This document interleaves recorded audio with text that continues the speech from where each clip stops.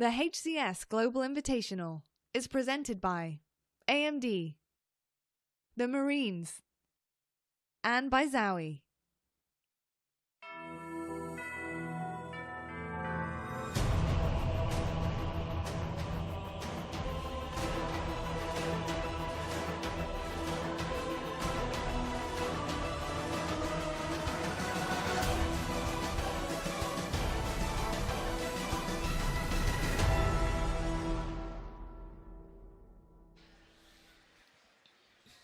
Hello, Halo fans, and welcome to the HCS DreamHack Dallas Global Invitational. We are live from, well, I think you guessed it, Dallas, Texas. And we're here to bring you the fiercest Halo Infinite competition from all around the globe, inside, of course, the DreamHack Dallas convention. So excited to be here. There is so much going on.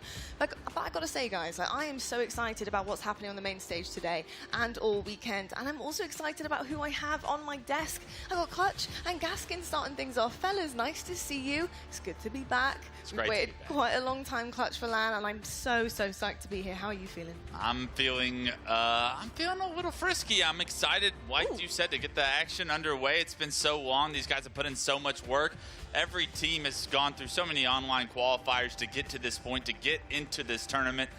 And we have 12 teams representing North America. 4 from Europe?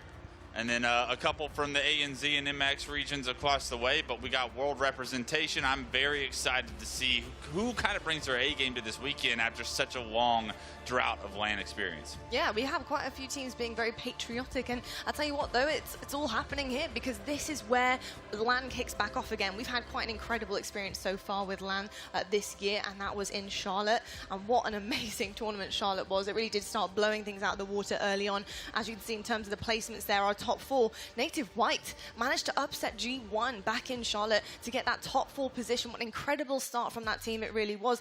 But Gaskin, talk to me a little bit about what you saw from Charlotte that really excited you about the rest of the year. I think it was evident we had a clear front runner in terms of our top 3 here in the HCS. Everything after that is up for grabs. I do think the competition maybe has closed a little bit between 4th and 12th, but I still think we have our main 3 of OpTic, FaZe, and SSG, and until I see something different from one of these teams this tournament, that will still be how I see it. But an incredible tournament. It was the appetizer, I think, for the HCS. Now we're getting into the main course. It's almost as big as Wes's barbecue that he had this weekend as well. A lot of barbecue. How much was it? $140 worth you ordered? It was a king size portion. I've never seen a man eat that much food. Indeed, it was a lot of food here, but hopefully we'll be eating today because we've got a lot of incredible teams that are ready on that main stage. But quickly, Dan, while I've got you as well in terms of the Quadrant tournament, let's talk about Europe and the Kings of Europe. How did that tournament go down? Yeah, Quadrant won the Quadrant qualifier to make sure they were here today, but that's not the whole story of Europe. It's been Quadrant versus Na'Vi. They've been kind of back and forth with who's been winning the online tournaments. Wobberbobs then came out of nowhere, and Jailings have just made changes to increase the power of their squad. I think this is a very strong lineup that we're bringing over from Europe, and I'm confident that one of these teams can get into the top 8, if not, even further to the top 6. Who knows, maybe top 4. Just slow down. Who knows? Who knows? But yeah, hold your horses, Dan. Hold your horses. Not Tell you this what, though, show again. we've had quite an incredible series of online events here in qualifiers, and one was obviously the last one for North America, which was FaZe and the FaZe clan qualifier here that we had. Talk to you about that, Wes, because we saw quite a few changes happening, lots of rotations of our top 4, and you also saw that complexity snuck in, but Spacestation Gaming were looking mighty fine. Yeah, you got to talk about how well SSG was playing that entire weekend, but that grand finals was a shellacking on the side of SSG. FaZe did not really look like they were a contender against SSG in that form. I'll be interested to see these two match up on LAN, but if you looked at that top 4, you notice one team was missing, OpTic Gaming, a team that has been dominant on LAN once again in the environment.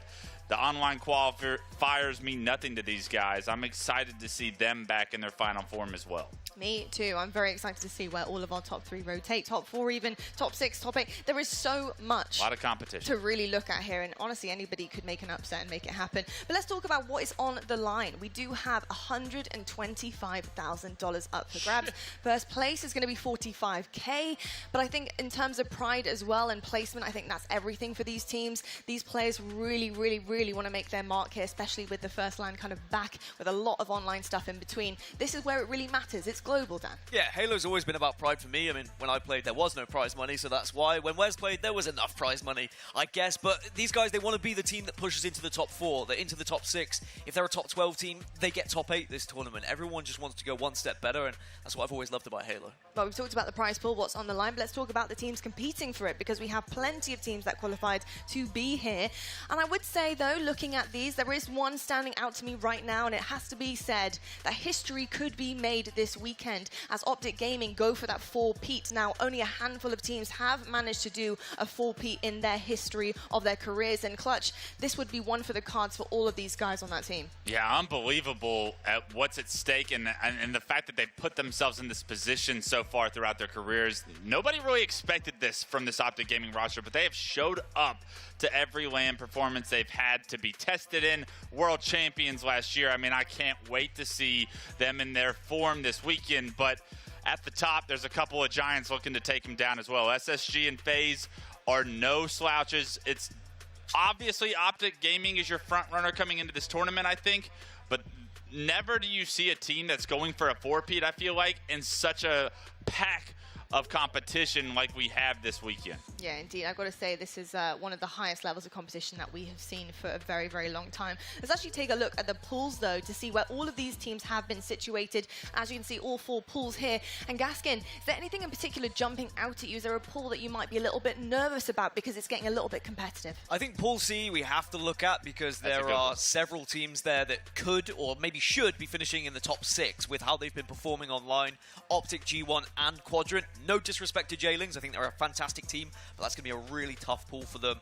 Over towards Pool D, with the changes to Native Red and with the inability of Druck playing, it means that now this is suddenly a pool that could be won by Complexity or Na'Vi or even Native Red with their substitute. Everything is going to be open and up for grabs in Pool D. It certainly will be. Well, I'll tell you what, all of these pools mean something, and that is whether or not you get into the winners bracket or the elimination bracket. And as you can see, if you finish top 2 in your pool, you'll be heading on into the winners bracket, seeing how far you go. If you don't know, elimination bracket, it is our safety net here of the competition, trying to work your way through the Cinderella story early on. It is a tough one. I'm not going to lie, it's a very tough one. If you do get to that grand final position, you do have to win 2 best of 7s to get the thing done. But what teams will drop, what teams will go forward, and that's what today is for, Friday pool play day. So excited. That's enough of us on the desk, though. We're talking about the main stage, we're talking about the action so much. I want to hear from the main stage themselves. We've got the man in the main stage ready to go. We've got Guy Blaze, one of the best stage hosts in esports. Guy, what's happening where you're at? Thank you so much, Lottie. We are back on LAN once again. It's DreamHack Halo, and we got Halo fans out in the crowd as well as at home. You guys having a good time so far? Yeah, we got an awesome tournament coming up and the best Halo teams in the world. Now, from the last time we was on land, we had an exciting grand finals, and I think we're going to get one again with the competition being as close as it is. Now, I'm going to let these players get ready to get it locked in. If you got any questions you want me to ask them, tweet it to me at GuyBlaze. I'll get it to them on the stage, but that's enough for me. Lottie, let's get this tournament started. Thank you so much, Blaze. Yeah, that's right. Make sure you tweet the guy on the main stage. He will get everything done for you. He's never let me down, Blaze. He's a top bloke. Top bloke, Blaze. But fantastic stuff. Can't wait to hear what all the players have to say. Now, speaking of players and teams, if you guys want to support some of your favorite players, you can do so in your own game of Halo Infinite. Make sure you head on out to the store. Now, this one is pretty special. We have 3 skins here that will be rotating in the main store. They are 20% off. This is the first time we've had a discount on these team skins, so make sure you grab them while you can. We got Cloud9, Complexity, and OpTic Gaming for you guys. There will actually be new skins tomorrow and on Sunday, so if you want these 3, make sure you grab them up right now. But there's also bonus XP this weekend, so get in there, folks. Finish your Battle Pass. Season 4 is coming up soon. Make sure you get it done so that you guys can be earning all that bonus XP to get it done and dusted in time for Season 4's release. So exceptional stuff, and make sure if you are gaming this weekend, guys, get that tab open, watch us at the same time. I've got to say, some of the best Halo competition you will ever see in the world happening, and if that doesn't motivate you in game, I really don't know what will. But I tell you what, I'm excited to see what's coming up. Should we take a look at the schedule and see what is coming your way on this Friday of pool play? And there are a couple of matches that are definitely entering our attention, aren't they, folks? I mean, this is going to be insane. We've got FaZe versus Sentinels happening. A little bit of a grudge match, as some may say. But we do have a couple of incredible European matches on the cards that are away from Stream A. So, Gaskin, what are those? I know one that Wes has been talking about is G1 versus Quadrant happening on Stream B. Going to be very important in that pool C we were talking of. I mean, Complexity versus Na'Vi, huge game on Stream A as well. And then we've got the European matchups. We've got Na'Vi versus the Wobbabobs. You've got Quadrant versus J-Lings happening over towards Stream C. And of course, we'll see our Aussies compete on Stream C and D as well. So I think you've got to keep your eyes everywhere. If you have enough monitors, make sure you've got every stream open. Yeah, we do have a lot of competition. How do you feel like Europe are going to fare against some in North America, especially early on in pool play? It's difficult to say, but Quadrant looked good, and I'm excited to see what Europe's best, I should say, is going to do against what I would say is a very strong North American team. From there, I think Quadrant will either make or break their tournament. Obviously, there's tons of series in pool play where you get an opportunity to warm up, but yeah, I'm excited to see Europe. I do think Dan has a point finally as far as Europe having an opportunity to have their strongest performance ever. Well, I would absolutely love to see it. I think boot camping for Quadrant has been everything. We got to see scrim results as well from North America, which doesn't happen very often for Europe. So they're off to a pretty good start. Hopefully they can continue that through pool play. But we do have a match to talk about that is happening on the main stage. FaZe versus Sentinels. That little bit of a grudge match, always there in the back of their heads, knowing that TJ's on the other side here. We do have Lethal, one of the best Halo players of all time, competing against his old roster. And I got to say, TJ has been absolutely insane recently. What a step up he has had for this squad. Incredible stuff. But we need to talk a little bit about the guys in red on the other side, FaZe. Now, FaZe have been having quite a roller coaster of a couple of weeks heading through the online qualifiers. It's been up and down here, there, everywhere. And there's a lot to be said here. And Clutch, the team change, 6 months later now, how do we still feel about the change? Do you feel like the rhythm has been found with Renegade? I don't think so yet. I think that when you make this team change, these guys have expectations. These guys have expectations of winning everything and in dominant form. I don't think that they've hit their stride yet. I don't think that they've found their mojo yet. Is this going to be the weekend where it all starts to click? I think a little bit of momentum goes a long way, so we'll look forward to seeing this FaZe roster early on in this weekend. Now, Gaskin, glimpses of potential for this roster, no doubt, but it hasn't been that dominance that they had hoped for early on. What are some of the weaknesses, some of the strengths that they maybe can kind of tune up on or really lean on here? I think they've always had problems with playing online, right? We've heard it from every player everywhere. Oh, we can't focus online. My connections isn't good enough or whatever. We don't have the same kind of cohesion that we would on LAN. Well, now's the chance to actually show us what you're made of when we get into LAN environments. We've seen historically bad performances from this roster when they're in online competition, but then it just all changes when they come into LAN. So I'm expecting them to be more confident here today, but they just need to have a hot start here. We've seen them struggle occasionally in the early pool play series in previous rosters, even previously to Renegade. They need to make sure that doesn't happen here today. Clutch, what are your biggest concerns for this team here? Biggest concerns is Trust. Do you trust the guy next to you to get the job done? I think once they win a big series, that trust, is no longer in question. But I think it's very important for these guys to start off on the right foot and to gain some momentum and some confidence in each other. They know, individually, these guys should know that they're four of the best players in the world playing alongside of each other, but it's an amount of meshing your play styles together that's going to have to get the job done if they want to accomplish a championship. It certainly will indeed, and hopefully another LAN tournament under their belt will hopefully help to mold that meshing together once again. Let's move on to Sentinels, though. On the other side of the stage here, this team has a lot to prove right now. I think there are 4 incredible individual players on this roster, but it's whether or not they can get it together to click and to see some success finally under their belts. Now, in terms of an X-Factor player here, are you looking at Lethal, who has been stepping up so much for this team? I think a lot of people would potentially look at maybe a main Slayer such as Spartan as the X-Factor player, but what do you think, Askin? I think Lethal has stepped up to that plate when they've needed it, whether it be an online competition or not. And it's not a secret that they have struggled with online as well, and they've made it evident on social media with the problems that they've faced. Well, now's your time to actually show us what you can do in a LAN performance. I will say, though, that Spartan, I think, is always a big factor in any team because he's such a huge presence, has a big personality, is going to be the one who gets loud and proud, keeps his confidence, and the rest of the team confident as well. Everyone on this roster, though, can step up. Everyone can do big things, and I do think that these guys can actually take maps off of some of the big 3 teams. They just need to make sure they can, believe in themselves a little bit. Oh, 100% in terms of skill level. It's there, without question. We've seen it time and time again on different rosters, different iterations. 4 great players, like we said, Wes, but what will it take for them to see success here? They're going to have to play some damn good Halo if they want to beat a team like FaZe, but I think a strong showing against FaZe gives you promise for the rest of the weekend. So maybe it's not all about winning this series, I would say. But, this Sentinels roster, they have expectations to at least be inside the top 6, and they have not been in the top 6 in many of these qualifiers online. Something's got to get going. Some momentum has to be gained. Let's see if Sentinels have what it takes to take a couple of games, make this series a little bit more interesting than some of us may think it's going to be. And with that, what does the rest of your weekend look like? Very, very true. We saw the series layout there for just moments. I was going to ask you there, Dan, what do you see in that series layout? I know you pay attention to scrims. Is there any tells in terms of how this one could go? I think Stronghold's Recharge is an interesting way to start, just because of the fact that FaZe have struggled on it recently, but at the same time, if you look at past results between these 2 teams, FaZe dominated on Stronghold's Recharge. So it's a very interesting series layout. If we get to Empyrean Slayer for Game 5, that's going to be amazing to see. It certainly will. I really can't wait to see this first matchup. It's going to be absolutely incredible. Have you got any finishing thoughts there, Clutch, on this matchup in general and how you see this one going? No, I think when you holistically look at this series to kick off the tournament, 6 months after the team change from Lethal to Renegade, there's a lot of questions from how FaZe are going to perform this weekend, but I'm looking at it specifically through Lethal's eyes. A lot of times throughout my career, I was let go or replace on a team, and when you get these opportunities to beat that team, how much this series really means to these individuals and what your teammates do as far as stepping up for you as an individual that was replaced.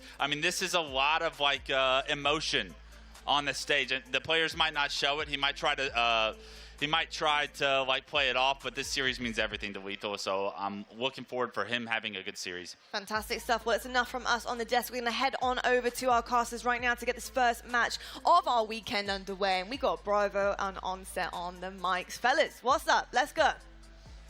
Let's get into this, and boy does it feel good not to be sat in my house, Andy. It's great to be back on LAN again. This is what we have been waiting for. And what a great series we've got, Andy, to kick things off. We've got FaZe versus Sentinels, sound on main stage. It's a beautiful start to your Friday. It really is, and it's a tale of 2 different trajectories for these 2 teams, right? You look at what FaZe has done over the last few months. You look at where Sentinels is trying to find their footing. These teams are pretty much in a different place in terms of how the year looks, however, still set up to be a fantastic series. Yeah, we're looking at this tournament as a whole before we kind of delve into the matchup a little bit, and, a chance for OpTic to make history, 4 events in a row. We were looking back through the history books, or it's all online now, but, there's only 2 teams really that we could find, and Final Boss and Tox, if version of that lineup. The only teams who we could find who have done that. So to be in that esteemed category is massive opportunity here for OpTic to create history. And I think one of the teams on our main stage is going to be certainly looking to stop them. Yeah, absolutely. FaZe wants to stop that run, and they want to do it. Let's not forget, if we think back to Charlotte, 1 kill away from resetting the bracket in Game 7. This FaZe roster has had a lot of time to think about that moment. They've had a lot of time to watch the VOD. They are now practiced. They are prepared. They've had months of preparation since the team change, and now it's time for them to win a championship. It starts here on day number 1. And speaking of championships, the craziest thing when we talk about winning a championship, this team being put together for a championship, this team, these 4 players, as established, as accredited, as many championships as they've lifted over the years, all of them yet to lift a trophy in over a year. Which is wild to say for these players, right? There's very few times in competitive Halo history while these players have been active where they have had a year drought with a championship win. That's the caliber of players that you have on the side of the FaZe stage. However, now here on the Sentinels side of the stage, as we said, a very different story for this team, and you could say largely yet to find their groove overall here in year number 2, have not necessarily clutched up in the series that they need to, and you look at the talent on this team, the pedigree, the tenure, you have to think top 12, top 8 is not where they want to be. This is a chance for them to change the direction of their season. It certainly is, and maybe Suspector is going to be that consistency that they need to push those series right into the depths, and maybe still one away here from FaZe, but it's going to be our first series of the day, everyone. It's about time we were back on land here for Halo Infinite. Sentinels waiting to take on FaZe, and as you can see, we're heading over to Recharge to start things off. Cannot wait to get to this gameplay, and as you heard Gaskin mention on the desk, the last time these two teams played this game type, it was 250-1 in favor of FaZe in Charlotte. That's a wild stat line. We actually had to have our stats team check it in the back to make sure that that was the actual score line, and that is a blowout if we've ever seen one. We'll have to see if Sentinels can answer back here as they get a little bit of a chance at revenge. We have seen on the main stage, Sentinels roster, they're not afraid to start a series hot against OpTic Gaming back in Charlotte, just after OpTic had been given their World Championship rings, then Sentinels had to watch it and go, okay, we're ready to play now. Now that we've got this celebration out of the way. They took that first game away, weren't able to keep that momentum going. But if they can get off to a good start here, if they can take game 1 away, the pressure goes onto the shoulders of FaZe. That's the question here. We're teed up for our first series of the day and of the weekend. And the shock rifle early on in favor of the side of Spartan on your screen. It's actually going to be lethal, I believe. Excuse me, sorry, right? And now he finally hits and connects with that headshot. But just looking across the kills and where they're being dispersed at the moment, you can see that it's very much Sentinels who have early control. They have control of C, they have control of B, shock in their hands as well. It's a perfect start from them. Yeah, we'll get that fixed there. They do not have Frost on your screen, as we said, with Spartan's POV. He's eventually taken down, though, so we'll get ready to switch on over here to another side of the screen. And as you said, early advantage went in favor of Sentinels. However, now they find themselves 3 dead. We can see Frosty's going to be able to watch the death screen for a few more moments as FaZe Clan really struggling to find any kind of footing on the map at the moment. It's been a hot start from Sentinels and consistently staggering those spawns. And on Strongholds, that's what it's all about. Making sure that you've got a couple in the death screen so you can hit those Strongholds, get them back into your hand. And it looks like we might actually be having a little restart potentially here as we do see Sentinels finally put a few points on the board. But we'll get you up to date with everything that's going on. Frosty taking his own life there might be a good example. And yeah, that's going to be a little restart to start things off. That's the dangers of too much screen time. You saw how many computers he had in front of him there, and today's youth, just too much screen time there, takes his own life, and it's tough to see. But as you say, a tech issue there in our first match. So we'll get that restarted, but it gives us a chance to talk a little bit more about these teams. As we said, 250-1 in this game type in Charlotte. However, you already see Sentinels already with a few 3 deads back-to-back off the opening, so already showing some early signs of aggression. We'll see what they can do, but gives us a chance also to talk about FaZe's road here this weekend, right? We've talked about it a lot. This FaZe roster assembled to take down OpTic, 1 kill away from resetting the bracket. As we said earlier, they've had a lot of time to think about that. However, I think one thing we got to talk about is the fact that they recently had a really good result against OpTic Online as well. Taking down OpTic 3-0 in the FaZe qualifier. Yeah, and they've also won some online tournaments in the build-up to this event. They've shown that they can take down OpTic on a consistent basis.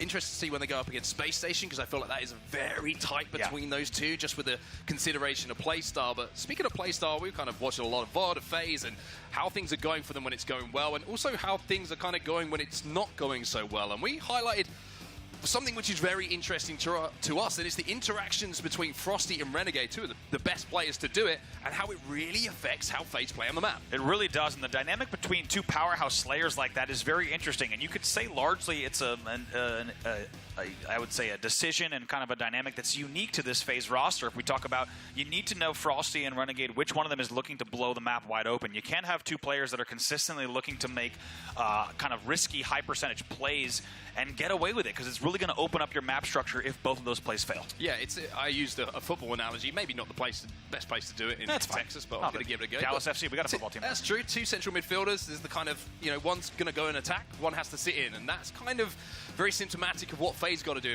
If Frosty's going to go off and make that play, Renegade has to sit into the structure of the team, support that play, and the same can be said if Renegade goes and makes that play. It has to be Frosty who recognizes it, and it's going to be all down to communication for FaZe. We always say how important communication is, but when you've got that dynamic on a team of two players who just have such unlimited talent, sometimes it's just about recognizing when it's your time to shine and when it's your time to be a part of that kind of bigger unit. Absolutely, and like you said, communication can be vital there. Knowing which player is about to make the first push, make the aggressive kind of, as we said, 50-50 play to maybe blow the map wide open, maybe an adjustment process for these players. We'll have to see how it all plays out as we are now back into game number 1.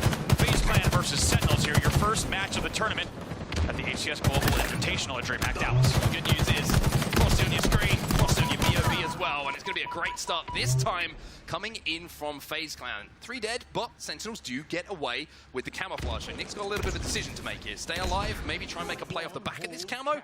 Looks like he's electing to let his teammates get back on the map, but early scoring here going over to FaZe. Well done here by Nick. The best thing you could do there in that situation is get the camo, not get remote detonator, and as you say, wait for your teammates, see if you can make a push here despite dropping these first 15 points.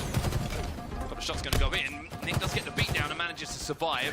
We'll call that an early morning play maybe coming in from both sides of the stage. Nobody being clean in their pickups of the kills, and it's now a 2-for-2 split. And look at Sentinels right now. Inside of A, inside of B as well. B will be reset, but that distraction enough now for Suspected to sneak in and finally get a little bit of scoring on the side of Sentinels. But just as I was about to say that, you can see the FaZe Clan have already moved their bodies towards C. It looks like King Nick with that kill onto Frosty is going to slow down the scoring. Yeah, C did start to flip right away. A little bit of progress there being made. We'll see what Suspected could do. Bottom elevator should get this one. He gets the help as well. So now we'll give them an opportunity, as you say, with a few more points on the board. Essentially tied up here at the 20 mark. Got to prioritize these kills and does it perfectly well. Not only surviving long enough for the teammates to come and help, but that initial kill turned the shock rifle over into the hands of Sentinels. Now with a little bit of a janky AC setup, you can see that King Nick is going to have to work with Suspected here to focus their attention onto converting B, but with that shock rifle in hand, certainly can blow the map open with one simple headshot. You and I have been talking a lot about what can Suspector bring to this roster, and I think the biggest thing this team needs is stability, a rock on the team to make sure they get the kills that they need, and so far, he's done just that. Look at how long he stayed alive at elevator. He helped as players get kills bottom elevator, top elevator. He was the only player alive there, and just like that now, in the lead by quite a margin, doubling the score of FaZe. That's a great rally from Suspector there. Yeah, that's what he's on the team to do, right? Like you say, consistency, pick up the kills you are expected to pick up, play off the damage of the rest of your teammates who naturally, with the way that they play the game, a little bit more aggressive than he is. And if that can start to combine, you're going to see scoring in the way that you are right now. FaZe having to throw a few bodies into B here, but that's the second camo in a row going over to Sentinels. Nick's going to be invisible for the second time in this game. Also love the way that Nick used it, right? Prioritize the B reset. That's exactly what he needed to do in that situation. He's able to do it, and it leads to another 3 dead from FaZe. Heads up awareness from King Nick to bring that camo into B, get the sneaky kill and the sneaky reset. They will continue scoring. Well, it's already a better result than they had last time. I saw these two teams. It's actually 65 times better than it was last time. Exactly, and a triple cap here. But Sentinels is going to be the perfect tonic for them to kind of put that in the memory a little bit. But a lot of work to do, as we know. Strongholds with how good the teams are becoming at their rotations, how good they are at locking down certain setups. You are seeing sort of 100-point swings at times in games. So even though this has been a great start for Sentinels, and FaZe are certainly on the back foot, this is by no means over yet. And Sentinels have to keep that pressure on. There was 2v2 on the map. Solid goal control here from Sen. Frosty does well to stay alive on the stacks. That's going to be a big life there. Somehow he gets the help from Renegade. Almost got back-whacked, however, the team was there to help, and Frosty once again stays alive, but not before the score goes all the way to 106-21. Sentinels crossed that 100-point mark, and FaZe Clan at the moment, just looking across the stats, Royal 2 have a little bit of a slow start here, and on the other side of things, Spark's POV might be the one to watch, because he is 11-4, and he's a play we had our eyes on coming into this event, Andy. little bit of a play coming in from Sentinels once again to take the players out of B. But Spartan been a little bit up and down with the stats, not been that powerhouse that we've seen right at the start of Halo Infinite, where he was on that Heat United lineup. What a start from him, as you say. 12-4, triple positive here. He's going to make it 13-5 with that kill. And as you said, a player that we had our eyes on coming into this event as we were watching a video on demand from Charlotte as we're taking a look at these teams, a player we knew needed to step up.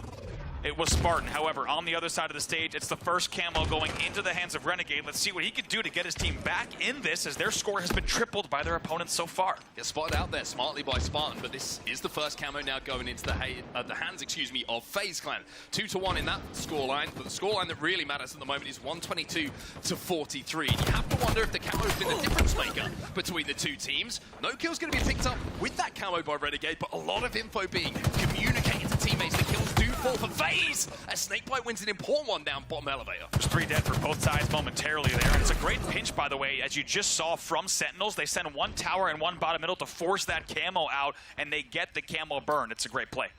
Spartan playing this one smartly as well. It's 2v2 on the map for just a moment there, so no need to push, no need to make too much happen, but look at the confidence of Renegade there. Spartan puts a couple of shots into him, and Renegade responds and said, "My gun is far bigger than yours."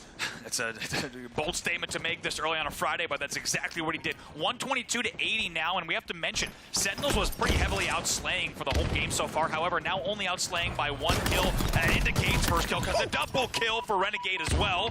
And that kill also will swing things. Now they're tied here. FaZe actually takes the lead in slays, 29-28, and they are creeping back in the score. What was just an 80-point lead is now only about a 20-point game. Now, one thing we love talking about now with how close teams are getting at the top echelons of this game is moments in games. Let's take ourselves back a few moments, Andy. Spartan, couple of shots onto Renegade. Renegade hits the headshot, and from there, we have seen Renegade start to pick apart Sentinels. The kills have been in favor of FaZe the entire time that Renegade has controlled this shock rifle, and with that, from that one play, that one kill, FaZe now go into a lead. Absolutely, the domino effect here, and the one thing you don't want to do is let the first domino fall, which lets Renegade do exactly what he's doing on the map. So much power, so much control. As you say, they now take the lead on what was a 90-point comeback. And we've seen FaZe, it all started from the camo as well. However, they do not get this next one. It just popped, and that's going to be a 3rd now for Sentinels in the hands of Lethal. Going up, of course, against his former teammates. I think a lot of the bad blood might have gone after that team change did go down,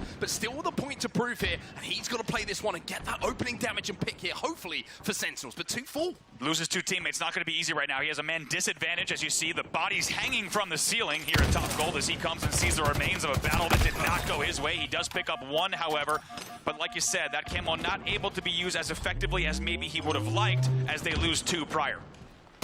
FaZe extending this lead, and it's the AB hold, which has been a problem for Sentinels to break. And look at the kill feed again. Renegade with the shock rifle gets the opening pick. Frosty versus Lethal is going to fall into the hands of Lethal as he picks up a nice double kill, but left on his own, left on an island. He's the last player alive there momentarily for Sentinels, and FaZe will continue to score. And what was a huge lead for Sentinels has now not only been reduced, but is now a 70-point deficit. As you said, an unbelievable run here from FaZe. They will finally get, just in time. Lethal gets the finish there on B, however. As you said, they're going to need to control a lot more than just that if they want to rally back into this game. First pick is going to go here to Sentinels as well. You see Frosty's just come off of respawn. And it looks like they're going to try and hold the map for a potential B push coming in from FaZe. And information going to be picked up by Spartan. Look how quickly the FaZe exchange bullets and make sure he is taken down. Lethal going to take a lot of damage from the green gun as well. Has to rotate back in towards Turbine. And just like that, FaZe break. It's a simple break. And if you're Sentinels and you had Frosty in the death screen, remember, at a 4v3 advantage, you need to make the most of that moment. As you said, a beautiful and simple push. They send 2 players gold and 1 stays on bat ledge to flush out the gold kill. It's a double kill as well for Frosty on your screen. 2v2 on the map, but points still on the board for FaZe Clan. Frosty trying to hunt down Spartan.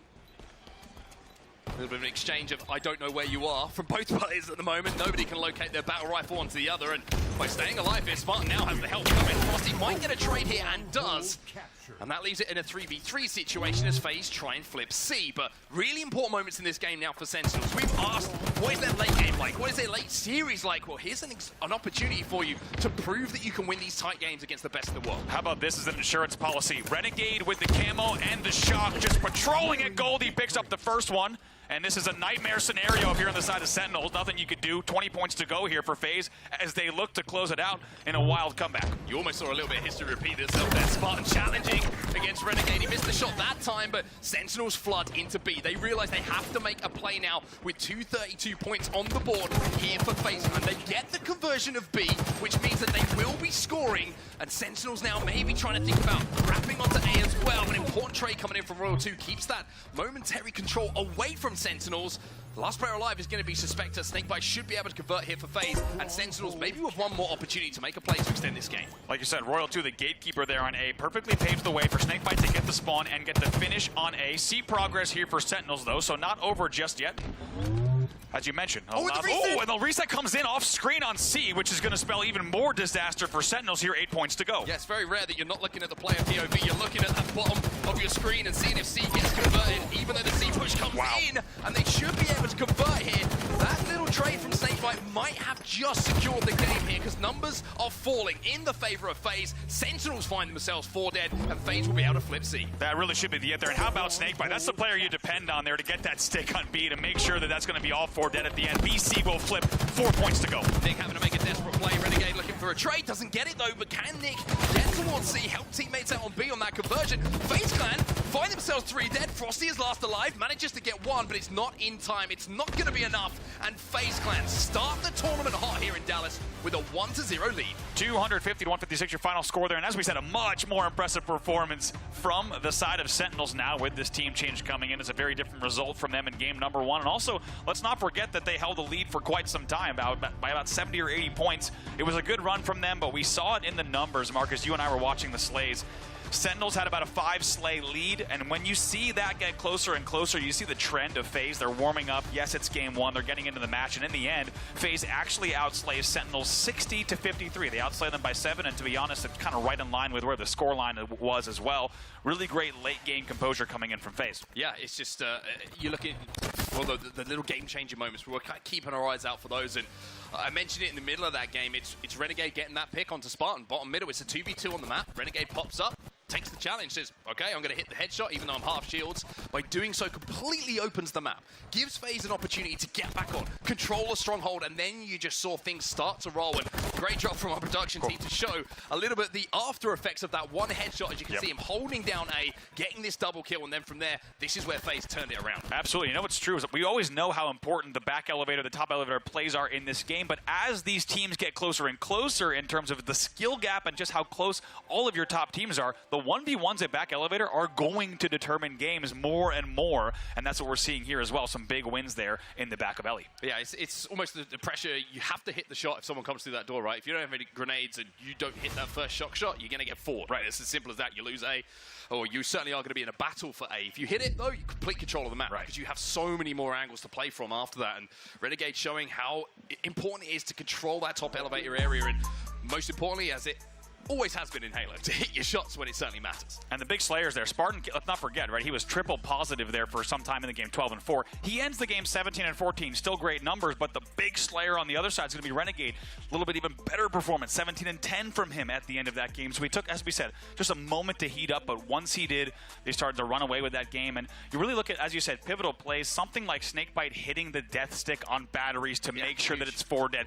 Things like that are what you can expect out of Snakebite. The consistency out of him is going to come time and time again. And when that's firing on all cylinders, plus the dynamic we talked about earlier with Frosty and Renegade, they can look pretty unstoppable. And I would say in the last 4 minutes or so of that game, that's how FaZe looked. Yeah, it's completely in control of that map in the last 4 minutes, like you say. And now an opportunity maybe to just put a couple of ghosts to bed with our game number 2, Street Slayer. Of course, this was the game in that grand final that went time. Did not go to the 50 kills to really kind of resolve that game against OpTic Gaming and reset the bracket. And now an opportunity for them to get a little bit of, you say something off your back a little bit early on, put that one to bed and think next time we see a Street Slayer, we're going to feel very confident. And I mean, you're looking at a Slayer heavy team. This FaZe lineup, it's very difficult to ever predict them losing a Slayer. Right. I mean, you talk about the slaying power across the entire board of this team. Smiles on the face of Renegade as well, as he, as we said, 17-10 in that game, led the game in kills and also just about least deaths as well across the board. Impressive performances from him without a doubt. He's looking to do the same here in game number 2. Sentinels, though, I think has a lot to be proud of in that game number 1. I think this is one of the best teams in the world that they're going up against, and they held a consistent lead for a good part of that mid-game. The question is, can they bounce back, stay alive in this series? Because let's not forget, their performance here in pool play could be a big indicator in terms of the momentum they get through the weekend. And you have to say there's a lot riding. When we talk about the pressure of these two teams at the whole season kind of outlook, there is so much pressure on Sentinels specifically to figure it out this weekend, right? As we said, top 8, top 12 is not good enough for players of this pedigree and tenure, and they've got a lot of work to do if they want to make sure that they change the direction of their season. It starts here in pool play. Yeah, I mean, it's the online environment hasn't been kind to them.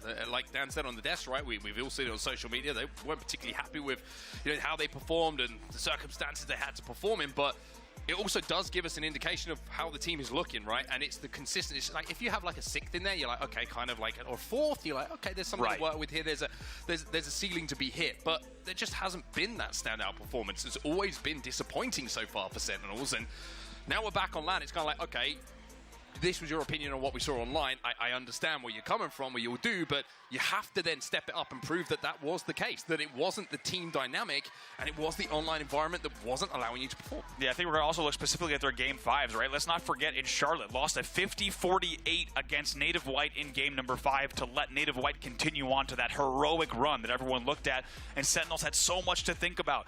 After that game number 5, letting Native White get back into it. I think they've had a lot of time to look at VOD, right? How do they make sure that in their Slayers they stay in this and not let games run away from them like that? And this is going to be their first Slayer test here on the main stage in game number 2. Yeah, they're going to be looking at the likes of Spartan and Suspected to put the numbers up. But I want to keep an eye on how valuable Nick's lives are going to be in this Slayer as well, because I've been impressed with Nick and his ability to kind of recognize where the plays he were making were a little bit, should we say a little bit greedy sometimes, when he was throwing away a couple of deaths, trying to open up space on the map and trying to be proactive for his team. And I think he's reeled that back in pretty well over the weeks that we've seen Sentinels practicing and trying to find their flow and find their form in some of these game types. But I want to see if he is being smart with those lives. Is he creating opportunities, even if it costs a -1? Right. Is it a +2 for the team overall that can convert on the play that Nick makes? And that's the tough part, right? If you look at the last game, King Nick tied in most deaths with Frosty, right? It's good company. He essentially had very similar numbers, only 1 or 2 kill difference and assist difference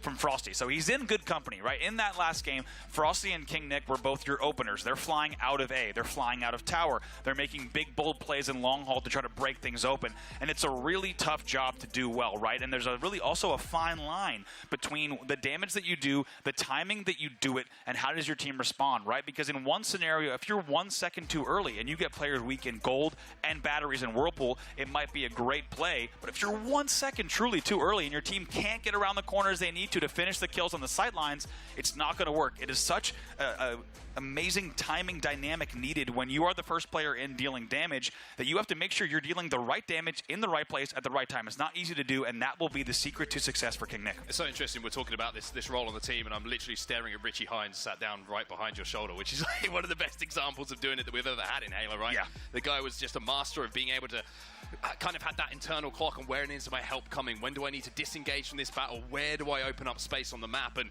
I think that Nick is really starting to find that role on this team, and it's a lot of responsibility to do. And my personal opinion, I think it's the most difficult role on the entire team, and probably the most disrespected role on an entire team. It's very easy to bait teammates and go +5 in every game. Right. I've seen Jersey do it, and it says all you need to know. So I think if we go into this game number 2 and Nick can find those openings, and most importantly, the rest of Sentinels can capitalize on those openings, then there is an opportunity here to see this series tied up at 1-1. That's going to be the key. And as you said, it's oftentimes a role that you can't tell on the stats exactly what was done on the map. You'd have to watch the VOD. You'd have to watch the POV to understand and appreciate. You think of players like APG, what they do on the map and how they make sure that at the end of the game, there is a win in the W column. That's exactly what they're going to be looking to do here, as FaZe currently leads this series 1-0.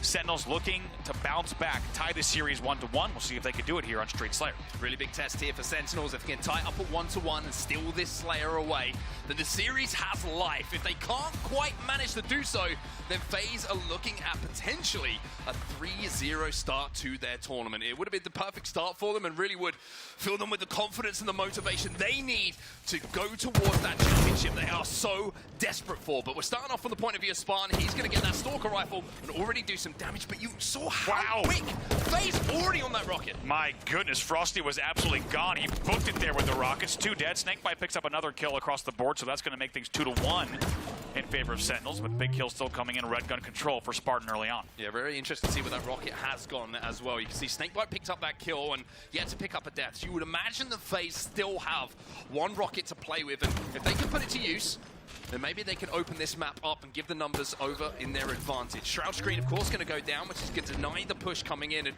I think a smart play to recognize here from Spartan that he was a little bit too pushed up. Yeah. And if he's the player to go down, he turns over the Stalker Rifle, which you just can't do against FaZe. And look how early this slowed down. You can just tell. I mean, here we are, Pro Play Friday. This is your first series of the weekend, and we're tied 3-3 here with a driveway standoff. That just tells you how close these teams are. They don't want to be the ones to make the mistake. 2 dead here, though, for Sen, as they will take a lead here 5-4. Yeah, I want to give a lot of credit here to Sentinels at the start of this game. It started 5-5, but just remember, it was, of course, FaZe that got that first set of rockets, and almost immediately. So not having that initial power weapon that spawns on the map and keeping the game tied up at 6-6, you got to be happy with that if you're a Sentinels fan. You really do. I mean, Sentinels responds, as you said. Frosty took those rockets to the gen right away, and he absolutely booked it before Spartan could even get 2 shots out of the red gun. Now 9-7 in favor of FaZe as they have a very successful push here onto the Commando, and he's going to make his way now up the map. Will Renegade rockets coming up at 25. Now, very interesting, isn't it? We were talking about how teams are starting to make pushes based around that rocket time. They're trying to push up past the rockets,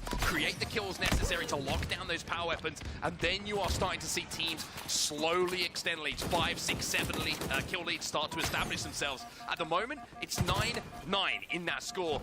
Snakebite the first to fall. Red gun's going to be in the hands of Frosty, so the Stalker Rifle is being put up, and now you see immediately attention turns towards the rockets, but pressure coming in from Sentinels. Yeah, look at that. The timing was a bit early, actually, coming out of Sentinels. Their FaZe finds themselves 2 dead, but it was a little bit too early before the rockets came up, so it didn't guarantee a rocket grab just yet. They're still going to be down bottom middle. Love this play from Spartan, though. Recognize that it was so important to get ahead of the rockets, so important to pick up the kill on Frosty as he had that Stalker Rifle. He was going to be the damage dealer, and you see now Sentinels off the back of the play managed to pick up the 1 rocket that was left over. Suspected did get the first kill as well, so 2 rockets, 2 kills, and that is the difference in the teams. It's 3 kills overall, but those rockets were everything. Wow, really impressed there with Sentinels. As we said, the first 2 kills came maybe just a bit early, so they had a solid 4v4. When the rockets actually pop, they win the next battle as well, and just like that, they find themselves with a 4-kill lead here, 16-12.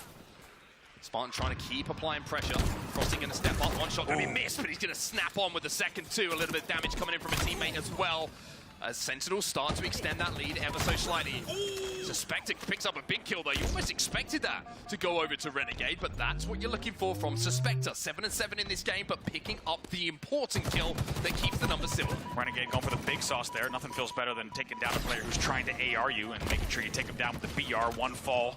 Excuse me. Both players fall on each side, now 21-17. Sentinels will find themselves 2 dead. Snakebite is a wise to the push. We'll see if he can pick up these kills here at Tram. Yeah, he's trying to wait for a little bit of support from the teammates. Here he comes. And I mean, if you need an example of waiting for support, Snakebite doesn't get either of those kills. They're cleaned up by teammates almost immediately. It's a 3-kill game in game number 2 here between FaZe Clan and Sentinels. But Sentinels keeping that cushion.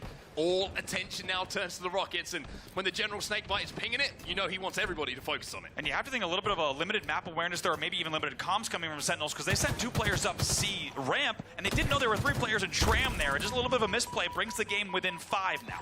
Interesting, though, as the kills start to go down, they're all falling in the favor of Sentinels once again, and it was Suspector who got the first kill in the 4v4 scenario. So now you're going to see Suspector off the back of it, swoop in, picks up 1, doesn't get the kill, but at least that's damage done by the rocket. It's out of the hands of FaZe, and now it's 27-23, and Sentinels have taken a win condition out of the hands of FaZe. Absolutely interesting play there, as he did maybe had the opportunity to shroud screen, decides not to shroud, instead gets taken down. So there's 1 rocket still bottom middle, just sat outside the L. And it looks like it's going to be picked up by Suspector as well. Takes a little bit of damage. The Shroud goes down to escape. Doubles back through it as well, and may be able to just sneak up on this pink street and put the pressure onto FaZe. That's exactly what's going to be done. King Nick picks up that kill, and now you're seeing at 29-25, the pressure starts to ramp up on both sides. FaZe need to bring this closer. They need to extend this game, but Sentinels are now on that home straight with 20 kills to go. Good shots from Spartan there as well to pick up that kill, and as you say, it's been consistent from them. A little bit of a 360 metal comes in, a double kill as well for Spartan. Maybe a triple. Why not? As he picks up the last one, he will be taken down eventually by Royal 2, but not before they go up 33-29. Drop shield goes down. It's a double kill from Spartan. but it was exchanged almost immediately. The triple answered by the double from Royal 2. Didn't manage to move in and pick up a third himself, as decided to keep those deaths down. The most important thing to do, but off the back of it, he forced King Nick, and he brings it within 4. I gotta say, this is dangerous territory. Yes, we've had Sentinels leading the whole game, but it's been too close for comfort right now. FaZe has kept this game very close. Now make it a 2-kill game. This is anything but secured for Sentinels. And now you're seeing with the 2 dead here for Sentinels, FaZe never afraid to push off it. They know they have the numbers. The Trap Stream might have actually just kept Renegade alive a little bit here. The Bulldog is going to start barking, but there's no bite to it as Spartan comes through, picks up 2, and it's going to be a 1-kill game as FaZe bring this one close. This is dangerous here for Sentinels. They need to make sure they close out what has been an otherwise fantastic game, now tied up here at the 37 mark with tram control. And the Rockets are coming up as well. So where are the kills? It's 4v4 on the map. This fight between the 2 teams could be the difference maker. And somehow in a 4v4 scenario, no one from Sentinels with a line of sight to take down Snakebite, who now gets away with the Rockets. FaZe have turned this game on its head,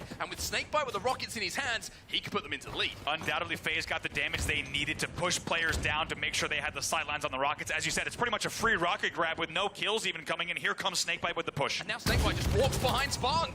Sentinels just being picked apart a little bit here. They're frightened of the fact that they know they don't have the Rockets. They're not willing to make a play off the back of it. And with a 2-kill advantage, make it 3.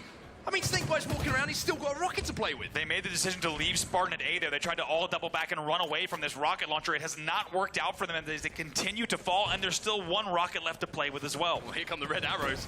You see them flying up here. 3 players from FaZe, all committing to the Pink Street push. Frosty has the Stalker Rifle as well, which certainly has been adding a little bit more value to the scoreline we're seeing as well, with the Rockets and the Red Gun going into his hands. Spectre picks up 1, and all of a sudden Sentinels maybe have slowed down the intensity that has been starting to pick up here for FaZe. That was interesting. Snakebite actually had the Shroud Screen plus the drop shield. His nade gets shot out of his hand. That's why he died so fast, evaporated at bottom pinks, and that keeps the game within 3. 7 to go here for FaZe, 10 for Sentinels.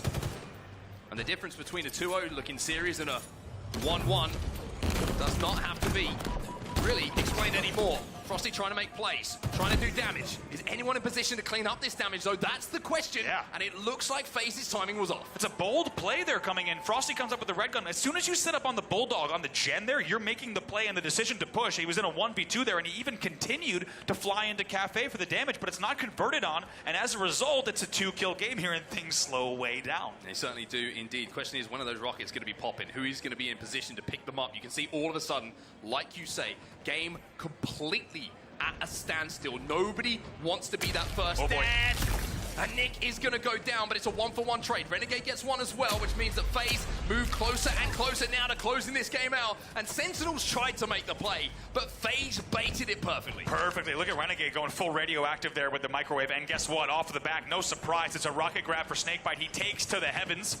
Players here on back A as well as PD. He might be able to finish this here. Line up a triple kill, Snakebite. There's another one in front of you.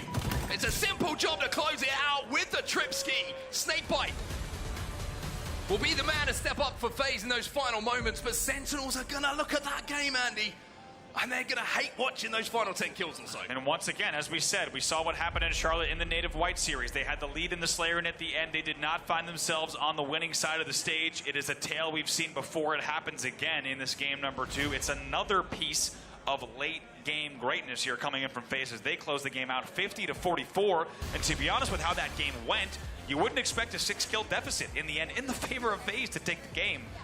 They will have a very convincing victory. Frosty once again 17 and 11 with 10 assists, leading the team in both kills and assists. How many times do we say it when we see some of the best teams in the world going up against each other? It's almost like the first 90% of the game is cool, like great, but it's the last 10% where it's decided between the 2 teams, and it's a perfect example of it. FaZe clutching up in those final moments. Snakebite getting away with the Rockets. Sentinels, maybe the communication fell apart for a few seconds when no one had a line of sight on those Rockets. At least to contest, at least to really put damage onto Snakebite and make him throw them to a teammate and cost a death. And from there, I mean, it looked pretty simple. They managed to pick up the kills. Frosty made it a little bit shaky with the play that he tried to make towards the end, but It was FaZe clutching up and showing the composure you need to win series like this. Few plays that really stick out to me in that game. One is going to be the top C push on Tram when they sent 2 players into Tram, not knowing there were 3 players waiting for them. Just tells me there's a little bit of a lack of coordination, comms, or awareness on exactly where the players on FaZe are or could be. You would never send 2 players into a 2v3 in Tram like that if you had all the map info you needed. Similarly, King Nick would never fly off of Caution and Plants into B stairs if he knew someone was there on the tires corner. So I think there just needs to be a few pieces connected where you're saying, okay, where could they be? Have we checked all of tires? Have we checked Plants? Have we checked Caution? Right? I think there's a few scenarios in that game where there were bold plays made by Sentinels and there were aggressive pushes which are good.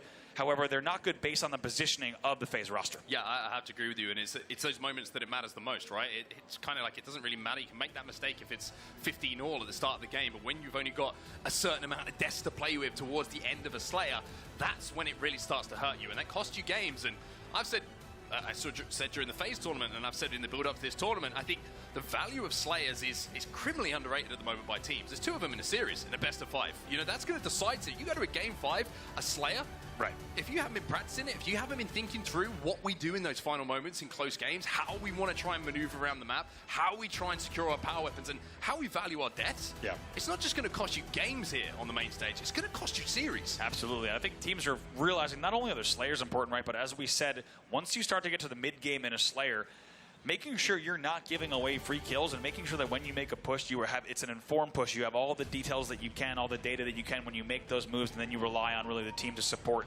that push in a way that makes sense. I think that is so key, and we're seeing in that game, FaZe just had perfect positioning on a few of those pushes to make sure that they could pick apart any Sentinels rush, any Sentinels aggression, just knowing their corners.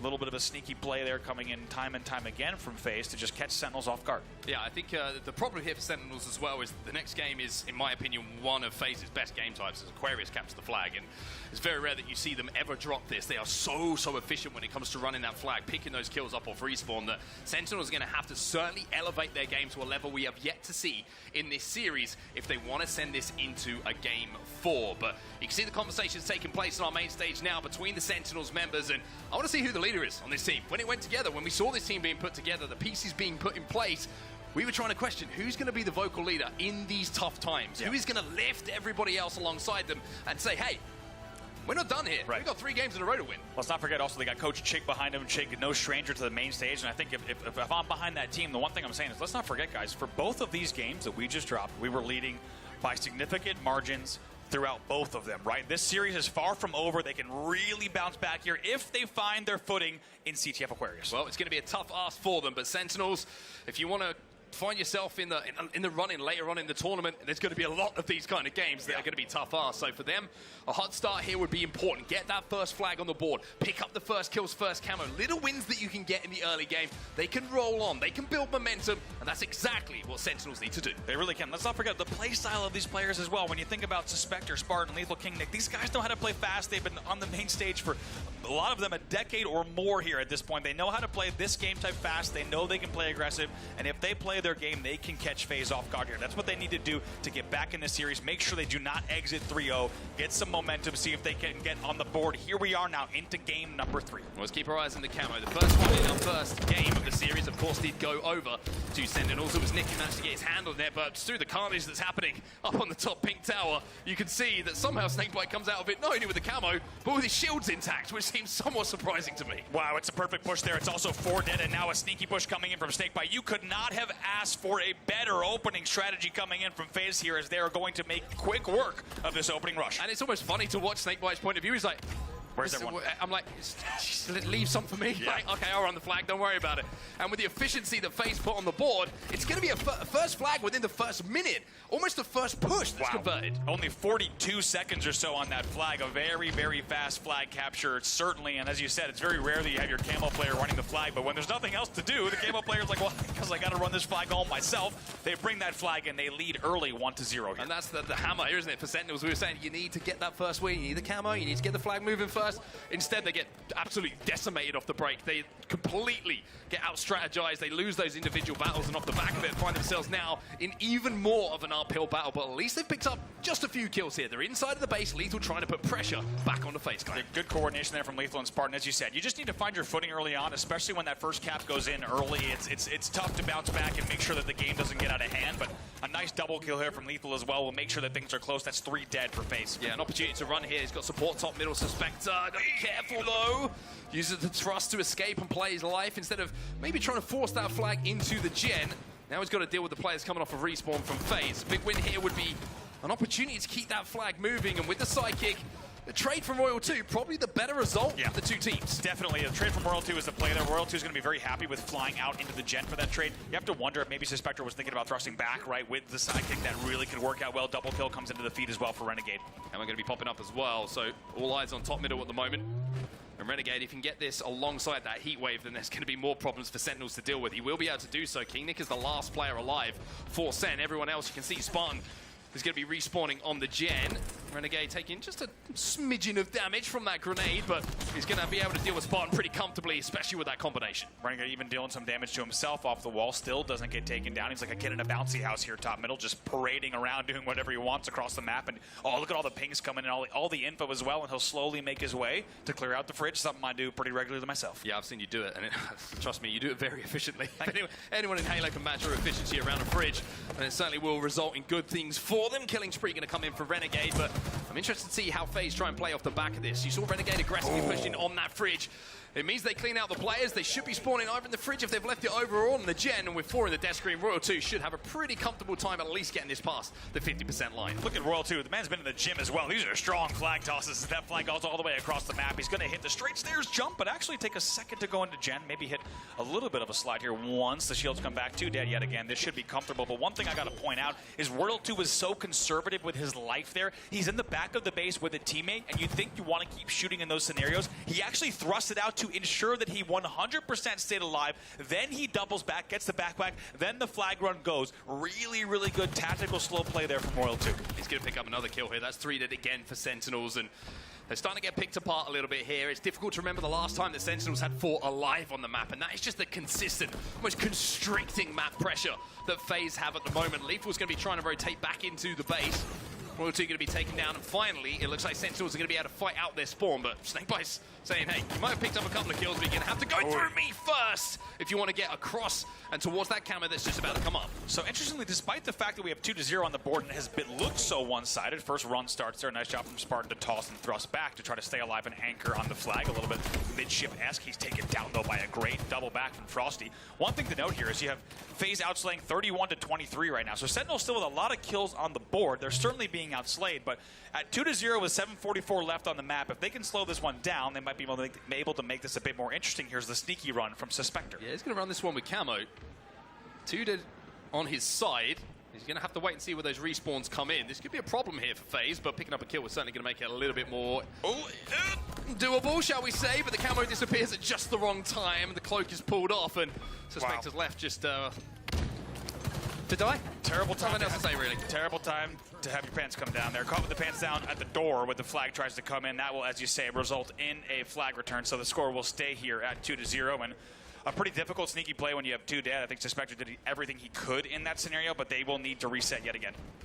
One thing that's really impressing me at the moment is FaZe not afraid to push either side of the map. You see them flying through pink, you see them flying through car, and the timing is there when they collapse in the back of the base. It's almost as if they're quite happy for Sentinels to spawn in the back of the base if they've got that initial damage and the ability to pinch from both sides. And it's been effective so far. Suspector finally will win that battle against Frosty, who looked like he was just about starting to heat up, but off the back of the damage done by Frosty, you can see FaZe do capitalize. Sentinels 2 dead. Frosty is going to be dead for FaZe, but map control still in the hands of the Red Team. Yeah, good assist here for Suspector, excuse me. Double the assists of anyone on his team here with 7 assists. However, not able to get enough going on the board. And actually the slaying deficit has really gotten out of hand here. FaZe right now is outslaying by 14, 44-30 on the board. Yeah, and the difficulty now for Sentinels is they have to keep trying to progress up the map, right? They're 2-0 down. They're the ones who have got to force their way forward. They're the ones who have got to cap. And Suspector, he's just got absolutely lost in the sauce. Renegade with that thrust. Suspector had no idea where he went, and that's to secure another camo here for FaZe. Wow, that's an ankle-breaking NBA Finals-inspired result there for Renegade. As you said, he's able to pick up that kill easily with the use of thrust here. 5:53 left on the clock, so with the two flag cushion, you can tell that FaZe is looking to play a lot of Slayer here, as they now lead 47-33 on the kills category. Lethal going to run this one, though, and I tell you what, Royal 2, all of a sudden, who might be thinking, hey, I'm just here for a few kills behind enemy lines. He's got a lot of responsibility on his shoulders. Managed to pick up an important kill and, again, get away with his life. And that's one of the things that Royal 2 does best, right? A lot of players happy with the trade in certain scenarios. Royal 2 will pick up the kill and get out with his life as well to cause more carnage around the map. That's the difference maker. That's really what separates some of the best Halo players in the world from the greatest Halo players in the world, is somehow able to sneak out and stay alive in scenarios that they really shouldn't and continue to wreak havoc in the back of the base. Finally, he's taken down. 2 dead here for FaZe. Flag sent back home here. Suspector this time with a thrust to play with himself. He felt how painful it can be to go up against the player with that thrust a few moments ago, but now he's got the opportunity to put things right and maybe pick up a few important kills for him and his team. Nick's going to pick up 2. That's the opening that they're hoping is going to fall their way. As Suspector now tries to control top middle. Nobody on the FaZe side has decided to wrap back at the moment. They're trying to take over the pink tower, so if they play this well and Nick gets in a position to pull this, then full car control and that kill from Spartan might have just opened the map here. We'll see what they can do. As you said, FaZe had a lot of pink presence here that you could tell by Suspector's POV he was not expecting, right? He thought a lot more things would have been happening in Gen. He stays alive, but FaZe still alive here on the pink side. They pick up another one, but it's the Fridge player, the last one that takes him down. Yep, the flag is still moving though. Frosty picks up 2, and that is vital. Yeah. He's now last player alive though, and he's got to manage to get an angle to take down Spartan. Spartan gets around the corner and tries to force this one home. Nick's going to come off the respawn, the best spawn possible for Sentinels. Lethal going to be there as well. The damage starting to come in. Frosty's doing what he can, but it's not enough. And even though Frosty did the damage, it's the cap going in for Sentinels. And with 4 minutes left on the clock, we now have a 1-flag game. And man, Spartan staying alive there. You have to wonder if he forced the bro spawns in just the right time, staying alive on the flag block. As you said, brings the game to 2-1. It's a lot more interesting all of a sudden. It is, but this could be the perfect response now coming in from FaZe. They are moving that flag across the map. Frosty's picked up the camouflage. Sentinels are about to be 2 dead, and all of a sudden, it's like, cool, you got a cap. They just woke us up a little bit. 3-1, the 2-flag advantage is reinstated here for FaZe. Love the way that Frosty played it. You can tell he thought, I might not get this stop. However, I'm going to stay alive top middle. I'm going to control top middle. I'm going to get this camo. And guess what? FaZe is able to hit the counter, and that gives them, once again, a 2-flag cushion with 3:22 left on the clock. Yeah, and it's pretty much the first time we've seen Sentinels with pressure on the FaZe side. Yeah. It's been full control, and I feel like FaZe were like, okay, cool. You've had to expend a lot of resources to get that flag back. 3 players coming off respawn just to force that one home. They get the counter cap almost immediately and just re-establish map control once more. So Sentinels with a good moment in the game, but FaZe still making the most of that situation. And look at the way FaZe is playing this, right? 3-1, 2:56 left on the clock. They are not afraid to just hold down the fort and make sure that no one can push in. And 2 kills do come in, though. So interestingly, the FaZe play does not work out immediately, and they find themselves 2 dead. Suspector. That's his Renegade. The Psychic going to be the difference maker once again. Good damage coming in from those shot grenades as well. Picking those up, even though there has, of course, been a little changes, little tweaks to those. Not quite what they once were, but certainly enough to do consistent damage inside of the base. And Renegade making the most of his utility. An interesting piece of play there from both sides. Truly pretty uncharacteristic for this game type. Nice smooth double kill comes in from Renegade and almost picks up a 3rd as well. That'll be 2 dead for both sides. Suspector taken down as well. Flag is going to be out. Lethal does get a touch, but Royal 2, I mean, he loves being behind enemy lines. It's where he does his best work, throws that one out, and he's looking for more kills. Royal 2 picks up his 17th, and at the moment, you're looking across the stats. Frosty, 19 and 16. Renegade, double positive, 22 and 11. Royal 2, 17 and 11. And it's only Snakebite, who's not positive at the moment, but he's got the second most assists on his team. Absolutely. The flag's not actually running as well, so Royal 2 just still controlling and patrolling the enemy base, and that flag got all the way here as we see down to bottom car. We'll see if that gets finished, but regardless, it's all FaZe control across the map still. Yeah, FaZe get the camo off the back of this as well, so Snakebite's going to be thinking about a run himself, and it's all up to the camo player. and the likes of Royal 2 to pick up the kills that might swing this game either at 3-2 or potentially at a 4-1. So Frosty, the POV we need to be watching here. He's got to make some plays. Yeah, flank gets reset though, so Sentinels is still going to try to continue this run if they can, but it will also be stopped. This is a guaranteed reset on your screen as well. Now with 1:21 left on the clock, this should be clean and smooth for FaZe. 3 dead for Sen.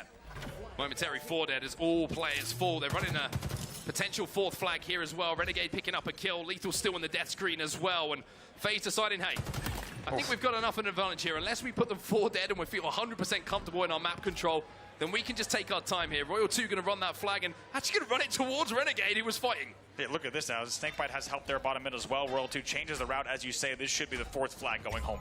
52 seconds left on the clock. Got it. Dang, flagpoles are so slippy, man, I swear.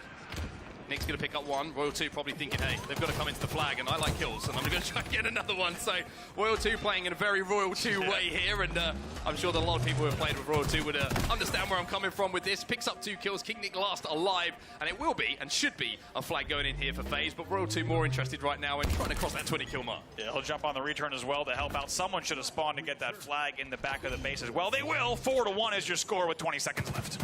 What's up, Nick? You're going to be the 20th kill that Royal 2 was looking for. Oh, boy. He's got the heat wave as well. He picks up 2. There's a triple here as well. Oh! Not going to get credit with that.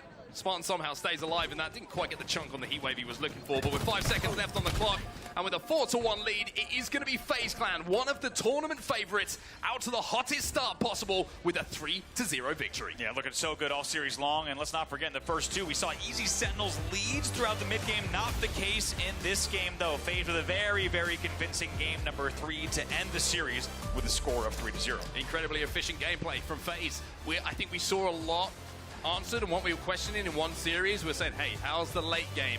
How's the coordination between Frosty and Renegade? Well, we know how high a ceiling FaZe have, and if they're going to play at that kind of consistency throughout the weekend, they certainly will be in with a chance of lifting that trophy come Sunday evening. But for Sentinels, same old questions. Raise their head once again. Yeah, absolutely. I think Sentinels has a lot to be proud of at moments in the first 2 games. However, I think they have a lot to think about from the series overall and wondering how can we make sure that we make the most of pool play, set ourselves up as best we can for the bracket. Though, on the other side of the stage, I think FaZe looks pretty convincing. I think even when faced with pretty significant deficits of something like, as we said, 80 kills, 80 points in the Strongholds, 6 to 7 kill deficits in the Slayer, they found a way to bounce back, and as you said, maybe got rid of some demons from Street Slayer as well, and they are now going to look to continue on with a momentum run here and see what they can do this weekend. Yeah, interesting heat rise on Sentinels as well. Not only as they make their run in the tournament, what happens in the pool now for them? Is that going to be a result that kind of knocks them back a little bit? Is going to take the wind out of them, having been looking forward to playing on LAN for such a long time now? Or is that going to be the motivator for them? And like we said, I think leadership, communication, who is going to be the player to pick them up is going to be very important for them as we move through this tournament. But for FaZe, I mean, it's a great performance. It's what we expected and what we hoped to see from a team that was put together, like we always say, to win a championship. Yeah, I think any FaZe fans are going to be really happy with what they saw on screen. I think also just fans of general competitive Halo are going to think, okay, if FaZe is looking this good, we might have our chance at a fantastic grand finals. Let's not forget, between OpTic, SSG, and FaZe, one of those teams, at minimum, will have to miss out on the grand finals, and we'll have to see if the other 2 can battle it out. It's going to be a fierce battle. The top 3, of course, are going to look so good. FaZe is our first team that we've seen from the top 3, and they're looking pretty convincing. Yeah, it's certainly going to be a lot of fun to watch these pools and these games as we do roll through the day. But I've got to say that the things that felt really good for FaZe, I think, are the things we were looking at going into that series. And a great result for them means that they're going to start the day off in the most confident of way possible. So for now, that's going to do it all from us for the first series. Good to be back, brother. Great. And we're going to throw it over to Blaze on the main stage. Thank you so much on set and Bravo. It's fantastic hearing you guys cast that series in my ears all day. But I got Frosty on the stage. Give it up for FaZe coming out on top with a 3-0 victory here. Now, Frosty, it's been a while since I've seen you, and I'm happy to be getting steamy on the stage with you once again. But talk to me about it. How was your performance? How you feeling? It's been a while since you've been back on LAN. Yeah, it's been a long break, nice little mid-season break. It's been a couple months, but we're back. Feeling good. Our first series of the day, I mean, it was a little early, but we made it work. I feel like we're clicking really well. We're focusing on all the small little things that are going to help us win every single series, and yeah, just feeling good in general. Nice. Now, it was a dominant series. Can you talk to me about some of those little small things you guys been doing? How did you beat them in such a dominant fashion in that 3-0? Right. Well, I'd say, like, looking back at, like, Charlotte, for example, we were such a new team. There's so many things we had to build up as a team as far as, like, roles go and things like that. I feel like With the break, it was honestly like kind of beneficial going into this tournament because we were able to iron those things out, figure out what we need to do, and figure out all the little small things that we need to focus on, just kind of like more teamwork things, and just like focusing on how to make each other the best players possible. And I feel like that we're at a point where that's what we're doing. So. And that's good, too, because, you know, the last event was your second event as a squad. You get second there towards OpTic by about 1 kill in that grand finals. But now you got another event together. Does everybody really understand, like, their roles on this team? Are you guys ready to go far and take that trophy again? Yeah, absolutely. Everyone's feeling confident on the squad right now.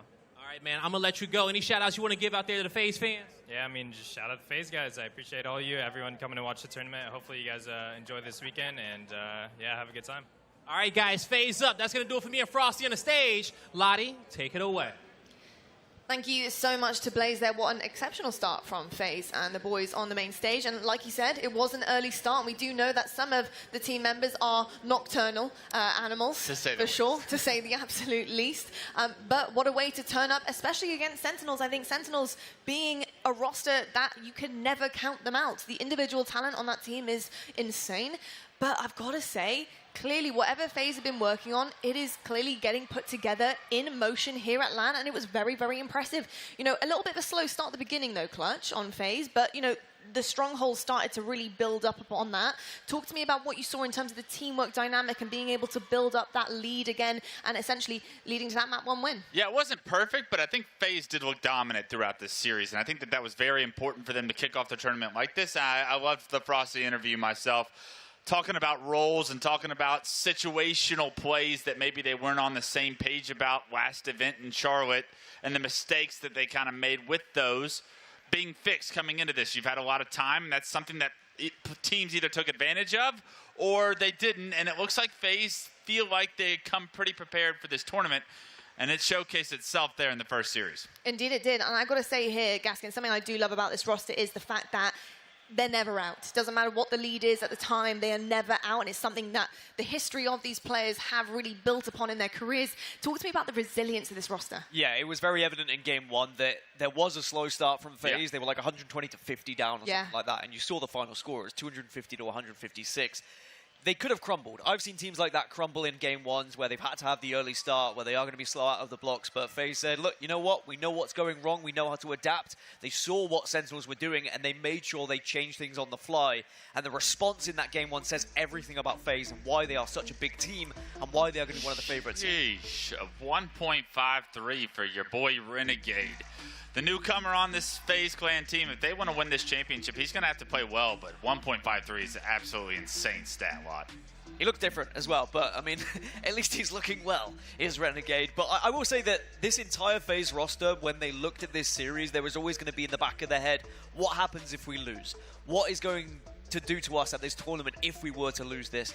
I think as soon as that map 1 was done and dusted, they knew they were going to win this series. Yeah, indeed. I've got to say, a very, very, comfortable, exceptional-looking stat line from all of the team members then. Obviously, on the losing side here, Sentinels. What do you expect? I mean, it's going to happen with a 3-0, isn't it?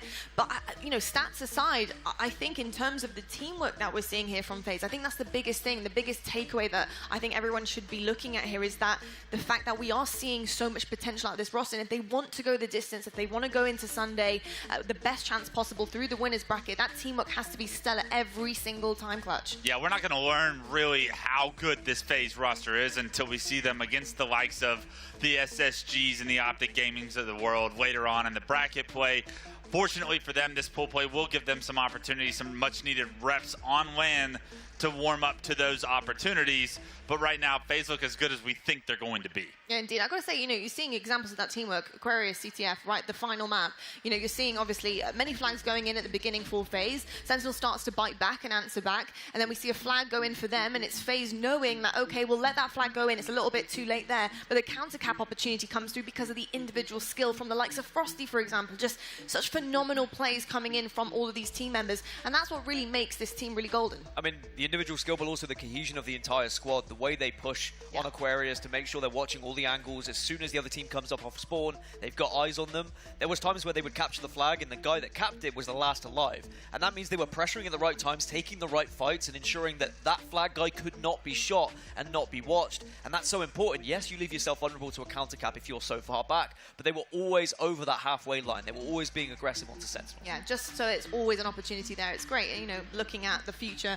But let's have a little talk about Sentinels real quick, because obviously they're not out. It's pool play day. Yeah, rough start, obviously, for the tournament here, but in terms of what you saw that you want to see them carry forward and through the rest of their pool play day, any kind of in particular strengths? Yeah, not much outside of the way Spartan kicked off that first game. I believe he was on a tear, and which is why they built such a 90-point lead, such a nice lead against a team like FaZe. He was playing well. We didn't see many sparks after that. But I mean, it's difficult when you're getting so heavily outslayed against a team that is playing so well in FaZe. Fortunately for them, they're going to have a couple more pool play matches that don't include the likes of a caliber team like FaZe, but their pool play lives are going to be so important to try and get out into that winner's bracket, because they are the third seed in their pool. Sentinels are not used to being the third seed in their pool, so they're going to have another tough match against, I believe, Hive later on today, and that's like a must-win series for me as a Sentinels fan. Now, Street Slayer came down to power weapon control here, especially for FaZe. I mean, fantastic stuff for them, and it certainly aids. But in terms of Sentinels, you want to see them working on the cohesion of making sure they pick up all of those power weapons, keep them, have that support potentially when they have rockets, so there's another man to pick it up if someone dies. You know, what do you want to see them carry forward and maybe into the next kind of top dogs that they'll be facing post-pool play? Yeah, I think that Sentinels need to be not scared of being in the lead. In that Slayer Streets, they were ahead by 3 or 4 at a time, and they were like, oh, we don't really need the rockets because we've got the lead. Let's not give up our priority positions. And because of that, it just was full advantage taken by FaZe. They got the rockets, they then got control, they then took those positions. But when FaZe were ahead, they said, we're ahead, but we need these rockets. And they kept pushing in, looking for those power weapons, and that was why they got the victory in the end. So I'd like to see Sentinels just be a little bit more brave with their decision-making when they want to get those power weapons. Love that. Risk and reward for sure. I tell you what, though, the next match is going to be a risky one for both of our teams. We do have OpTic versus G1 on the cards, folks. Really excited to see, of course, the Green Wall out in full force at LAN. They play so well on LAN, and I'm excited to see where the history will be made. And G1, there's a lot on the ropes for these guys. This team really needs to start stepping things up and showing us why they're going to be a squad to beat one day, and hopefully climb into the top ranks of all of our tiers that we do have here at the HCS. I'm really excited. Big stuff on the cards of both of these. We're going to head to a quick break right now, but when we come back, we do have that matchup for you on the main stage, so make sure you stick with us, and we'll see you guys right after this.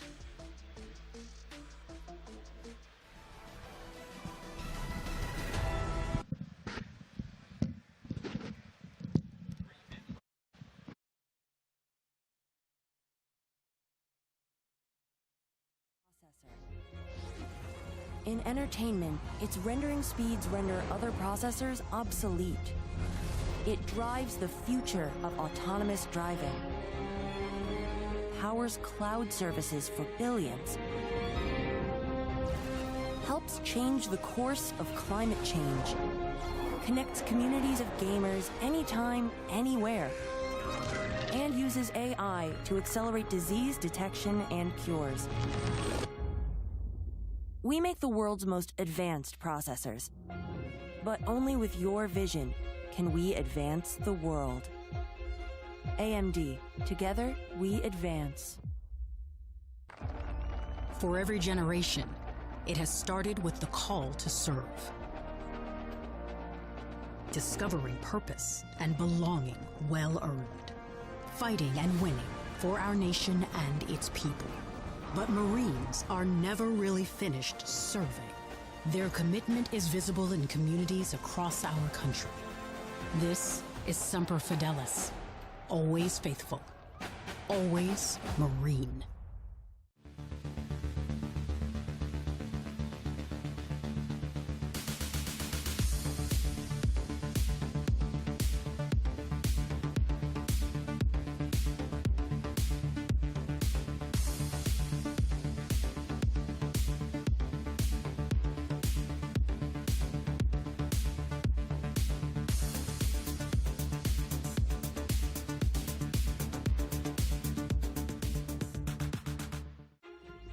This is the world's most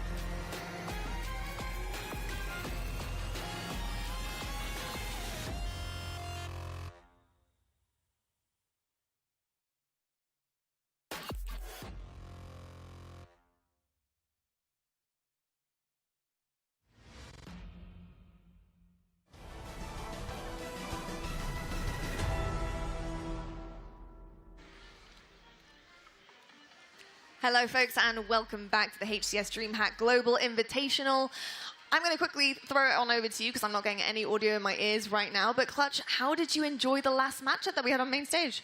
Pretty good. I'd say FaZe looked solid enough to start their tournament off. I wanted to see a little bit more out of Sentinels, if I'm being honest. There's a lot of competition from the 4th seed to the 12th seed on.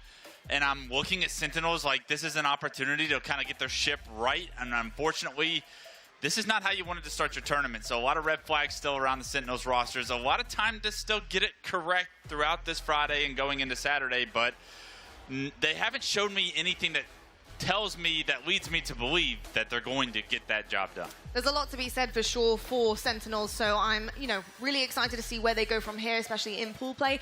But I have actually just been told by, I say a little birdie, but honestly I heard the screams from across the stadium here, and that was the fact that Complexity just got knocked down, actually against Native Red, so pretty exceptional stuff coming across from both of those teams.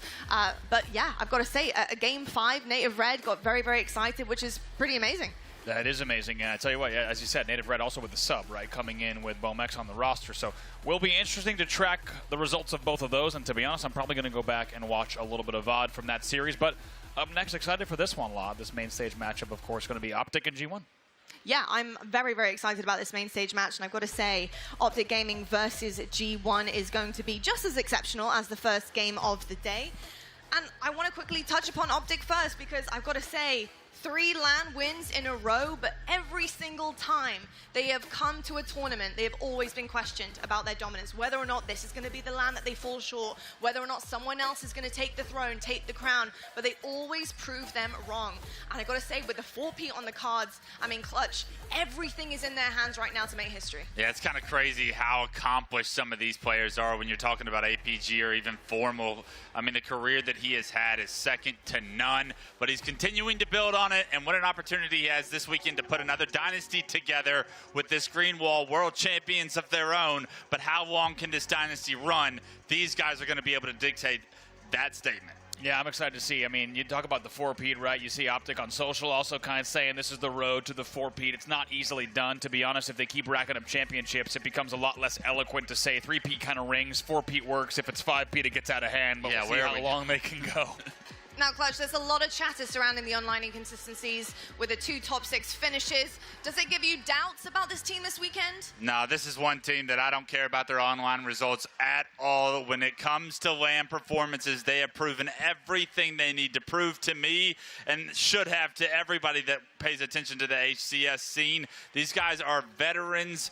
They are experienced, and they are champions. I expect them to bring championship gameplay all weekend long. They certainly will indeed. If I know anything about OpTic Gaming, it is the fact that they are here to play and they are ready to go no matter what time of the day it is. But on the other side of things, we've got G1, and G1 are here to prove a point. It's not just against OpTic Gaming. Yes, this would be very nice to go toe-to-toe, if not win the series against OpTic, but G1 really need to focus on themselves right now. What type of team is this? What are we looking at? Where are the problems? Where are the strengths? I don't know if they know the answer to these questions, but I think they're going to find out here at LAN. I was going to say, great questions, Lottie, and I don't think we know the answers yet. If you think about here, only the second LAN event of the season here for G1. A lot of questions being asked, all the questions that you raise, and you could say even more, not just for us here watching, but also for the players on the stage, where their season goes. If you look at G1's kind of trajectory in the HCS so far, they have big blips on the radar, right? Big finishes in online tournaments. At LAN, they haven't really found that same success and really breakout performances and results, if we're completely honest here. And I think G1, Wes, is looking to make it a very different year. Questions for me is, where's Boobadooboo and Falcated amongst the best players in the world right now? Because coming into this year, they had a lot of hype around them as individuals, that their performances consistent with C last year were so great, right? I mean, these guys are 2 of the, what I would say, best individual players in the world, are outside of your SSG, outside of your OpTic and your FaZes. But where have they been so far? Why haven't they been able to step up and create a potential upset like the one that they have an opportunity to here today? it's those two individuals that I'm staring at in the eyes, and I'm saying, if you want to get this job done, G1, it's got to be on the back of Boobadooboo and Falcon stepping up. Absolutely. You have to also think about these players, right? They've tasted a little bit of success here. If we talk about their entire Halo career, right? They've been in these big moments, these big situations. They've won majors. Exactly, yeah. They've won big events here. And you have to think that they have a hunger much higher than their current placing, right? Much higher than their current seed, which is great to see. The question is, can they capitalize? Yeah, and guy on screen's exactly where you look at, right? Falcated, one of the best KD ratios in year one. Individual skill, bar none, I'd say, in the league. And he's going to need to be playing at his very best because, you know, on the other side, Andy, you have Lucid, you have Formal, APG, guys that do not miss shots. And just like them, I believe Falcated is one of those players. It's just, can we put the right team around him? Can we find the right efficiency with that team and strategy in order to compete with the championship squad that OpTic is? Now, if I certainly know something about OpTic, then I know that they do not miss shots, but they also don't miss maps. They barely ever drop a map in the series layout. Let's check it out and see what we have in store for us today on the main stage, because this series layout means everything to both of these teams, and I would honestly argue especially G1. G1 want a really hot start, and I gotta say, looking at CTF Empyrean, that's going to be a rough one. OpTic are really, really good at that map. Clutch, is there any kind of, I would say, just small nuances here that maybe G1 can lean into? I mean, it's got to be the power weapons, right? You get some snipes and you get the rockets in the hands of the Falcateds, the Boobadoobas of the world. Suppress can even pop off with it when he's given an opportunity. Those guys really got to start making plays and controlling those weapons, because the second you give it to the Lucids and Formals of the world, you can already scratch that one off in OpTic's favor. Yeah, I also say I don't want to see G1 come out here just completely hot-headed, right, and playing as aggressive as they can. They have to remember that Empyrean CTF, a 12-minute game, there's several rotations of slays before you pull. There's several power-up and power weapon pickups, of course. You need to play the whole game here. You're not going to come out here and get 2 early caps against OpTic Gaming guaranteed and come out like you would maybe in Aquarius CTF, right? Be ready to play the long game. Be ready to play the whole series. I think Game 1's going to tell us a lot. It certainly will indeed, and I'm ready for Game 1 right now. We're going to head on over to our casters. We have Walshy, and we also have Sheriff T in the building. Fellas, it's over to you.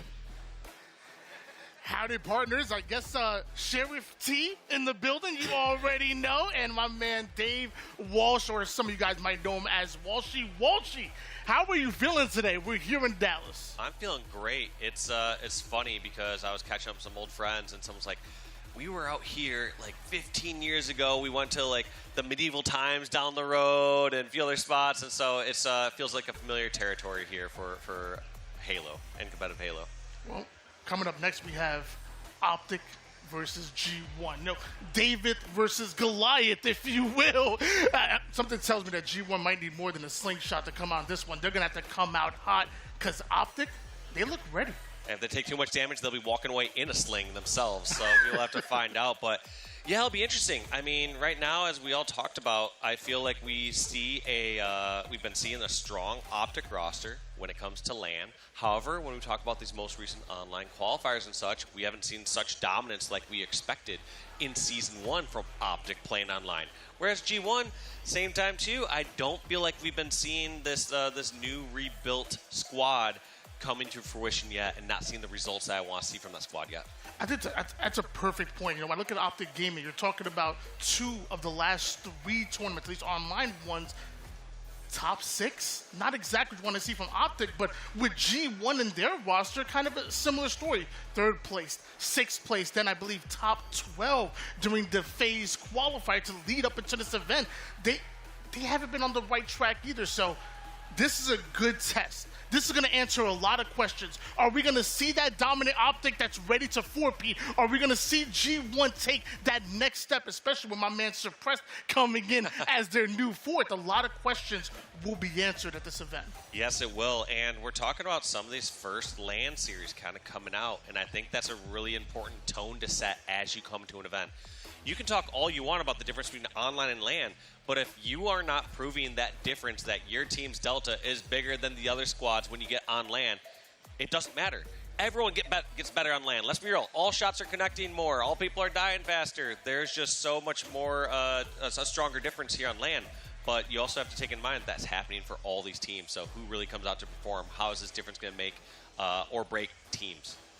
We're looking at OpTic on screen right now, and they look determined. They looked ready. But I have a question for you. What's one player of this OpTic Gaming roster that you're looking for to step up, right? You're looking for that's going to be the X factor within this series? I mean, they have such a solid squad all around, but if you're highlighting a single player on the team, it's hard not to highlight Lucid. He won MVP last year. People look to him. You know, you see Lucid on live fire, and you're expecting him, like, all right, he has to go double positive almost every single time. And so there's definitely a huge burden to carry there for someone like Lucid when you have all eyes, all targets on his back. People know what he's capable of. If these players and when these players are studying film, he's got to be one of the main players that people are watching and saying, all right, what is this person doing that's different? How is Lucid maneuvering around the map? What positions is Lucid putting himself in? And so any single time that Lucid thinks he might be able to get away, it's going to be a situation where these players might know exactly where he's trying to escape or what move he's going to try to make because they've studied it. He's got to be one of the most studied plays here in Halo Infinite. So you brought up Lucid on one side, a player that can literally do everything. So when it comes to Slay's objective, that literally does it all. When I'm looking at G1, the player that jumps out to me that's kind of similar, that's to match that energy, Boo Boo Doo Boo. Absolutely. I mean, you kind of look for like that veteran leadership there in the form of Boo Boo. I kind of agree with what Wes was saying on the desk earlier, where we feel like this roster's kind of been built around Boo Boo in a sense, but we haven't really seen this Boo Boo sort of shine. We saw it end of last year. We saw those situations where Boo Boo was just set for success, had his roster, prepping him and priming him, but I can't tell if it's too much pressure on him to like just put up these stats, which are important, don't get me wrong, but it doesn't count for everything. Or if it's just, this G1 roster has to get things figured out a little bit. And like you said, maybe this suppressed player is going to help him out. But time will tell. I can't wait to see this kick off. I'm glad you brought up pressure. Because, pressure on Boo Boo Doo Boo, but I could only imagine that there must be pressure on suppressed. You're talking about they drop a player in Suspector who's obviously widely loved by everyone, and his skill set is up there with some of the best, one of the more underrated players that we had in Season 1. Suppressed, largely unproven before jumping onto this roster. At least I would imagine this would be the biggest roster he's ever been a part of, but damage, kills, entry fragger, that player that's in there that kind of forces the action, that's what Suppressed brings to G1. That might be exactly what they need. Yeah, this is the opportunities that these players dream of. Someone like Suppressed getting an opportunity to play in G1 proving that they can play with the best of the best. At the same time, when you bring this roster on, bring that player on, there's a lot of pressure, and you're also looking for some very specific things. You and I were talking about this back in the green room earlier. We were saying, you don't bring somebody on saying, I hope this person adds a couple more assists to our team or 200 more damage to the team. You're basically saying, I want this person to come through getting the most slays or getting the most damage or filling in this role that their team feels like they needed before. And they want that to, in most cases, they try to overcorrect for that. They're saying, hey, if we're not getting enough help on the map and they're looking for more of a support player, they want somebody out there that's laying down damage and laying down the most assists almost every single game. Or if they're saying, hey, we just don't have enough firepower, you want somebody who's putting up those kills, putting up that damage. And I feel like that's exactly how it goes when you go through some of those larger team changes. And same can be said for objective. You're saying, hey, we're not getting a huge flag conversion rate or pulling bringing the ball and getting good rotations. In some cases, you're like, all right, well, when you bring up that objective player in your team, that person's most likely and better be putting up most objective almost every single game. Well, you got a little bit of experience on this map that's coming up in Imperial. You got a little bit of experience, at least back on its older form in Pit. 2 snipers, rockets, overshield, even a drop wall now. There's so much on the map to try to control. I want to hyper focus on what's the keys. What do you prioritize or want? Are you trying to take over the entire map and get everything to yourself with overshield and rockets coming up at the exact same time? Or are you diverting your force? Are you focused on one side rather than another? I feel like you have to kind of focus on one side or the other when everything is coming up. But in most cases, you almost have to consider, as long as you have some semblance of control, your sniper is going to be okay. And at that point, it's how are you acquiring those rockets? Are you rotating a late sniper on over towards there? Are you just holding people off? Are you going to flank? But I personally have been more of a believer in especially in Halo 3, controlling rockets and that side of the map, because I felt like getting sword side of the map or getting courtyard side was not as powerful until you actually got a flank. Now, things change quite a bit different in Infinite, as you can sprint, as your shots connect a lot harder cross-map. Like, Sword wasn't as viable of an option unless you had Sniper over there. You couldn't really do as much damage with BR. You could maybe hit someone at training a little bit. But here in Infinite, the Sword side is a lot more powerful, and you can do something more as a flanker, even if you do not have the Sniper. It's so funny that you mentioned that, because I feel like Longhorn Rocket side is still the preferred way you want to run that flag through. But we actually saw Spacestation Gaming kind of evolve the meta, and they ran, I think, 2 out of 3 flags on Empyrean CTF later within the tournament on the Sword side of the map, which was so surprising. I'm sitting there, I'm like, I don't know what's happening here. Are they trying to change up a little? Because it looked like they were favoring the Sword side of the map. Well, one thing that happens as you go from different iterations of the map to different games, some people just take in those old learnings and they say, all right, well, this is the side to run it, this is the way to do it. But anytime you come into a new game, you have to evaluate, why wasn't a strategy done before? Was it because of very specific spawns? Was it because of shot registration? Why did this not work in the previous iteration? And certain things like that with all the different mechanics here, you know, Halo 3 all the way to Halo Infinite is a lot of difference. And so I do think it's worthwhile exploring and seeing which ways you can run that. But more often than not, I still feel like a lot of the old strategies work. So we're going to have to see what holds true, breaking down the new game and figuring out these new routes that are viable, or just sticking with the good old solid long haul and green runs. Old and busted, okay? I want some new strategy. You know, old and busted, new hotness. I'm saying there's a difference. I want to see some Sword. For those at home didn't see, when Tony said old and busted, he gestured both hands towards my direction, and then when he went to new and hotness, he gestured towards himself, just for those that didn't see on the camera. I'm trying to figure out how you have a call out on Empyrean and on Recharge, and I don't. I want a call out. I'm a little jealous, but. hey, I don't think they still have the dumpsters there on the map here in Empyrean, so I'm not sure if we'll be able to do it there, but maybe we can turn back time. I was just told I can't call for break, because I was just told that Game 1 is about to be on its way. Empyrean, capture the flag. 2 snipes, rockets, overshield, everything that you want on a map. When that music starts, that means it's time to get heated. And here we go. I think we know who's going to be grabbing snipes on both these sides, and we're going to see how aggressive they decide to play with these snipes as it kicks off. So let's see how both these squads decide to push on out at the beginning here on Empyrean CTF. Game is loading. As Tony said, there are too many weapons and power-ups to focus on, so allocate your resources accordingly, as these teams absolutely are going to be grabbing snipe, and we'll see how many people are sent towards rockets. There's going to be some, at least, and it looks like 2 on each side. That's going to be Trippy and Team pushing in towards rocket, getting the first touch on it, but that's a lot of damage coming in, and decides just to do a premature rocket. Works out. Someone's hiding over in my spot, but he does not know it and decides to back on out. So that's going to be Formal, or I believe this one's Trippy here, so we will find out here in a moment. Yeah, we'll get this camera sorted, but that one's going to be Trippy on your screen with that early rocket snag.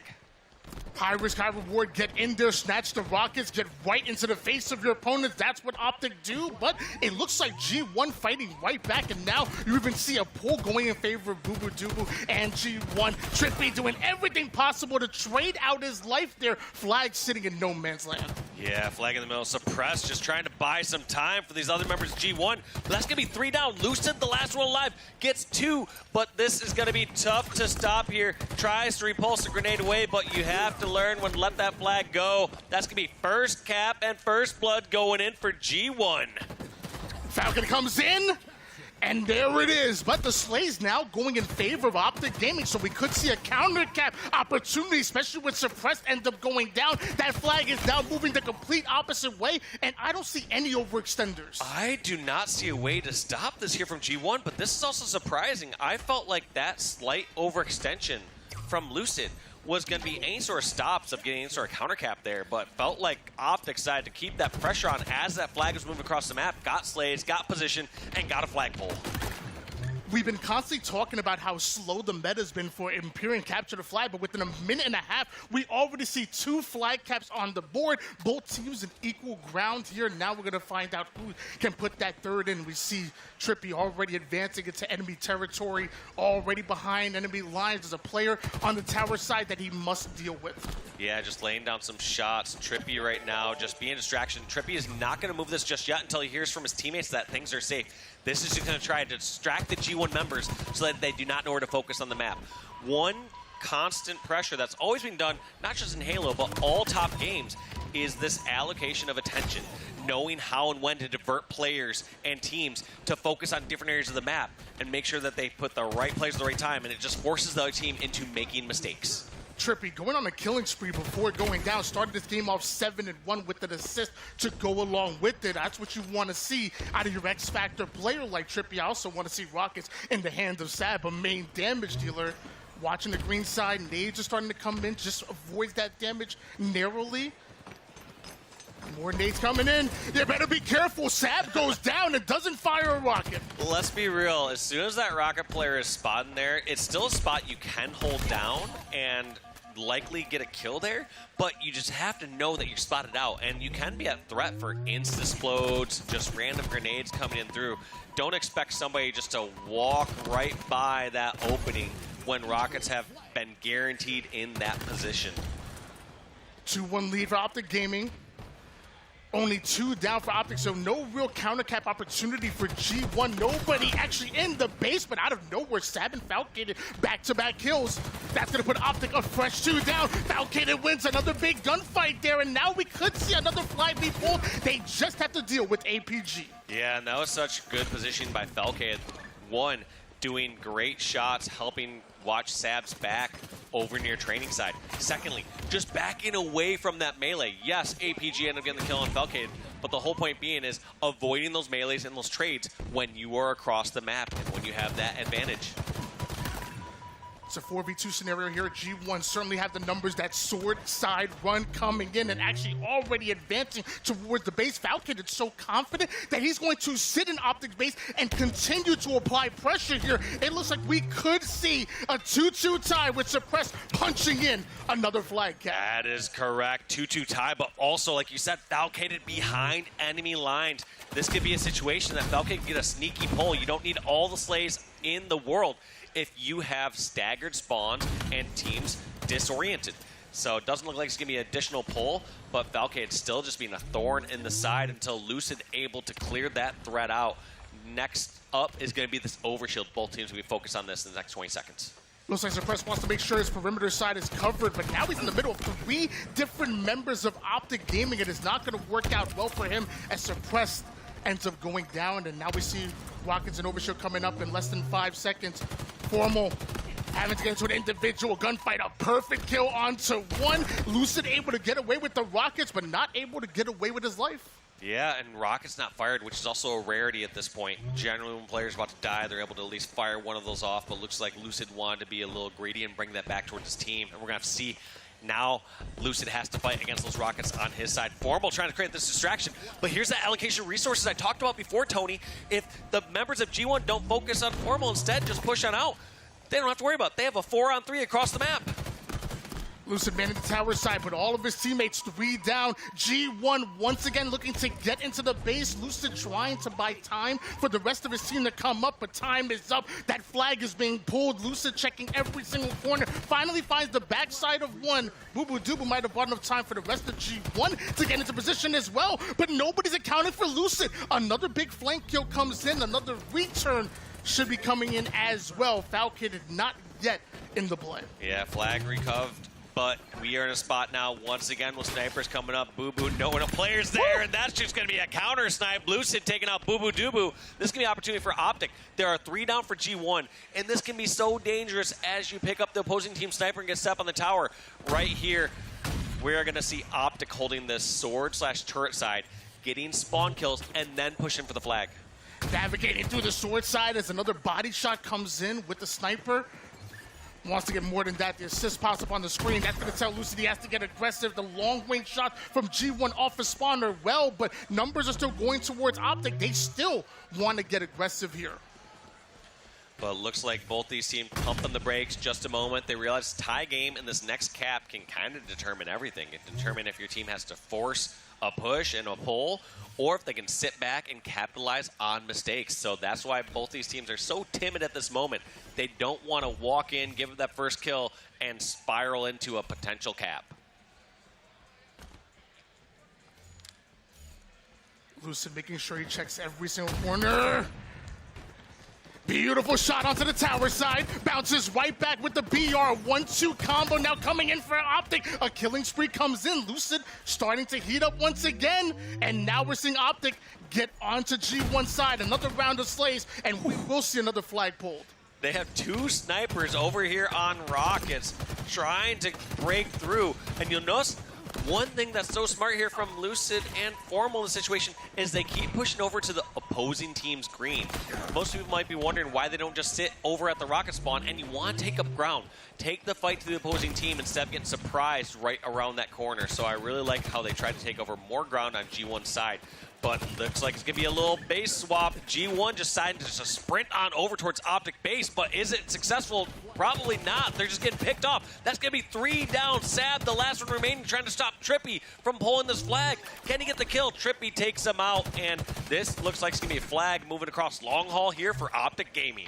All of the resources, all of the slays, and all of that momentum going in favor of OpTic Gaming. G1 have to make something happen off of spawn, but looks like they didn't spawn over toward the court side. It looked like they spawned over towards Shoddy side. They had some spawns in courts. I wonder how those other spawns ended up getting on over there. Not sure exactly if that was spawns or somehow if those players just ran straight through the pit and stopped Trippy before he was able to get up towards Needler.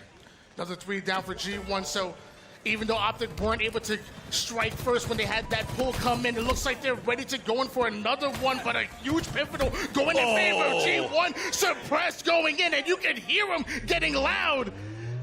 Give that player his opportunity, and he is going to shine. Suppressed, the second most kills on his team, and pulling up a clutch double kill there to stop a potential flag from OpTic Gaming. Finally, Formal able to heat check Suppressed a little bit. Meanwhile, looks like Boo Boo Doo might have been able to get away with that sniper. Formal starting to push up onto the long haul side. This can be important. G1 have to deal with Formal. You cannot allow him to be in your base like this. You cannot allow him to be that forward player for OpTic. Yeah, you know that things are probably safe and good when Formal's went up here. Formal always takes some very cautious routes. I wouldn't say he's not an aggressive player, but I would say he's a calculated player when he's moving across the map. He's not just going to go slide into a room uncertain of where these teams are in a standoff. He is moving over there when he knows there's an opportunity to take over some safe ground. So good push up there by Formal, eventually shut down. And now OpTic on the defense as they know snipers over at opposite green. And I believe OS coming up soon along with everything else.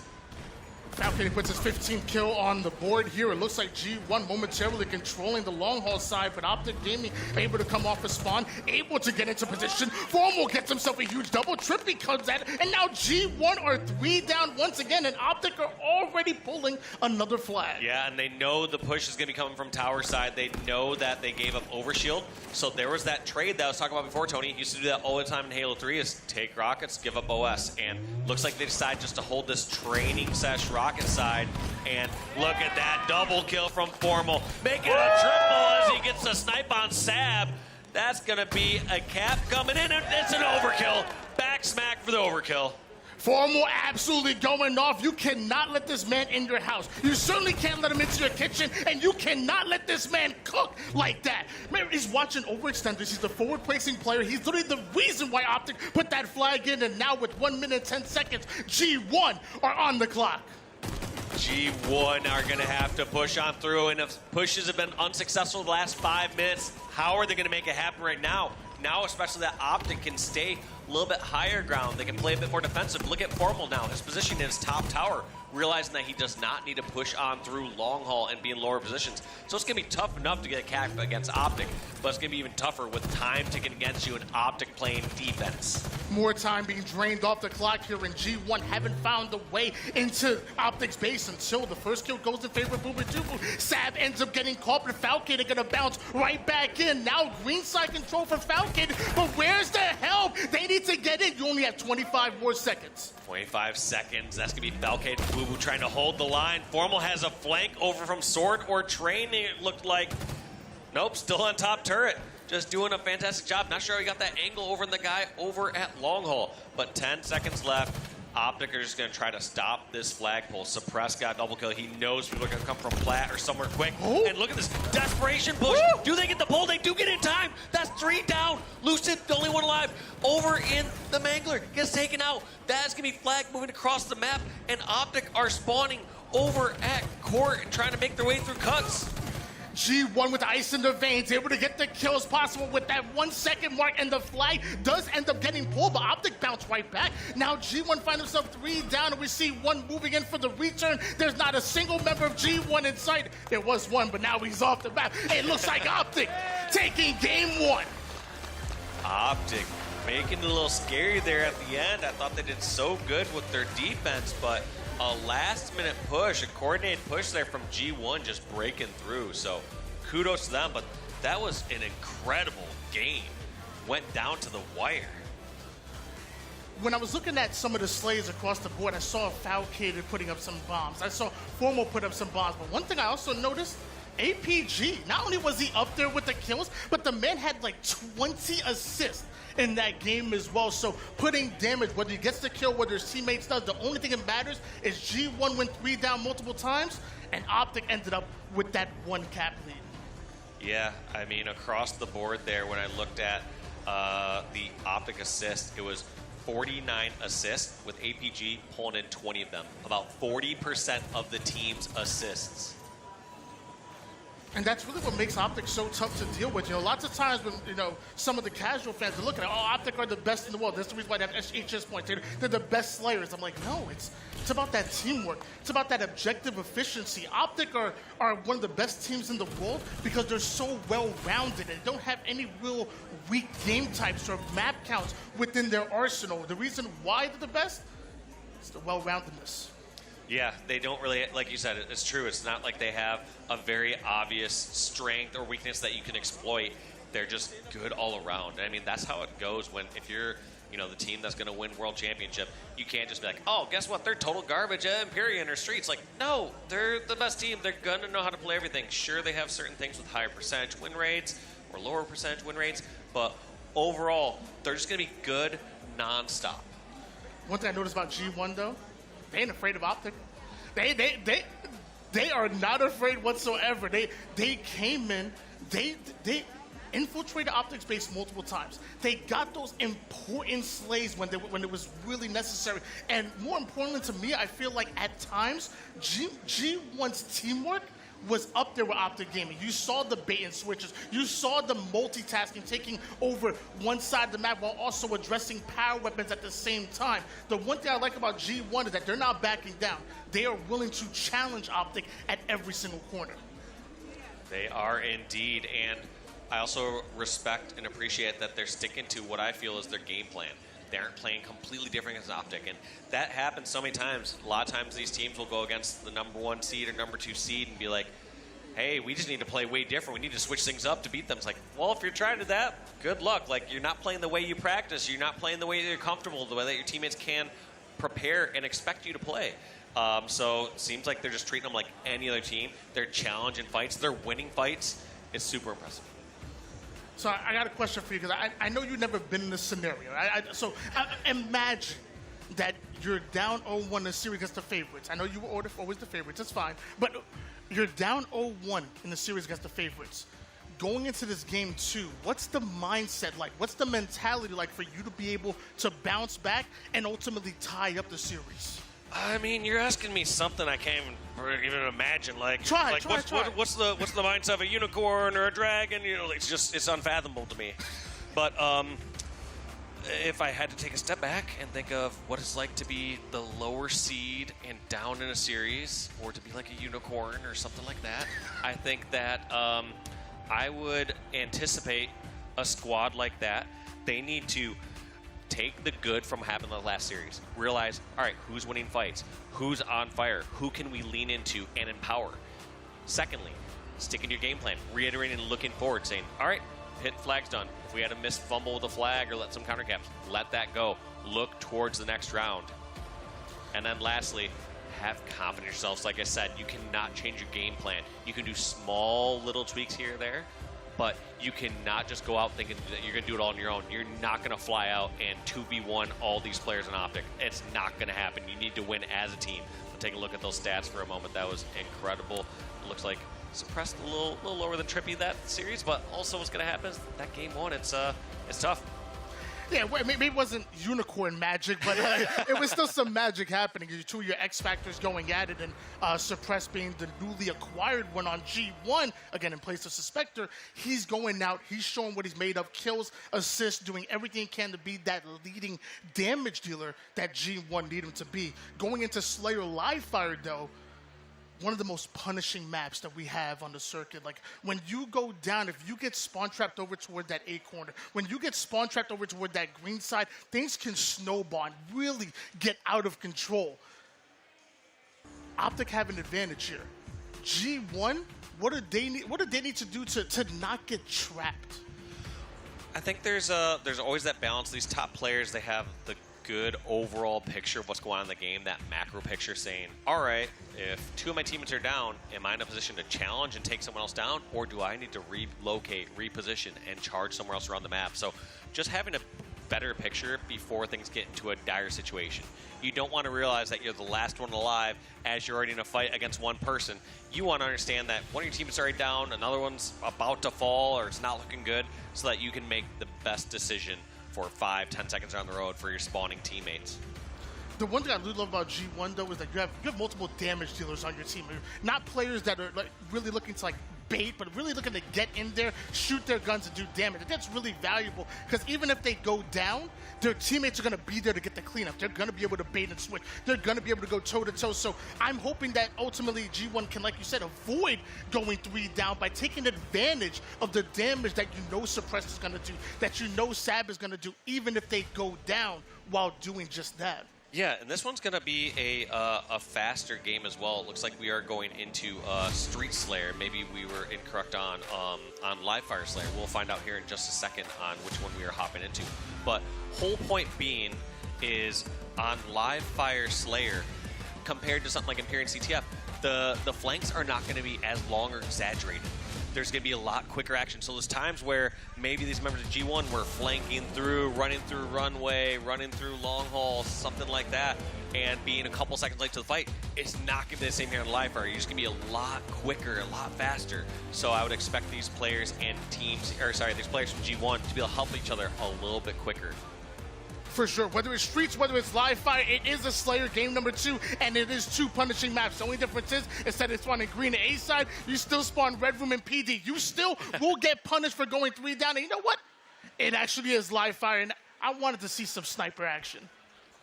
Well, right off the bat, somehow Formal is able to slip away with that sniper.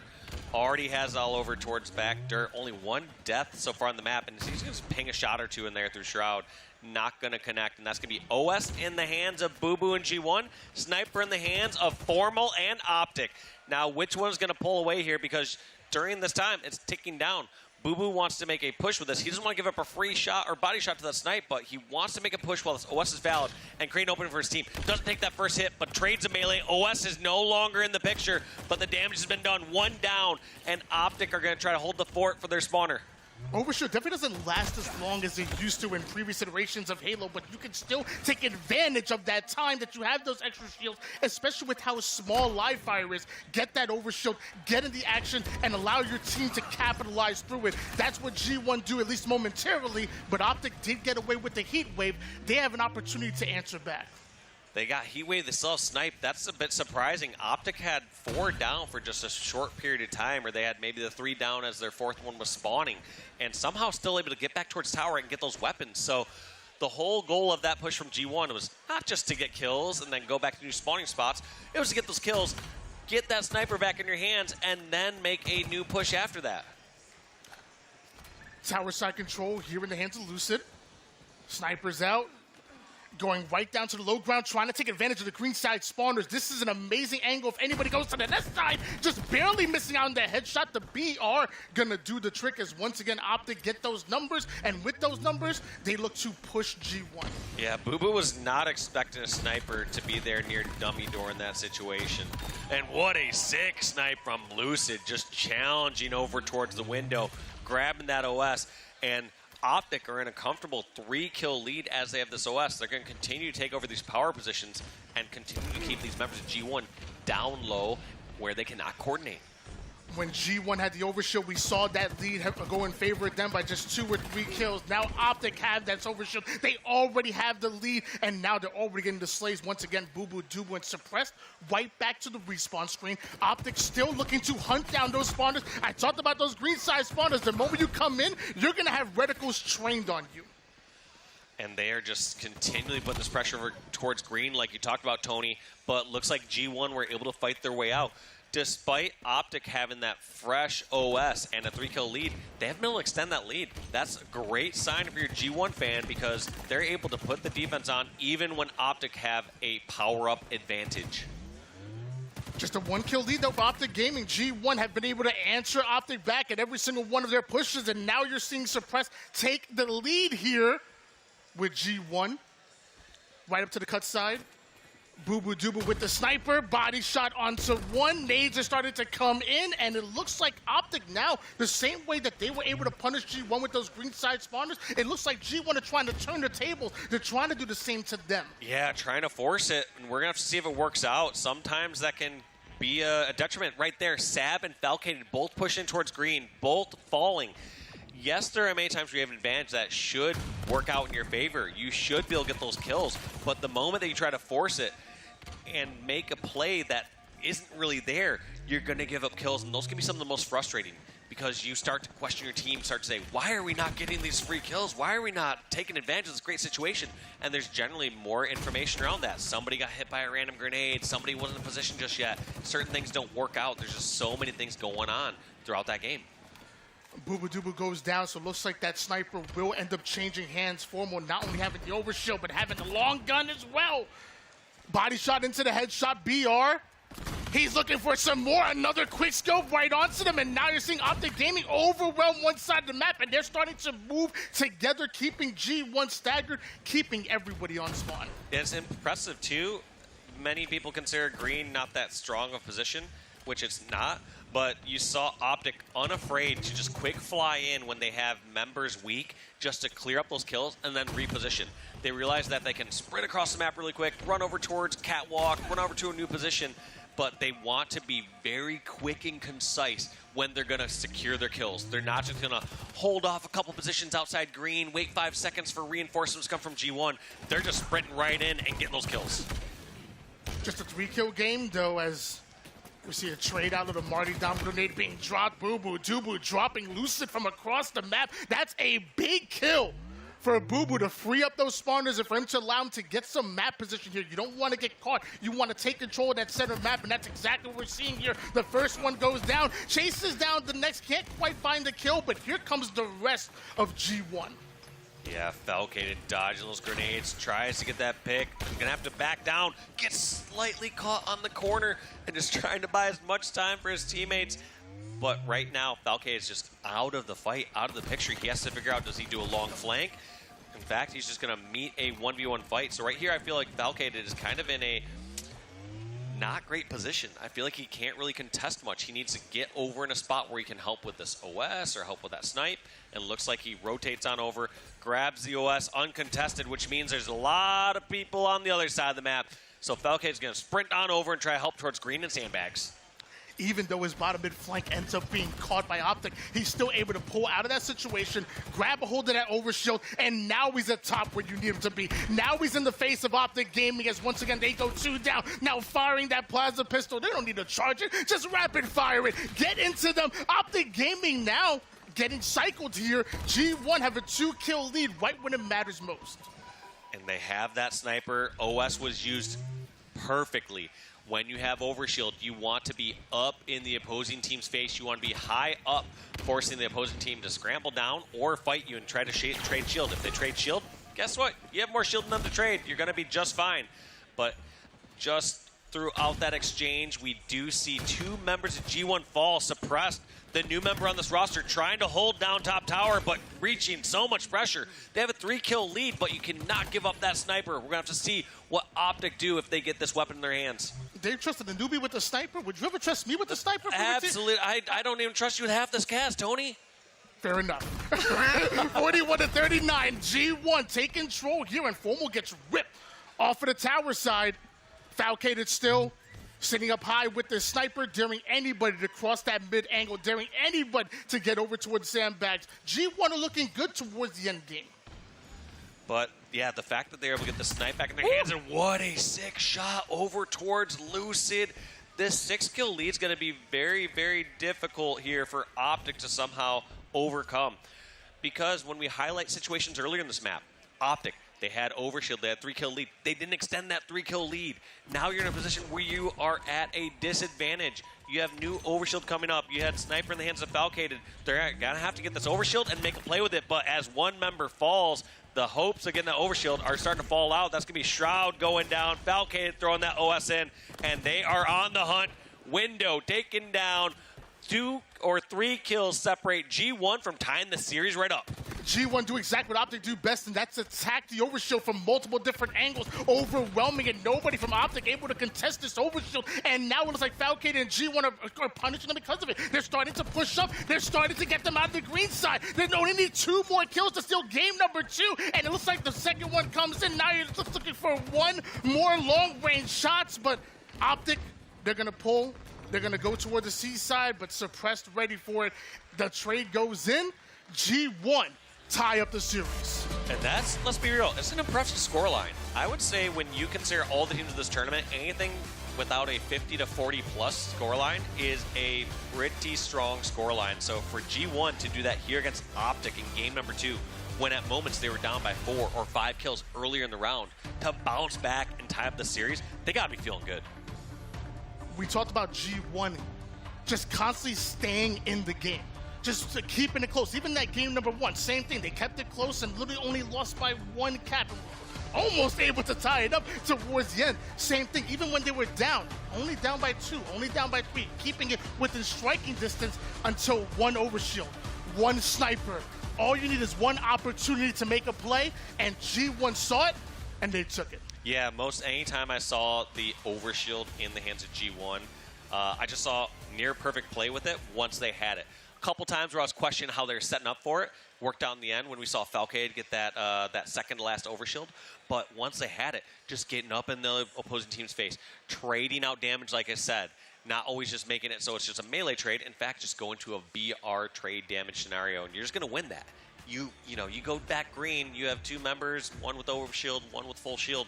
You're just going to get a 2 for 0. And that was exactly how they did it. They perfectly executed it. They backed him into a corner. They cleared up the kills. Then they just secondly flocked the rest of their group to hunt down the last 2 members. So well done there by G1. Well, every game 2 is always going to be a slayer. And mind you, it's obviously tough to get 50 kills against some of the best in the world. It's still easier to get those slays when that's the only objective. When you're going in and having to play capture the flag or a hill or an oddball and you have to multitask, that's where I want to know, are G1 up for the challenge? They're going to be able to come with that same objective efficiency and teamwork that OpTic are coming with. Yeah, I mean, we saw it. We saw them tied 2-2 in Empyrean flag, so they can absolutely do it. But you do bring up a good point, Tony. Generally, when we see the strongest teams lose games, more often than not, it's Slayer games. Reason being, like you said, is all that objective pressure across the map. Players needing to know the bigger picture across the board and knowing where they need to be, when they need to be, when do they give up a kill, when do they need to make a calculated push across the map for the objective. It's a tougher game, and those higher level teams just make those decisions correct more often. We're really going to test G1's discipline. With watching those overextenders, with making sure that you're always accounting for everyone on the map. And that's one thing that I don't worry about when it comes to G1. They're grinders. They work hard. I have no doubt that going into this game number 3, it might just be different from game 1 in Empyrean CTF. And mind you, they played Empyrean really well. Streets, strongholds. coming up for that Game 3. I have faith that G1 not only going to keep this close, but maybe even take the lead in the series. Impressive, because what we've been seeing so far throughout the series is a game of how fast or slow it can be played. Now, Empyrean CTF, out of these 3 game modes, has to be played the slowest. Just longer routes you have to take, it's flag, you have to coordinate with the team. Live Fire Slayer, a little bit quicker, a little bit smaller map. Now we're getting here into Streets, Strongholds. This one is going to be even faster than we saw on Live Fire. Just the routes that you can take across the map to coordinate, to push around. These players are going to take sneaky routes, and if they're fast enough, they can sometimes slip through the enemy defense before they get set up. Yet another map where controlling the power-ups and the power weapons is going to be just as important as making sure you're getting those kills, just as important as even capturing double cap. You might have to sacrifice some objective time to make sure you get the rockets. You might have to sacrifice some objective time to make sure you get the bulldog and use those as a tool to carry you into that 2 cap, into that 3 cap, and ultimately trade seconds for what could be minutes. Absolutely, we're going to have to see how are these teams deciding to do when they are down. Yes, all these teams can do so incredibly well when they have the advantage, but what are they doing to mitigate their losses when they have a couple members down? And look at this odd battle here from Sabinator against OpTic, just from top dumpster all the way towards top A tower. But it looks like Sab is just waiting for someone to flank all the way through. Looks like that flank never comes, and looks like G1 are opting to go all the way towards A, so the fight isn't going to be towards B Street just yet, but just like that, suppressed, able to flank through driveway at the exact right time, gets the rockets in hand, and is going to try to secure B. And I bet that starting strat really kind of threw OpTic for a loop. So he was playing that really slow toward the back C side than Sabinator before eventually pushing up over toward the B side. OpTic normally expect G1 to get out there right off the rip, so that change in pace might have thrown him off just a bit and long enough for G1 to get into a double cap of their own. Well, what I also think was great about that situation is I felt like it was kind of even or low on numbers for G1 at the start of that. And when you're down and low in numbers, it's okay to take those longer flank routes. When you have that numbers advantage, though, you want to take those more prominent positions. Take the high ground, charge across the map, meet firepower versus firepower. So it was just a really good job from G1 to take a slightly different route, buy some time, and then a flanker was able to come through later. Speaking of buying time, Boo Dubu playing his life so well, buying enough time for not only for him to get his shields back, but for the rest of G1 to start to move in position, clearing out the Bravo side. Stalker rifle is out, does so much damage. OpTic finding out the hard way, but where did the flank come from? Somehow slips on through, but throughout this time, they've been able to get so many kills and just hold on to this B/C setup. We have not seen A or C converted just yet, but as I say that, we see a flank all the way through. I believe it's Lucid or Trippy that went on over to convert C, but it's just going to be an A versus C trade. And you're going to see that kind of happen quite a bit here on Streets unless you get a stronger Slaying advantage. Basically, as soon as one team's flanked all the way through, if you didn't meet all that resistance to fight for your own stronghold, you probably have a counterattack of your own. G1 have come to play, and they are making a statement. 75-0 run, and they're no longer just happy with the double cap. They immediately move in for the trip, but OpTic come off a spawn, taking A and Bravo at the same time, but the Slays not going in favor of OpTic Gaming. G1 are looking dominant here on Streets. They had them all down just once again. They know where the spawn is at. They have control all the way across the map, so they know everyone's going to be over in Tram. And look at this instant pressure. Valkyrie behind enemy lines, falls down over at Planters, but looks like G1 were still going to put a little bit of additional pressure just to milk a couple more points there during the total control. Booba making sure the back A side, nobody's spawning over towards PD, making sure you funnel those spawns onto the C side. G1 doing a great job of speeding up when they need to, slowing down and influencing those spawn when it's necessary. OpTic trading out C, going immediately for Alpha. G1 recognizes, so the moment that cap goes in, the moment Boo Dubu's in the plot, and no point for OpTic Gaming. Yeah, and I like that play from Boo Boo. You consider it this way. When you have your own stronghold there that you could have defended, best case scenario there, you fight somebody over at your stronghold, you win that fight, and you keep just the 2 cap setup. But worst case scenario, you die, the other team gets the control, and they now have 2 cap setup. So what Boo Boo says instead is, let's remove the fight from the equation and just run on over and get a counter cap. That's what you were known for, right? Running away from fights. Hey. You weren't ready to take them 1v1s, right? Always going the flanking route, never going head on. Just because I got great cardio, Tone, doesn't mean you need to hit me on that one. OpTic double cap comes in, 30 straight points coming for OpTic Gaming, and now immediately start to move in for Charlie, going in for a trip cap of their own. OpTic, they bounce right back. OpTic bounced back to trip cap. Now we did see how far ahead G1 got with this initial start of the game. How are G1 now going to break out the setup? Looks like they're about to recap C to at least break out the trip cap. That's the first and foremost, most important part. But now the more important part is getting that second one. It looks like kind of easy. They were able to break out. They got C and B, and they once again had the setup that they had at the beginning of this game, which they held comfortably. I was surprised as you are. G1 just overwhelmed and made it look easy. I'm sure it wasn't, but now to continue to do the same thing. Sabinator taking another pivotal fight. Falcated going right in after Formal. And OpTic Gaming are the ones who are consistently being staggered on those spawns and don't have any presence on the map. G1 once again in control. Somehow G1 also grabbing, looks like A during this cap turnover, so it's going to be an A for C trade. Now, how does G1 set up and bait this? Needs to challenge that. I feel like a second member's yet pushing on over through water cooler. I was going to say it's going to be very rare for a team to push through just one member on driveway after they take over the C tram. Generally, they're either going to send nobody there, or they'll send a couple, or they'll send a late flanker later on after you pushed out. So driveway is going to be a very contested area after you take tram. More slaves going for the G1 squad. Boo Boo and the Dubus are really having their way at the moment here. 10-4 right now with Boo Boo Dubu. 6 assists to go along with, the 11th kill comes in, but now both teams 2 down. This next kill going to be so important. OpTic can play through it, but G1 defense too strong. Next kill is important, but when you're in an even scenario like that, or where a team has 2 up on each side, it's going to favor the team that already has the strongholds. The team that has the strongholds, they don't need to put themselves out in the open. They can hide back and wait for someone else to jump in a stronghold and then challenge and likely get that very first shot or coordinate a push together. So generally trading out kills when you're ahead is going to favor the team that's ahead. And that kind of holds true in Slayer, holds true in this objective, especially on strongholds where you do not need to actively be holding that objective. G1 willing to trade out their lives to hold on to that objective, and it's working for them. Another trip cap comes in, but you're seeing OpTic in multiple bases.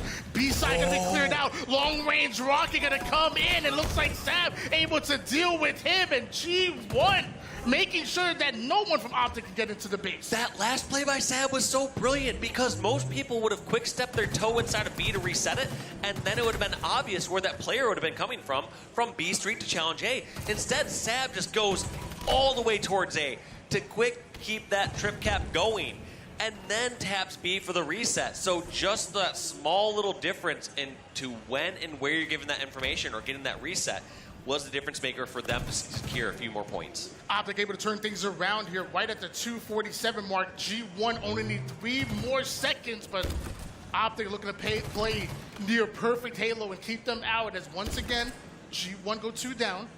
Nobody exactly in position to push up, so Falcated slows his roll, but ends up being spotted. Still alive. Falcon and G1 have a chance. They're coming up over toward the A side. They have a triple push over towards B. Will this work out? I like this relocation here from Falcated and Push, but just shut down by some of the shots there from Lucidin squad on OpTic Gaming.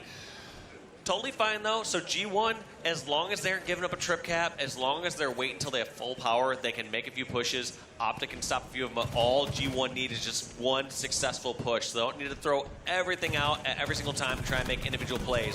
They can just keep trying to do their pushes that have been working. And almost great tracking there by Sab through the shroud, just knowing where this player is going to go over towards tires. And here comes the counter cap. OpTic Formal Matt, a.k.a. Formal, is going to be the only one left that's going to be able to stop this, and he has to get over towards A or B right now, and it's not going to happen. That's going to be a lead here for G2. It's going to be G2 up 2-1 in the series over OpTic. G1 coming out with the win. And like you said, there was such a lead difference that even though OpTic were able to take control, even though OpTic got multiple rounds of slays that were looking good, it felt like it's only a matter of time that G1 just need one round of slays. G1 just need one good push, and eventually that bend but don't break strategy, they got broken. I love that composure and patience there from G1, because many of the teams in that situation, they would say, all right, you know, we're up by over 150 points.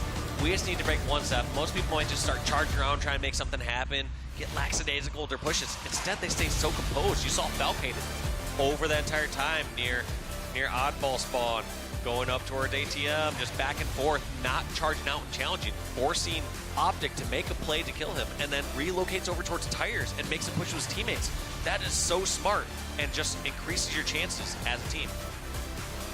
G1 have taken the lead in the series, and we said OpTic have been looking a little bit weak over the last 3 online tournaments, top 6 in 2 out of 3 of them. Is this G1's opportunity to upset the #1 team in HCS points in pool play?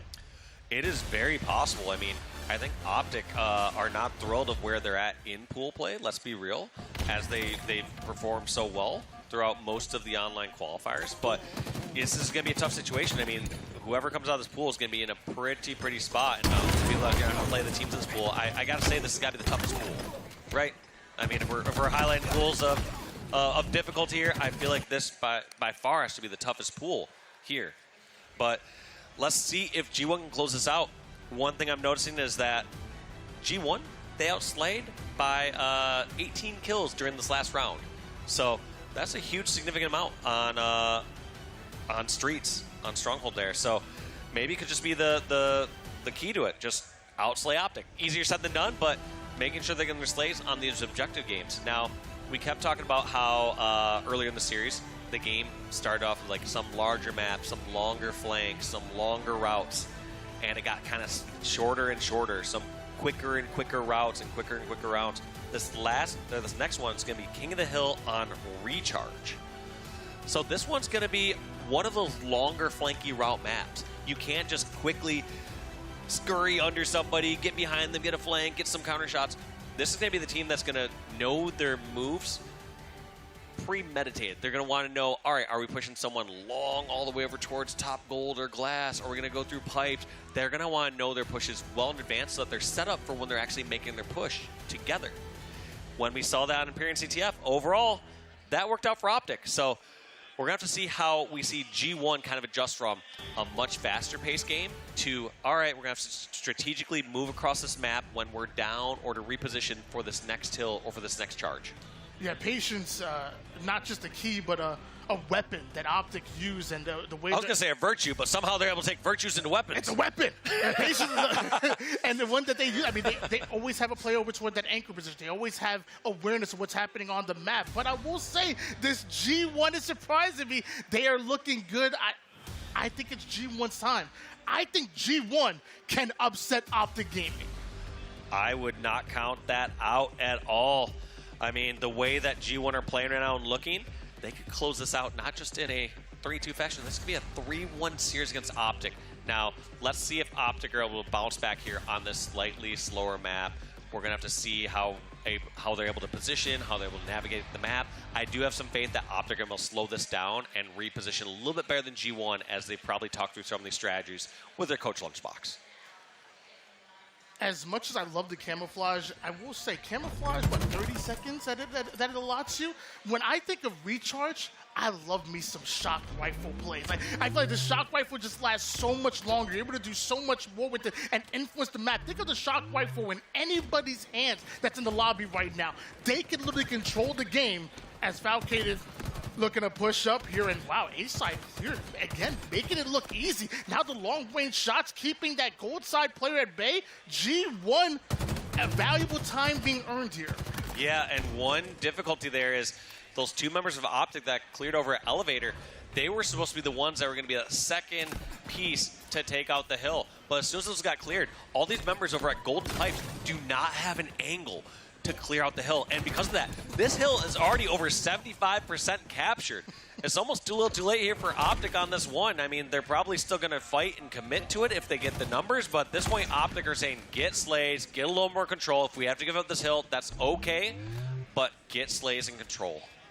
And with the changes that happened recently, I feel like you're able to play a little bit more scrappy when it comes to these hills. Like before, if you hopped in a hill for like a split second, it wouldn't count as you earning points. Like, and you get slayed out right away. Now, once you step into that hill, it goes a little quicker, almost instantaneous. And I think that might favor teams that like to get a little scrappy, get a little dirty with it, like G1.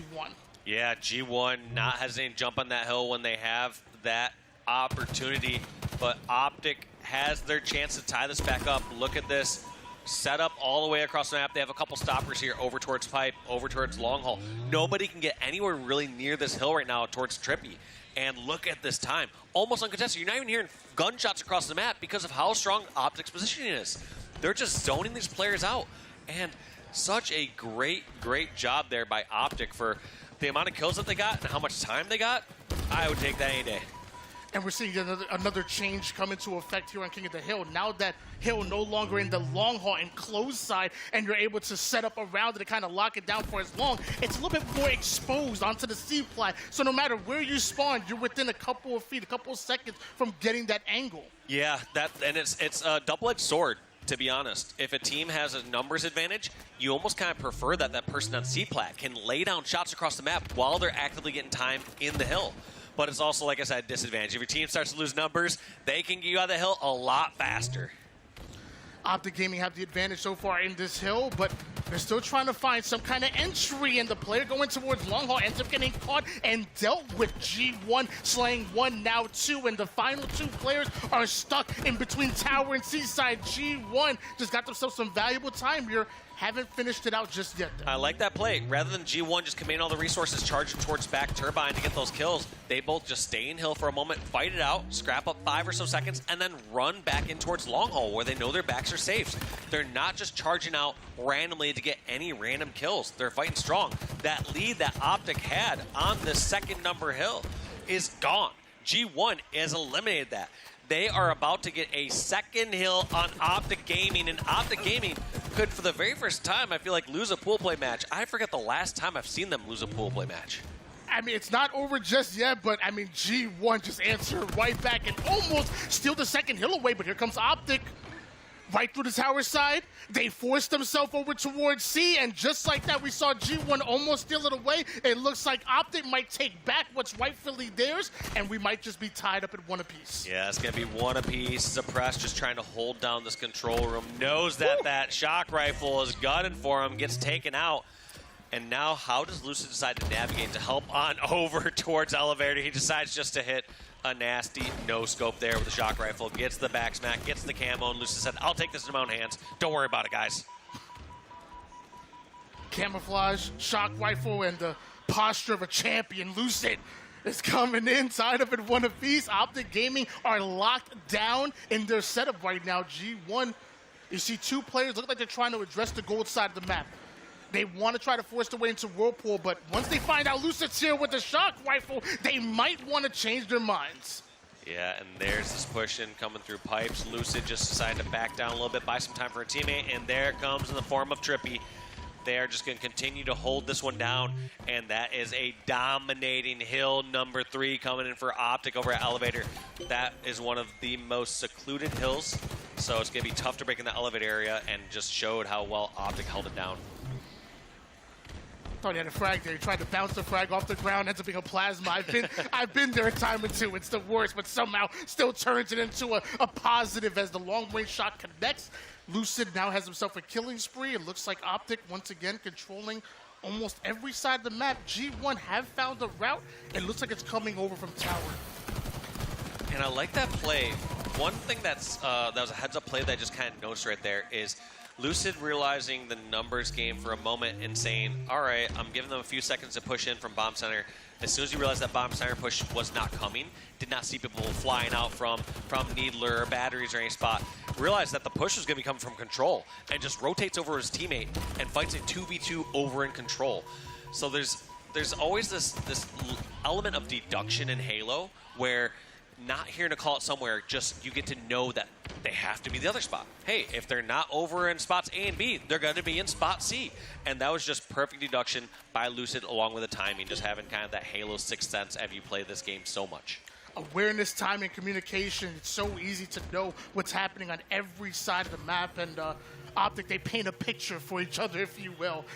Lucid once again with the camouflage, this time having the plasma pistol instead of the shock charged up, just barely missing, but the BR connects, and so does OpTic Gaming. 2 down for G1. Another setup is in. You gotta control the A side when this hill moves to Whirlpool, and G1 just broke out right through there. G1 broke out, and they're gonna have to continue the spot, but one problem that's gonna be in place is Formal and Trippy still just holding down this elevator. Looks like they're eventually cleared out, and I like that angle from Boo Boo Doo. A lot of times players, when they're over there near Needler or in that hill, they're going to be very primarily focused over towards batteries and then back there. But Boo Boo, understand the situation, realizing most members of OpTic were down, just unafraid to poke out from that catwalk to clear off somebody in the Mangler pit. G1 doing everything they can to control the A side. Looks like they're claiming control of that SAB, pushing all the way back to make sure that spawn is blocked. But Trippy comes in. Trippy gets himself that kill. APG gonna come right in after him, and just like that, G1 momentarily had control of A side of the map. OpTic steal it right back away, and if they hold on to it, this game might just end right here, right now. This is going to be tough. And when we started to count OpTic out, we were saying, all right, is G1 going to somehow take this second hill and get up a 2-0 lead? But OpTic have answered. And I'd still attribute it to OpTic just being in stronger positions across the map. They just know when and where they can rotate, how they're holding these angles down. And G1 aren't able to take as quick routes despite doing some great starts here, despite winning a lot of fights. That could have been the final push for G1. There's one more player that OpTic have to deal with over toward the A side, holding on to high ground is Suppress, and Suppress goes off the top rope, taking down Formal. Lucid has his back from across the map, but G1, half their members still in control, the other half looking to find their way back on the map. Yeah, Lucid gonna just jump inside this hill, fight it out, and these members, they're gonna come out quick. Formal and Lucid, the only ones left. Not gonna be able to secure that just yet. And somehow Formal does jump in. You thought with 3 members of OpTic down, they would not be desperate in that end, but Formal recognized the situation. New players were far enough away and able to now tie this series up 2-2 and bring it to a crucial game number 5. G1 were in it, but OpTic were winning it. And there were so many times that G1 had control, whether it was that Whirlpool side, whether it was the seaside map. So many times where they had control, and sadly they allowed OpTic to not only steal away the kills, but steal away the favorable spawns. When I think of King of the Hill, I think of almost like 4 mini games. And you have the game within the game, and you control those spawns, you control those kills, you ultimately will control that hill. OpTic, they did just that. Yeah, they did a superior job after that first hill, rotating, being in positions for the hills, especially when they controlled the hill number 3 over at Elevator. They did that one near flawlessly as they held down that area almost the entire time. Well, going to game number 5, we know it's always a Slayer. We already seen G1 win a Slayer, but now OpTic have that momentum.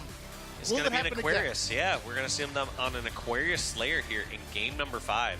And if I'm sticking with this theme of what maps take longer to rotate on, what maps can you make quick moves on, I would place Aquarius on like the subjective scale somewhere.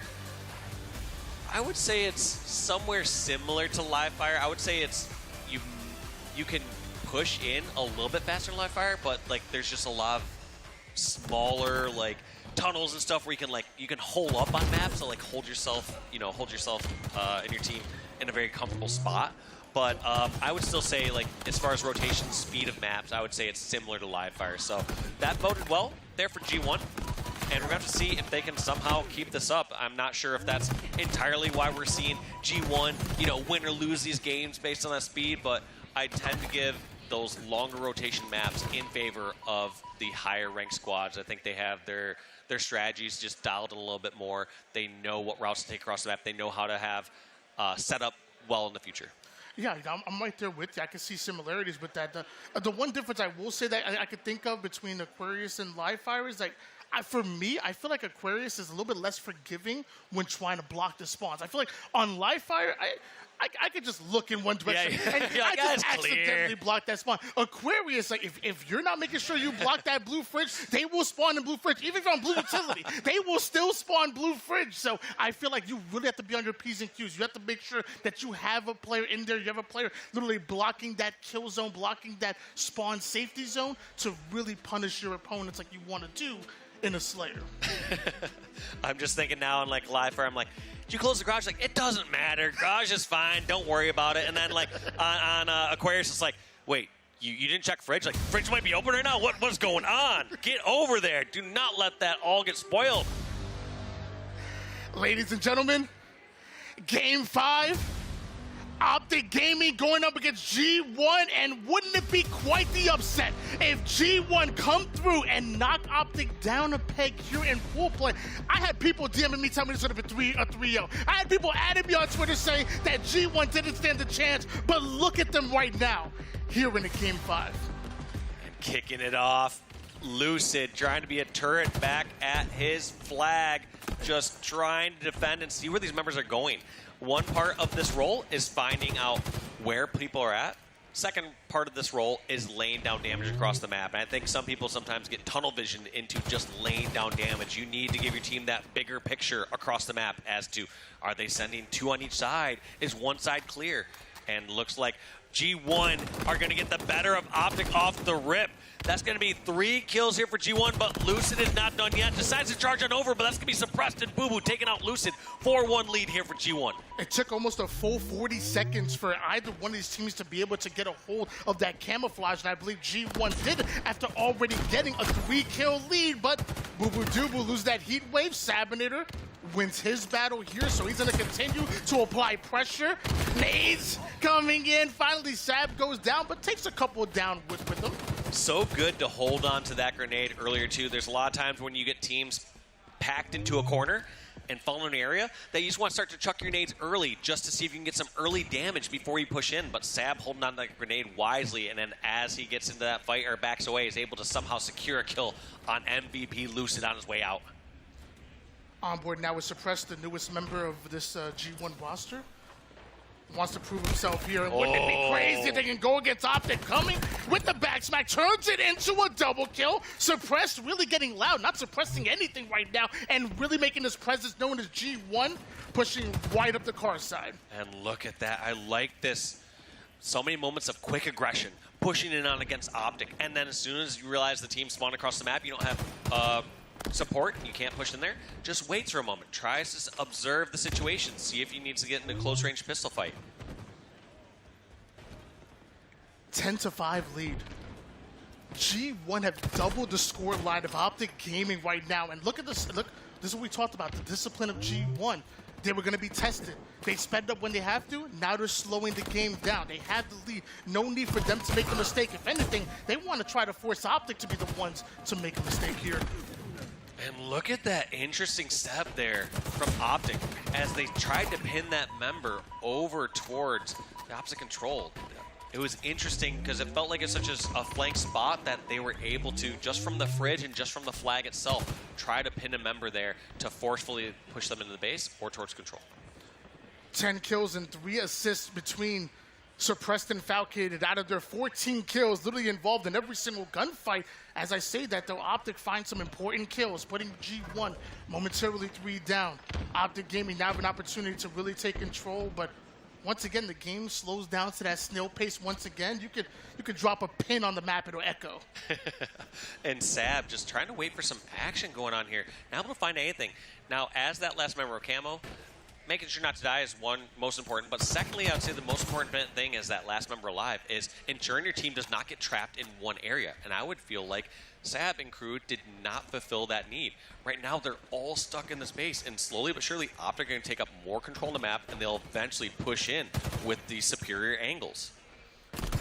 Sab currently having that thrust, and I love that. An individual gunfight, it usually gives you the advantage, but dynamos and everything coming in. It looks like Sab not going to make it very long. Does enough damage for Suppress to pick it right back up. OpTic, though, overwhelming the Fridge side. They're going to clear that right out. APG trying to do as much damage. Caught in the middle of nowhere just a bit, but finds himself some cover, stays alive, and now his teammate is coming in. And just an unfortunate recipient of that grenade. APG did such a good job spying out 3 members, staying alive for so long, and then realizing once Formal is there, you can poke on out. Once your teammate has that angle, it's a safer angle. So I love that play back and forth by APG, but closing down this lead. G1 still has a 4-kill lead, but look at how slow they are to get this camo. Everyone is just waiting for that first round of slays and that fight before making a move on it. Lucid's going to be the first one, pick off a kill and Suppress. Sab taking out Formal. So 3v3, who's going to push him for this camo? Looks like Trippy and Falcade are going to be the players on each side. That's going to be Trippy dropping down and trying to make a flank to try to help his team get this camo. I love this play here. He knows that the rest of OpTic are pushing him over toward the P side, tries to get behind enemy lines and sandwich G1 in the middle. And because of that, not only did G1 go down, but APG's able to get away with the camouflage. That's a big flank. That's a big time play, a game-winning and changing play by Trippy and OpTic Gaming. And just not letting up on those kills. You see these members of OpTic calling out when someone like Sab was weak, hunting them down all the way on over towards Util, charging them from every direction. And that's going to be a nice cleanup there from APG. Take out Falcated. Does eventually secure the kill on Boo Boo. Got scary for a moment, but the damage has been done, and we got ourselves a tie game.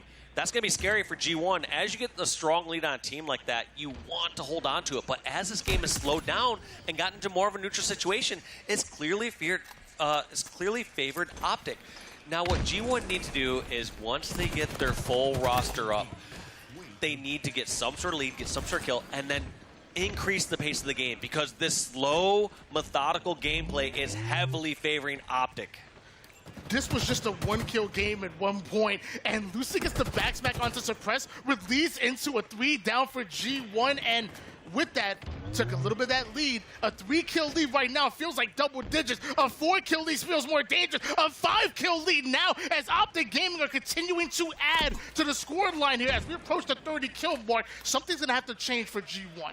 Yeah, and G1 have not gotten these last 2 camos. Trippy has it in his hands. They have these members pinned over at Util in the flag, and how do they decide to make this push? I like this route. This is going to be such a sneaky route.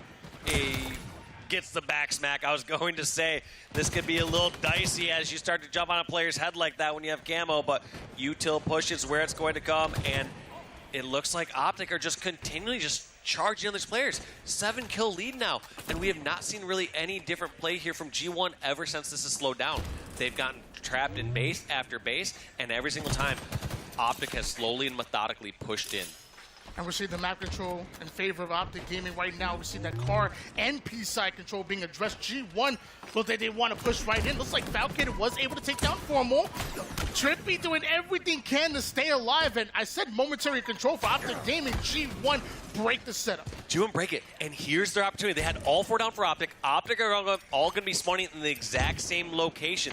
They need to identify that location and then push on in. And it looks like it's going to be over at Yellow, Flag, and Fridge, but not successfully doing this damage. In fact, APG helping break out of this Util, and it's going to be kills traded out, but slightly in favor of G1, so not so bad during that exchange. G1 quickly bring us back within 2.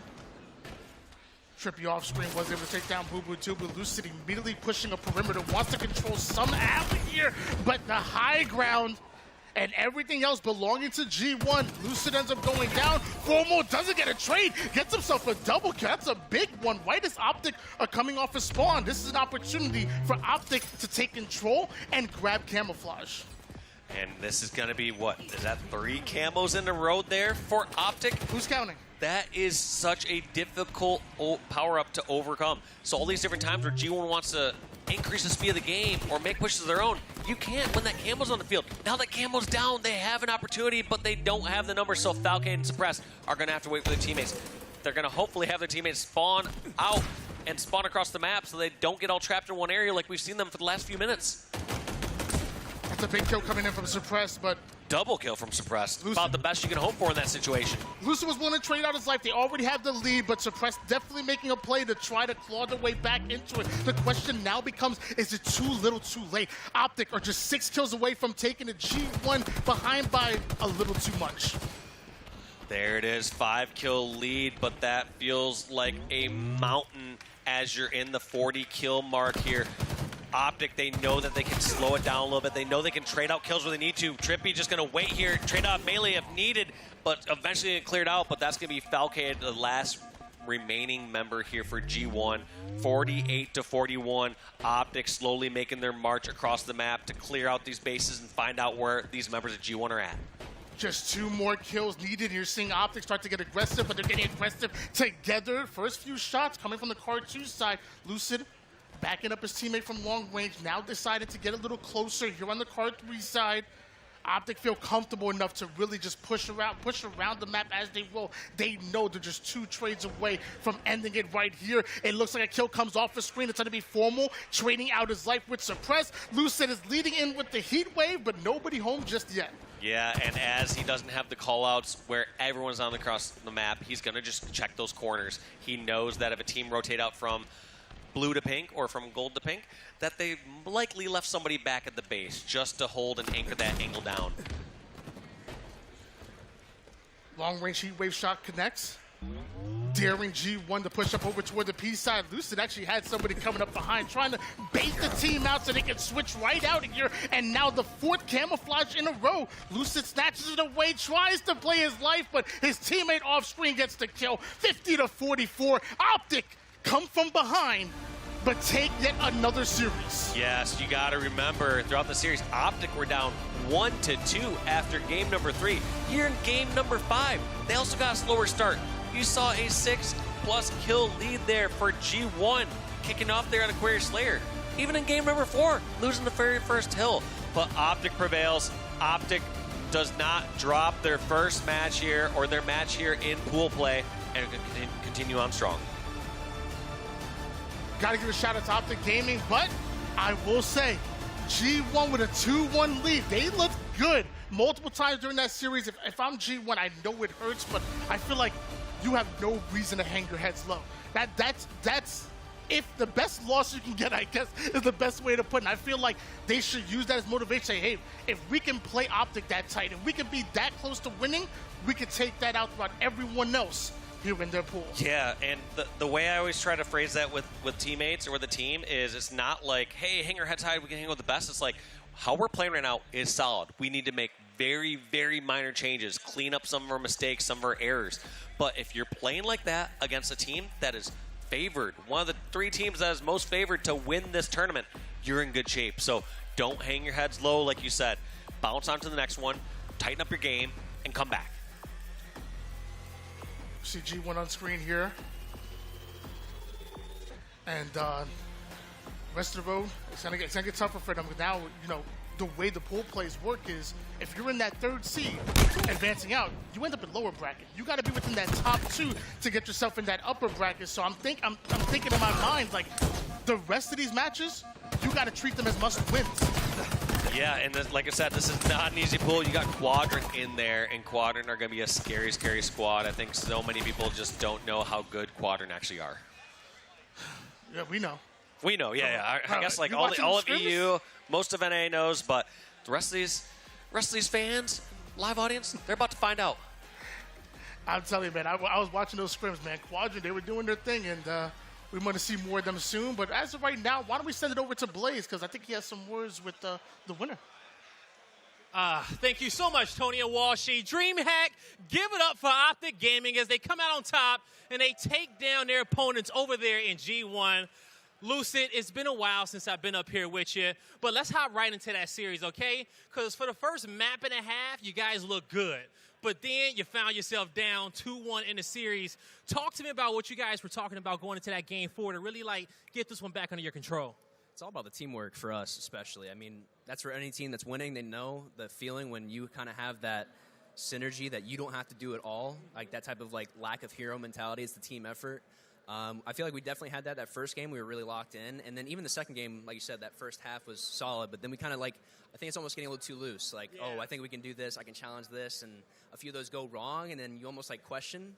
And I think for us, that's just how it goes. A few games, it just slip through our fingers. We start to like doubt ourselves maybe a little bit on like how we're playing a certain way. And then we just had to slow down, take our time. And usually that really helps us out. It definitely did, okay? You guys been through a lot of tough situations, and you guys stayed cool, calm, and collected right there. It's been a while since we guys had you out here on land. I know it's fantastic to play here. You know, you're not online no more. You're back to defend your trophy. But coming up next is going to be, you guys got a match coming up against Quadrant, right? And that's going to be for first in your pool. Now, this was a close series, and last event y'all had a close one against Quadrant as well. How you feeling about going up against the best in Europe to really lock in this #1 seed next? Yeah, I mean, I'm feeling pretty good. We had our scrim against them pretty recently while they were boot camping in the States just a few days ago. And it was a good scrim. That's not the end-all, be-all, but I think we know how they play pretty well. And I think that first series was a good, good introduction back to LAN and then understanding how we have to play. And I think that sets us up to play pretty well. Just got to keep remembering how we play all the time. All right, man. Yo, I'm going to let you get it going and get prepared with the team. That's going to do it for me and Lucid on the stage. Lottie, take it away. Thank you so much, Blaze. What an incredible series between these two that we had on the main stage just moments ago. It was a Game 5 series, something we love to see on Pool Play Day. And my goodness me, I have so much to say when it comes to what we just saw. I'll talk about G1 afterwards, but for OpTic, the game really changed on that Game 4. That was incredible. Clockwork rotations on King of the Hill recharge, The teamwork was coming through. Lucid said it himself, but incredible change and shift of momentum from OpTic to be able to do that Game 4. You are down in the series, not only down, but you are pretty much nearly out of the series. If you don't manage to bring it across the table in that game, it is over. Incredible resilience time and time again. Clutch, talk to me about OpTic Gaming and why they are the team to beat here. I could show you the exact BR fight that this entire series was decided. And it was on Recharge King of the Hill. It was on the second hill. It was highly contested, about 75% of the way through for both teams. Lucid is back blue, last player alive. Suppress tries to hunt him down. Lucid is below him. Height advantage is very important in Halo. Still, doesn't matter if you're Lucid because you just hit your shots. Lucid kills Suppressed, and they have to not only take the time to go kill Lucid, but now that they're like set up as one man weaker, OpTic do just enough to contest the hill, get them out, capture the point, and tie the game 1-1. Because if you go down 2-0 on Recharge King of the Hill after getting shellacked in Game 3 on the Strongholds, that series is over. I'm sorry. But that's the moment that OpTic were really like, all right, we can do this. We tied this game up, and then it was flawless play from then on. Yeah, it really was flawless. I got to say, though, a massive shout out to Formal as well. There were so many moments, especially in that Game 1, where Formal really did kind of keep it in the zone for this team in terms of winning. That map 1 as well is funny because if they hadn't also won that map 1, what a completely different result we would have been seeing. Yeah, and G1 fumbles the last flag run. They get all 4 dead. Lucid, last guy alive in the Mauler. They kill him, and they have the flag on the move. I have no idea how that flag, one, doesn't get to the Neebler or through Camo Hall with respawners on OpTic Gaming spawning in the courtyard, but somehow, some way, OpTic Gaming figure out a way to deny that flag, and it's literally how Dave mentioned in the broadcast. He said, it's small tweaks that we got to make in order to beat potentially, I mean, the best team here. G1 looked good, just not good enough for this series. I mean, we're seeing the stats on the screen right now, and as you can see, actually, G1 had better stats overall than OpTic Gaming. It just showed you how close this series really was. And moving on to G1 here, Bravo, I mean, this is the G1 I have been waiting to see even before Charlotte. This was the G1 I was almost promised in scrims, in the qualifiers coming into it. I thought this is the roster to start really contesting with the best of the best, and we're seeing it happen right now. I want to quickly ask you, in terms of how this series went, was it more so how G1 were playing in terms of electricity, the teamwork, or was it in terms of OpTic and what wasn't happening for the first part of that series? I think a little bit of both. Depends on which game type you look at within the series, but I couldn't agree more. I think this is also the G1 that G1 themselves were hoping to see, right? I think a big piece of Game 2 was you had OpTic leading on a live fire start 28-24, 9 times out of 10, maybe 99 times out of 100, right? That's an OpTic Gaming win. They find a way to bounce back. They didn't, though, and G1 kind of keeps the momentum there, and I think your difference is in Game 5, it's the complete opposite, right? Let's not forget, G1 was up 14-7, right, in a game number 5. On Aquarius, of course, that's a bit different. However, 4 camos in a row OpTic Gaming said, oh, okay, let's slow this down. That was the impressive part for me from OpTic Gaming was 14-7, and as soon as I saw it go 14-11, I go, OpTic's taking this stuff really serious. Yeah. They slow the game down to a crawl. They get eventually they go to 21-21 where the game is tied, and then from there 4 camos in a row. That's all she wrote. OpTic didn't really have time to spend on that series with a loss. Yeah. Winter team's going to learn. You can't slow the game down and let OpTic kind of dissect you because they're so good at it. Once the game was 14-7, I was like, G1, you're in the driver's seat in Game 5. Something where every single time it feels like G1 gets to Game 5, they're not in the driver's seat. They're playing from the backbeat. It's like a massive deficit that they're trying to overcome. Not going to happen. All she wrote, series off. This time around, I'm excited. They start the game off hot. Boobadooboo has Heat Wave. I'm like, things are looking good. This could be where OpTic fall early. And all of a sudden, the second that it turns, like, Aquarius is one of our smallest maps in Infinite. When it turns into a stalemate, I'm like, all right, G1, we got to make a play. Like, we can't allow OpTic to get comfortable and start shot calling and formulate whatever, like, strategy that they want, because the second they do, all of a sudden 14-7 comes 14-11, Camo comes up, they get it, 14-14, now OpTic's playing 16-15. It's like, where the hell did our league go? How did we start so strong and end up here? It's because you allowed OpTic to literally dictate the exact pace that they wanted to play at, and when you allow OpTic to do that, they're the best team in the world. 100%. Slowing the game down, the calculated pushes from OpTic, going to that camo just weren't up to par for G1. So when you go head-to-head with that, OpTic all day, every single day, it's their bread and butter. But I've got to say, what an exceptional series we just had for our second one of the day. Absolutely insane. And after that one, let's take a look at the pool updates. I want to know what's been going on off a stream, what's been happening in the others. I know that we did have quite an insane match happening on the side station, Native Red versus Complexity. So Complexity do find themselves 0-1 in Pool D. Native Red at the top there with Na'Vi, so Na'Vi taking down a Wobbabobs. I've got to say though, with that one, a familiar face in a Wobbabobs for Na'Vi. So they have been playing them many, many times in Europe and in all of the qualifiers. But next for Na'Vi, it's going to be unknown territory, right? Playing against North America once again.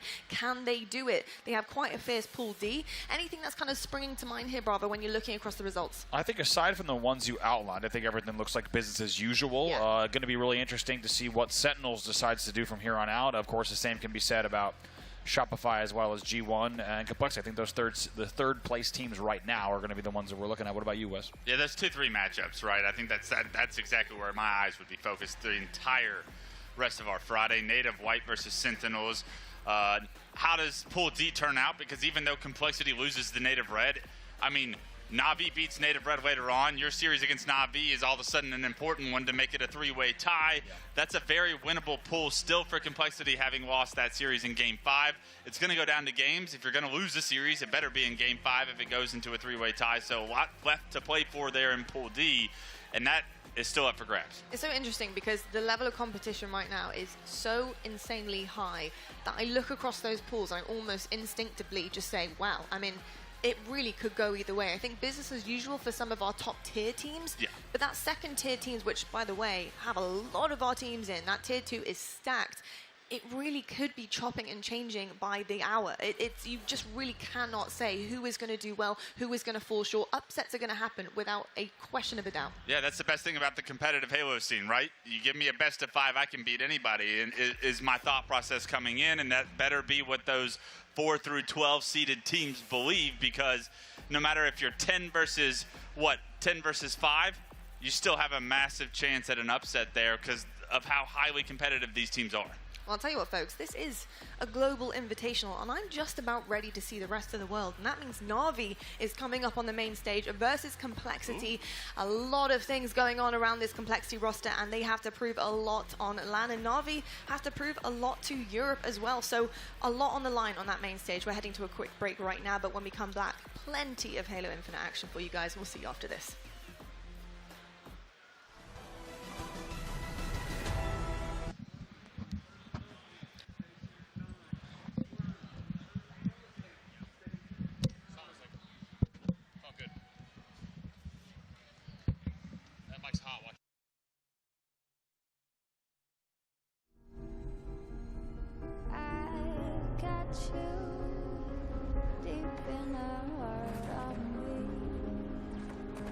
So deep in my heart that you're really a part of me. I've got you under future is threatened by enemies often unimaginable. When there are battles to win for America's future, there is one constant: Marines.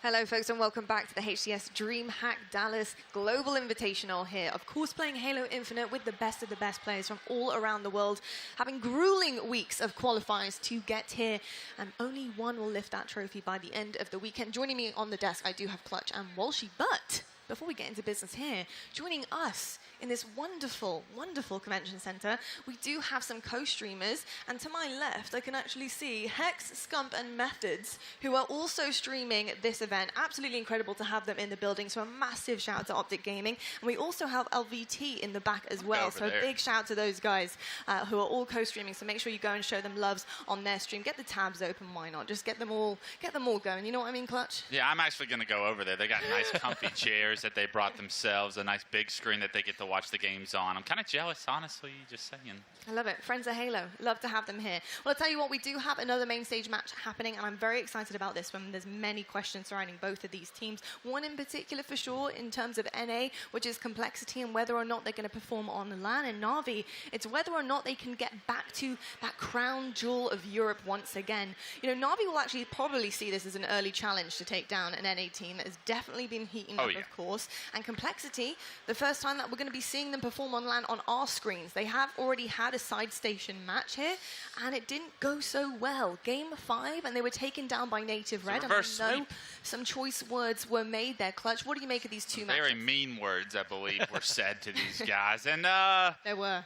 Who knows what the story behind that is, but you got to move on, especially in pool play, especially with this pool still being wide open, I would say, because Native Red not playing full force. Even though you lost the Game 5 to Native Red, if you're Complexity, still a lot to compete for, a winner's bracket spot even at second. And who's to say someone like Na'Vi or a Wubba Bubs is not going to beat that less than 100% Native Red roster later on today to make this poll a little bit more interesting. But, I mean, when you're highlighting this team, it starts with Collect. That guy is a young superstar, and when he's playing his best, he can take over any game with anyone in the server. Yeah, it's pretty scary what Colette can do, and I gotta say, for this team, it has to be silence the haters, right? While she get that finger up, shush them, because they're heading for that conversation of how much pressure are they under at this LAN. Yeah, they've had plenty of upsets online, and they just need to translate that here in person.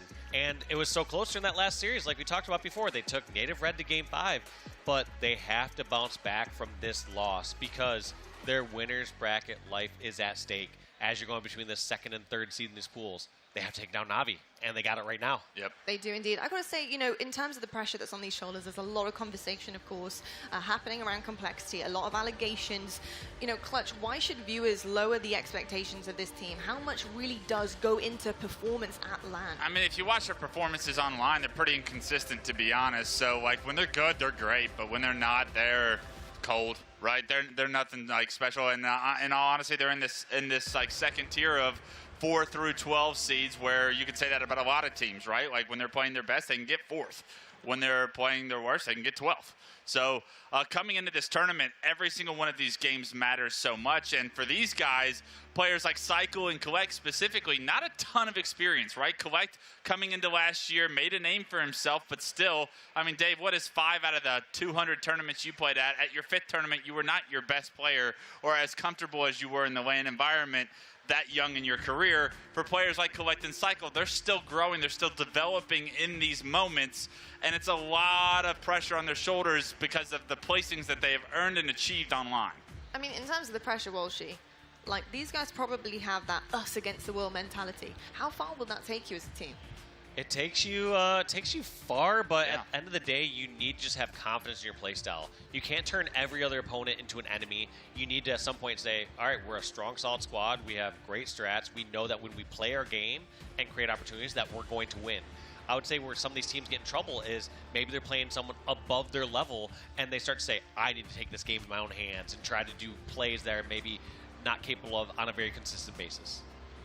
I actually love the us against the world mentality, and I feel like with all the conspiracy, whatnot going on behind the scenes on this team, I feel like that can only build that chip and make it stronger of an argument coming into this weekend. Unfortunately, Native Red, one of the forefront leaders in those conspiracy talks. You really probably wanted to start off by beating them. You're up 2-0 against them. For that series not to go your way, we're going to learn a lot about complexity, about how they start this series off, because you have to be a resilient team if you're going to be good on LAN, if you want to place well at these tournaments, because pool play will always be a gauntlet for the 2-3 seeds, and it will only get harder the way bracket play kicks off. Certainly, and I tell you what, on the other side of the stage, though, we've got some of Europe's favorite members of all time.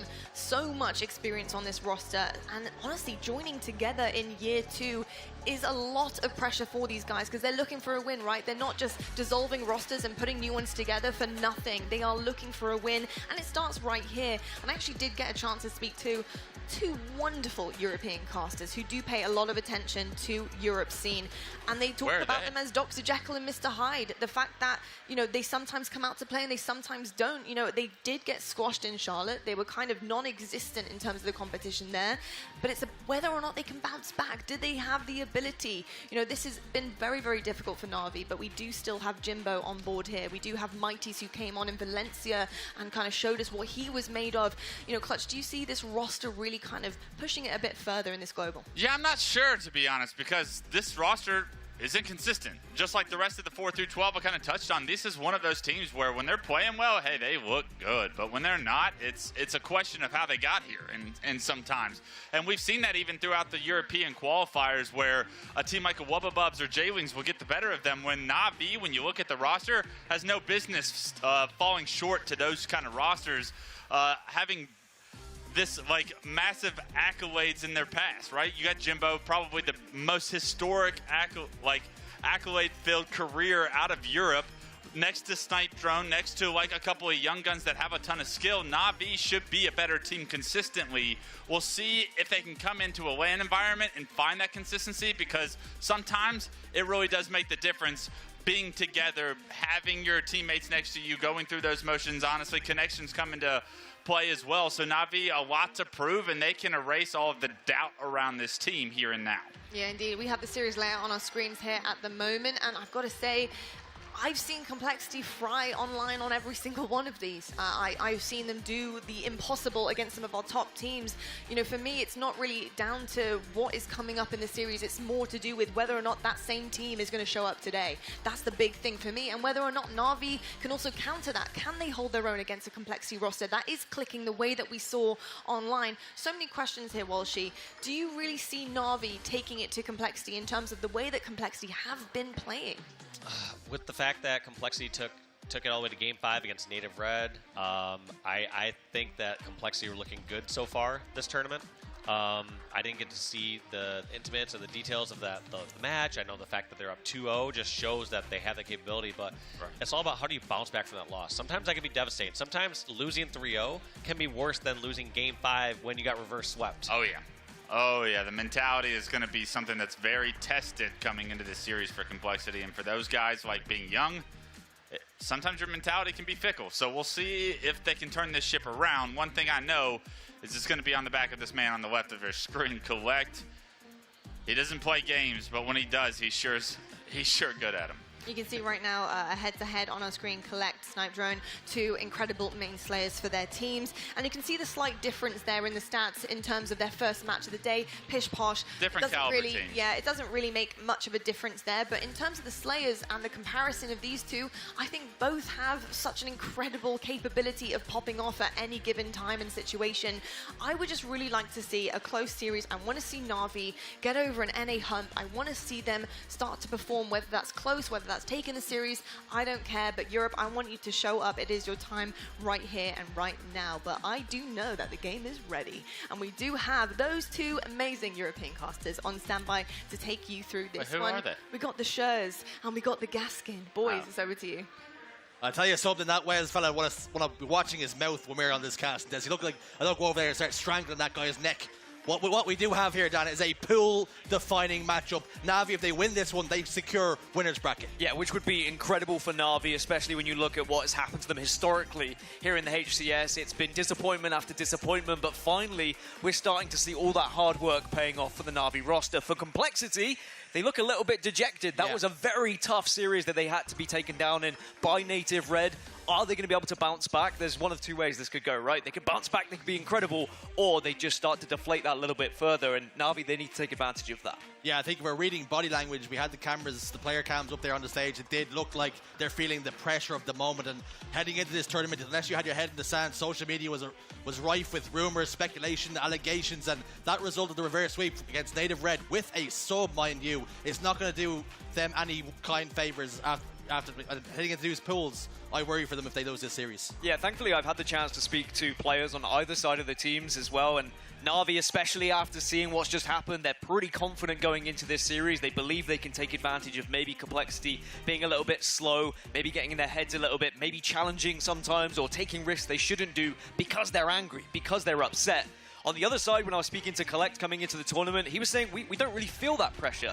Yes, there's been allegations. Yes, there's been rumors, but we've played well online, and we think we can play exactly the same on LAN. And you know what? They were only one game away from doing that. You've got to remember that a victory against Native Red would have still been a huge one for them. Native Red's still an incredible team, regardless of the fact that they have a substitute. And Complexity, they just need to respond now. They need to show that they are big enough to take a loss, learn from it, and now perform here on the main stage. And they mentioned it on the desk, you know, this us against the world, this siege mentality that Complexity have to have here, and this hard shell, and be able to get out here now and get the job done against one of Europe's best teams. And against Na'Vi, what they would have seen against Native Red, they'll be confident looking at this series now. I think they will. I think their confidence should be good across the entire board if Complexity can put that behind them, but that is going to be the biggest question for them.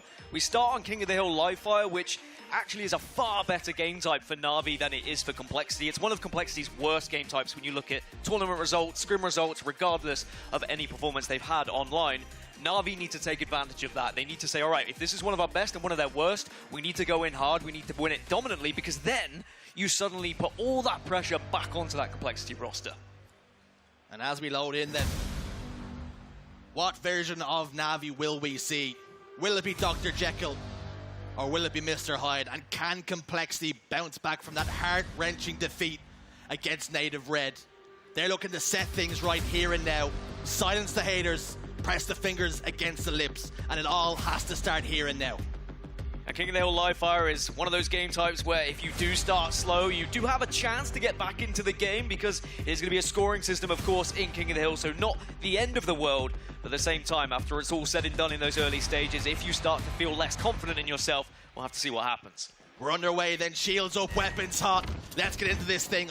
To the eyes and ears of Monster, looking to bounce back after that tough series. And they do need it. They need a bounce back, and whether that's just the first hill here, whether it's just a couple of opening kills, just to remember what it feels like to be on top of things rather than be dejected after that loss.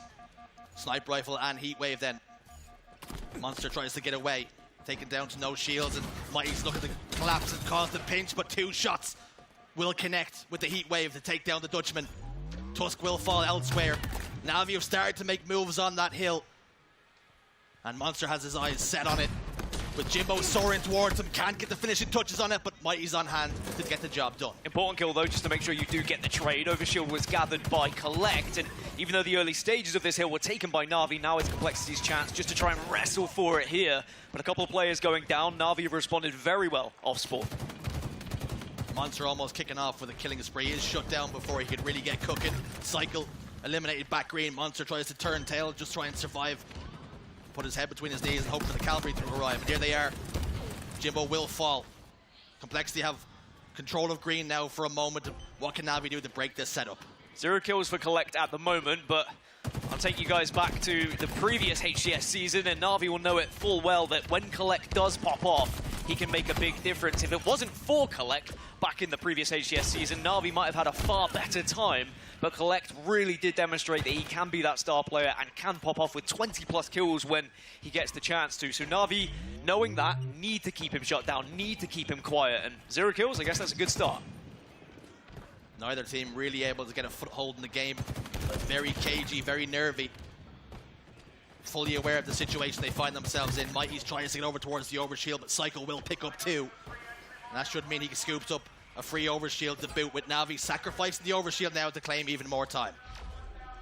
So that's 2 overshields in a row, and Na'Vi just need to be aware of that. They can't give them up too often. They have been able to gather a lot of hill time, but now it's about doing damage to this overshield player before he's able to arrive. They're not going to be able to get the cap just yet, so now you've got to fight, and that's well played by Jimbo. Well aware that the overshield was on his way, sends him into the water.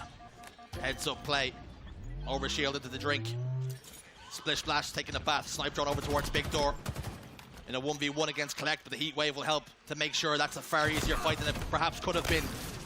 Snipe drone almost suffering the same fate as the overshield player, but manages to keep his toes on the map with the help of that back wall and the railings. But Snipe drone, one of Europe's most decorated players, and really wants to make an impact on this series. First point going to Na'Vi, and as I was alluding to just before the series, how impactful is that going to be for Na'Vi Nation? Complexity already off the back of that loss, now down 1-0. They need a big response here. They can't afford to allow Na'Vi to get into a roll of things, because Na'Vi are a team that just builds on momentum, builds on confidence. And if you give Na'Vi an inch, they're going to take a mile. So you've got to shut them down quickly, tie this game up, and just make sure Na'Vi know that this is not going to be an easy game. 3 dead for a moment. Snaky trying to stay alive, waiting for his team to spawn back up. Taken down to just 1 shot. Snipe drone on hand. Pick up the pieces from the damage initially done on to Collect. Complexity have already made inroads into this second hill and shutting down again. Na'Vi go 3 dead. This is better for Complexity. It's better. They've got sniper control as well. If Tusk could have hit one of these shots, then it's going to be a very easy point for them. Na'Vi, it's whether they give up on this one. They might go for one last attempt at a push. Those are big nades, and that could make a difference, but Complexity is still holding strong. Can Na'Vi get themselves into this hill? Mighty's does his best, but gets taken care of here. And Complexity moments away from tying up this game. Snipe drone tries to stop the hill, but Tusk is going to step in. The in-game leader makes sure he gets the job done. We're all tied up. Yeah, the perfect response. Complexity absolutely needed that, otherwise I would have been a little bit concerned. But now as we move over towards House, finally an overshield goes into the hands of Na'Vi, and we'll see whether they can use this to their advantage. Jimbo against the world at the moment, needs some help, done some damage, but at what cost? Loses the overshield, loses a little bit of control, but Na'Vi are still scoring. What I'd like to see from Na'Vi is be able to push out a little bit, take a little bit of space, but they've not been able to do so because Tusk got aggressive. Sniper rifle will fall. Snipe drone has the gun's name in his gamer tag for a reason. Absolutely lethal when he gets the scopes in his hand. Opting to prioritize scoring here. And you said Snipe Drone, one of the most decorated players in Europe, of course, was previously on Ascend when Ascend were touted as, you know, the best European team. They were going to be the team that would break into the top 6 again, and it was a disappointing end to the previous HCS season, and then Snipedrone taken off that team for the new form Quadron. But now look what he's doing alongside Na'Vi as they're close to taking a second point, but Complexity will push in and stop it for now. Snaky last man standing, but he's got 2 members of Complexity to deal with and doesn't like those odds. Backs away instead. Mighty spawns up towards green to help his teammate. And Collect & Co. happy to milk this hill for all it's worth.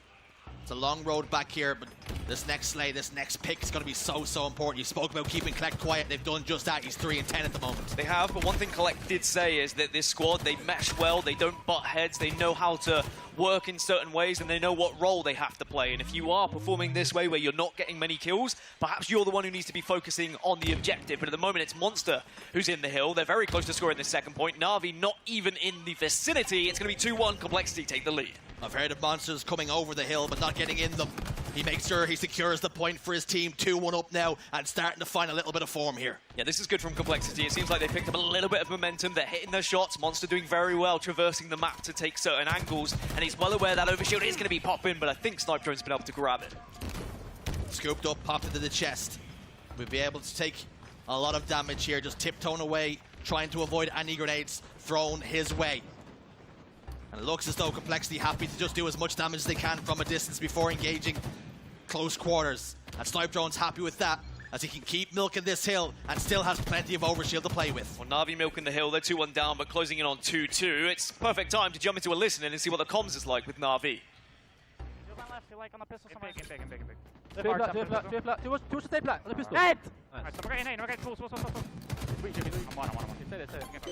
I'm holding C, I'm holding C. Wait, what push me down? A flat. A flat engine. One shot. Could be a 21. One shot. Sniper down A flat. Okay, that's to me. Sniper's down on A nades. Just be this, I think. I don't see him. No. They have the sniper A nades. They have the sniper top mid. A flat. Sniping A flat. Is it tower? You tower. One shot tower. One shot top tower. He's like on the stairs. Yeah, I can't see. Top tower now. Top mid, top tower. Right side of top. He dropped that ball. Cycle. Two. Top tower and then over. There's 2. One more B pillars. Spawns are stacked. Let's come right. One's gonna flank A part late. Sniping in hill. Yeah, okay. One B. He went B. Still 2 there, boys. We're still 2 there. So we kill this guy B, no? You just one shot, boys. Go for the B guy. You just one shot. Up his weak. 11 last go. Go back B, I think. Go. That's fine. I'm going top mid. Cuts, sniping. Where's that from? Cuts. Last guy, dummies. Like, dummies are bottom mid. Collect sniping. I'm here. You go for it. Go for it. Go tower, come tower. Hey, my rope pulls up tower. Top cycle. Look closely yourself. Okay, copy down, one guy. Top absolute. 2A plat. Absolute still. Drop elbow. Well, a lot of callouts from Na'Vi, just mainly position-based callouts at the moment as they struggle to try and get this 5th hill in their hands. The top middle hill was a very difficult one, Jersey in general, but at the moment, Complexity have cool control. Na'Vi continue to chase the game. Every single time they seem to be scoring, it's only to tie the game up. Yet to be able to just get themselves out in front. Looking at Cycle, currently sitting on 22 kills with only 9 deaths. He is absolutely carrying right now. Yeah, I'm glad you pointed it out because Cycle has just been on a tear, but Na'Vi have got control. They have the overshield as well. And if they were able to wrestle this hill away from Complexity, it would be huge for them. But there is a lot of work to be done here. Cycle, one of those players that isn't talked about enough, in my opinion. He's Complexity's secondary slayer, and when Collects has one of those slow games, as Complexity go 3 dead, Cycle is on hand to pick up the pieces. And you can see now Na'Vi closing in on taking the lead. This next spawn cycle is going to be so important. Big nades off the spawn. Can you survive? Jimbo just trying to hide behind any nook and cranny he can find. 3rd point does go to Na'Vi, and Complexity throw that one away, even with the incredible slaying power we've seen from Cycle. What a response that was from Na'Vi, but it's still not done. 2 minutes on the clock. 1 more point required for Na'Vi, but Complexity need 2. Mighty is trying to stay alive over towards Nest, unable to do so. That's 2 down for Na'Vi here. Cycle moves in once more. An absolute killing machine in game number 1. But is it enough to carry them over the line? Remember, it was Na'Vi who got this hill at the start of the game, but they did have a significant lead off the start when they did spawn. This time it's going to be Complexity who has that lead. And when you do have a little bit of a slither, it's something to work with. You can position yourself around the hill to get those slays accordingly. Na'Vi have forced their way in, so a lot of pressure on Collect right now. 8 and 17, has the sniper rifle, but it's whether he can get in a position to use it. He's getting pressed. Snipe drone will get taken down. That should have been a kill for him, but it wasn't. shut down eventually before he can get cooking, though. 2 down apiece. It's a 2v2 on the map. Snaky's all alone and isolated. All 4 dead for Na'Vi, and a big opportunity for Complexity to tie this game up. I think it shows just how close these two teams are just off this game 1. I think we've got a series on our hands for sure, but it's who's going to be able to get over that final hurdle. Should be a 3-3 game. Na'Vi will get one last push. A lot of it's going to come down to these nades. Monster can't quite repulse that one away. Monster puts it in reverse, steps back into the hill. Jimbo under bridge, repulsor again, tries to take the nades away, but down to absolutely no shields. Monster isolated all alone. His teammates prioritizing other things across the map. And now Na'Vi can begin to make inroads on this hill. There's another reason why I said should be Complexities, but similar to the top middle hill, they were very close and Na'Vi just wrestled it back so quickly and thoroughly. Now Complexity off spawn, where do they go? If they go top middle, they're going to be very vulnerable to Snipe Drone, who takes his tower position here. This game continues to ebb and flow, like a pendulum swinging back and forth.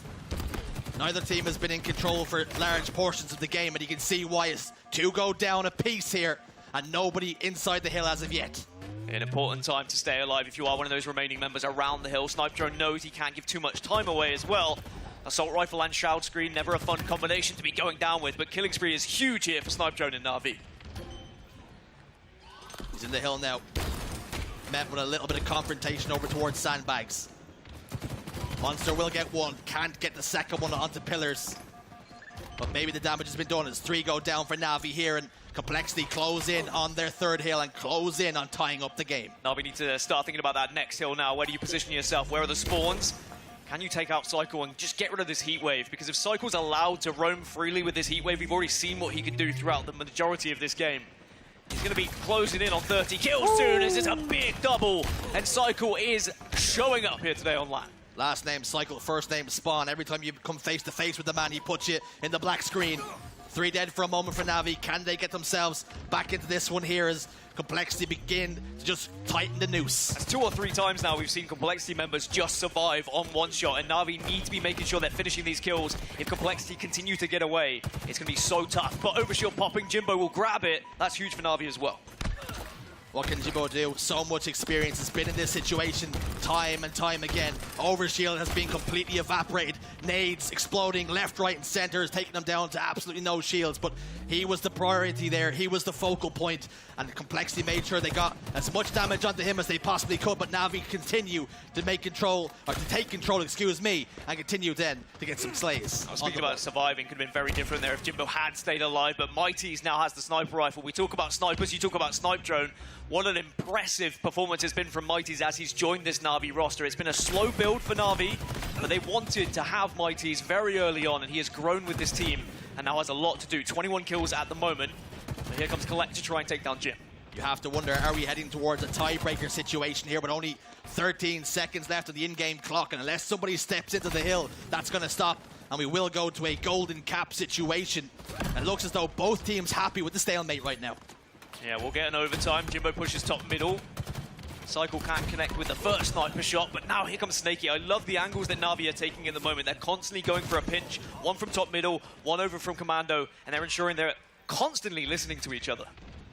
Snaky, I was about to say expertly stays alive, but can't curse the commentator before it even left my lips. He goes down. It's a 3v3 in the map, making it a 3v2 as Snipe Drone hits the respawn screen. Mighty's happy to prioritize staying alive back tower. Into OT, next point wins. 1 minute 45 now on the clock. Double kill for Mighty's. And I really do feel like this is going to be a series-defining map. If we saw Na'Vi take it, how would Complexity feel? They've already lost their game against Native Red. They were reverse swept. Na'Vi would get all of the confidence in the world. Complexity have one more push here. What have they got in the tank? Cycle back tower, taking down to no shields. He will get repulsed, but the slays have gone in their favor. It's time for Complexity to get themselves in the mixer now. Overshield's about to pop up. Jimbo has prioritized it, but Collect's on hand to ensure that gets shut down immediately. That could be the biggest overshield that we've seen anyone grab if they're able to pop it in. Collect does pop it into the chest, and now 2 down on Na'Vi, 1 down on Complexity, and Complexity are scoring. So suddenly, that flips on its head, and Na'Vi are the ones who have to press. They have to get aggressive, and they will do so as they take down Collect there. Overshield goes down. Mighty's gets 1, make it 2. It's a 2v2 on the map again. desperation here on the side of Complexity and indeed Navi. So close for both sides. It's just one little bit of control should win you the game here, but because we're seeing players off spawn constantly pushing through top middle, maybe finding a route through bottom middle as well, 2 members down on Na'Vi, Complexity will get the first chance to win this game realistically here. Tuska stepped in. Jimbo over towards Nest, hasn't got the help required, but here comes the cavalry that the Flying Dutchman soars into the hill, but it's not going to be enough. Q down. Can Complexity close this one out? They step in. Snaky gets taken care of, and they will take game number 1. What a response from Complexity, and boy did they need it! They were being yelled at on the side stage. And they just needed something to calm those nerves a little bit, and it will do wonders to take map number 1. On the flip side for Na'Vi, how do they respond now? They would have been hoping they would be able to attack a dejected Complexity, but they weren't able to take advantage of it. Despite the fact they were able to pull back so many hills they were behind, just couldn't get that final one. So close yet so far for Navi. An all too familiar story for them. 1 or 2 plays went against them. 1 or 2 decisions that they were made that perhaps they could have done differently. But Complexity ensure they do take game 1. And like you say, will that just settle the nerves? And I wonder if it was that last overshield, really. I mean, Na'Vi did very well to start taking control of the overshield in the mid-game. But with that last one going in favor, with Jim not being able to grab it, I feel like that might have been the game there. And it's so difficult when you are touching distance of the overshield. Sometimes you even get it, but don't quite pop it in.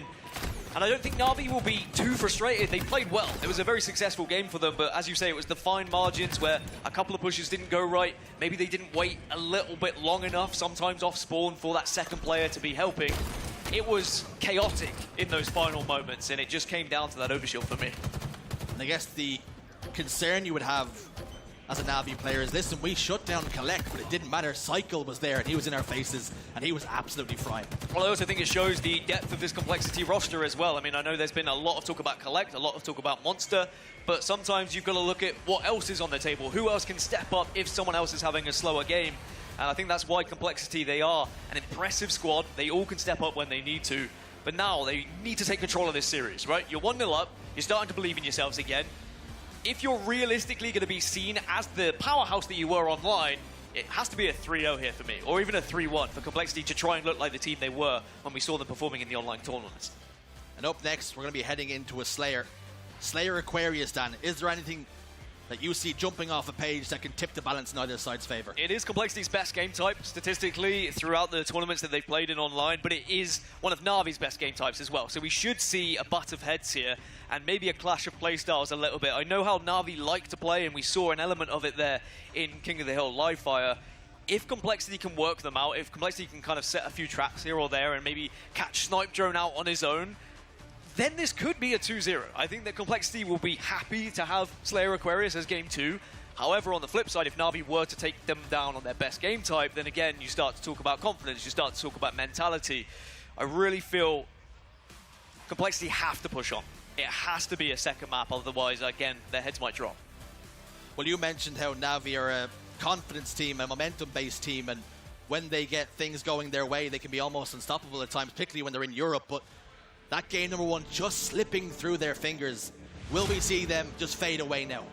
It's very, very likely. I mean, it's very possible, really, with Na'Vi. It's happened over and over again, and as much as I'd like to be confident about this roster, it's been disappointment after disappointment. It's been pool play exit after pool play exit. The one saving grace is they beat Owobabobs earlier. They are all but guaranteed to be through to tomorrow's competition, whether it be elimination bracket or not.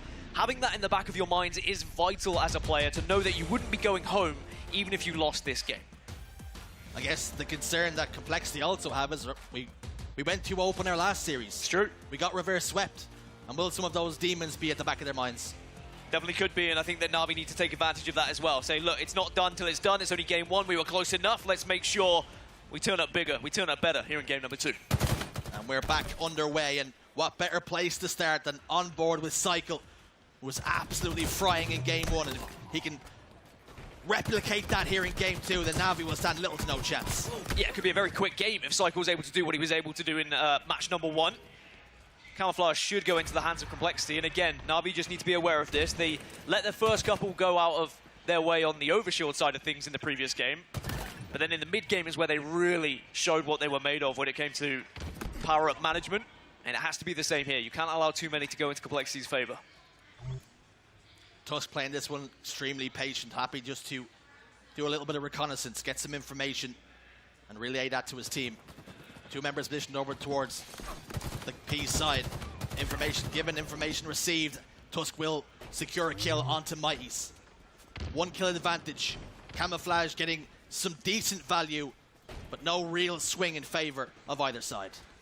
I mean, it's as we expected, both teams with a good, solid starting strategy, almost a similar starting strategy as well. I know that Na'Vi have been focusing on other teams. They've been doing their research. They've been trying to work out what the starting strategies are going to be of their opponents. But speaking to the Na'Vi coach, Wonderboy, he said, maybe one of our detriments in previous tournaments was focusing too much on our opposition and not focusing on our own strengths and what we're good at. And maybe we're going to see a different look Na'Vi at this tournament as they start to really show us what they're made of. 2 kills separate the sides then. Make it... Nope, again, back to 2 kills.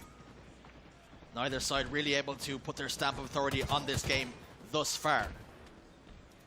And Na'Vi will be happy with this one, with how it's gone.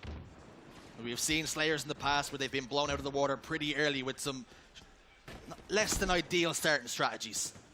They're if you can take them down though on a Slayer, like that's huge for Na'Vi. I think historically Na'Vi have been a little bit lackluster in HCS competition at LAN when it comes to those Slayers, and they've allowed some of these teams to run away with things a little bit. You've got some of the greatest European Slayers we've ever seen. Snipedrone, without a doubt, one of the best players we've ever seen historically in European Halo, and you need to take advantage of that. Whether he's playing as an anchor or whether he's playing as one of the more aggressive players, just make sure that you're supporting him, and Na'Vi have done so well in these early stages at doing that.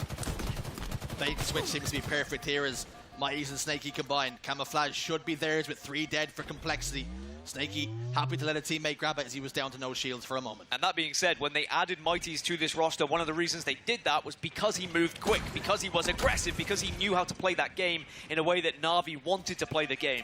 This has been a 6-month-plus development period for Na'Vi, where they've been slowly but surely trying to find the perfect roster that just works on LAN. Are we finally starting to see that? They have a 9-kill lead here against Complexity, and it doesn't look like it's slowing down anytime soon. They will not be happy with how Charlotte went for them. Looking to make amends here at HCS Dallas.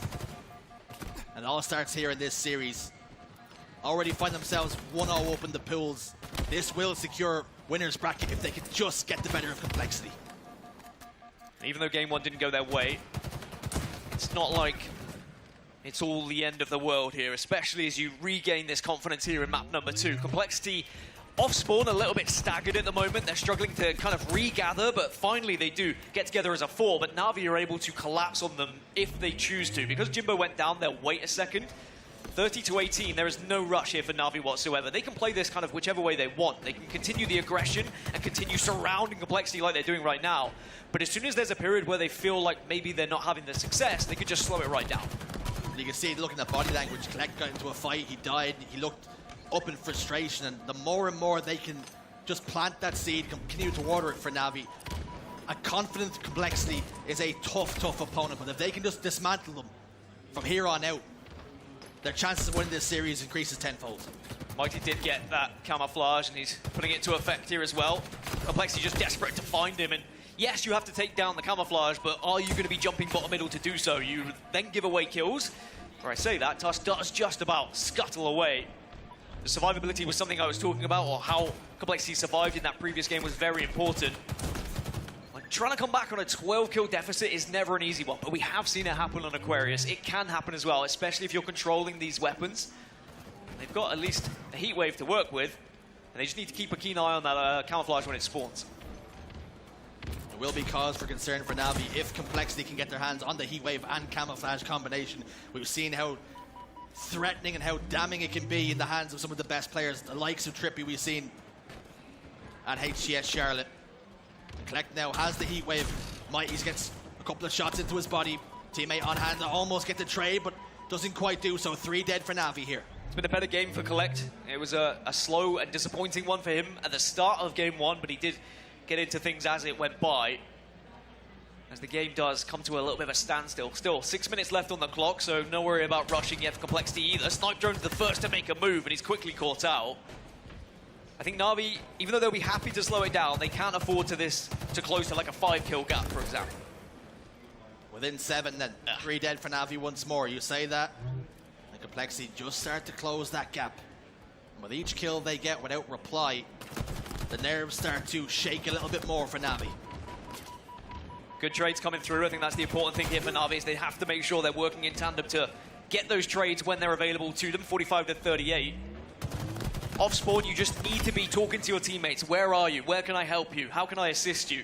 Is it via a grenade? Is it via placement? Is it via my battle rifle? Camouflage coming up now, and it could be a big one. With Na'Vi only needing 3, surely there's no way they throw this away.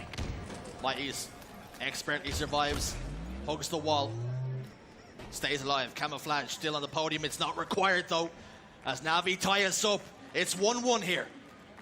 That's what the doctor ordered for Na'Vi. Had they gone down 2-0, then I would have been a little bit concerned, and I'm sure those gentlemen on your screen would have been as well. And you can see in the player cam of Mighty's just a little bit of a yell to the teammates saying, let's go, come on, we can do this. I think that's important to have it on the Na'Vi roster. They can be a little bit quiet at times. They just need to make sure they believe in themselves and believe what they're capable of. A little bathroom break just to reset the mentals, but 1-1. And I think we've got a series on our hands. And also, it's a record, by the way, because you and I have casted 9 3-0s in a row, but finally, we've got an actual series. We're at least going to game 4 here, Dan. That's exciting. I'm awfully excited about I'm very this. excited by that. And, you know, it could be a game 5 with what we've seen so far and how close these two teams are, and the fact that Na'Vi just beat Complexity on one of their best, if not their best, Slayers. We might be here for the long haul, and a game 5 definitely on the horizon. That being said, Complexity, again, now we start to think about the mentals, right? They've lost that game 2, even though they had so much momentum coming from game 1. They just need to be making sure they keep focused, don't allow their heads to drop. And it's interesting, right? Normally, if you're down 2-0 in the series, that's when you employ the gamesmanship, you go for the bathroom break. And is it a tactic and a ploy here from Na'Vi that we've just won game number 2, and we go to the bathroom, they have to sit there and stew on that loss? And perhaps some of that doubt starts to creep in even further. Well, I also think, I mean, in the rules, you're only allowed to go after game 2 or game 4, I believe. So sometimes you just want to take a bathroom break, Richie. Come on, it's not always about gamesmanship. It's the dark arts of Halo. No, I think for sure sometimes you want to slow things down, you want to take a breather, you want to talk about what's happened, because if you're rushing into game 3, you might not have that time to discuss, well, what went right for us? Where have we been able to find the success? How did we pick apart? How do we stop Cycle doing what he did in game 1 going into game number 3? It's always great to have that little bit of extra chit-chat, regardless of whether it's at a urinal or whether it's just at the desk. We can talk about players on our screen. The Complexity boys sitting there happy to go over some of the trials and tribulations, some of the mistakes that were possibly made in that game number 2. And they had a pretty decent start. They got the camouflage, they got the heat wave in their hands, but they weren't really able to capitalize on the advantages they were given. And I've been here asking myself, you know, what would be a successful tournament here for Complexity? Considering how good they've been online, are we expecting them to be top 4, top 6? If they were to fall to top 8, top 12, then suddenly it's a disappointment, and suddenly there's a lot of fingers being pointed again. And we've seen it before. I mean, no disrespect to the previous G1. I remember last season we saw G1 win a tournament online, and then they come to Worlds and it's, you know, top 8 to 12, and it wasn't the success that we'd expect. It's a tale as old as time in Halo history. Teams performing well online and then disappointing at LAN. I want to see a team just finally convert it properly, right? And I do feel like Complexity, they have that edge at times. They have that desire, they have that passion, and it has to start here in this series. Because if they were to lose to Na'Vi, suddenly the best they can do is the elimination bracket tomorrow, and then you're really putting your backs against the wall. Is it fair to say that this Complexity team, when it comes to, you know, the quote-unquote online Warriors tag that comes along with them, that this is the most pressure that any online Warrior team has ever really faced? I mean, ever would be a strong word to use, but certainly it's up there, especially with, you know, the allegations that have been alongside it. That's always going to add extra pressure. But as I alluded to, Collect said we don't feel that pressure. We still feel confident.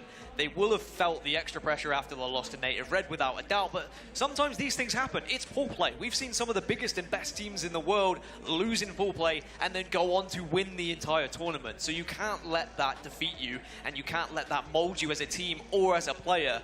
And it's about having someone who will be able to build you back up. Say, hey, pat on the shoulder, it's okay, it's fine, we can get back into this, we can still finish second in the pool, and then things are all still fine and dandy. And is that where you turn towards your IGL, the likes of Tusk, who is there to just say, listen lads, that first series, it is what it is, we started off slow, we got punished for it, and this is where we, you know, our tournament starts from here on out, and that's the sort of thing he has to be saying to the boys there. Yeah, and I think it's also about making sure they close out a series when that opportunity is presented to them. They had 2 opportunities against Native Red and didn't take it.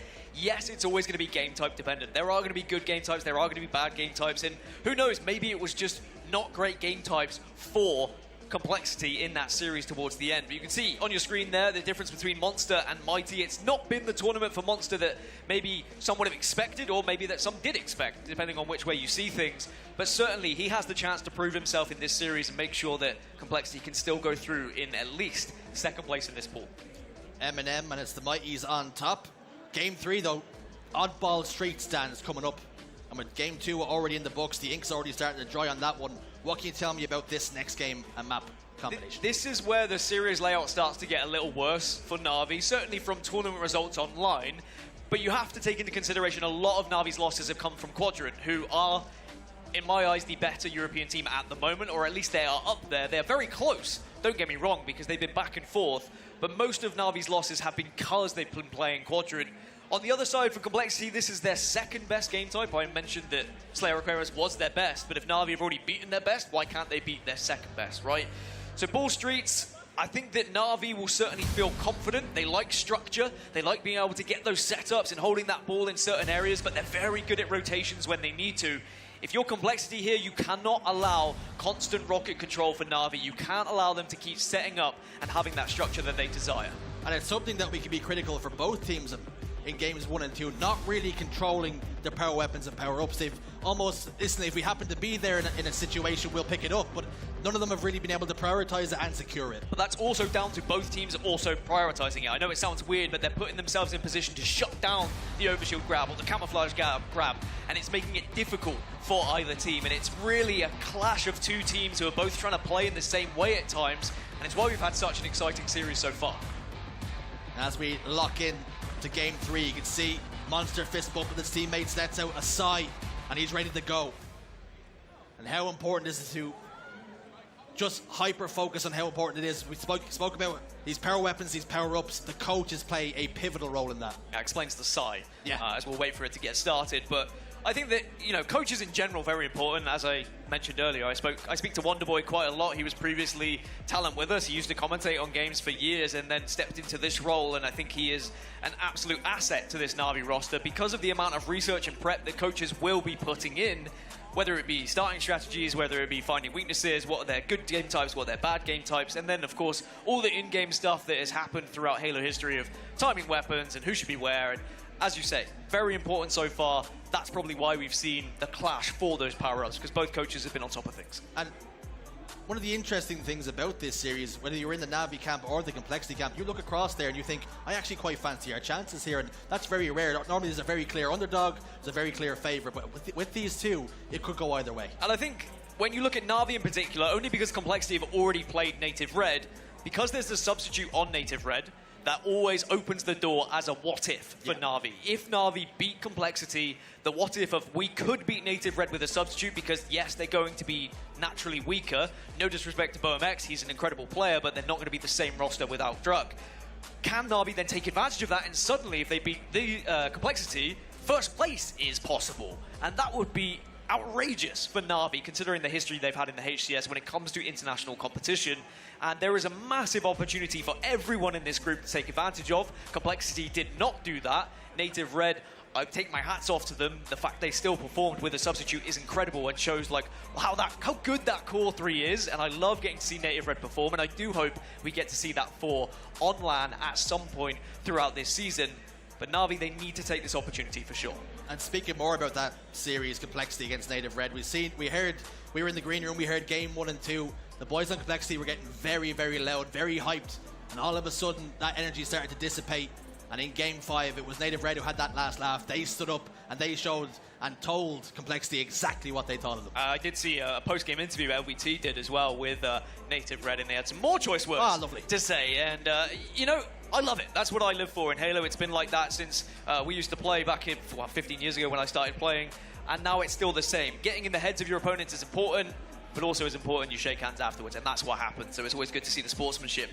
For Na'Vi, however, I think seeing that Native Red found that victory against Complexity, they'll be left scratching their head saying, okay, is Native Red still going to be a real threat in this group?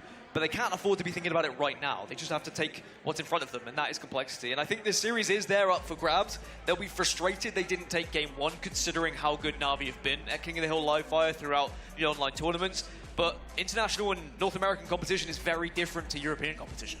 And something that's a criticism to both teams all season long is both have been very inconsistent online. We've seen Na'Vi at home winning quadrant in finals, winning 2Ks and 4Ks, but in the most recent competition they finished top 4, beaten by a Wobbabobs and indeed Jay Lings. And for complexity, we've seen them have that wonderful 4K, but then ever since then it's almost like the air has been let out of the balloon.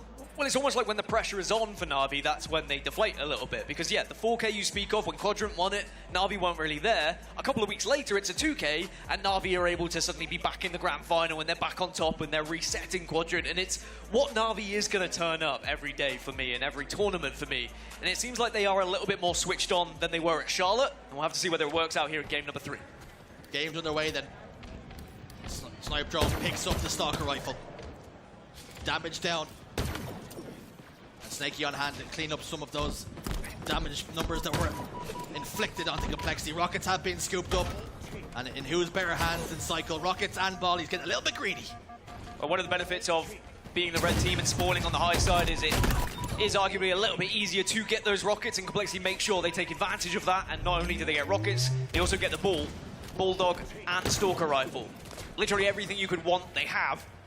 And they need to be taking full advantage of that and getting a good amount of ball time here. I'd be expecting at least 30 to 40 seconds if they do this right.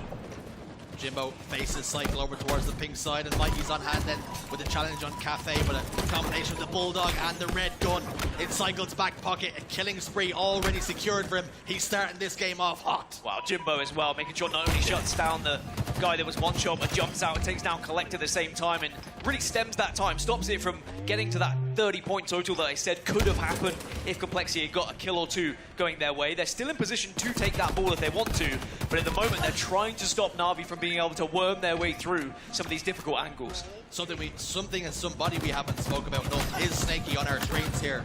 He can be the real X factor for this Na'Vi team. They brought him in as a late addition last year and hoping to get some much better results when it comes to international competition, because at home they have no problem finishing first and second, but this is where they need the likes of Snaky to step up and be counted for. And I mean, Snaky's been through enough of his own pressure and finger pointing as well. If we talk about what's happened for Monster and Complexity, Snaky knows all too well, but he's been able to get through it. He's been able to find success. He's been able to find himself on this Na'Vi roster and has been incredible when it comes to these LAN performances. 5 kills at the moment.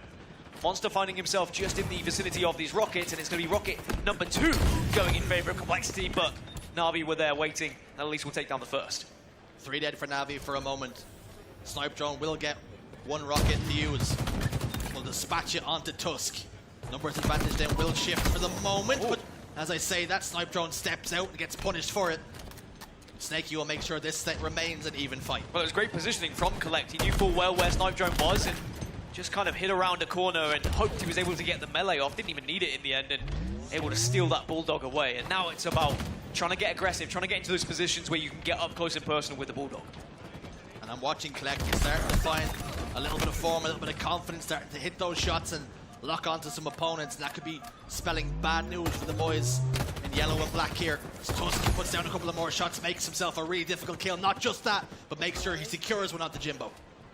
Na'Vi haven't been able to get that desired setup just yet, and I think that is very evident that Complexity are trying to disrupt them. Complexity have been on top so far in this game, but if we do see Na'Vi flip things and get that control, that's when they usually look more confident as a squad. Finally, they get ball, 4 dead, and now this is the opportunity for Na'Vi. This is where they try and position themselves, they try and work out where their spawns are, and then you've got to set up for the angles, you've got to set up for the crossfire, and making sure you're helping each other. Mighty's taking down the half shields. Is that the invitation then for Complexity to collapse? Here comes the push. Cycle's going to push up through the pink street and gets handled by 3 members of Na'Vi. Where are the rest of the members of Complexity? Ball has been played out. They smelt the danger. 3 dead. Mighty's last man standing. Such a good push from Complexity as well. They found the first player who was weak over towards pink, and then they all made sure they collapsed accordingly to find players who were maybe a little bit unaware of their position because Mighty's no longer had that angle to watch. Complexity still have control, and they've got ball here. Na'Vi off spawn, just need to wait for Mighty's and Snipe Drone. It's very frustrating at times when you are the last remaining player on the side of the map, but Snaky does so well as Rocket's now coming up.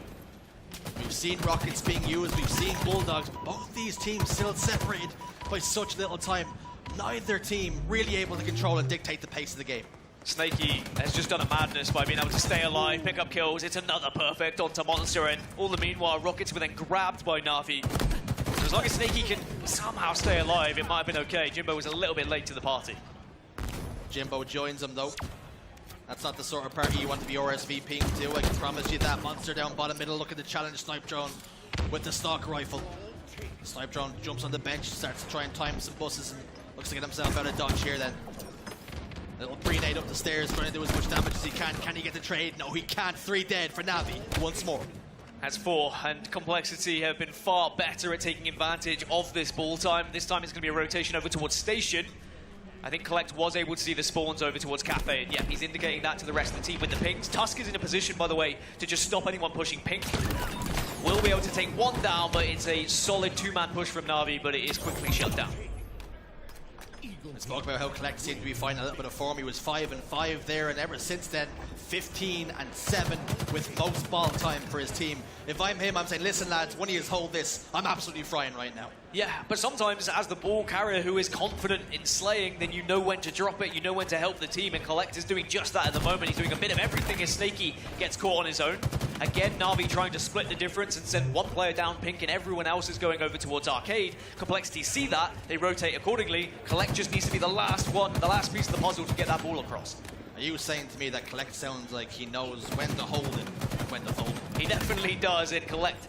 He's finally showing up, right? We said it could have happened in Game 1. It didn't. It started to happen in Game 2, but now this is the Collect I'm used to seeing. He has really been an incredible prodigy. He has been one of the best up-and-comers that we've seen in Halo Infinite, and he could be the difference maker for Complexity in this series. 1 minute left, but it is a significant lead here for Complexity. That Bulldog has just been doing so much damage for Complexity as Na'Vi go all 4 dead. That one hole that Collect had amounted to over 60 points.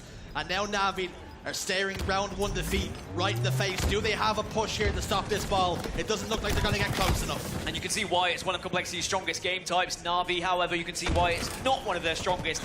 So many times we've seen Na'Vi split the difference. One player goes one way, 3 the other way, and that one player keeps getting found out by Complexity. Even though Snaky has been fantastic individually, he can't quite do enough when he's going against sometimes 2 or 3 players. And on the flip side, we've seen Complexity break the Na'Vi setup, doing that exact same thing. They sent Cycle on Pink Street, RS them flooded over towards the arcade, and they managed to break the setup. Cycle again with the Stalker Rifle in his hand, just absolutely hitting everything that moves. I love that from Cycle as well. Grabs the Stalker Rifle and his priority is the rockets. Sometimes we see people grab Stalker Rifle and look over towards Arcade to try and help the player that's pushing up to Arcade. He said, no, I want to shut down whoever's getting those rockets. He did just that, and because of it, Complexity get control.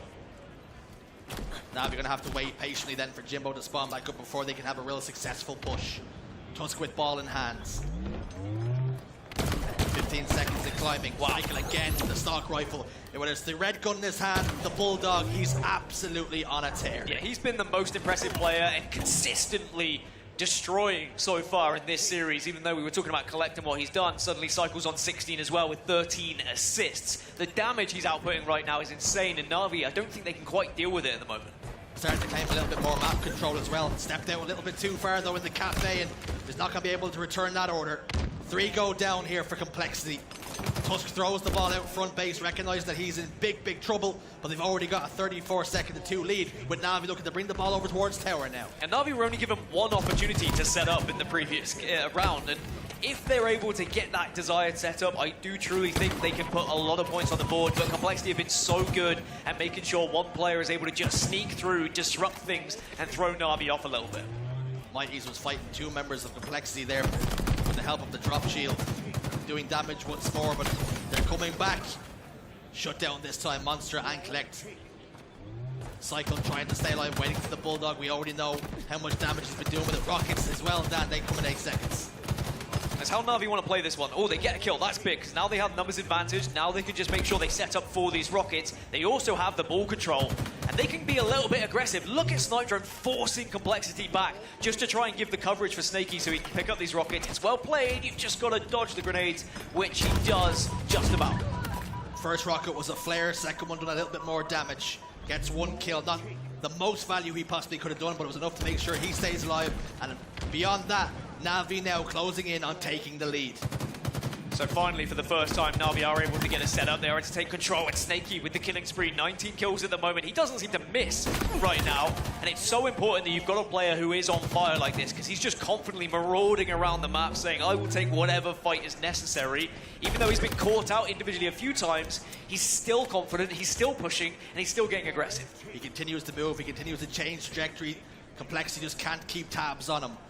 Collect now leaking through to the red room, and will look to pick up the plasma nades on his way to Arcade here.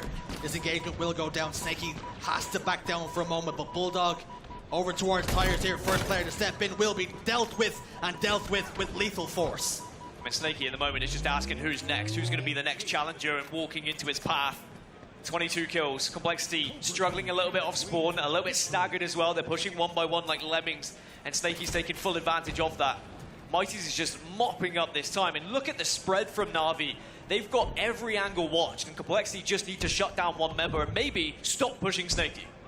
Have Na'Vi spread themselves a little bit too thin. The snipe drone over towards Trap. Monster is back down though. Snaky still has that Bulldog in his possession.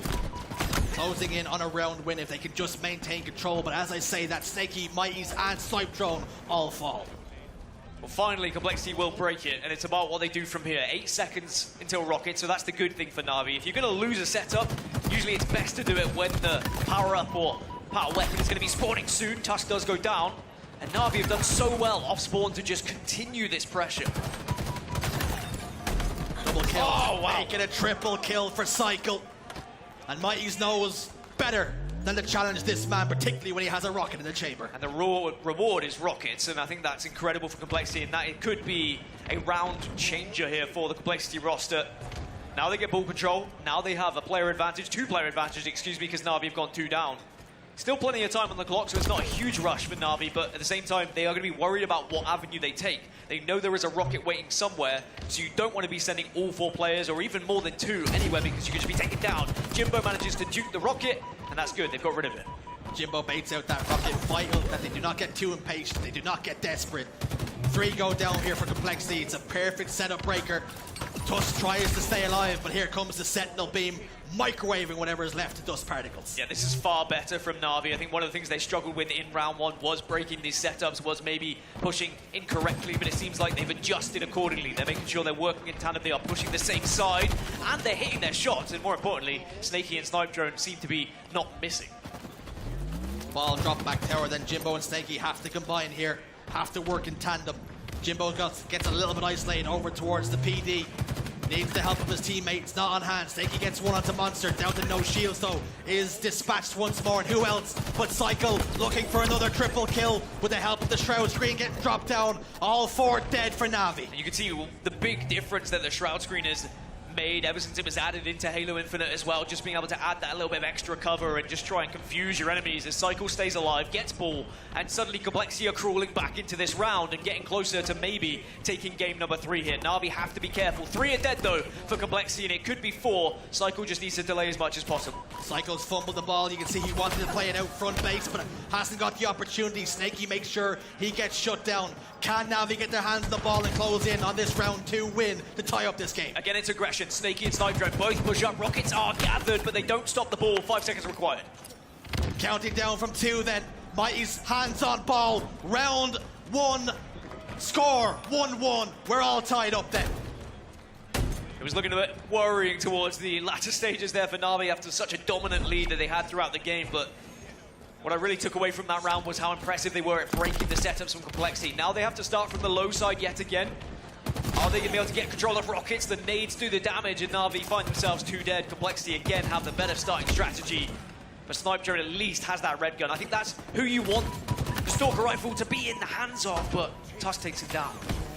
Tusk trying to take command of the ball, but gets taken care of. 2 members on hand to scoop the ball and the rockets. Whatever's left, pick up the pieces. It's going to be that man again, Cycle with rockets in hand. What a series he is having so far. I mean, what a series this has been in general. I think both teams know what's on the line here. A huge opportunity for Na'Vi and Complexity. They have to rescue their day in poor play. They need to make sure they find a victory here, otherwise they will be looking at the elimination bracket. Cycle runs out of ammo, and I think that's good, because that's one of the only ways you can shut down Cycle at the moment, is take the ammo out of his gun. Monster on our screens, 16 kills, 13 assists, and now 25 deaths. Perhaps he needs to start trying to prioritize just picking up the ball and allowing his teammates to do the damage around. The ball has been dropped by Mighty's, played in a pretty difficult spot, but Collect's got a little flank on here. Jimbo caught unawares, and Mighty was able to scamper away, if only for a moment. I think as long as Na'Vi don't allow Complexity to go maybe 40 points ahead, then they're still going to be feeling confident just because their structure has been good when they get those setups. For Complexity, it has to be about shutting down Snaky, and either that's by just avoiding him at all costs or making sure you're taking him down together, a 2v1 at all times, calling him out wherever he is. Just try and slow that momentum a little bit as Collect will get that final headshot onto Snaky, and it's going to be 2 dead for Na'Vi as Complexity now still scoring. Speaking of Snaky, 31 kills, 20 deaths with 8 assists. He's having a game to remember here as well, but nobody will remember it if you lose this game, if you lose this series. This is the time for Na'Vi to take control and to seize their moment. Where's that ball going? And where is Snaky going to be able to get to? This is good from Complexity, making sure that that Stalker Rifle doesn't get away. That could have been a big points total for Na'Vi had Snaky been able to put that into a position to make it work. Mighties will just try and play it, but Complexity are doing better this round 3 at making sure that Na'Vi aren't getting into those same spots. They're not able to spread themselves out around the map to watch the angles that they were previously. Na'Vi have been trying to stagger the spawns, but it's been Complexity who have been controlling this round number 3, at least up until this point. Monster with rockets over towards Tires, controlling, shoots one over towards Snipe Drone, baits it out expertly, does the Englishman. That will not find a home, but dropping down bottom middle, Monster will pick up one. This is scary for Na'Vi. The game is slipping through their fingers now. This push is going to be everything. All 4 are up. Again, it's going to be a split push. Snaky on his own over towards Arcade. The other 3 have gone pink. It's worked out, though, this time, as Snaky was able to elude Monster. He was able to get around him, but Monster, I think he might have heard the footsteps here. Monster needs to be a little less Mike Wazowski here, a little bit more Sully. Needs to put some damage down. Jimbo's going to soar in with the Bulldog, but Monster gets the better of him here. But is it too little, too late for Na'Vi? Do you not see Monsters Inc? Mike Wazowski was very important in the end. He wasn't scary, though. Yeah, but he didn't need to be. He just needed to be funny, and that's what mattered. Snaky, though, has stayed alive. 34 kills. What an important tool he has been to this Na'Vi roster with the damage that he's outputting. Doesn't have any ammo left and won't be able to use it, but does stay alive just about. But Complexity, they're playing faster. Na'Vi haven't been able to slow down. They haven't been able to play in that methodical, structured style that they were in round 2, and I think that's what's important here for the Complexity boys. Na'Vi's struggling to keep up with the pace being set by Complexity here. Power weapons have been well and truly controlled by the boys in blue here. Cycle will get a trade. 2 melees apiece. Rocket's about to pop once more. Mighty's has the help of Snaky. And it's 3 dead here for Complexity. Well, Collect tries to utilize the Shroud screen, but it just gives Snaky a little bit of a method towards bottom middle, but Collect playing around the Shroud screen perfectly, just knowing what angles he could and could not go through, where he'd be covered and where he wouldn't, and all in the meanwhile, Complexity get the ball yet again, and this is looking like it might be game. This could be curtains. Unless Na'Vi have a trick left in their sleeve, double kill. Collect backs down wisely this time. Knows he doesn't need the kill, gets it eventually. And all Complexity need now is 5 more seconds. Can Na'Vi apply the pressure? Can they get the stop? The answer is no. And Complexity go 2-1 up in the series. Complexity show us why it's one of their most commanding game types and why they've been so impressive in online tournaments in that particular mapping mode as they take the lead in this series yet again and put themselves 1 map away from taking down Na'Vi and putting themselves in the best of chances to at least finish top 2 in this pool. Remember, they still have to play a Wobble Bobs, but as the Wobble Bobs have already been shut down by Na'Vi, you can kind of do the deductions yourself, but who knows, maybe a Wobble Bobs can make a difference over on one of the side stations. But for now, it's about Complexity having to focus onto game number 4. They showed great comeback ability throughout that entire game, did Complexity. Whenever Na'Vi just were able to wrestle that control back, Complexity had a game plan and they were able to just make sure they worked together accordingly. That's in both objectives. They've shown great resilience. Even when they went down and looked as though they could be out, they maintained composure and they maintained control, particularly in that round number 3. I will say it doesn't look like Complexity are feeling that pressure, neither from what's happened online, also with what happened in that previous series from Native Red. It seems like they are switched on, they have been able to calm themselves down, and they recognize that they are still a team who has a good shot in performing well in this tournament. And we have seen the fundamentals are there for them. And Na'Vi, perhaps the best team they could have played after that heart-wrenching defeat that the game 5, because we just don't know what to expect from Navi. Yeah, and I think that time after time and tournament after tournament, there's just one little mistake or one little problem for Na'Vi that they end up feeding upon, and they get down on themselves a little bit, and they're not ever able to get over that final hurdle. And you just want to see Na'Vi finally at their very best. And there is still time in this series. It's not done. It's not over just yet. But I think it's just good that the fact they have in the back of their heads the fact, you know, they are still going to be alive in this competition. They will still be guaranteed elimination bracket, even if they're going to lose this matchup. Without that, I think that maybe they would be definitely losing this series. But I still think there's hope. Game 4 isn't looking great. It's CTF Argyle, I will say. You're supposed to say that following up with good news. No, it's bad news. CTF Argyle is game number 4. Complexity have been very good at Argyle CTF. There are, I think, a 50-50 split of teams who love Argyle and hate Argyle throughout the HCS. And Complexity are one of those ones who have just been able to find the right rhythm. Na'Vi are okay at it. Even I was speaking to Wonderboy, he said, hey, we're pretty good at it, but most of the times we play it, again, it's against Quadrant, who are really good at it. So we need to see Na'Vi now step up on one of their worst game types statistically and prove to us that they can be a threat in this tournament. Something we have seen with Argyle time and time again is they can come down to just one cap that wins, and oftentimes that camouflage plays a pivotal role in that, and we've already seen Complexity controlling power-ups and power weapons significantly and consistently. And they're down to slaying power at times. I mean, Snakey did his very best to try and match the likes of Cycle, the likes of Collect in that game, and I have to say, Snakey was unbelievable, but it still wasn't quite enough for Na'Vi. Going into CTF Argyle, I think Snakey needs to be positioning himself in a way where he can output that much damage that helps those flag runs. Whether he's running alongside it or he's at an angle where he can watch the flag run from the other side of the map. Maybe he's top middle. It doesn't matter where you put Snakey as long as he is doing the damage in the right areas, because it's all well and good winning 1v1s in non-important areas, right? You need to be doing it when it matters, when those flags are being run. Taking a look at the stats then, 1.48 KD coupled with the ball time of 49 seconds. Collect had a game to remember.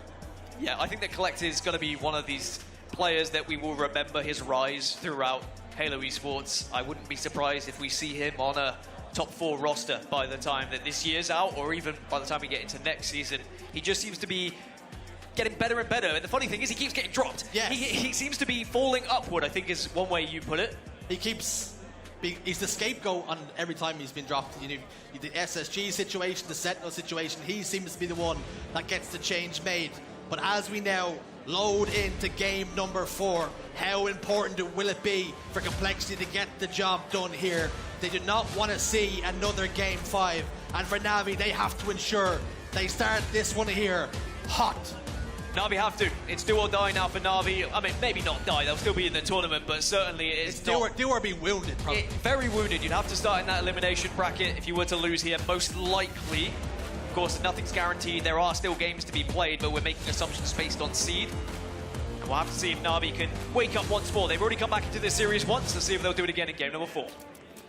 We're going to see players go for that grapple and try and pull the camouflage their way, a bit like Scorpion would scream, get over here.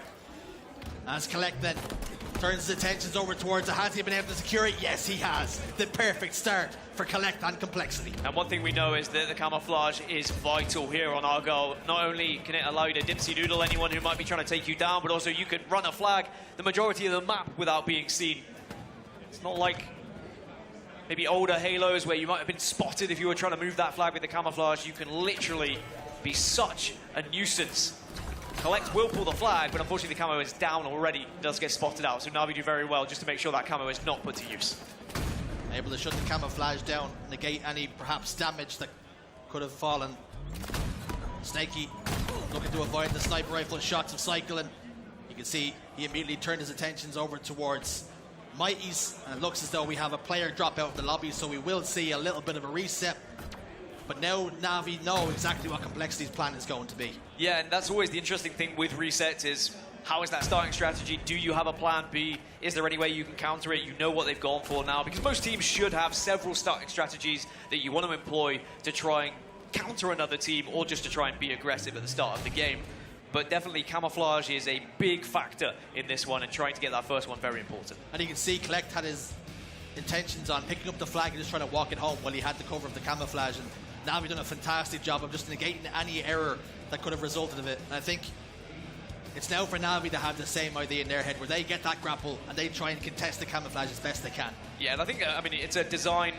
It's designed purposely like that. The grapple is put there, I think, so you get these starting strategies so that people can play in that way. And it can be a little bit frustrating when you miss out by a millisecond of not being able to grapple at first.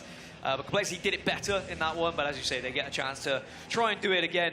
I'm really concerned mainly going into Argyle CTF about Na'Vi because they've been able to fall very flat so many times online on this map and mode. Again, I will caveat that by saying it has been against Quadrant, who have been an impressive team in Europe on this map and mode, whereas Complexity, they seem to know how and when to be aggressive, which angles they should be taking, the correct routes to be running that flag, and everything has been impressive from Complexity on this map. They very rarely faltered. I don't actually think they have lost in online tournament play on this map and mode, and that doesn't bode well for Na'Vi. Well, after game 2, you said this is the concern, is that the series layout very quickly tips in Complexity's favour, and we've seen that in game 3, and perhaps a similar story now in game number 4. It's why I think it was very important that Na'Vi won that game 1, where it was one of their better game types and it was one of Complexity's worst game types. But the fact that Complexity came out of the blocks, they won that, and I said it could have been a series-defining map. It may well be if we now see Argyle CTF being the deciding game here and not allowing Na'Vi to get a little bit further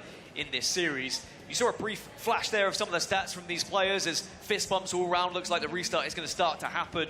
Na'Vi need to make sure they stay focused here and give us a game and show us what they're made of. We've already seen Snaky step up in that previous game. Perhaps now it's time for the likes of Snipe Drone and indeed Mr. Reliable in Jimbo to stand up and be counted here in game 4, because otherwise it'll be elimination bracket at best tomorrow. Elimination bracket isn't the worst thing in the world as well. I mean, I think Na'Vi will take it, considering they haven't even got that far in some tournaments. Exiting in pool play is one of the worst things that can happen. You turn up, you play Friday, and suddenly you're watching in the stands throughout Saturday and Sunday. So, again, I mentioned it earlier, I think Na'Vi will be happy having that in the back of the mind that they got that victory against the Wobbabobs earlier today. But everyone's out here to do better than just getting into the next round. It's about trying to prove that you are a top team. Here we go again. Collects looking to do the exact same thing, but he's just overshot it a touch here, and can he still secure the camouflage? Yes, he can. Na'Vi just do not have an answer for that starting strategy. But this time, can we see the camouflage just make a real difference in terms of pulling that flag? Yes, okay, you can take players down, you can get control of the map, but there was nothing done with it in the previous. 3 have gone down for Na'Vi. Complexity, there's just 2 players. I think if Complexity had more players survive, maybe Collective would have been a bit more aggressive going towards that flag. But now it's about just waiting and being patient. Does Jimbo know he's there? No, he doesn't. Doesn't matter, because Cycle rips his head off. Cycle gives him a bop on the noggin. And Snaky with Na'Vi's sniper rifle needs to stay alive here. Cannot do so. And this could spell danger and deep concern for the boys in yellow and black. 3 dead, and now here comes the flag moving. Cycle is in position to utilize this sniper rifle. You can see him just darting between 2 angles. Maybe a second bite of the cherry, but no, he just passes that on to another teammate. But Snipe Drone is behind enemy lines here. What can Cycle do? Oh, well, that's what he can do. Put one right in the back of the dome of Mighty's. Commanding this top middle position, absolutely dismantling Na'Vi. And I think as this series goes on, as Collect puts the first flag in for Complexity, it'll all be about Cycle in the newspapers and what he's been able to do in every single game. He's been stepping up. Is he going to be the difference maker for Complexity? Is he going to be the one who really revives them from that previous series loss? 2 kills go in Complexity's favor once more. It's an absolute onslaught, and Na'Vi just haven't been able to find an answer. Cannot deal with the pressure once more that's being applied. 2 go down, so Na'Vi will survive this onslaught for just a moment. Just a moment, yeah, but Snaky can't even win that fight. Even Snaky, in the fine form we've seen him in, can't take down Cycle either. It was a battle of the greats. Jimbo goes for the camouflage and will grab it. I think if Na'Vi are going to win this game, they need to make sure they get someone who is equally as hot as Cycle's been with that sniper rifle. Get them in the position to watch that flag. And of course, if you can get a camouflage, if you can find yourself where you don't have to pop it straight away, you can wait a little bit, you can get close to the base, then you pop it and go for one of those sneaky routes. The concern is most of this game has been played in Na'Vi's half. Jimbo has camouflage though. Can he make the difference here for his team? Waiting for slays to happen across the map. Just again, patrolling. Hesitant. Not entirely sure of what to do next. Needs to win this fight and doesn't, but flag will continue to move. That is a really frustrating one for Jimbo. I think he knows he should have won that one, and now Monster can push through bottom middle to try and get into an area, but Snipe Drone, we said we wanted to see it. Someone in position with that sniper rifle to make it count, and who better than the man with a name in itself is Snipe Drone. Mighty's was taken down though. Snakey is pinging players like crazy, and Snipe Drone needs to help quick. Snipe Drone gets one. Cycle, taking out the no shields, body connects. Can Mighty's get back to the hard work? He gets the touch onto that flag as well. Can Snipe Drone get a trade? Yes, he can. Flag punched in. We're all tied up. Incredible from Na'Vi to be able to just make sure they had one of those players in position. We heard from Na'Vi a little bit earlier. Complexity now losing the flag. Seems like a good time to jump in and see what the comms are like on the Complexity roster. 3, 1, okay. You guys should go. You should go caution. The caution, one shot. 20 seconds. Camo. Bottom mid as well. He's their vent. Their vent. One shot. Get him out there. Get him out there. Bottom mid. Give me bottom mid in our vent. 10 seconds. Camo sniper. Another bit. One shot. Drop. One shot. I got one. Watch out the pistol, guys. R2, guys. R2. Watch out, me, guys. 2 seconds. After. Camo's up. 2 dead. Top left. Got it. Melt him. He went their vent. Still there, caution, guys. Yeah, pushing the pistol. Sniping their vent. He's going top. Their vent's still sniping. Drop bottom mid. RPCs. Look, RPCs. R2. They have camo snipe. Probably pushing you. Right here. I'm not being mighty. Camo snipe. Half snipe. Our pistol looking for you. I'm here too. Yes, I don't even try. I don't know where sniper is. There he is. He's on me, guys. Caution. R3. Right here. You won, guys. You won weak. Nice. Pushing through. Going through. I'm going. One shot, guys. Here you vent. S2 sniping. S2 one shot sniping. E2 as well. Yeah, get my shield. Another vent. He's their caution. He went their caution. I'm looking at this. They're vent still. E2 one shot. Guys, I'm walking the vent. I got sniped from the caution. We're 2 dead. Our pistol. Or sniping their they're fucking our pistol. Yeah, our pistol sniping. Our pistol now. Sniping into their vent. Watch out their vent snipe. Very intense call-outs from Complexity, just trying to find those sneaky players from Na'Vi that had been able to get behind enemy lines. Mighty's was hitting sniper shots as well, their Shurs, and Na'Vi are coming to life, and Snipe Drone has a sniper again. Snipe Drone's got the wake wobbler. He's lined up, Collect hits one in the spine, but Monster's got a sniper to play with as well. It's going to be a bit of a snipe off here. Monster will soar out and challenge Snipe Drone and gets him down to no shields, but the Englishman could stay alive, but Cycle picks up a massive double kill. Yeah, that's great listening from Cycle, just positioning that nade after he got the call out from Monster, and most importantly, Complexity have slowed that flag down and probably made it near impossible for Na'Vi to be able to score it. It should return, and it means that now Na'Vi have to work so hard yet again to be trying to get that flag, get behind enemy lines, and get a sniper rifle in their hands. Now it's gone, and Camo is coming up. Can they get into a position? Because obviously sniper is usually the way you take it down. The wind does appear to be in the Na'Vi sails for now. Collect trying to get away with the camouflage. Cannot do so. Shut down by Mighty's. 2 dead for Complexity. Can Na'Vi capitalize on this now? Again, Tusk just needs to get into a position where he can watch over on some of these angles. Cycle's just going to be below him and playing the sneaky angle. And as soon as they get one kill, which they do onto Snakey, now this is where you start to lead the charge. This is where you start to take advantage of the extra players. Mighty's, if he gets taken down, means that now 3 are dead for Na'Vi. Time for Complexity, the moving groove. Jimbo tries to soar into the face, but Snakey shuts one down from cross map. What can Snakey and co do now? With just over 5 minutes and change left to play in this game, Na'Vi desperately need this one to keep this series alive. And it really would be an impressive victory if Na'Vi were able to find it, considering they haven't won it in online competition in the HCS. They need to show what they're made of. It's one of those moments where you look at maybe statistics, you look at records, and you say, well, who cares what's happened online? It's very different here on LAN. We can now prove with the right weapons, with the right strategy, we can actually win this game. And I do believe it's going to come down to these sniper rifles. Get it out of the hands of the likes of Collect. Don't allow Monster to do it as well. But Collect is starting to heat up. 14 kills, 15 for Cycle as well. It's the same boys showing up yet again. I'd put a lot of Halo credits on Snipe Drone winning that engagement. But unfortunately, outshot, outmaneuvered by Collect. They need to shut this man down or they're in massive trouble. Well, they're not going anywhere at the moment, as Jimbo now has the sniper rifle. He manages to take the face off Collect, but will for himself. It's all well and good holding the middle of the map, hitting those shots, but you need to be pressing at the same time. Someone needs to be getting aggressive, finding themselves in a spot where you can start to be thinking about that flag.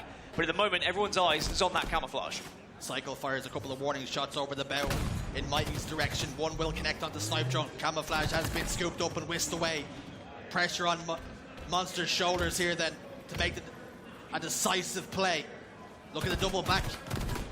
Gets one, but gets traded out, and that's not going to be the value for Camouflage. Jimbo's done very well, by the way, in listening to his teammates and making sure that he's always in that spot to get that final bullet into someone. 14 kills for him at the moment. Doesn't have the assists, but that's down to just the way he's been playing at the moment. He's been listening, he's been responding, and he's been a very important factor to why Na'Vi is still in this game.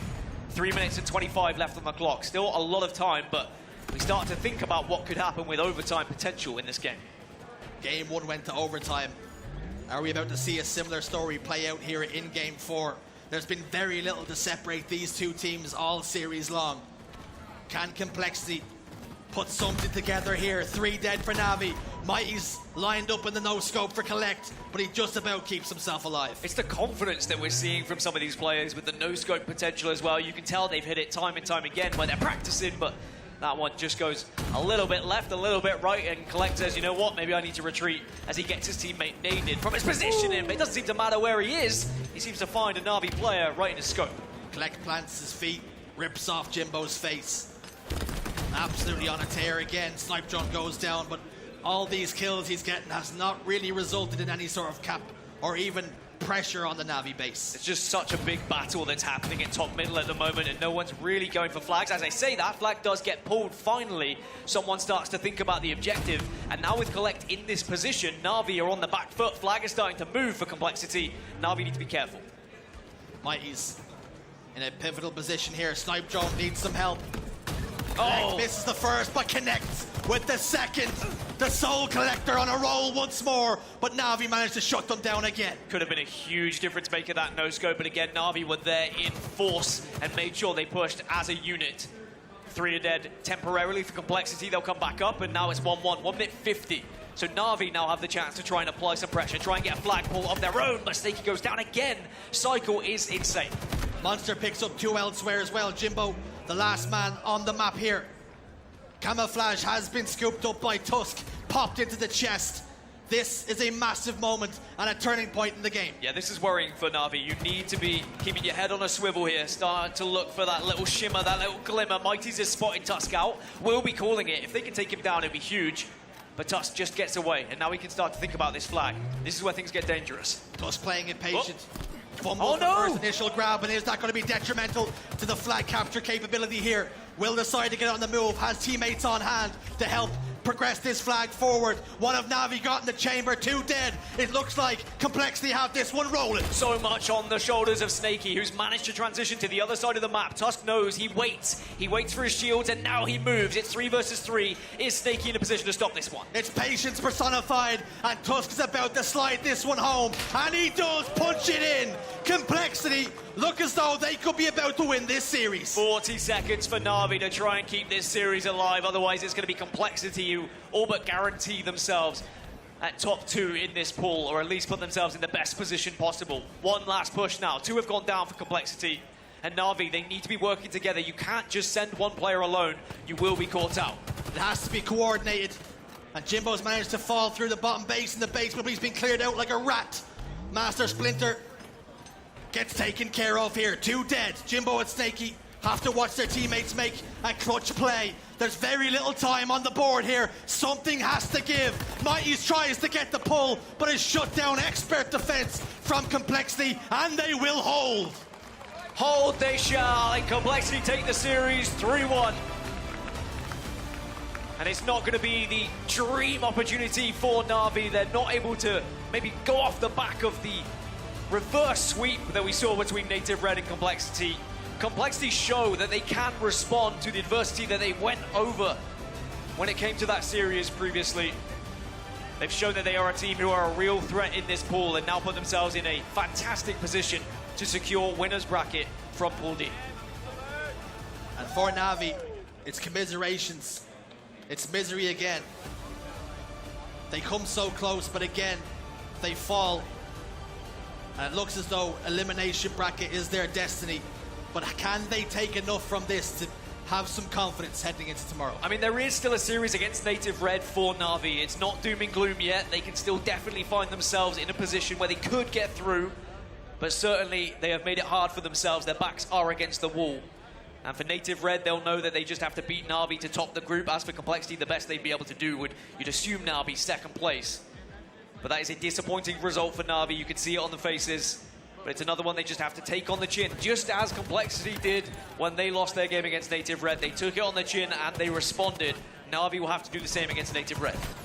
But they showed signs of life all throughout that series. They threatened to win it time and time again.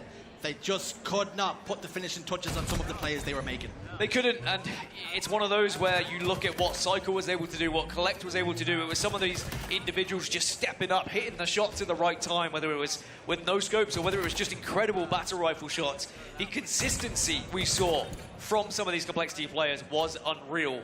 And it wasn't about Monster, it was about Cycle, it was about Collect. These two guys, they really showed us what they were made of. Well, congratulations to the boys on Complexity and securing the win against Na'Vi. We've got players over there with a little interview to chit-chat with the boys. Dan and Shurzy, we got Collect here on the main stage. Halo fans all around the world, give it up for Complexity as they're going to win another match here on the main stage. Now, Collect, talk to me. You get a win in blue here with Complexity on land. How does it feel playing with these guys and coming away with a dub? Feels great. We have the same play style, so it's kind of easy to fit in and play together. We just got to figure out, like, when we're down a lot, like how to regain and get back on our feet. But yeah, when everything's going good for us, we do good. So yeah. Nice. It definitely looked good for you in that series right there, okay? What would you say was the key to success to taking down Na'Vi there? Because as we were watching every single map, it was like a coin flip. It could have went either way towards the end. How did y'all lock it up? What was the key to success? We're always usually our problem is like we don't like follow each other up. Like we're not working together a lot. We're always in like singles. We ran in pairs. We doubled a lot of lanes and it worked out for us. And yeah, our comms are good and we double lanes and that's how we win. When we don't do that, we lose. So we did a good job this series. Did a good job, played as a team, was there for each other, was able to trade out those kills, okay? I'm going to let you go, get with the team, get ready to lock up this group for the squad here. Any shout-outs you want to give to the guys out there supporting Complexity, guys and girls, whoever? Shout out to everybody that's supporting us and the team. We're going to try to see you up for this last pool play match and the rest of the tournament. All right, that's going to do it for me and Collect. Lottie, take us away. Thank you so much to Blaze and Collect on the main stage there. I think there were a lot of questions coming into this series and a lot were answered. I got to say, Complexity looking really, really good right now. And I think something to actually even take away from that interview there was the fact that resilience is something that a lot of these teams are actually still trying to work on. I think resilience is such a difficult one. It's not something you can always perfect. It's a situational based kind of thing to be able to be good at. You know, OpTic Gaming, fantastic in terms of resilience. Same with FaZe, same with Spacestation Gaming. But I think we saw the glimmers of resilience there from Complexity, and what a pickup that really was. You know, in terms of the gameplay that you saw there, Clutch, what are you making of this roster right now? I mean, Collect and Cycle are absolute stone cold killers that everybody needs to be on notice about when they play this team, because those guys, when they're playing that well, their slaying power, they can match some of the best in the world, and there's a reason why they've had their online placements so high at times. It's when those two are popping off, and they did their thing that series. I mean, 40 each in the oddball. That series was as close as it could be, and that's with those two like young superstars popping off.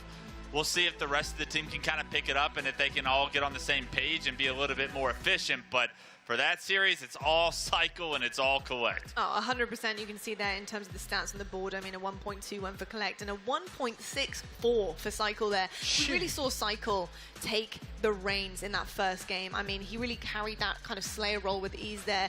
It was a very, very close game one, but they pulled it across, and Collect wasn't having the best of games. I think he was actually over neg 10 in that one. Yeah, not a good but the game fact one. that they have two Slayers like that, Walshy, to be able to turn that superstardom on when they need it is huge. Yeah, it just gives your team so many options, but it's also worth highlighting. In game number 3, Cycle had the most oddball time of anyone on his team, 104 points on that oddball. So it's not like he's just hiding around, slaying, doing only that. He's doing everything. Like, I was so impressed, especially by Cycle that last series. But yeah, Collect and Cycle, just absolute slayers. Let's talk about the elephant in the room. Obviously, coming into this monster, there were questions over his name. I do think he delivered on that main stage today. Clutch, what about you? Yeah, I think that was a good series for them, especially rebounding after a reverse sweep. Young players in their career, especially ones that are probably less like accolade achieved as they are on Complexity. For them to be able to rebound and put up a strong performance against a Na'Vi team that has high expectations coming into this event, that was a must-win series. They got the job done. And the most important thing for me is they didn't let this series go to Game 5, because now all of a sudden Na'Vi has a very realistic chance to maybe knock down a Native Red, and depending on how that series goes game-wise, Complexity, because they went to Game 5 against Native Red, could have an advantage in this pool by the end of the day. I gotta say though, in terms of Na'Vi and their competition level, it was heating up. I was really impressed with what I saw from this European roster. I couldn't believe the amount of teamwork that was coming across, especially with Complexity. They're a fast-paced team. They're very, very aggressive, and the fact that Na'Vi were able to kind of slow things down when they needed to. The pushes were really calculated. The rotations were really clean. We were seeing a lot of kind of calculated pushes to power weapons and power-ups. That takes a lot of time as a team to be able to get down, and I think doing it against a really hot team like Complexity is massive for those. What did you make of Na'Vi in particular, Walshy, from your expert opinion? Yeah, no, it's a great point, because I felt like we used to see these squads from Europe. They would come out, they would just be like the best slayers, and so they would just be like, oh, sweet, they have better shots than all those other players in Europe, and then they come to NA and they're getting matched or outclassed in shots, and then also outclassed in the teamwork. And so it's great to see all these pieces come together for Europe, and I am, their biggest fan. I want to see them continue to rise and continue to get better. I love to see the global level of competition increase. I think that when it comes to their roster, though, it feels like we're getting some of their players, sort of the later end of their careers. Yeah. Like Jimbo, like he's, like we said, one of the most decorated players in European Halo history. And I wonder if we could have seen like some of that teamwork like years before, how far of runs they could have done. Yeah, 100%. It's hard, isn't it? It's whether or not you've got the right iteration of that team at the time. I think with Jimbo, he's had so many different teammates kind of going back and forth. We've had teammates come back to where Jimbo is as well. So it's interesting to see whether or not this team is the one that's going to stick for the rest of his career or not. They're going to make some changes, but I've got to say, looking pretty good right now, and I'm hoping they're going to carry across some of the things that they took away from that series onto the next one in pool play, which will be against Native Red. But folks, that's going to wrap up with a nice bow on that main stage action right there. We're going to head to a quick break. When we come back, though, we do have Spacestation Gaming, the last champions of our last qualifier. Absolutely incredible stuff going up against a brand new Avengers team now going by Hive times SMG. We'll see you guys right after this.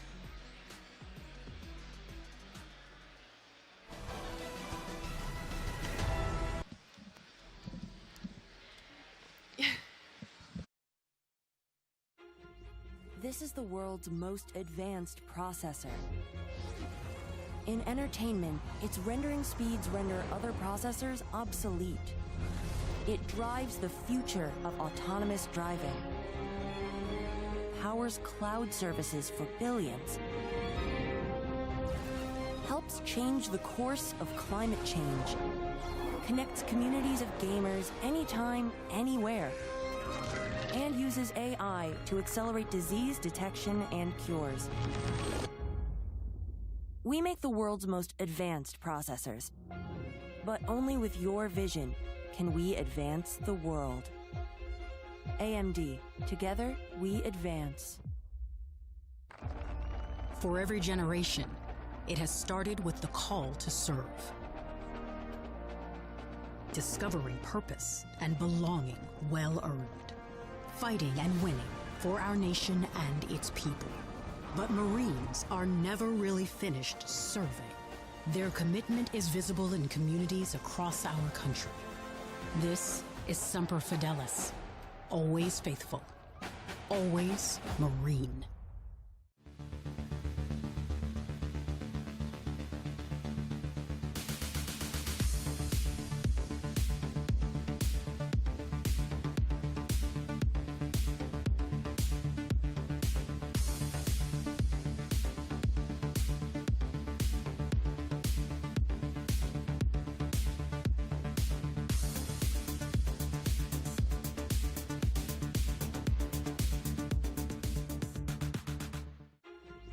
This is the world's most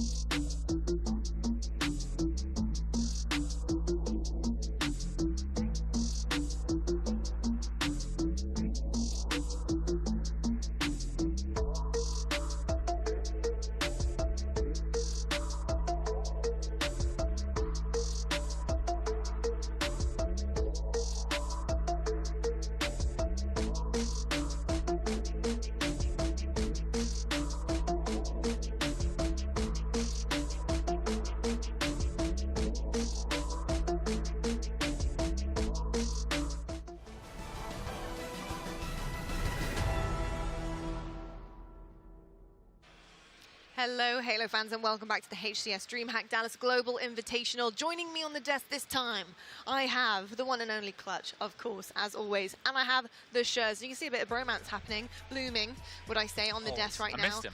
I know, I missed him too. How are you, Shurs? Well, he was insulting me over there when he threw it over to me. So. It was mostly Dan. Mostly Dan, I understand that. She said 2 great European casters, and that's when I got confused. To be fair. Yes. Wow. Wow, tell us how you really feel. Tell us how you really feel. But I tell you what, though, I do feel some type of way about what I saw on the main stage earlier on. Incredible stuff coming across from both Complexity and Na'Vi. Super, super tight. It actually almost felt like a Game 5, but it wasn't. It's kind of crazy that Complexity got it done in 3-1. It felt so, so close and down to the wire. So I'm expecting big things from our next matchup as well, and I'm very excited to be seeing Spacestation Gaming on that main stage, going up against Hive as well, which previously went under the iteration of the name The Avengers as well. So really excited about this matchup. In particular, not so much because of who we're seeing battling against each other, but I want to see the individuals of these teams kind of come together and see where they're at on LAN. I think a lot of questions surrounding, Space Station and how they're going to perform at LAN. Based on the last qualifier we saw with the FaZe tournament, they were looking lights out. You couldn't honestly pick up on any mistakes. This team was cruising. Not really for a bruising, but bruising people on the way for sure. Clutch, talk to me about the Space Station Gaming roster and why they're so special in this tournament. Yeah, I mean, based off the last time we saw these guys play in the online FaZe tournament, I mean, they looked dominant. This is the scariest team, in my opinion, walking into this venue this weekend, because if they can play at that level, it's going to be, I mean, you're going to have to play some great Halo. I haven't seen even OpTic or FaZe play today in order to get that job done. These guys, when they are clicking, are the scariest team here, I would think.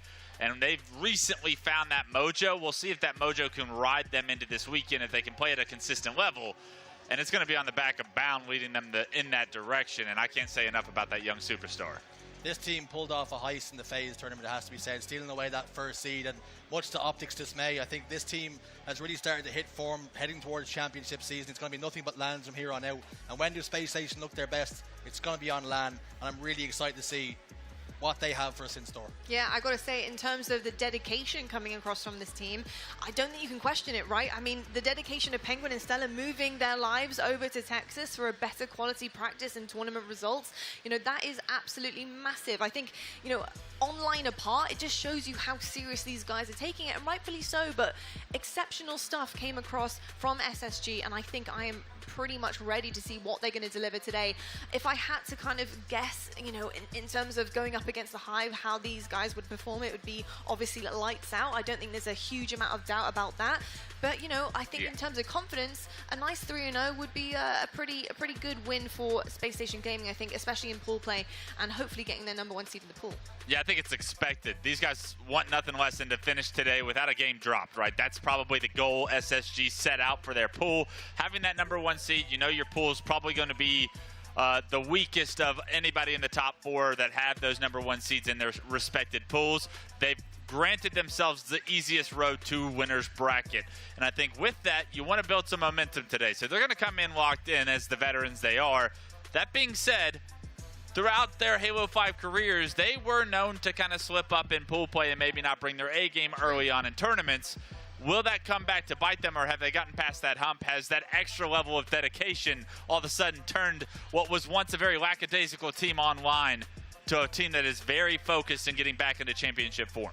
Yeah, I think Wes makes a really good point. Thank you. Traditionally, they start off quite slow in pool play. We've seen them ruin and mess up the seeds in Worlds, and because of that, we ended up losing FaZe much earlier than we thought we would have. So I think they have it in their locker to perform a little bit slow, particularly on a Friday.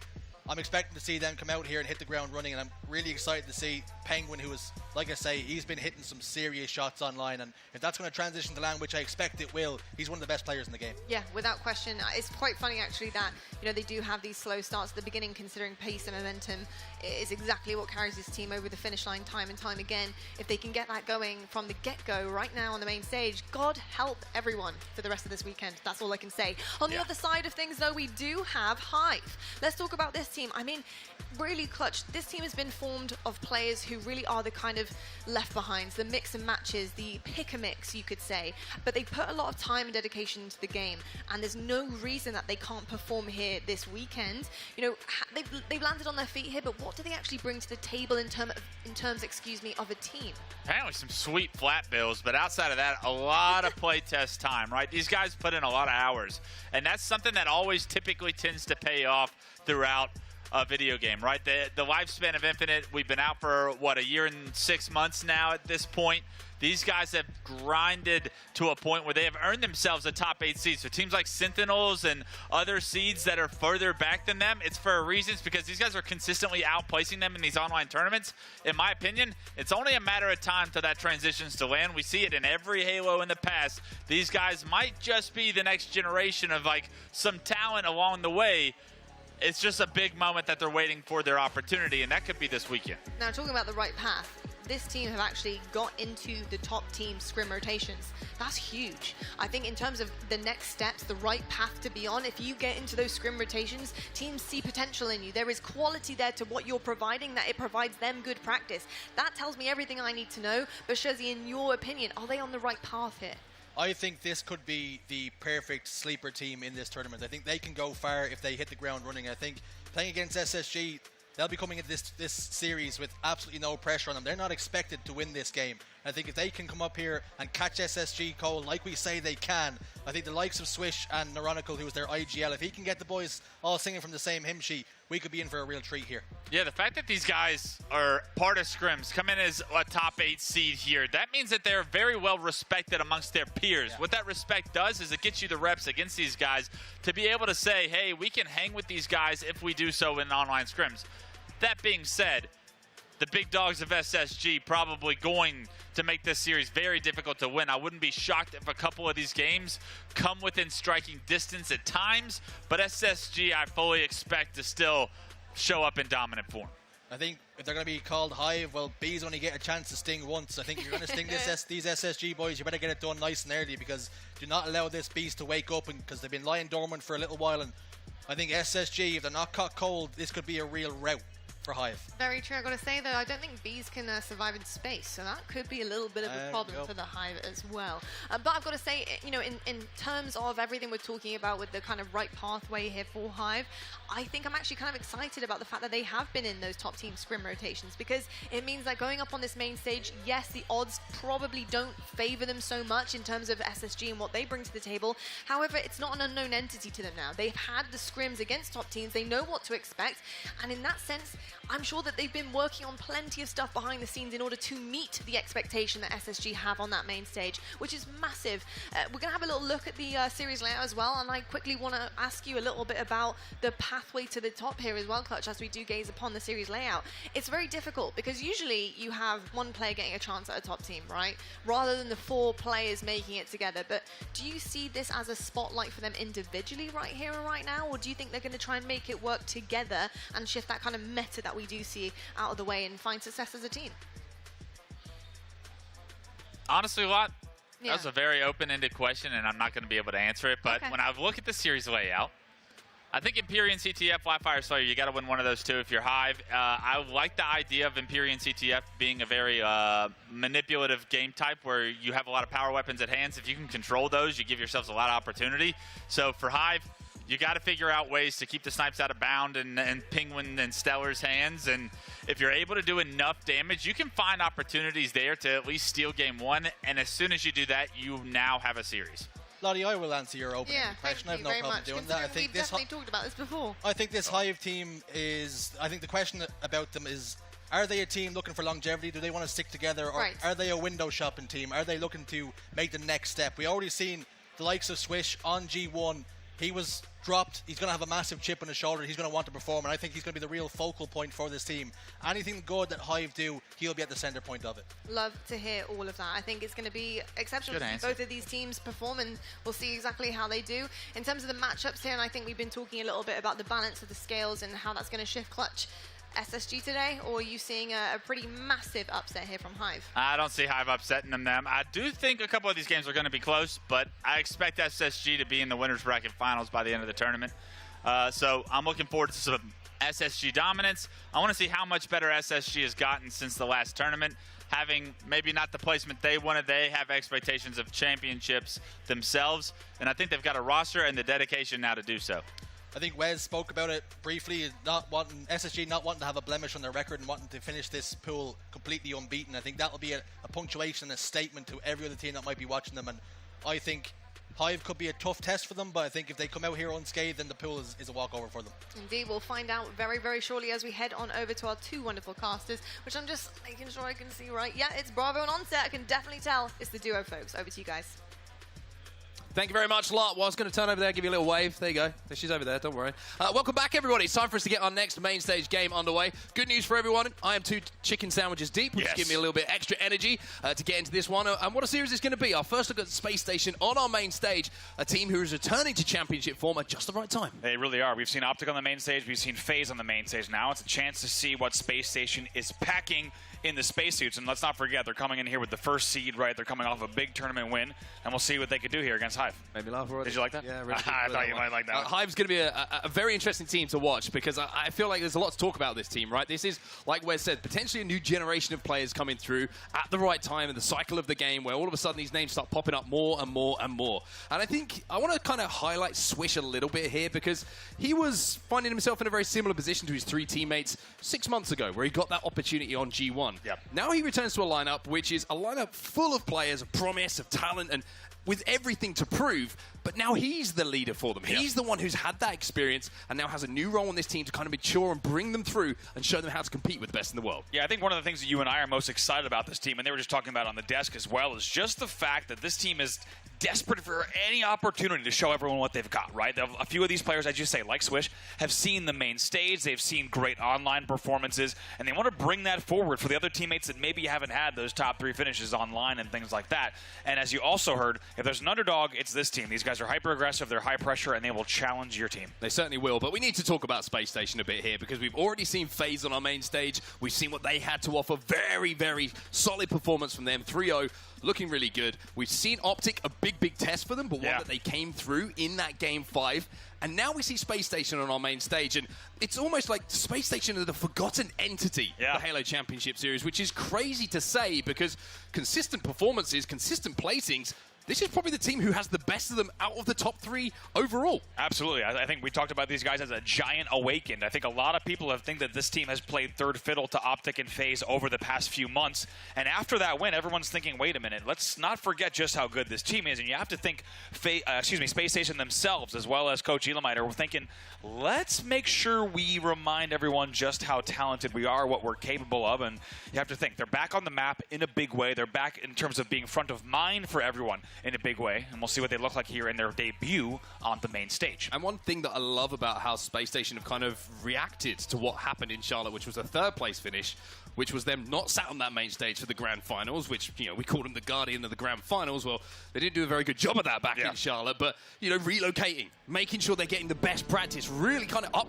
uprooting your life to go and change it to make sure that when you get here for the season really starting to continue as we're back on these live events, that they are going to be a team who are going to be in that final and are going to be challenging for those trophies. Yeah, you made a great point with Penguin and Stellar moving to Texas. The fact that that's tangible evidence that they were not happy with those performances, right? You do not uproot your entire life and move your entire setup as well as everything you own to another state unless you are determined to get better performances, better results on the board. That's what this Spacestation roster is looking for. I like how you say, like, set up, and then you wait, people own more than I do. Anyway, let's move into the series we have in front of us. Spacestation taking on Hive. A real opportunity here for Hive to prove that they are here to hang with the big dogs, and Empyrean's a perfect place to start here with a little bit of CTF. Yeah, 2 dead for both sides off the opening. Let's not forget, if you're just joining us here, Hive, of course, the artists formerly known as Avengers, Huss, Neuronical, Precision, and Swish.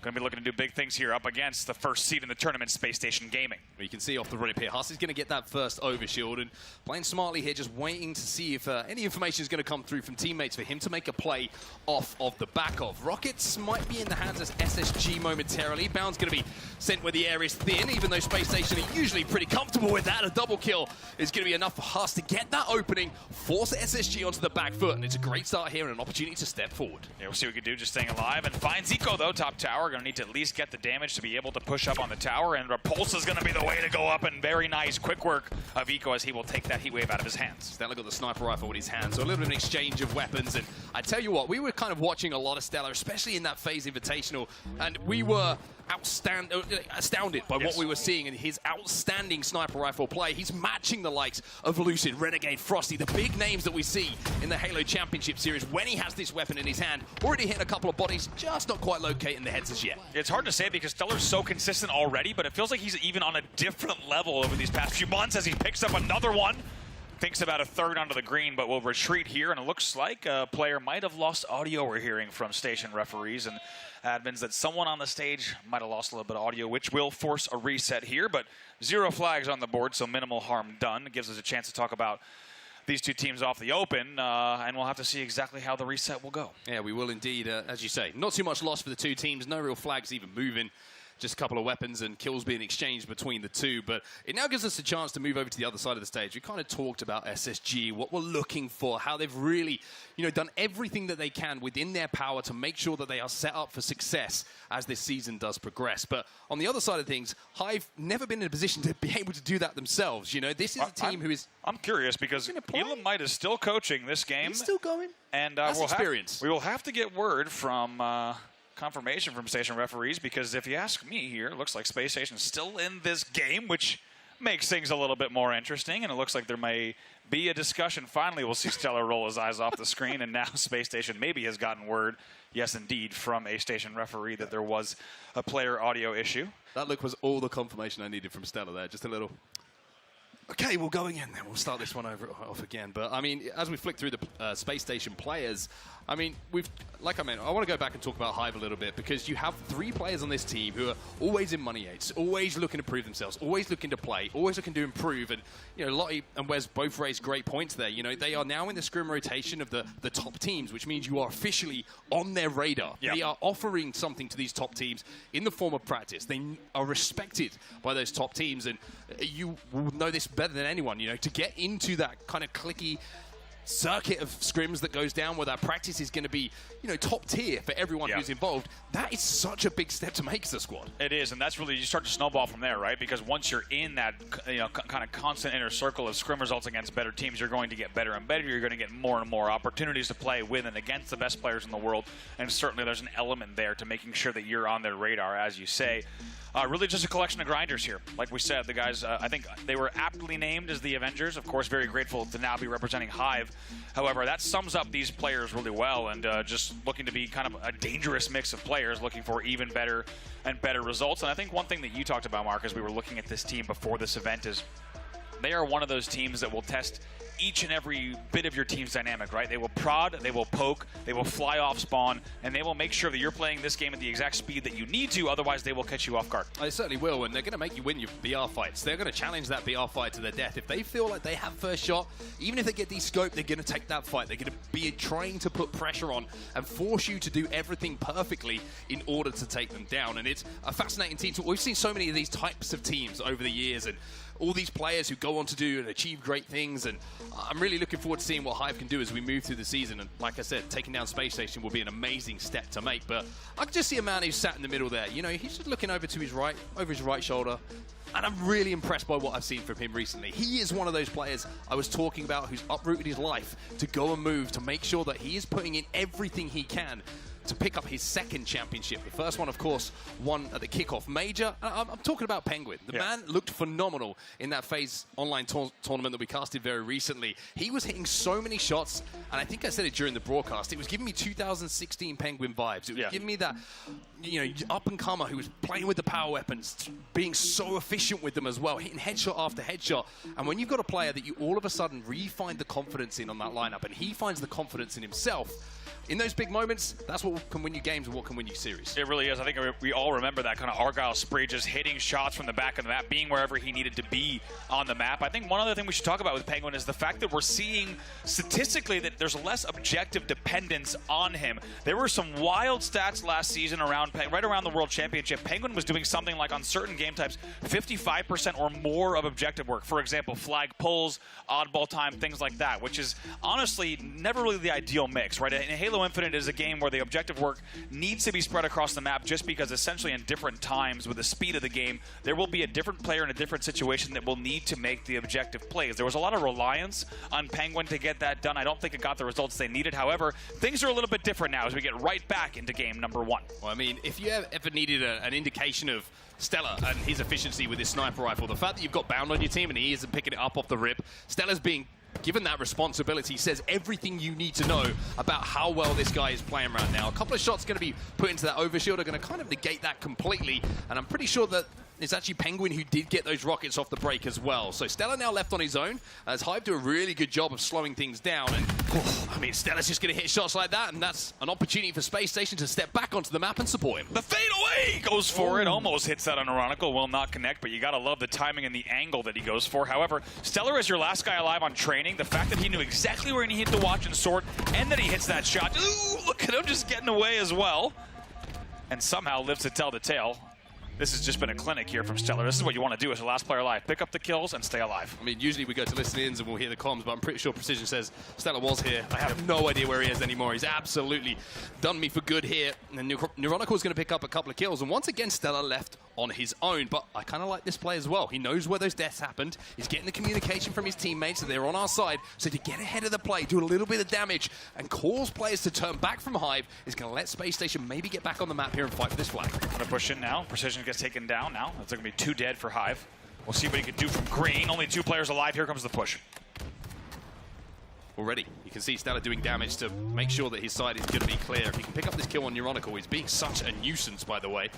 Will certainly contribute to it. Then Space Station will now have control of their side of the map again. Huss once again putting pressure on though, trying to challenge Stellar, trying to challenge Space Station and make sure they have to work hard and communicate clearly to make sure that nobody's slipping behind enemy lines. Yeah, done really well, just slow and sure. The second you see that our players are on your green, your long, your plow, anything that you see across the 50-yard line, you have to prioritize those kills in almost every scenario, but the pressure continues here for Hive. It certainly does, and they keep going forward and they keep asking questions of Space Station. And with Swish set up on the platform, you can see that the flag is going to be able to be pulled towards him, but a couple of kills not going their way, and a little bit of extra damage being taken means this might well be a dead flag, with Eco doing some good work from his tower back through the glass towards his flag. It's a big nade coming off the tower. That nade that came across the plat to the first BR actually got them both weak and stopped that flag run in its tracks. Rockets coming up as well, so an opportunity here for both teams to fight for the power weapon as it pops back onto the map. Here comes the flank from Bound. Eco does a great job as well to pick up his kill on the green box, and Overshield looks like it will be given away here to Hive, but the rockets should be secured here for Space Station.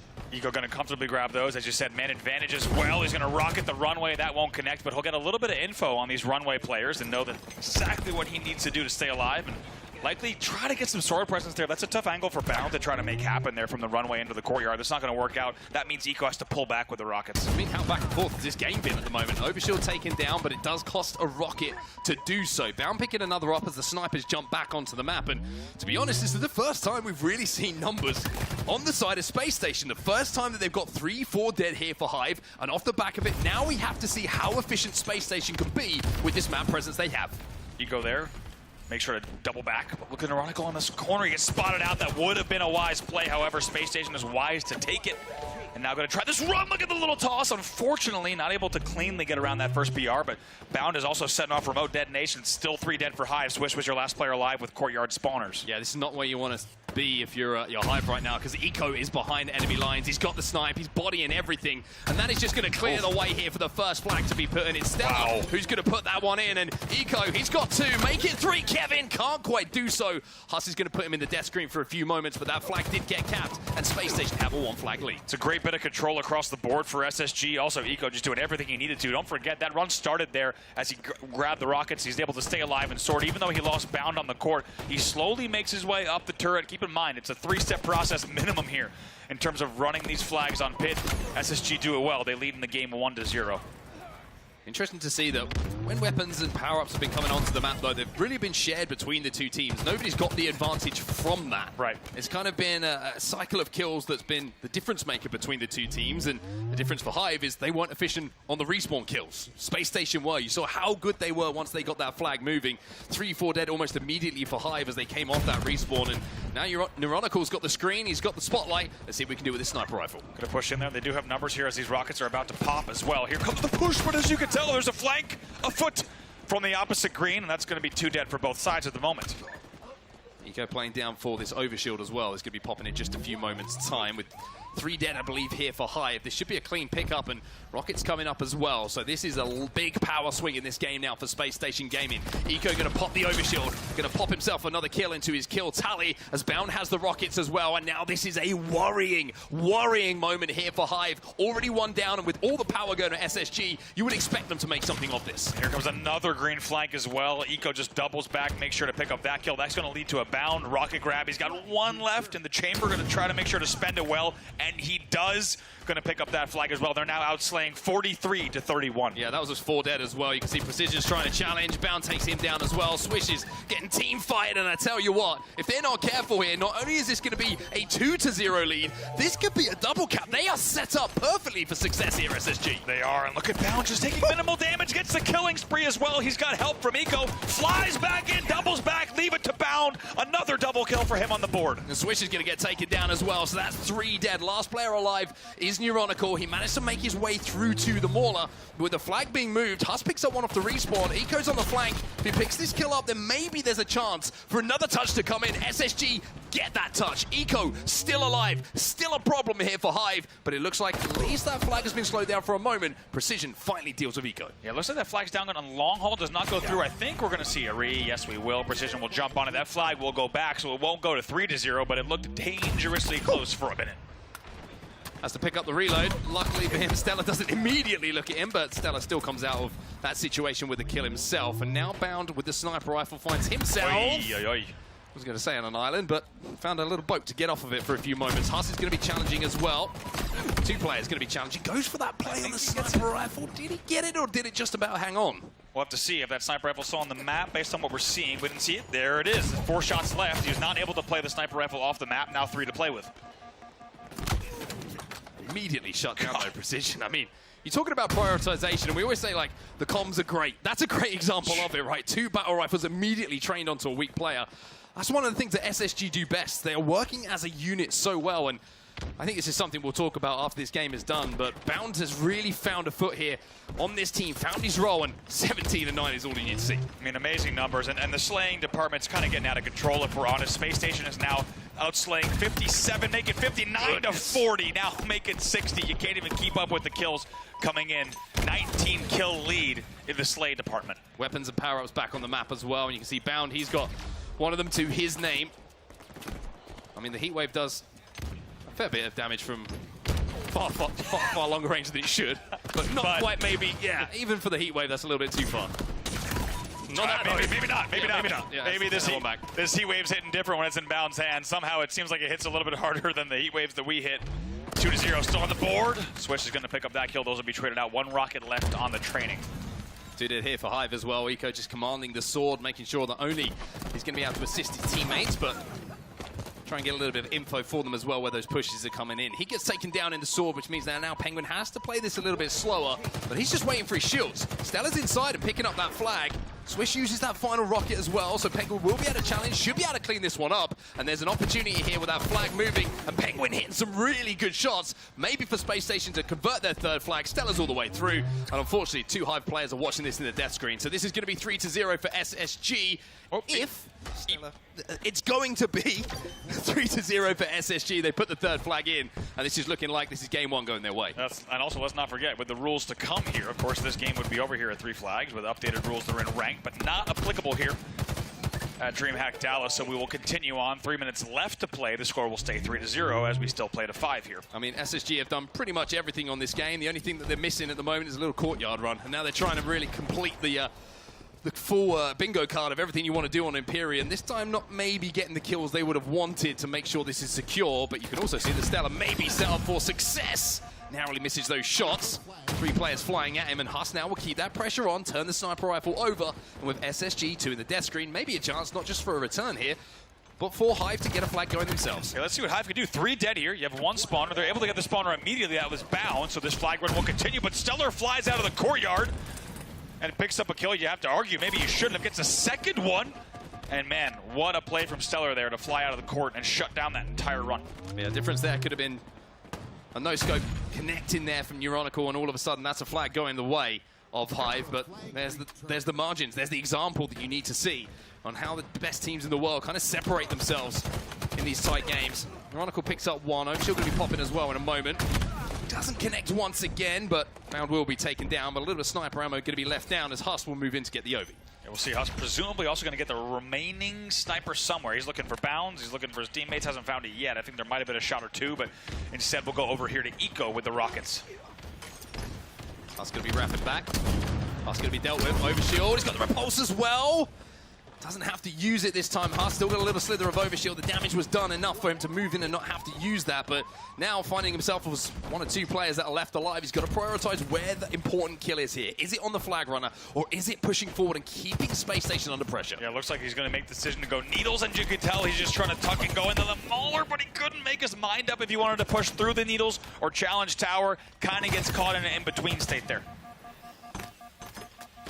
1 minute 14 left in this game, and see the flag does get sent back home. A couple of trades means it's going to be a battle for mid-map once again between these 2 teams. Penguin going to be the first to move in and pick up the repulsor to see if he's going to be able to create an opportunity for his team, and Huss feels the back end of a 4, and it never feels good. Never feels good. Perfect. Hits the 4 on the falling motion. Very nicely done here from Penguin as he will continue on with 3-0 and 47 left on the clock. This is a victory lap as they add more kills to the board. Yeah, they certainly do, and that's another kill going down to Penguin. Penguin now increases his stats to a positive manner.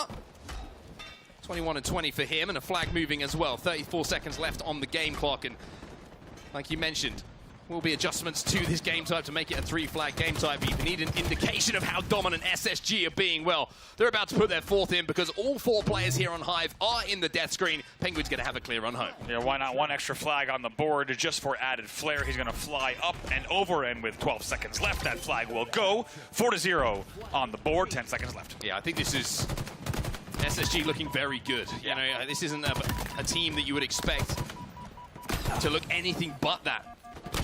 As we see the final moments of this game expiring, SSG looking dominant in game number 1. And I tell you what, we said that they were looking to rekindle championship form.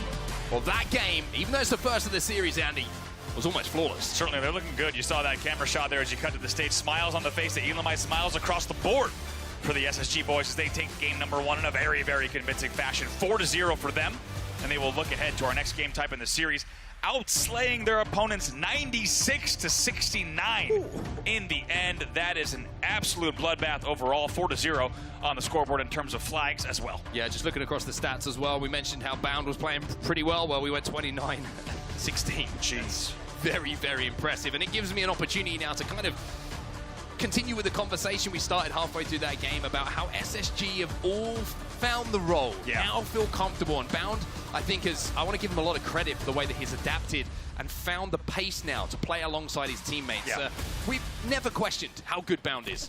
Individually, one of the best in the game. Hit some of the most ridiculous, disgusting shots that you could ever hope to hit as a player. But learning to play at the very top level does take a little bit of extra time. And I really do feel that Bound has developed as a player now to make sure the pace that he is playing at in the game matches his teammates and the calls that are being made. Absolutely. I think as a fan of competitive Halo, it's amazing to see Bound's road from last year to now, right? Because I think we saw, just like you said, Bound with incredible aggression. It wasn't always perfectly timed. You'd see him pull off ridiculous plays. However, it didn't always convert to advantages on the map. However, seeing him with this caliber of players on the stage right now, going 29-16 and also leading the team with 14 assists as well, is absolutely unbelievable. As you see the shots he was hitting there, I think this is him in his best form. You could maybe say this is SSG in their best form that they have looked in a while.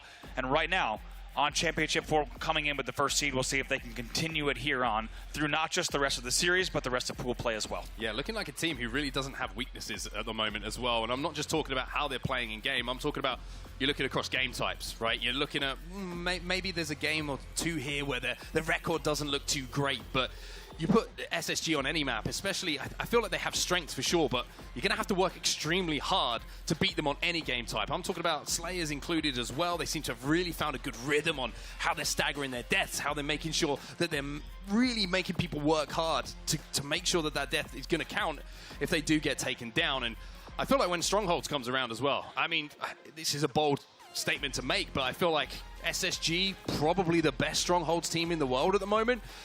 Maybe Quadrant might have something to say about that if we talk about Recharge, which is a crazy thing to say as well, but look at their record, it's absolutely nuts. But to have a game type that you're so good at and is so difficult to control, being one of your best, I think it says everything you need to know about how good SSG have been. Absolutely, I could not agree more, and I think this team looks dialed, right? We were just spending a lot of time talking about what Bound is doing. We talked a little bit about Penguin earlier, but also Eco and Stellar, some of the best Halo we've ever seen from each of them now. And when you think about the perfect storm of all 4 of these players playing the way that they're playing right now, maybe they've picked the perfect time as the regular season, the summer of Halo Infinite now underway here with this second event of the year and a lot of Halo still to come. SSG might have picked the perfect time to rekindle championship form. Well, let's see if they can keep that form up we saw in game number 1 here. We're heading into game number 2, and as you can see, we're heading over to Live Fire. Slayer always our game number 2 in the series, in these best of 5s. The question is now, can Hive show us something? Can they match up to what we just saw Space Station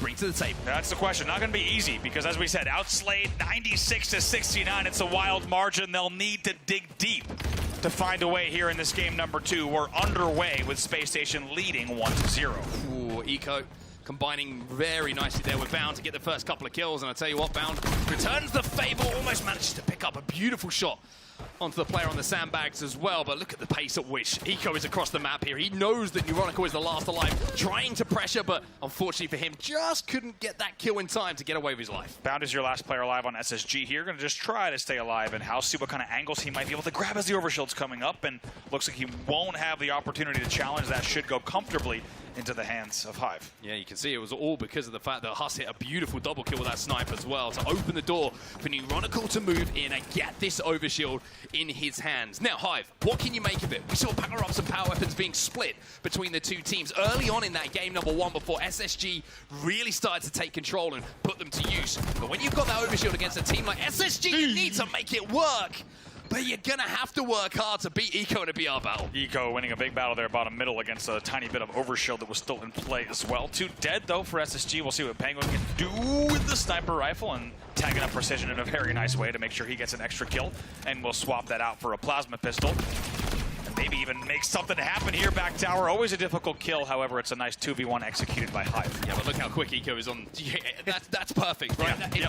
Clip it, ship it. That is how good the teamwork and the communication is right now from Space Station.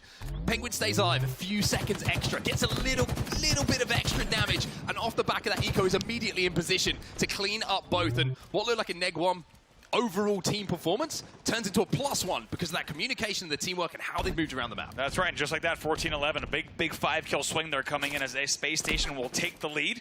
And now get ready for this next overshield as well. Lots of damage coming in from Eco, but he's going to need the help from Bound. Yeah, wondering where that Shroud screen had gone, and it looks like it's actually going to maybe help out Hive in this situation. But I say that, Bound just went straight in. He comes out with an overshield and a heat wave, and it looked like Hive had an advantage for just a second, but now they have to deal with Bound. Is that not the best summary of how Bound plays this game? We have a POV of Eco from tower.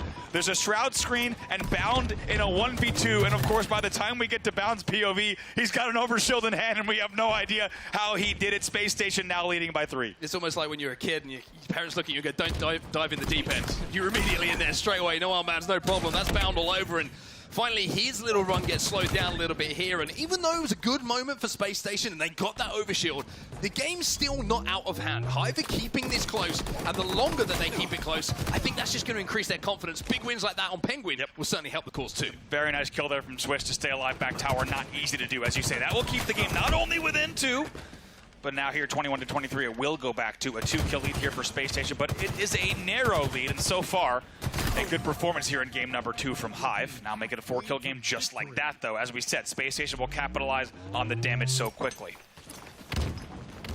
Now a site that is incredibly rare. It's going to be Eco with a sniper rifle to play with. Usually it's in the hands of someone else, and he's managed to find it himself. And if you needed an indication of how good this man is with any weapon, well, here's a beautiful body here. Can't quite get it this time, though. Tries to play it off the back of the map and won't be able to do so. And Huss, who now has that sniper himself, we saw him hit a double kill a few moments ago to allow that overshield to be picked up. But this time just looking a bit shaky, looking a little bit nervous, not connecting with those shots in the way you would have wanted. Yeah, Stellar's going to go all the way back up to the tower as well. He will connect with one. He's got 1 bullet left as well. We'll see if he can make this one count. That one will not go, however. Still a 5-kill lead at 31-26. All eyes on the overshield now as well. Overshield going to be coming up in just a few moments' time, and that's why you're seeing Stellar make a really smart play here. And it might not seem much 4-shot. It's going to certainly make it look a little bit better, but leaving those players from Hive down at green means they are going to be spawning as far away from that overshield as possible. But Precision has made a smart play to get through bottom middle and get his hands on this next OS. So what looked like a good play from Stellar, unfortunately the kills just didn't match up with the decision making, and this is a chance back into the game now for Hive. It's only a 4-kill game, 2 players from SSG trapped at the back of green, and still half an overshield to play with here as well. Despite the SSG pressure, as we've said all game, Hive has done so well to keep this close with the single concrete push. To be honest, Precision is lucky to get out of there with a single kill. Neuronical now your last player alive for Hive for just a second, but off of that, it's now a 6-kill lead for Spacestation at the 37 mark. This is dangerous territory for Hive. Yeah, this is where the best teams in the world do their best work as well, right? These last 10 kills or so, that's where they really start to value the death. That's where they pick you apart, and that's exactly what Spacestation are doing now. Penguin with a double, looking to turn it into 3. Does manage to get the beat down, at least to take the shields away. But with those kind of plays from Penguin and Bound, now looking to move in to pick up the pieces. It's just 10 kills to go here for SSG, although Hive managed to keep it close once again, and Bound recognizing the pace of the game, slows down, values his life. When we look back at historic runs, they're made up of comebacks like this, right? When you look at a team of hungry players, what they can do, it starts here in pool play. They've brought it back now to just a 2-kill game, but Stellar right away shuts down Huss in the back of the green. That's a big momentum kill as well. A little bit of ice coming in from Stellar, but now he's got to deal with multiple players. 3 kills the difference between the 2 teams, and what looked like an SSG 2-0 scoreline. Wow. Might have just turned on its head, but Stellar, he is playing icy as you like at the moment, and from this single play, oh my, all the Space Station arrive, the kills get picked up, the gap extends again, and I tell you what, Stellar might have just kept this one in the hands of SSG because Hive were looking good. Unbelievable there. You have to kill Stellar at some point. He stays back green the entire time. The help comes off the back of that. They pick up 3 extra kills, and now this is the home stretch from SSG. You cannot leave Stellar alive back at green. They will run the score up, 48-45. 48-45. Space Station, though, 4 dead. So this is a chance for Hive. They have to be good. They almost have to be perfect here with just 2 kills, deaths, excuse me, to play with, but they have all of the tools to succeed. Sniper rifle in the hands of Huss. Overshield in the hands of Huss. The man who is currently sat at 14 and 15 needs to change that and needs to drag his team into this game. What an opportunity here. Eco trying to spike out. We'll see lots of pressure coming in. They do pick up the first kill. 49-46 though. No room for error here. Yeah, maybe just a little bit of an overcommitment onto that kill. Could have just waited for a bit more help, and now Huss has to rotate, has to make a play himself and kind of just slow things down for his team, knowing there's only 1 death to go. But Bound, this is where he picks apart teams. This is where he finds those openings, and with the heat wave and the rest of his team arriving, they close things out. SSG up by 2, but Hive, they kept that a little bit nervy. They did. 50-47 is your final score there. SSG with great finish to that game. Really good late game push as well. 3 eyes on green to close that out. Take a look how Bound does not die from Nest Bridge. He rolls back. They send 2 separate players, Concrete and Pillars, to green to pick up the kill. It's great execution in the end, but as you say, a very close Slayer. I mean, I want to highlight that again because that's what SSG did. Take yourself back a few moments before. Full overcommitment, you would say, for the 1 kill onto Eco. Got traded out, and then all of a sudden you're stuck at back green. That's the difference between the teams. That's the difference and the learning curve you have to go through as a young player trying to establish yourself. And that's a lesson to be learned there from Hive, and one that was certainly taught extremely well by SSG. Great plays from SSG the entire game, but how about, hopefully we'll see in the highlights package, Stellar staying alive at green as your last player alive, and all I'm thinking in the back of my mind that entire time is you have to kill Stellar. You cannot spend 45 seconds with attention on green and let him live. They take way too long. By the the time you see Hive send someone green, there's 3 SSG players back green, huddled together. We'll take a look at some of the highlights from the game. It was a fantastic game number 2, back and forth throughout the entire match. However, in the end, it was SSG just finding the pieces of the puzzle in the late game. I think that there's really good examples of good, high-quality Halo in there from SSG that we actually have time to actually talk about a little bit here. And I'm always talking about the internal clock of players, right? Where are people on the map? Where are my teammates spawning? How long is it going to take for me to stay alive until they get in a position to help me? That's the internal clock that is consistently running through the best players in the world's minds. And Stella there, he's thinking, if I survive for 4 seconds here, if I can get a trade in this position, my teammates are likely to arrive to not only get me out, but convert the damage that I do. And that's what you see him playing his life. Jumping around a few pillars, looking for a beatdown, and it turned into a little bit of a snowball just off the back of that one play. And that's where the best in the world, I think, separate themselves. The knowledge of that internal time of what is happening on the map, where their teammates are, and how long they have to survive before they have to commit. Yep. Stella, perfect example of how effective that can be. It really was. And you look at Bound and Big Door at the end, I think a less mature version of Bound might be a little bit aggressive on that Big Door play and just get caught out before he doubles back towards Rat Tunnel. Instead, you have Bound on perfect form, right? Just peaks enough to take the damage, get all the intel about Nestbridge and Green, and that paves the way for Eco and Co. to fly in off of Pillars and Concrete straight to Green to isolate the kill into 2v1. You see some numbers there from Bound on your screen. Yeah, very, very impressive numbers. I mean, there's not too much to really shake a stick at there. 1.83 KD, looking very, very good again for Bound in that game. I mean, overall, he went 12-9 in that game, so maybe that's across the series, I believe, that KD that we just saw there. But everybody on SSG doing a great job. And I always look across assists, right? And we're always talking about Penguin when it comes to assists. Well, surprise, surprise. Not only does the man go 0 in his KD, but he puts up the most assists on his team at 13. For me, as a support player, it's a perfect statistic. Yeah, absolutely. Another thing we should look at there was the comeback there from Hive overall. They were trailing 33-26. But brought the game all the way back there to 40-38. In the end, though, they will fall for the second time in a row, leaving us at a 2-0 lead for Spacestation as they will look to close out the series in 3 games here on Stronghold Streets. Yeah, time for us to get a little bit fast and a little bit loose as we head over to Streets here and we head into Strongholds. And I'm a little bit nervous because I did make a bold statement at the start of this series saying that SSG are the best Stronghold team, in my opinion, in the world. Well, Hive has a chance to make me eat my words here and really prove that they can send the series a little bit longer. But for SSG, a real golden opportunity here to close things out in a 3-2-0 fashion, matching what we saw from FaZe a little bit earlier. And you have to think, if they pick up where they left off in these last 2 games, it might be a very quick game indeed. Here goes Eco on benches, trying to think about a rocket grab. Instead, he'll wait for the help. Didn't wait for the help. Didn't wait for the help. Didn't have the help. It was quite simple. A couple of teammates fell, and I think his plan there was to maybe try and throw him back towards where the SSG spawns are coming in. Precision being a nuisance. Bound being even more so of one. Stalker rifle in their hands, and you can see the ping now coming in, and it's a little play. Oh my goodness, by the way. I got a little bit nervy there for whoever was facing up against Bound in that fight, because the first shot hit very, very hard. But off the rip here, you can see Hive actually out to the best of the starts here. They have control of A, momentary control of B, and Euronical on the pink streak, but he's got some rockets to play with too. Yeah, essentially only 7 kills total on the board. However, a nice little 20-point early lead here for Hive, so maybe just a little bit of momentum boost for them as they settle into this 3rd game. One rocket not going to connect for the kill, but does connect for damage enough for Precision to move in and pick up a double. And I like this rotation down the pink street now. They're going to be able to lock this down, especially with the rocket in their hands. But a little bit of a counter-rotate coming in from Spacestation as well to make sure that they're in position to fight for B as they exchange ends of the map and the strongholds that are held respectively by each team. Looks like the kills are going to be won here by Spacestation, which is going to leave Hive on the back foot.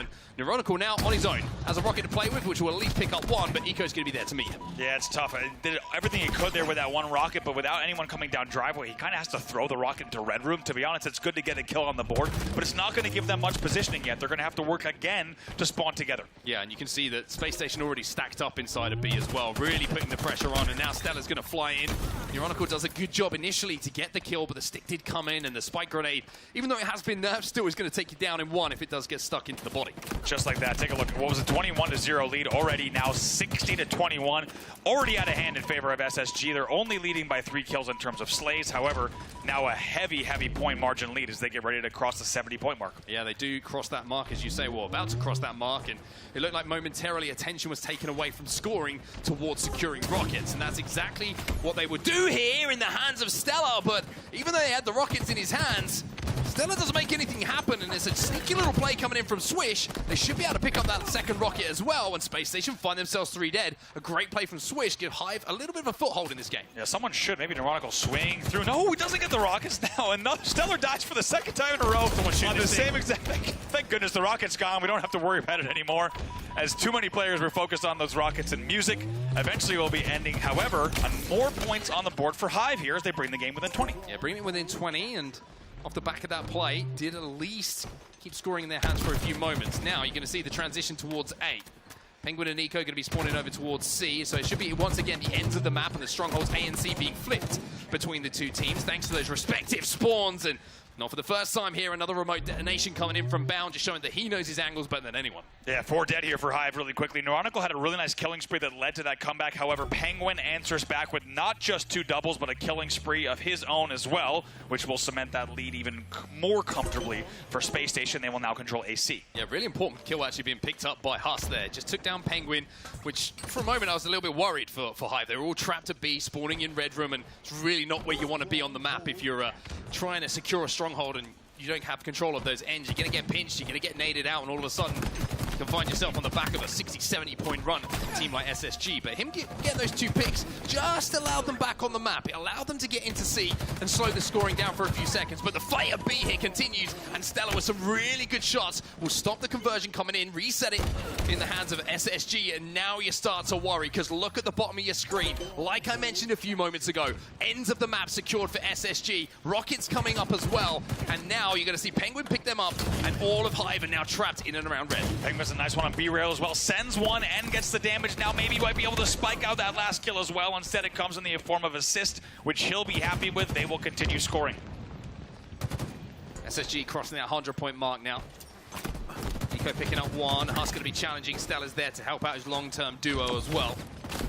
Swish going to be a little bit disappointed to see the drop wall in his face, and Stella once again making a great example of how to use the equipment around the map. And ever since SSG have had control of A and C, you can see the score has started to spiral out of control. It's 128 and rising. Now they rotate to B with the spawns coming in at C. This is going to be continued SSG scoring. It really will be. Now they're also outslaying 34-27. Like you said, great play there from the drop shield. And look at Stellar just going to try to blind fire through here. Instead, he's going to fly right in, not afraid to challenge. And they're going to be ships passing in the night in the Shroud screen. Eventually, he'll be taken down as a result. 2 dead here for both sides. Bound your last player alive momentarily for Space Station. Yeah, it does have the Stalker rifle, though, so it's almost like Space Station have 1.5 players alive with this in his hand. And we'll have to see if he can make some plays off the back of it. You can see that he's going to have pressure, and he's going to have players to deal with in and around C.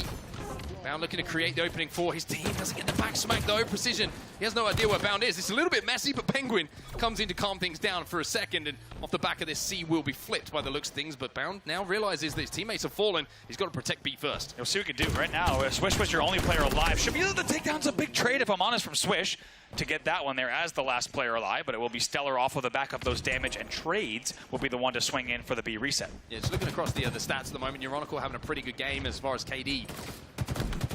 It's summarized here in the top left-hand side of your screen. He has 12 and 7, but I'm looking at the difference between the teams at the moment. It's the assists again. Eco, he's right up there, 9, leading the game. The next closest in the game is going to be Huss on the other side of things with 6, but a couple of players on SSG starting to find their form as well. The team shooting starting to come together for them, and off the back of it, the triple cap is here as Stella flies in to clean up another. Huss is going to fall as well. That will now be 3 dead. Ironically, your last player alive in Tram. Penguin's going to stay alive on Rail as well, and these will now be C-spawns coming in for Hive. This is the opportunity here, with the timing falling into the hands of SSG, with the spawns being staggered, for them to keep 2 players dead from Hive for the rest of this game. It's 2-11 and rising. Stella can just hold forward at this point. He knows the help is going to be coming. He knows the damage he's doing is going to be converted. Just has to stay alive long enough for teammates to get in position. Stella, Bound, Penguin, all combined, and that will be continued scoring here for SSG. They're just 25 points away. As you said, it's perfect timing, perfect damage on the stagger spawns. They make sure to fly in and collapse on Tram before the next 2 spawn. The other 2 are split spawn, Red Room and B. They collapse on those as well. It was still 2 dead for the trip cap here, 10 points to go. Oh my goodness, SSG are rolling right now, and it's going to be finished off with a triple kill. Coming in from Stella, 250 mark gets crossed, and SSG lay down a marker here at DreamHack Dallas as they win the series 3-0. And the Dallas crowd likes what they see here. Some SSG fans in the crowd without a doubt.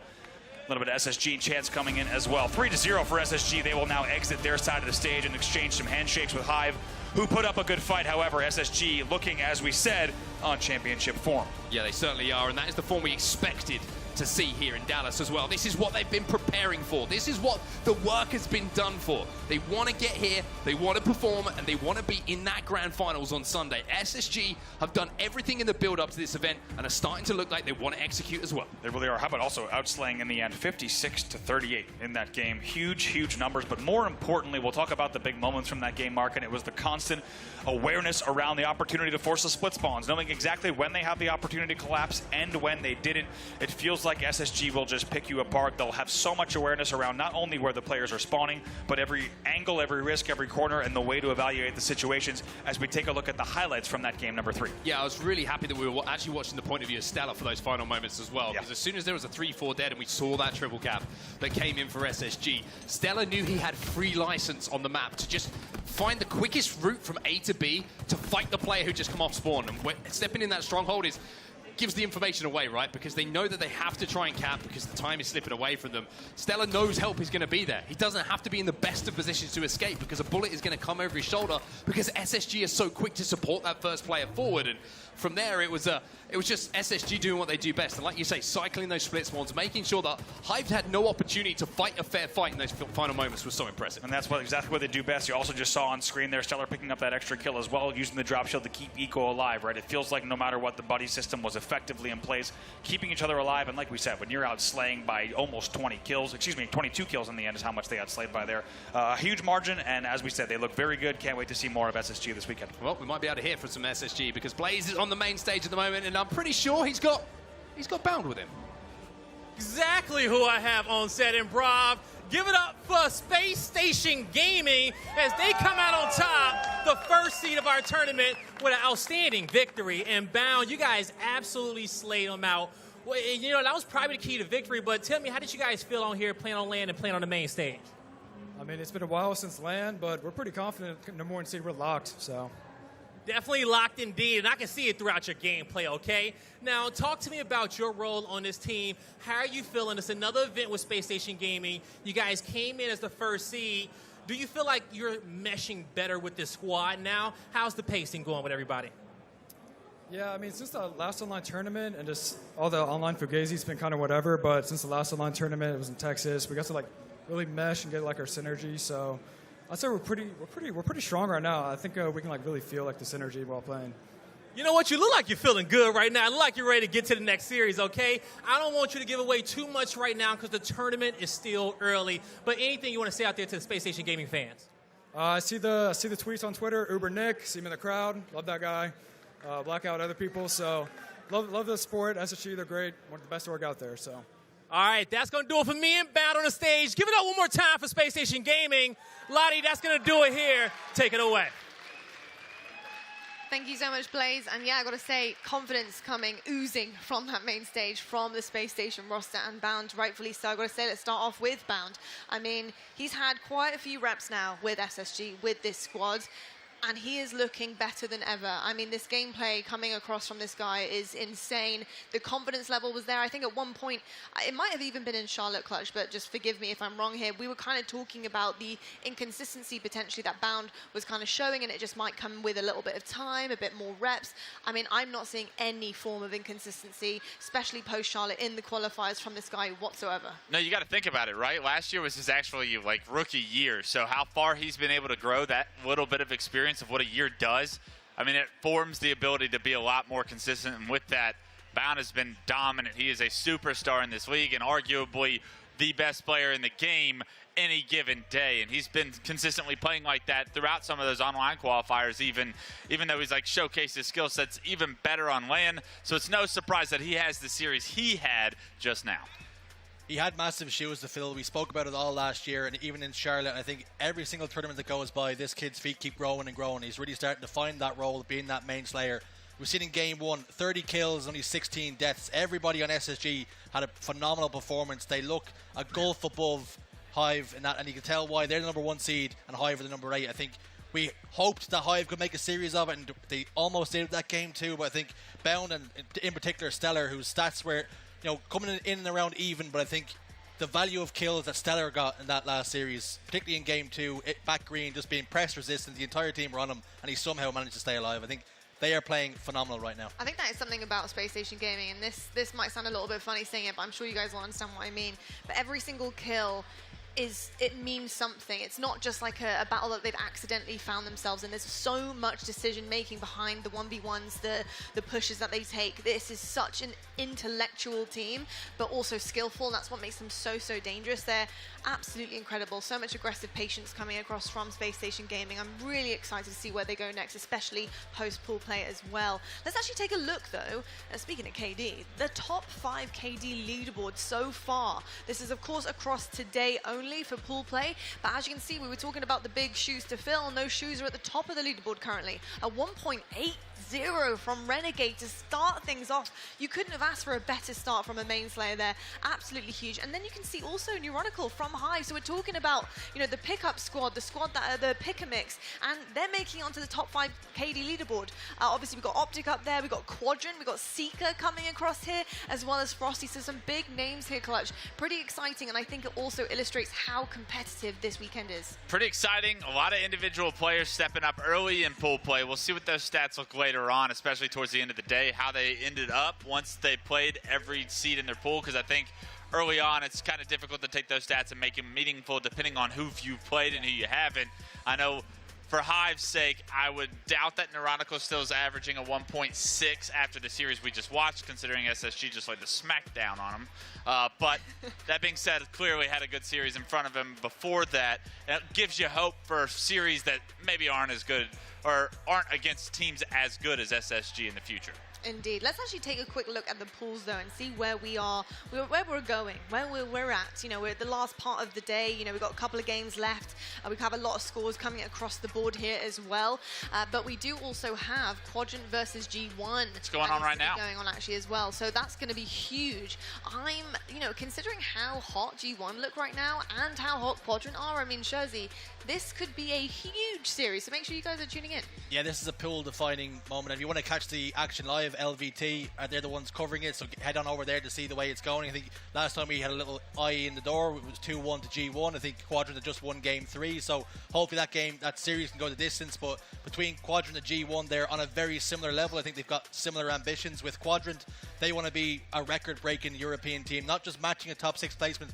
They want to get to top 4. We've seen Legend tweet after Charlotte, he's sick of finishing top 12, he's sick of finishing top 8, he wants to push on and forward. And I think against a team the caliber of G1, you have to be winning them ones. Yeah, I've got to say, in terms of the competition level as well, Clutch, it's awesome to see that, yes, we may have 3-0s coming across the board in pool play, but I've got to say, in terms of the actual series, the actual maps that we're watching, regardless of the 3-0 results or regardless of the 3-1, they're close. They're coming down to the wire, and the competition level is probably the highest I have seen pretty much in the first 2 years of Halo Infinite. Oh yeah, it's unbelievable. It's about who showed up to make plays today, and that's individuals I'm calling out. It's not necessarily teams. These series are being decided by individual plays. Yeah. We had Native White and Sentinels go the distance into a game 5 where Mikwin was dominating with the shock rifle. Once again, Native White beating Sentinels on land. And you know, if you're Sentinels, it's starting to get frustrating, and especially if you're coming out 3rd in your pool, which is probably their destiny right now. A lot of question marks around that team, so I'm looking to see what their elimination bracket even shapes out to be when they get there, because, I mean, that's a team we expect productivity out of, and it doesn't look like they've had the Friday that we expected them to. I'll tell you what, pool play is all about shaping one's journeys in the bracket, and that's where it's going to stand. So we have another match coming your way next, and it's going to be FaZe once again, but going against Native White, who did manage to cause some upsets in Charlotte. Can they upset here again at the following LAN? We'll have to find out right after this break. Make sure you stick with us, and we'll see you in a few.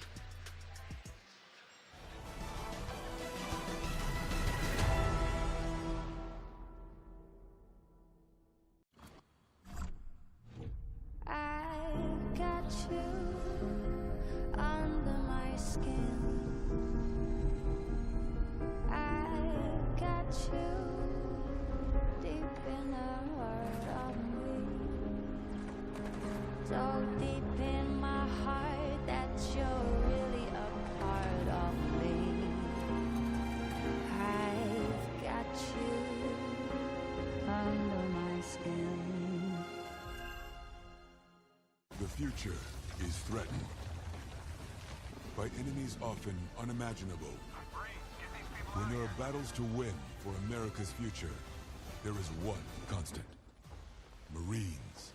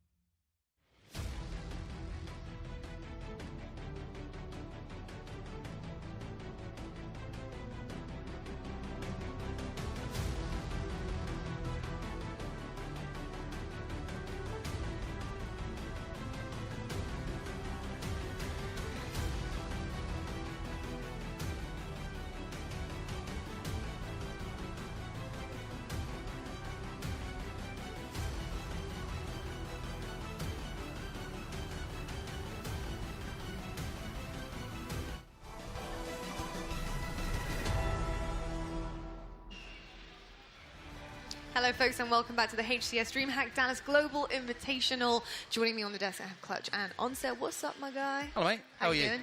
I'm good. It's good to be able to talk to each other a little bit closer than like screaming from all the way over there. I know. I can only really see the back of you and a little wave. It's easy to know it's you, though. There it is. The Great to be on the shirt. desk, Wes. Thanks for having me. The striped shirt, the big build, It's not the shirt. the shiny head. You know, we It's can the head. keep going. We can keep going. Onset, it's absolutely wonderful having you on the desk, of course. Actually, we have one hell of a series coming up for us. We've got FaZe versus Native White as we keep going through pool play here. And you actually got a chance to cast FaZe literally the first thing this morning. You know, in terms of their trajectory, how these guys are improving, the teamwork dynamic that I think everyone has their eyes set on, because right now it's all about how a team works together to produce the goods. What did you make of them and their improvements with the in between the lands? Very, very impressive, and I think a lot of eyes are going to be on FaZe, understandably, right? One of the tournament favourites coming into this event. A lot of work been done on the online season, we'll call it, before we've headed back into the live arena, and I think the FaZe have recognised where the weaknesses were, and they've worked very hard at putting those right. The difficulty for them is, can you consistently do it across tough series against some of the best in the world? Because that's where those weaknesses get exposed. But step one to making sure that you're playing your best Halo is recognizing where those weaknesses is. And it's difficult sometimes for teams to admit that and work on it. So I think FaZe looked very impressive this morning. I think a lot of teams that we were looking at coming into this event have looked very impressive. I think that OpTic were really pushed in that series that we saw earlier as well. But SSG, I think out of everyone, have put down the biggest marker. I thought they looked fantastic in that previous series. And now it's time for FaZe maybe to come off the back of that series we just saw SSG perform and say, hey, whatever you can do, we can do better. Yeah, for sure. I think it's going to be, I think pool play is a real test of confidence for a lot of our teams, especially the top teams coming in who have secured really, really good seeds, obviously in this Global Invitational, but then putting on a show on pool play day, just really trying to shift the momentum in their favor heading into the bracket. Like you said, we do actually have a head-to-head on the screen, and speaking of shifting momentum, both of these guys can do it. These are some stats from so far day one. And as you can see, Renegade looking pretty good. We saw him on our top 5 KD leaderboard. He was right at the very top, so having a fantastic day one. And Barcode, not usual numbers that we see from him, although still pretty good. And I think in terms of maybe series, he might have just had a bit of a rough running so far on day one, but things can certainly change for main slayers on teams, right, Clutch? Yeah, I think if you look at Barcode's KD ratio, you need to also pair it alongside with where they're at right now, which is winning off a Game 5 against Sentinels and having accomplished everything you needed to up until this point. This is the series where you need to have a good series if you're Native White. This is the series you were probably focused on the entire way prepping for this event, and FaZe is going to be no pushover. So if Native White won any chance in this series, Barcode is going to have to perform at a much higher level, I would say, than he has been, but luckily Barcode's capable of that, in my opinion. Indeed, you can see the FaZe Clan roster on our screens right now, and of course, looking really to just shift the momentum in their favor. And I'm not talking about just the series, I'm talking about the weekend, feeling really comfortable heading into day 2, obviously the first part of bracket play, and hoping to do so on the winner's side, if not top of their pool as well. And this is going to be the next stop for them, hopefully having a clean pool play day. And I'm excited about this roster. I think, you know, in terms of how they're performing and what they're achieving, I think dominance is something that they really, really want. I think that's what they're striving for, the perfectionist in these guys, because they are previous champions. Even Renegade on a different squad is a previous champion. They know what it is like to win an onset. That can either drive you a little bit crazy, or it can also be your becoming, and it does drive you forward in terms of getting what you want. I mean, the longer the drought goes on, the more it hurts, I think, for these players. I mentioned when we cast these guys earlier, every single player on this lineup has not won an event in over a year. And usually when you're talking about, you know, Frosty, Renegade, you're talking about, you know, Royal 2 and Snakebite, you're like, oh, yeah, they didn't win the last event, but they won the one before that. You know, that's historically what we've talked about when we've talked about these players that are on this roster. So this is one of the longest droughts, I think, that these players would have been on, period, for quite some time, of not lifting a trophy. And that's going to weigh on your mind, especially when your expectancy is to consistently be winning trophies, not just to win one, but to win 2, 3, 4, a world championship at the end of it. And I think that every time that they come up short in a series, it's going to hurt them probably more than it is a lot of other teams, because of that expectancy, not only from themselves, but from the players and the people at home who have been watching them for so long. And I think that's where the pressure comes from for them. They know that they are capable of winning. They've all won before, but are we able to do it again? And is it going to take us to find a new way of playing together, to re-find a championship winning form? Yeah, I couldn't agree more with that. I think that is definitely, honestly, sometimes themselves, they are their own biggest enemies. And I think you can probably say that with most of the top 4 teams that we have here in the tournament. But on the other side of things, we do have Native White, and I have a lot of questions about this roster. And that is because of the upset that they caused in Charlotte against G1, which actually, honestly, sent G1 into a little bit of a tiz, to be honest, after that as well. But have they overachieved, Clutch? You know, top 4 at Charlotte, was that a fluke? You know, I thought that was like a peak. I don't know about a fluke, but they were definitely playing what I thought was going to be their best version of Halo. But in some of these online qualifiers, they've honestly impressed me along the way, and they've showed a level of consistency to be able to play at that rate. So I put them towards the middle of that second tier, which is 4 through 12, as I keep repeating. But these guys on any given Saturday, any given Sunday, they can show up and they can take anybody to a Game 5, and these guys have proven when they get to Game 5, they are a dangerous squad to play against. They've already proven that today against Sentinels. You know, I've got to ask you here, Onset, in terms of their gameplay, especially coming into LAN, and a little bit of an up and down roller coaster of results online and with the qualifiers, is this going to be a tournament that makes or breaks them? And if it does break them, where would it break? It's very difficult to say, because I feel like this is a team that's built for LAN. I don't think they'd be too affected by online performance. I think these 4 players are too experienced at this point to really let that affect them. It's all about how they place on LAN, right? A top 6 here, a top 4 here, pushing their way into maybe a top 4 and seeing if they can progress from what they did last time would be an incredible achievement for them. But I would say out of all the teams we have here, the biggest momentum team is Native White. We saw what they did on that Saturday, right? They went on a crazy run. I think they started one of the earliest matches in the day. They were there right at the end playing against G1, and you know, it was a ridiculous day for them, but at no point did they ever look gassed. They ever looked like they weren't in every single game, and they showed as well that they had the fortitude to make big comebacks, even when they were tired, even though some other teams might have mentally kind of checked out of those games. So I think the more games these guys play, it's almost like the better they get, and the more they love playing on that main stage is where their results come from. They have certainly shown that they have the stamina. They also have an abundance of experience on this roster as well. There is absolutely no reason that this series should not be competitive, go the distance, or even see Native White making another further LAN upset here. But that being said, let's see actually what the distance looks like. This marathon in the series layout comes in the form of this, and kicking things off on game 1, hopefully we have something that's going to be quite competitive in terms of both of our teams here, rather than swaying one-sided to another. But while we do get the series layout for you guys, do you think that the series layout clutch is going to dictate how this goes, or do you think it's really going to come down to who's playing better as a team? No, I do think that the series layout is very important for Native White's opportunity in this series, and what I'm looking for, even before it's thrown in front of us, would be a lot of power weapon opportunities for the likes of Mikwin, Gilkey, Tapping, and Barcode, guys that we know are honestly like super freaks when they pick up these snipers and they make plays with them. And that's how Native White typically have their success. How they were able to win the game 5 against Sentinels. Mikwin picked up a shock rifle and got like 10 straight kills. Like, that's almost unheard of, but like, is it surprising in the very least? No, I remember Mikwin doing the same thing to like EG back in the H2A days, right? I've watched Gilkey take over a Narrows MCC tournament where he single-handedly just popped off, went on a frenzy, and all of a sudden, players you think that are winning championships are taking the backseat to the Gilkmeister. But now that we actually have an opportunity to look at the series layout lot, Empyrean CTF is exactly the mode that I want to see if I'm a Native White fan, because those snipes in the right hands of Native White will give them a chance. Definitely will give them a chance. I do think that CTF Empyrean does kind of favor FaZe just a little bit. I think they're quite comfortable on that map, but I think you're totally right. In terms of power weapons, if you're Native White, take it out of the hands. Like, go get the double snipe if you can. I mean, that would be huge. Get the rockets. Take every tiny kind of toy out of the hands of FaZe and don't let them dictate the pace of the game. I think Empyrean can be a very patient game if you can play it that way. I think we actually saw Spacestation play a very patiently aggressive game on Empyrean CTF. It was pretty amazing, and I think Native White could do that and try and slow down FaZe. We do have many main slayers on that team who want to go and push and kind of be super aggressive. It's about setting the pace, I think, with FaZe as well.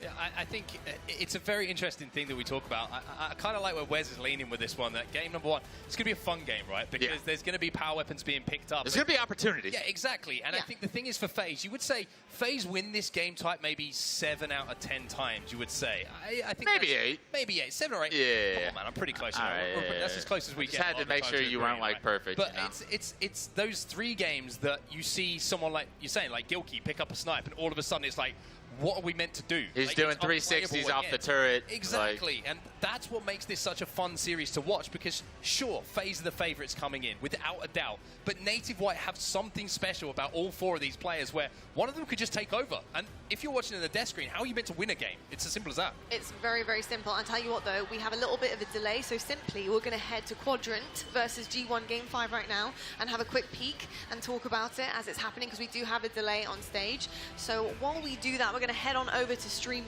B, and right now it's in the Slayer on Recharge, and we're neck and neck pretty much. It's going to be a fun one. Not in my contract to cast with Wes, by the way. I actually have it in my contract that I refuse to cast with Wes at all times, but it's good to have. That's why you get paid the big bucks today, buddy.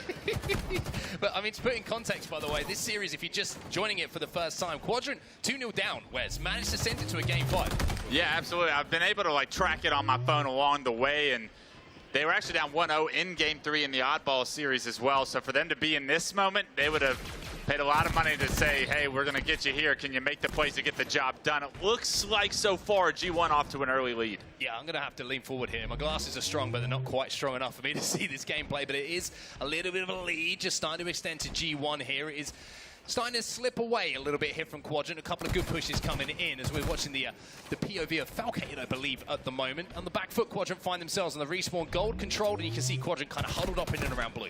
Quadrant set up for this camouflage. It looks like the better half of the map is going to be that control side, that blue side for camouflage. So we'll see if they're able to secure it. But this battle in control, it probably will decide who's going to be able to secure that camo. And it's very interesting. This story for Quadrant Game 5 has not been one that they've been too good at. There's been a few Game 5 disappointments for them throughout their LAN experiences. And oh, I tell you what, Sav hitting shots like that might be thinking about delivering another disappointment. But Wes, you've been in this before. You have to learn from Game 5s. You have to get in this position, be under pressure to learn how to come out with a win. Yeah, this is where G1 typically has let us down in the past, questions around it. And once again, big questions coming as Chick with the camouflage finds himself a double. Yeah, that's going to be 3 dead as well. And all of a sudden, Quadrant, like you mentioned, they were on the back foot, but they did have priority to that camo. And when you have prior, you got to make the most of it. You got to get it in your hands. And Chick off the back of it has brought this game within a striking distance now. And I got the feeling, Wes, that we're going to have like a 2-3 kill game when we get to maybe having that winner's banner in front of us. You're going to have to tell me what the score is on the way there. But I couldn't be more excited to be a part of it.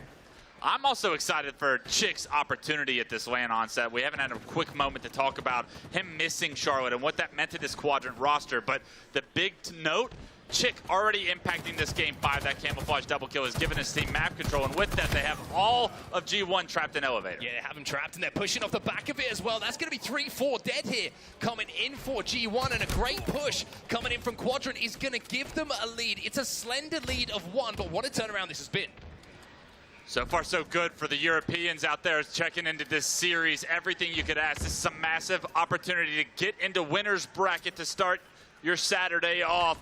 But you got to finish it off, and a beautiful stick across the map is a great way for Sika to gain an advantage for his team. Yeah, a stick from Sika, that's difficult to say. I'm not quite sure why I went for it, but we find ourselves in the position where Chick now is going to pick up a beat down, and I spoke about momentum. Well, G1, they were on the back end of that run from Native White in the last tournament that we saw. They got taken down in what looked like a very deflating series for them. Game 5 again might come to haunt them, as all of a sudden Quadrant have all the momentum in the world. They've established a little bit of a lead here, and they're trying to fight against these players respawning in blue, but Falcated hit some good shots to at least slow them down for just a second. G1 are going to try and slow this one down. Unfortunately, Mark, if you remember against OpTic, when they slowed it down, it did not go in their favor. You're wondering if that's something that they have in the back of their heads, but right now, maybe slowing it down the right play, because Quadrant look to be on their heels. 27-24 is going to be the score, so within a team wipe, G1 find themselves, and that's something just to keep in their heads. Falcated with the first pick as well, gets traded out. Legend somehow stays alive, and even though G1 get good damage, they've got to convert off the back of it. A couple of players are going to fall, and all of a sudden, it's a 2-kill game, and Sab gets away with a shot. That could be a huge moment in this game. I'll tell you what, we're going to have to love you and leave you, Game 5, G1 Quadrant. Unfortunately, we have a game ready to go on the main stage, but if you are really intrigued by that gameplay, which I certainly am, make sure you get your tab open the B stream, and join in get your all phone of out, that Mark. action. But it is time to head on over to our caster so we can get this game underway. It's going to be FaZe versus Native White, and I have Walshy, and I got Sheriff T on the mics. Thank you so much, Lottie. Really do appreciate it. Definitely be keeping an eye out on that Quadrant versus G1, and we'll keep you updated at home. But we have another matchup ahead of us. FaZe going up against Native White. You have FaZe, who have been, out of the Elite 3, probably the most consistent, always getting top 3 in every one of the last 3 online tournaments. Meanwhile, Native White trying to change the narrative a little bit. They've missed out on the top 8 in every single one of them. But we remember what happened when they got to land last time. Top 4 back in Charlotte. That is true, so they're going to have to see if they can keep riding that wave. Generally, we've been seeing mostly kind of consistent results between teams. You know, if they're placing well at the online cups, they're placing pretty strong and well at the live events. Let's see if Native White can put that big asterisk right there for their squad, because like you said, they have not had as close of online placements as they do on land. So far today, Native White have been excellent. Taking Sentinels, not only taking them to a Game 5, but beating them in that Game 5, but a new challenge appears, and that's going to be FaZe, and FaZe are tough. They play fast, they can outslay, and when it's time to get objective efficient, they'll be right on, and you'll have to make as little mistakes as possible, especially when Snakebite has himself a rocket launcher. Mikwin came flying right in there, though. I appreciated that charge. Barcode getting that OS, and it looks like maybe that rocket did not hit the OS. Given how many BR shots we had to see there, there's a chance that OS was still charging up and was unaffected, because that rocket looked really strong. We're not talking about online rockets here, Tony. Let me tell you, them rockets, I don't know. They be acting on their own sometimes, so I'm not mad at them whatsoever. Luckily, they were able to finally deal with the overshow player, but it still looks like Native White trying to make a run, trying to make something happen. FaZe desperately need these slays. Roll 2 just baiting out the green side. Yeah, they're just going to slow this down for a moment as that flag is stopped. and decide their next push. I mean, it looked like FaZe were getting a strong amount of slays, but when I look over on our Prowler right now, it's just a 2-kill difference right now. 21 kills for FaZe and 19 kills here for Native White, so even on the slaying front. However, FaZe have had the flag opportunities that we've seen thus far. Lining up the sniper, but does he know there's a drop ball over toward the long haul side? Gilkey getting a big kill onto Renegade to try to open things up for Native White to push forward. The flanking player in Gilkey ends up being spotted. Frosty to be awarded the kill for that one. And now Snakebite gonna start to heat up with the S7 lining it up. Another body shot is in. Native White looks to get aggressive, but Native White can aggressively hit the black screen. That was such a great defense there from FaZe, just wisely poking back and forth. You saw Snakebite repositioning over towards Cut. Didn't want to get caught or isolated over there in the corner by Mangler, so he decided to push on back over towards Flag, and then reposition back over towards like Needler's side after they got those slays. Frosty wasting no time whatsoever to get that sniper up on the tower side, allowing the rest of his team to start to get aggressive. Once again, we see 2 down for Native White. FaZe want to push up. At the same time, you don't want to give off any angles. You don't want to give off any opportunity for Native White to counter your pushes here. Renegade has a sniper on his side. Frosty has another. 2 snipers on the map. This is going to be tough for Native White. And also just look at this very similar movement that we saw out of Frosty and Snakebite when they're both on their flag. Once they got the pressure over on Needler's side, they push back towards Cut, towards Tower if they need to retreat. That's just a systemic knowledge of how their team's going to operate and protect. They know that if they're going to push towards Long and Green, they don't want to die with Sniper over there and give up their power weapon, which can stop the flag run. Frosty backs down that tower side and ends up right back in it, kind of like you were saying, making sure that tower side is clear. And once again, Native White going 3 down, actually getting squad wiped, and that flag is on the move. By the way, nobody Native White on the, nobody not even on the map, they're on the black screen. That's going to be 1-0 for FaZe Clan. And it finally went in their favor, but also remember when I gave that stat just too long ago, Tony, or I said it was 21 kills to 19 kills in favor of FaZe? All of a sudden, it's 39 kills to 22 kills. So we're seeing 18 kills just to a mere 3 or 4 kills on the side of Native White. So just massive outslaying as they got the superior positioning and the power weapons. And it's been like that literally all tournament long. You know, you've seen Renegade being that leading slayer, but Frosty also being the leading damage dealer. Royal 2 always has a high KD. You can never get him off the map, especially with that long range shot, and that's what makes FaZe so tough to deal with. They are fast, they're in your face, and they win the individual pivotal battles. And look at this. The first time I thought that first flag was running under bridge, which was unorthodox, but they're running a second one there. So I can't tell if this is just special circumstances where FaZe has control of the opposing tower, or this is their new priority to get control of tower and run it under bridge. I'm not gonna lie, when I'm playing matchmaking, I'm yelling at my teammates, don't block the courtyard side, don't block the courtyard side. They're like, you know what, let's play through the courtyard side of the map, and it seems to be working. That's 2 flag caps in a row for FaZe, and they both went tower side of the map. You know, next time I'm playing matchmaking, I'm still gonna say the same thing, because it's not like you're Royal 2 or Renegade. I'm saying, run the flag green and hull and stop blocking courtyard side.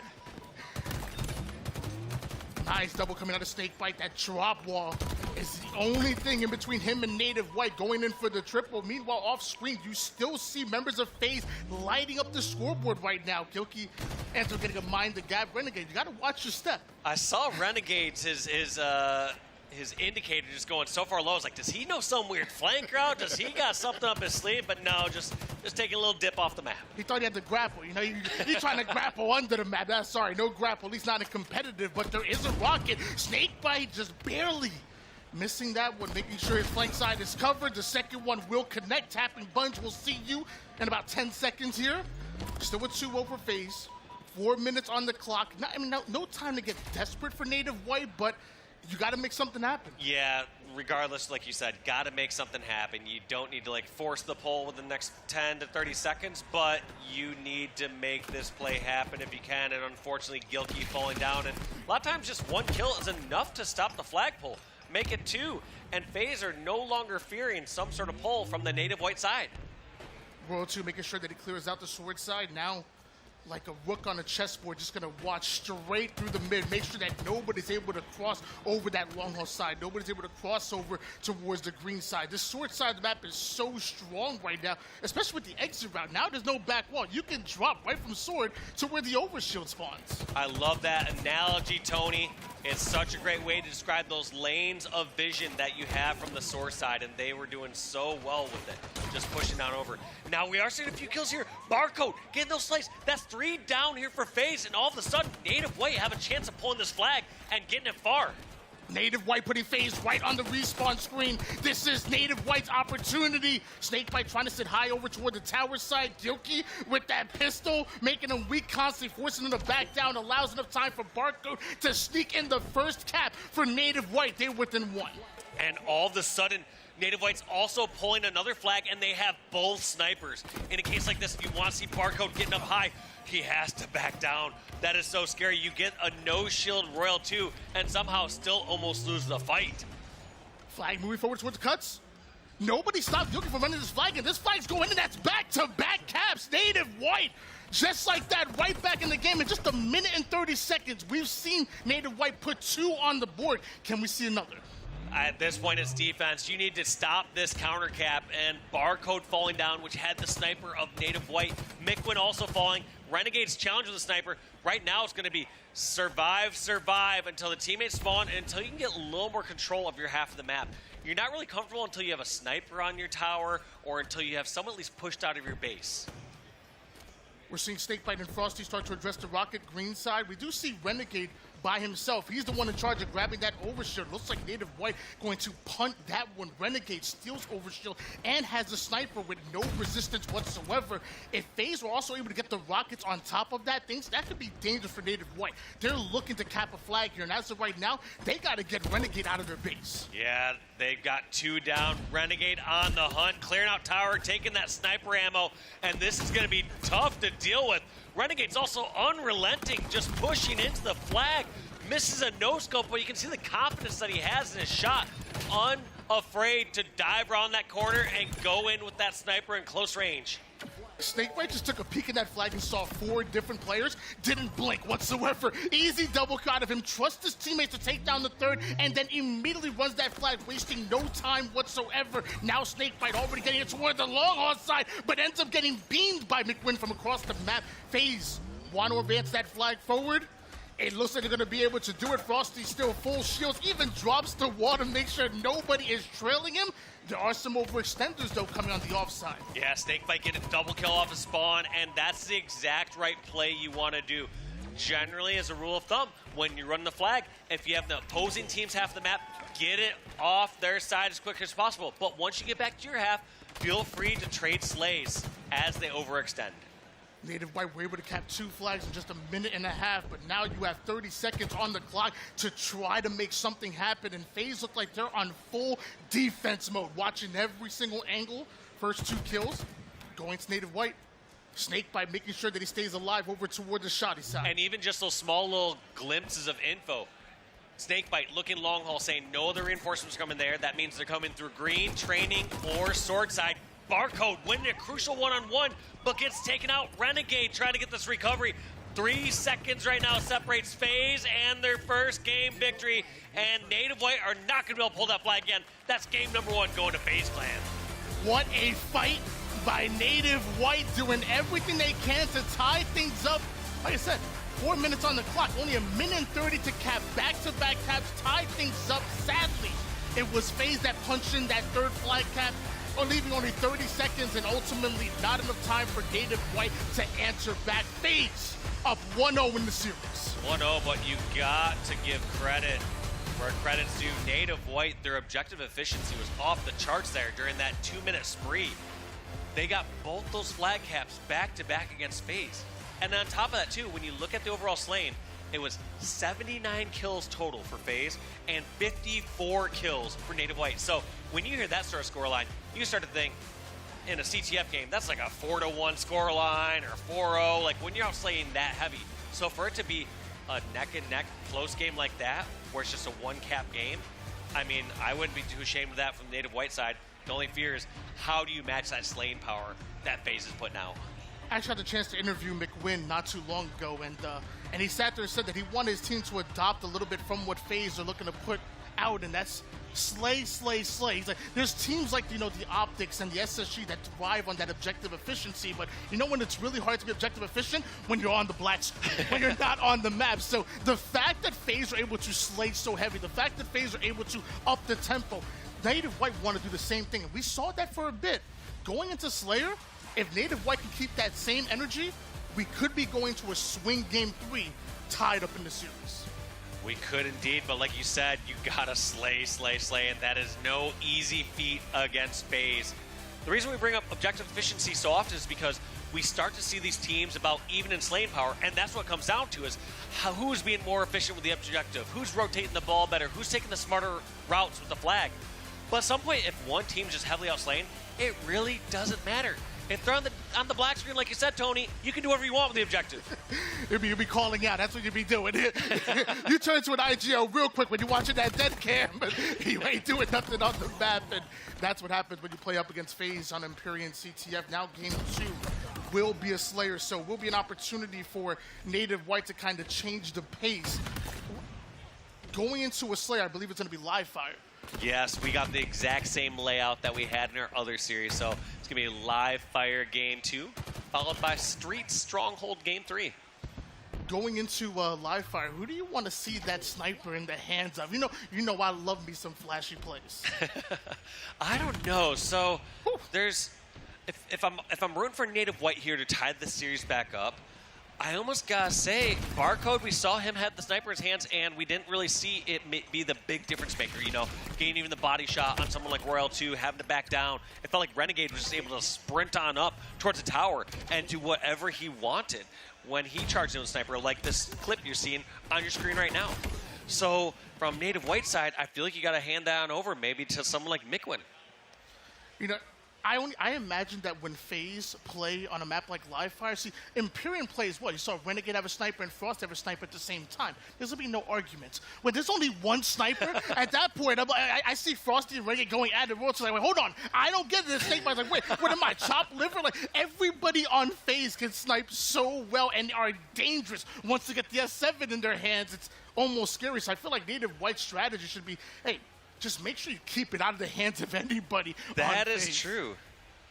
That is true. So like you said, it's with it only being just the one sniper, just making sure it's out of the opposing team's hands. But while we wait for that main stage to get set up, we're going to bring it back on over to the D stream. We got Complexity in a 2-0 lead against their opponents, Mosin Crew. Oh, Wubba Bubs? they've been good. I swear, people just want to hear me flubber words. So I'm going to make you say it. Say it. The Wubba Bubs. Oh, that was good. Oh, all right. I thought you were going to say the Bobs. Like, just kind of. Now, Wubba Bubs have been amazing and have beaten Navi over in the EU at the 4K qualifier. Excuse me. They have a really unique combination of veteranship and also young guns. Glory is a future star in the league. I got the chance to watch some of the free-for-alls. He was killing it. Now he has the opportunity to show what he's got in fours and kind of keeping that same energy. I've been loving watching a Wubba Bubs rise. They have been doing well, but this is kind of the tough part of their bracket right now. I mean, right now, Complexity is one of the squads that if they're going to try and make it into the double in bracket, they need to win this match, and it's not looking good. There's only 3 minutes left. Complexity out-slaying, out-capping. They're up 2 games already, and they are just 1 cap away from being out of this event. Yeah, there's nothing complex about it. Like you said, Complexity understand that they need this win. You took Native Red to a game 5, which was great, but ultimately you weren't able to come out on top when doing that. So now you got to treat every single match in the rest of the pools as a must-win. I think Complexity are well aware of that. Like you said, 4-1 lead, less than 3 minutes on the clock. I'm not going to count a Wubba Bubs out, but just because it's not impossible doesn't mean it's probable. The Wubba Bubs are in dangerous territory. Yeah, there's a big difference between like needing to step it up and like you need to make a play right now because this next cap decides if you're out of this or not. So they really need to do something now, and they have no room for error. And here's their only chance. Able to get the return here. Looks like Lumizer wanted that top car side, but not able to hit that clamber. So we're going to take the longer route. It's all good. Maybe catch somebody off guard, couple long-range shots, able to deal with the card 2 side, so actively listening to his teammates that are calling out and being aware which players are weak and which ones he can pick off. Lumis are doing everything can to stay alive, but Complexity, I think they're about done with them. They want them off the map. I'm off the map, but they are over on the Complexity side of the map trying to make their push and get their flagpole. So right now they're in a decent position to make this comeback, but the hard work's cut out for them. At some point, they have to get these kills. They have to get this first cap, and then at some point, they realistically just have to get a double cap. They have to keep enough control to get double cap within this minute and a half. Hey, I watched Native White cap 2 flags in a minute and a half against on FaZe. FaZe. So Yeah. I'm just saying, this is Aquarius. They're not even pit. So anything is possible as we see Lumi running that flag over toward the car. So they're going to take a little bit of a pit stop for the Dynamos. They got nerfed a little bit, so you're not going to slow down your enemy, but they can still do some damage. They can still, but ultimately too little too late. That flag's going to be recubbed here in just a moment. And Awubba Bubs, I think their tournament run is about over. This one's going to be really tough to come back from. I think even if Complexity put down their controllers and you let them try to rally the flag back a few times, they will barely get back in those 3 times without any resistance. I ain't no professional or anything, but I know a lot of you procasters always talk about it's mathematically impossible for them to win. Is it about that time where it's mathematically impossible for a Wubbabubs to come back, especially when you have to deal with Complexity? You're still on the other end and are in full defensive mode. I would say not yet. You would have to take the shortest time you run that flag and multiply it by 3. Oh, so, and that's, like I said, with no resistance on the map. You got to give credit where it's due, and Complexity, they're not going to just sit back and let that flag be ran across. And so we are looking at this one being over. Complexity winning their series 3-0 on the D-Stream. Complexity, since that Native Red series, they've woken up. They understand that, like I said, we talked about it before, being in that must-win situation every single match, and they saw Wubbabubs. They didn't overlook them. They said, hey, we're going to take it one game at a time. That's exactly what they did, and they end up with the 3-0 here. Complexity going to be knocking down the Wubbabubs just a peg. Couple pegs as they will be probably knocked out fully, so I think that one's going to be rough for them. Back to our FaZe and the Native White, and we talked a little bit about who you want to see on with the sniper rifle in the hands of Native White a little bit. I want to go on to FaZe, and who's that player that's been impressing you so far with that game number 1? Who's that player that you kind of been gravitating your eyes towards in Empyrean CTF? Well, like you said, all those members on the squad can snipe. They're all just so dangerous with that weapon. But the thing that stood out to me most during that first game is I recall Renegade had like 0 kills at the very beginning until maybe about 3 minutes in about 2 to 3 minutes in started racking up kills, but ended the game with the most kills. So it's a statement that says even if this person has a slow start, they're able to rally back, go on fire, and the fact that he was just up front and center with that sniper, picking off players, running to the top turret, no-scoping Gilkey, just doing everything with that weapon. I would love to see in the hands of Renegade. I mean, it looked like he was on fire, but maybe that's just typical Renegade with that weapon. It's funny, when I was looking at the stats, it's been a 1-2 combo between Renegade and Frosty. Renegade's had the most kills. Frosty's barely beat him out when it comes to damage, and that's been kind of the storyline all tournament long so far. Now I would imagine with Royal 2 coming in, obviously Snakebite, who's been stepping in more objective role. I wanted to ask you a little bit more about that. When Lethal was on the team back at Central, Lethal kind of took that main objective role, but so far Snakebite, who was secondary, has kind of taken Lethal's spot here. Does FaZe need a secondary objective player like they've had before with Snakebite filling in? Or can Snakebite just be that main objective player that, you know what, you 3, go around and slay out? The best teams, every single person's going to be able to fill every single role. And so, yes, you're going to have some of those tendencies of someone naturally being more in that Slayer role or someone who's going to have that tendency to be more in that objective role. But ultimately, it can't just fall onto the shoulders of 1 or 2 people. You're going to need to make sure that whoever's there at that point in time can grab that. And we did see that a lot of times. Renegade gets some slays, start to run that flag on Empyrean. And I feel like it's the same for someone like Snakebite on this FaZe roster. Snakebite might be the one who's more often than not putting up the most time when it comes to something like Oddball, or maybe doing most of the flag runs.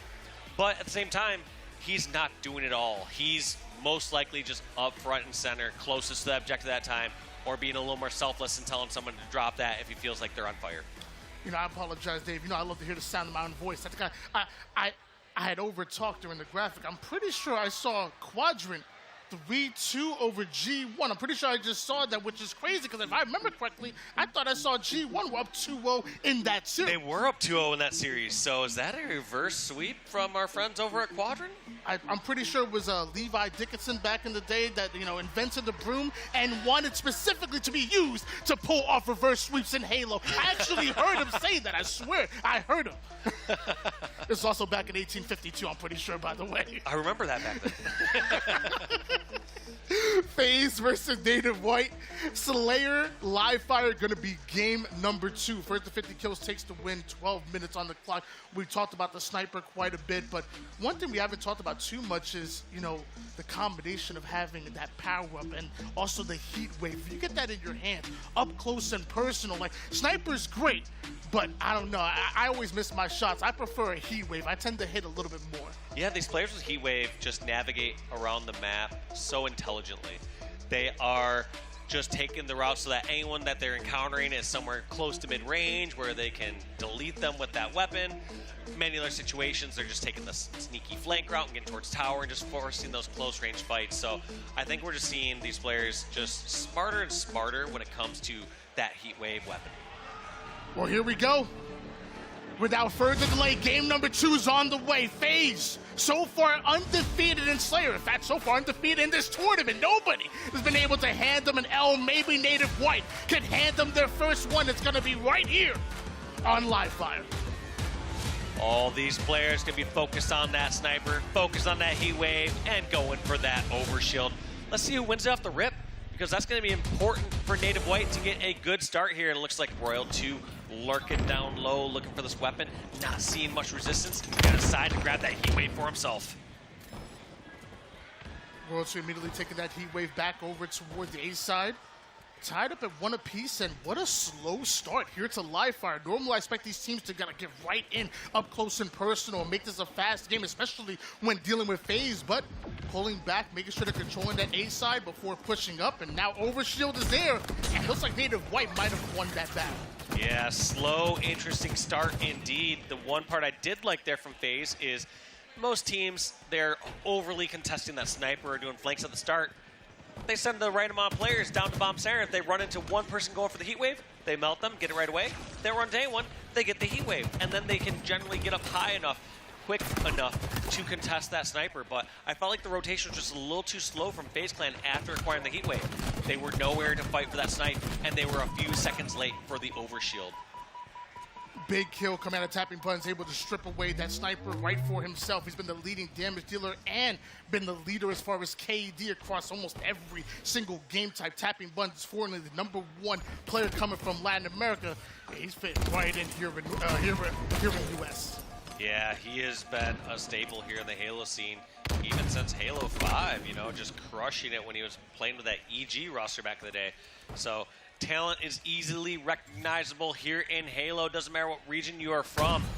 Proving it fully here on this Native White squad with 3 major regions being recognized. You have the US squad with Gilkey and Miquin. You have Mexico being represented by Tapping Buttons, and they have Barcode coming out from Australia.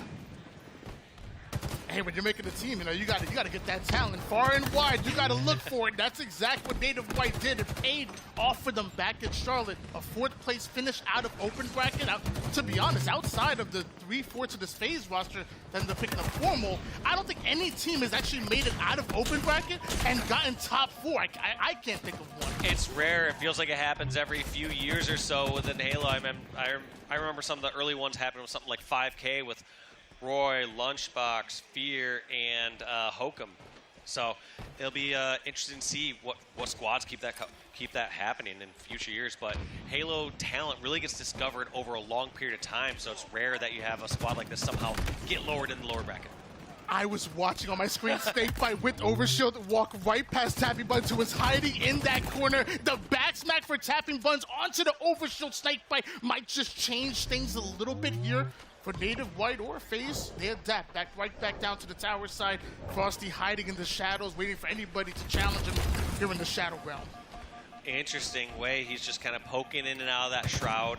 just trying to get visibility in anyone coming up towards tower so he can duck away and hide away if needed. I believe he was still shielded from anyone towards top center based on the side of that sphere that he was on. I've also heard that Frosty plays a lot of Valorant from time to time too, so maybe getting some practice with some smokes in there. Woo! Woo!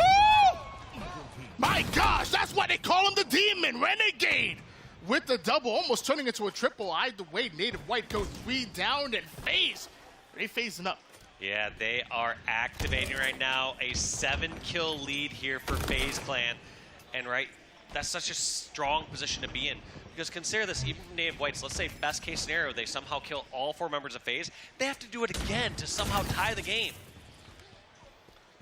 Things going from bad to worse, bad to worse here for Native White as you see FaZe start to increase their lead, 28-23. The last thing you want to do is allow Renegade and FaZe to get a hold of that overshield. So although the Shroud screen was up, it looks like Native White able to steal it away. Barcode, he's the man of the hour right now. If Native White are going to eat away at this lead, it's going to be because Barcode and this overshield. Yeah, Barcode's got that bandit in his back pocket. Let's see what he decides to do here. Decides to push in against 2 members of FaZe.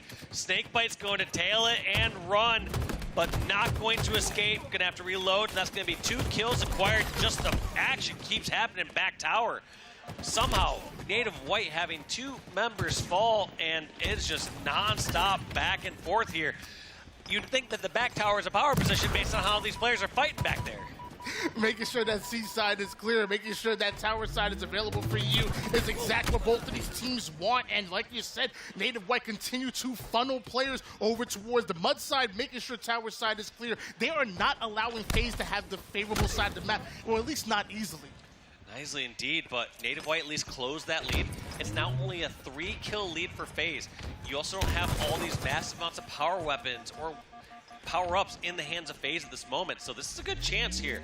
Even though Native White's down by 4, they can get a couple kills and turn this around.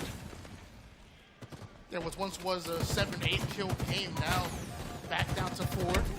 Native White putting himself back within striking distance, but every time you see Native White claw the way back into a little forward, FaZe do something to widen that distance once again. The double push now coming in for FaZe, making sure the bottom side is clear. Snakebite waiting for the bait and switch. The nade's gonna keep both players back. They're trying to funnel towards this tiny doorway, but the nade's keeping them back. Looks like they're gonna actually just pull right out of that strategy, wrap around, make a little bit of a longer rotation. They want the C side. Look how FaZe are running into duos. There's different ways you can get angles on opponents. One is being right next to your teammate and having that secondary angle. Another way is having longer lines of sight, someone being in a power position like top tower. And so it seems like FaZe kind of opts for both. They have someone like Renegade being anchoring over here at window, laying down shots across the map, and they have 2 players there, so as soon as they see one opponent, they're able to melt them. Tie game though for a second, somehow. Native White able to bring that back. Every single time I feel like I'm seeing FaZe members in decent positions, but Native White just able to answer with kills of their own. Tapping Buzz was just about to push over from Raton over toward the mid, and he must have got a call out right there because he stops, backs down, and kind of baits Royal 2 out of that little camping position. Great communication, great listening, and it's going to pay off for Native White as they have taken the lead right here in crunch time, 41-40. Can Native White do this? They should be able to, and I'm not sure what happened with Sniper there during all these exchanges. We're going to have to find out where that one snuck off to, but right now, Tapping Buttons just trying to hold off all these flanks. The way that I feel Tapping Buttons is playing right now, it makes me think that he's either defending an angle for a teammate, and he is. Mikwin does have Sniper. Going to reposition. Not going to go in an obvious spot because he knows that FaZe are going to be watching. And look at this. They are going to challenge for a moment, and FaZe has 2 options. They fly out and challenge Mikwin, or they rush out and challenge the other members of Native White, and they opt for option 2 as they go charging over towards OS side. And this is so frustrating as a Sniper player. Mikwin's just seen his teammates being picked off over and over again on the opposite side of the map, and he has no angle to punish. Looks like he's going to play a little bit slow here onto the next side, but it's only a moment before FaZe are able to identify exactly where he is. Now, no longer having the S7 as Native White, no longer having numbers indeed at 3 down they go. It's a 46-44 game. FaZe take back control. FaZe has control, and can they keep it? Still 2-kill lead. They know someone's back at Mud. Now just a 1-kill game separating these 2 teams, and the action's going on over at Dummies and OS, who is going to be able to get this OS. It comes up right now. Do they have a Shroud to block it? I don't think they do. I think Shroud is over towards back tower. Right now, Royal 2 and Snakebite trying to bait this overshield, and Royal 2 gets to pick on Barcode. No more room for error. You cannot jump and die at this overshield, but OS is in the hands of Native White. Can they make it for a push? Need to get 3 kills and 0 deaths, and that's not going to happen. FaZe go up 2-0 in the series as they take game number 2, 50-47. Despite being able to get away with the overshield, somehow FaZe still put that 50th kill there. The underdogs not able to strike there in game number 2. FaZe gonna steal that one away. Now you're talking about just one more win away from taking this series. FaZe have looked dominant. FaZe looking strong, but there's also some shaky moments in there. There was moments where once I saw FaZe was up 27-20, I was just thinking this game is over from here. And so it was really impressive from Native White to step it up, to bring that game back, to even get a short lead for a brief moment in time. But FaZe just too icy. They know how to close those games out. And the funny thing is, I'm looking at the cameras right now. Close game. Only was separated by 2, maybe 3 kills. That was a great end game for FaZe. And then you look at the cameras, they don't flinch. This is another day in the office. They'll clock in and clock out. We're up 2-0. We're about to go in for the sweep. They've had enough series in their life. They realize it's not over until it's over, and they know who they're facing on the other side. Those players in Native White are no joke, and they are not going to celebrate until the job is done. I said I want to see some flashy snipes. Woo, that double kill. Oh my gosh. From no scope to quick scope, and that was a game-changing play. And be honest, when Barco grabbed this overshield to clear out the seaside, I loved what I saw. I was like, okay, well, this is Native White are still in it, and they started to eat away at that lead. They kept it close. Native White obviously were still in that game number 2, and obviously they're down 0-2, but look how close that game 1 was. Look how close that game 2 was, even grabbing overshield towards the end game, which could have been the deciding factor. Native White have 100% been in it. They could maybe go back-to-back. I mean, yeah, close as close can be. 1-cap game for game 1, 3-kill game for game 2. Either of those could have gone either way, but we are going to be going next onto the streets. It's going to be Stronghold on the streets, and we're going to have to see if the wind is out of their sail for Native White or if they are ready to fly. See what they can do on this faster-paced game. I say it all the time, when you're looking for a fight, you got to take it to the streets. And the way you've been eyeballing me, somehow we might have take our stuff to the street. Nah. when I look at strongholds, when I look at streets, it's just another game type that kind of lends favor to FaZe. They up the tempo. They come in with so much aggression. And although that live fire was fairly slow for a FaZe game, I think when going into strongholds, they're going to get that double cap, turn it into a trip cap, and that's when things really start to snowball out of control. It's what we've seen so far from FaZe, and I don't think Native White want to see stronghold streets, to be honest with you. You don't think so? This one's a tough one for them, you think? Yeah. I can see that. I mean, when it came to like the slower methodical play in this games 1 and 2, I felt like Native White were doing fine. I really do. I mean, you can't really over-critique a game that is that close against one of the best teams here in Halo Infinite. Well, if you're losing by small margins like that, you can't say, oh, they should have done all these things completely different. No, they were just right there. They just need to close out. They need to stop that trip cap or stop that 3rd cap. They need to tighten it up once they get that 1-kill lead. They need to not give up those last couple kills at OS. Just minor mistakes like that, Tony. FaZe have always been dominant here on street strongholds, but hey, Barker, he don't look scared. He look ready. I see him on screen. He looks like he's ready to come back. I think Native White have what it takes to win it, but you got to take it one game at a time. It's really tough. I can imagine. I've never played at this level. I know you have, but you're down 0-2. I think it's really easy to say, well, we can win this one. When this one gets to a game 5, it kind of let everything get a little frantic, get a little bit out of control. But I think you slow things down. Take it one step at a time. Let's just go into game 3. Let's win stronghold streets and allow the rest of the dominoes to fall. I can imagine.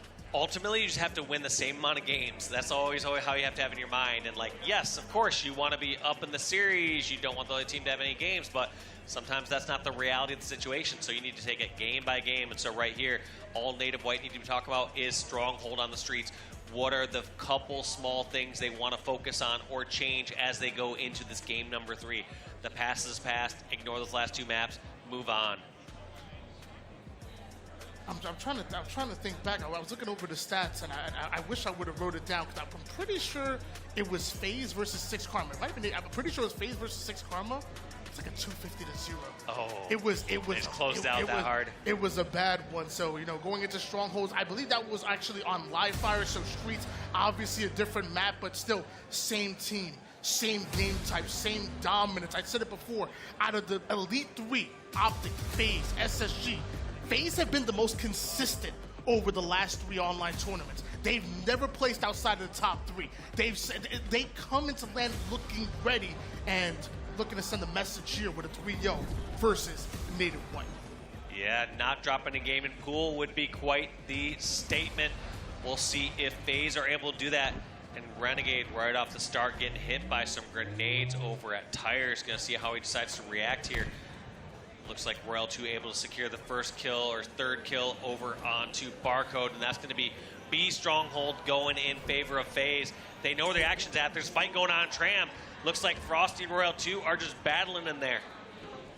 Renegade with this Sentinel Beam, and let me tell you, this thing, whether it's online, whether it's land, whether it's on a Spartan or a vehicle, it rips shields, and you're seeing it even from long range. Normally used a lot closer, able to make tapping buns one shot, can't quite find the kill. Barcode and Native White clear out the B side, and even though FaZe were the first ones to get that double cap, it was only for a moment. Native White are the first ones to put points on the board. And with that Sentinel Beam killing through the Shroud, I think this is a good time to give a life lesson out there. Even when it's sunny or overcast out there, you can still get burned by the sun, so make sure you wear that sunscreen. Oh, see?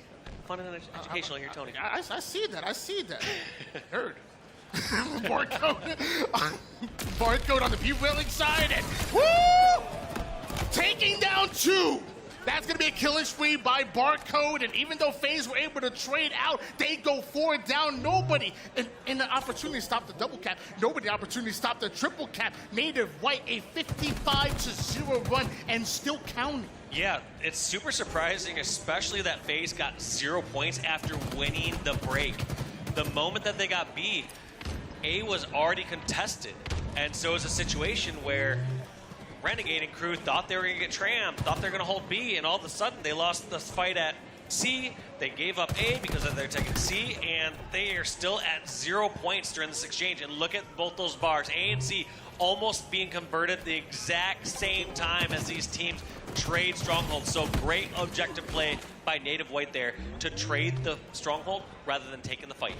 We saw a great awareness play by Snakebite to try to sit over towards the back PD side, but Tapping Buns made sure to clear that out. This A side has been cleared, and it's dominated by Native White, so it looks like FaZe have forced to rotate over towards B, and that works for them, able to win the Slays battle. Now you have the double cap, you have the strong side of the map and the strongest point in B. FaZe will trade out A for B any day. Yeah, that's a worthwhile trade. A is probably it's the tougher stronghold to get to. Both A and C are kind of the tougher strongholds to get to. B is going to be the one that's going to be the most heavily contested. So when you get one of those more out-of-the-way strongholds, you're going to have to do less fights to take care of it. You can see the flanks coming from further away. That's one of the reasons why they'll keep going for those side ones. Almost on a 100-point lead coming out of Native White. Been telling y'all, it's the first 2 games were close, and now you're seeing Native White really feeling themselves here on Streets Strongholds, which I would imagine would normally favor FaZe, but Native White answering right back, 116-7 run, still holding on to the double cap, but Renegade has the Stalker. Renegade picking off Gilkey there, trying to hide in the arcade.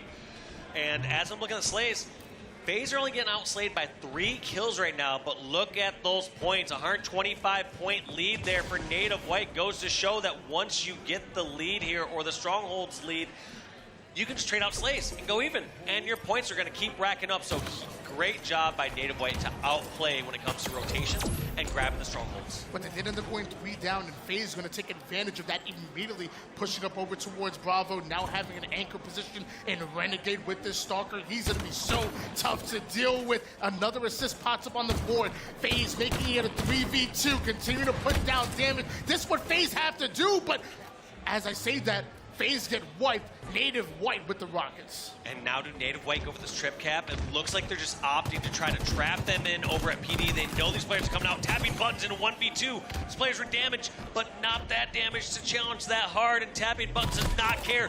Kills both Snakebite and Frosty to clear out the back of A.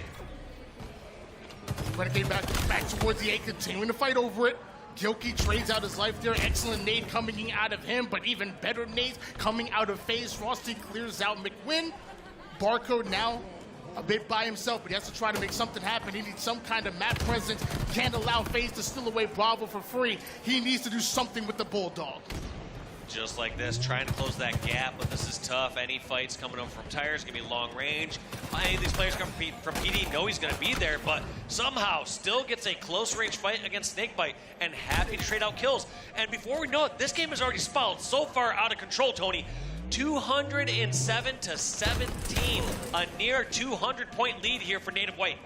I just saw Native White go 3 down. I'm like, oh man, that must be troublesome for them, but they still hold on to the double cap.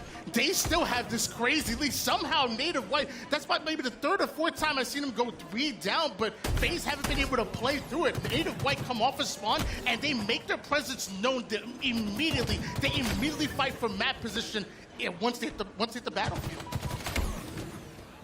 And they've just been doing an incredible job of, like I said, just those rotations and trading slays. It's not like Native White are just insanely outslaying this FaZe clan. They are, anytime a member of FaZe clan is pushing over towards Native White stronghold, Native White gives up that stronghold, pushes on over and takes over the FaZe clan stronghold, so they don't even need to win a fight there. And if they meet them somewhere in the middle of the map, they trade out slays, and they're racking up points that entire time. So it's just brilliant rotations there by Native White, which give them this massive lead, despite only outslaying FaZe by 5 kills. And you saw another rotation going over toward the Charlie side. Looks like FaZe were able to deal with 1, but it continues to come. Native White eventually stealing Charlie once again. Snakebite goes down. McWin this time with the Stalker rifle. Native White once again with the double cap, and now they're flirting around with the lead. They're almost at that 250-point mark. Can FaZe stop them here? I don't know if they haven't been able to do it these last 6 minutes. What's going to change right now at the bitter end? We're going to see they've at least stopped the score for a moment, but Native White are in such a good position. They just have to get 1 round of outslaying. They can rotate on over and grab the stronghold. Or they can just stick to their plan anyways. Even if they're going even in slays, it feels like Native White know how to rotate better here on this map. Frosty over toward the Tire side, trying to stop the Native White defense.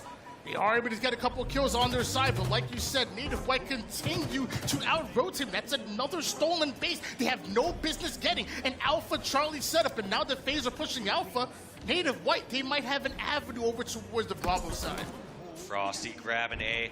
Now, I do feel like FaZe have done a better job of slowing this down, but when you're down by this amount in the game, you almost have to rely on a trip cap rather than trying to hold a dub cap for the next 5 minutes, what it feels like. So I feel like we're going to see FaZe go for the trip cap, which they did. They got the trip cap. Now, how long do they hold on to it? Do they know where they're spawning? It looks like Frosty's trying to keep eyes over at the arcade, but they were behind you! That's a tapping button sneaking on over towards the cafe, getting the kills, and that's going to be A and B transferring over in the hands of Native White. They just got to hold this on for 15 points. FaZe did a great job of stopping the Native White push over toward the Bravo side, but eventually Native White, they keep pushing. They're resilient. Another double cap taking both Alpha and Bravo. 5 seconds away. FaZe need to find themselves over toward Alpha Bravo. They need to find it fast, but Native White get another 2 kills, and they have run out of time. Native White steal game 3. A 1-kill difference in slaying between these two teams, but the scoreboard tells a different story. Objective efficiency there from Native White, getting the slays where they needed to, rotating when they needed to, and shutting down FaZe. This is actually the first loss that FaZe have received all tournament. They were 6-0 up until now. Now, I don't know. The script has been thrown out. FaZe are supposed to go undefeated in pool play. At least that's what I was told. Native White take 1, but they still have a mountain to climb if you want to pull off the reverse sweep. It may start with a Game 3 win, but they have to take a Game 4 win, which is going to be another objective before we get to that Game 5. Well, they did just find that last objective. what game number 4 is going to be a recharge King of the Hill. So when I'm talking about kind of objective modes, it's similar to Strongholds, not quite the same. There's just going to be the one spot to focus on. So yes, Native White can rotate around, but it won't be as effective as how they were trading out their A and C Stronghold back and forth like we saw during this game number 3 on Street. And Recharge has gotten a little bit of a change where I've kind of talked about this before.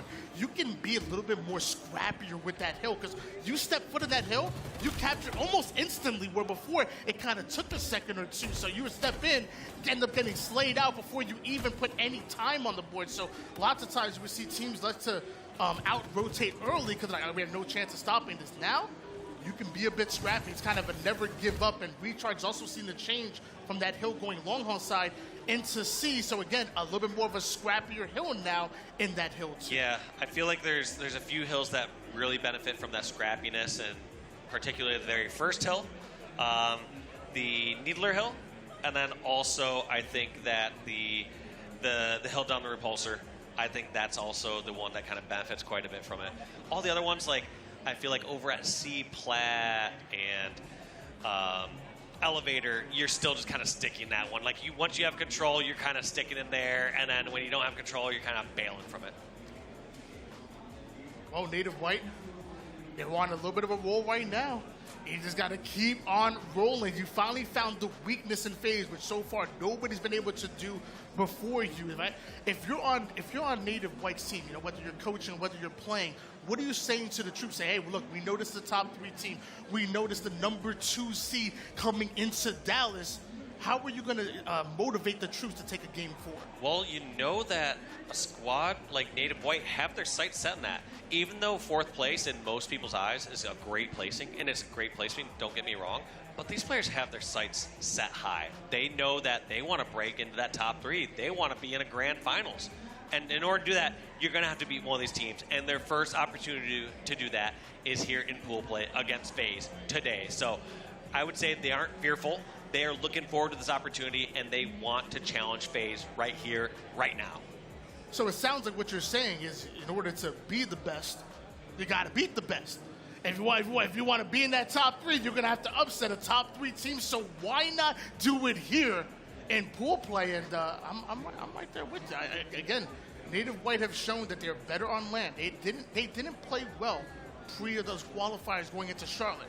We talked about before, out of open bracket, into top 4 on land. And even today, you're talking about the last 3 online tournaments finishing outside the top 8. Let's be honest, I'm minced words. It was an abysmal performance. But McWin and the boys, they look angry. They look like they want to right the ship, and they want to prove that once it gets to land where it matters most, that's where they truly shine. They got their chance right now looking at barcode stats there on map number 3. We want to see him activated, and he has been 1.9 KD, which is absolutely huge. I mean, he went 19 kills and 10 deaths. He was positive in a squad. The only other member positive in a squad was Gilkey with a 13 kill and 12 death game. It's funny too, because Barker, he plays on a really high sensitivity. So when I'm watching the screen, I get dizzy. I don't know how he's able to hit 2 shots in a row, let alone get a 4th shot, let alone put 19 kills on the board. If I tried to copy his sensitivity right now, I promise I'm goosing next game. No, these players, it's the sensitivity, especially with those vertical battles, it comes into such a strong advantage when you play it right, and if you can control it, like you said. Most importantly, can you control it? It's and I always tell people when they're trying to say, what sensitivity should be playing at? And it's like, you should worry about at mid-range battles, how often, what's your most consistent sensitivity? What's the highest that you can go that you can still consistently win your mid-range battles? Because all the other battles, long range, you can back away. You don't have to always challenge and fight. They're important battles, but that's a good indicator of how you should be adjusting your sensitivity. Win those mid-range fights. See, I have a different philosophy. Oh, God, what is it? Put 2 shots and run away from every battle. I can't shoot. So I put 2 shots at every play, and I just run away. I'm hiding. I'm going to let my teammates shine. I don't come out with the most kills, but I promise you, my assists, they be up there.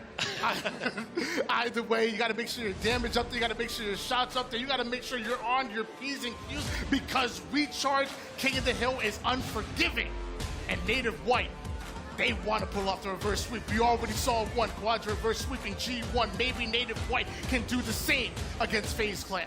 We're going to find out. Barcode got the info, saw how many were going towards control. Shots laid down. Gonna somehow take that angle fight against Snake by over towards top control and burn that OS. So what looked like a good start there from Native ends up falling. All 4 members down. And what makes that even worse is that not only are you going forward down, not only do you have no chance of getting first progression on this hill, but every resource, whether it be the shock rifle, the active camouflage, you have given to FaZe. High ground right here as a double push out of FaZe, but somehow Native White strike back, get a double push of their own, and the shock will end up changing hands. I like this play by Barcode, just reposition. They know shock rifle is over that spot. See if you can get a surprising kill somewhere else across the map. Right now his team's grabbing up time and knows somebody's back towards the Hydro.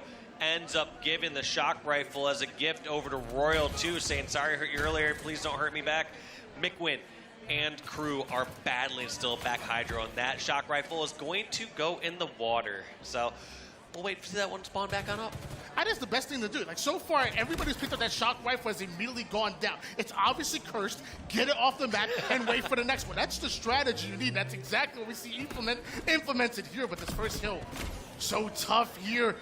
2 down go FaZe, but looks like Native White are looking to push forward. They have that progression on the hill when they're so close to stealing hill 1.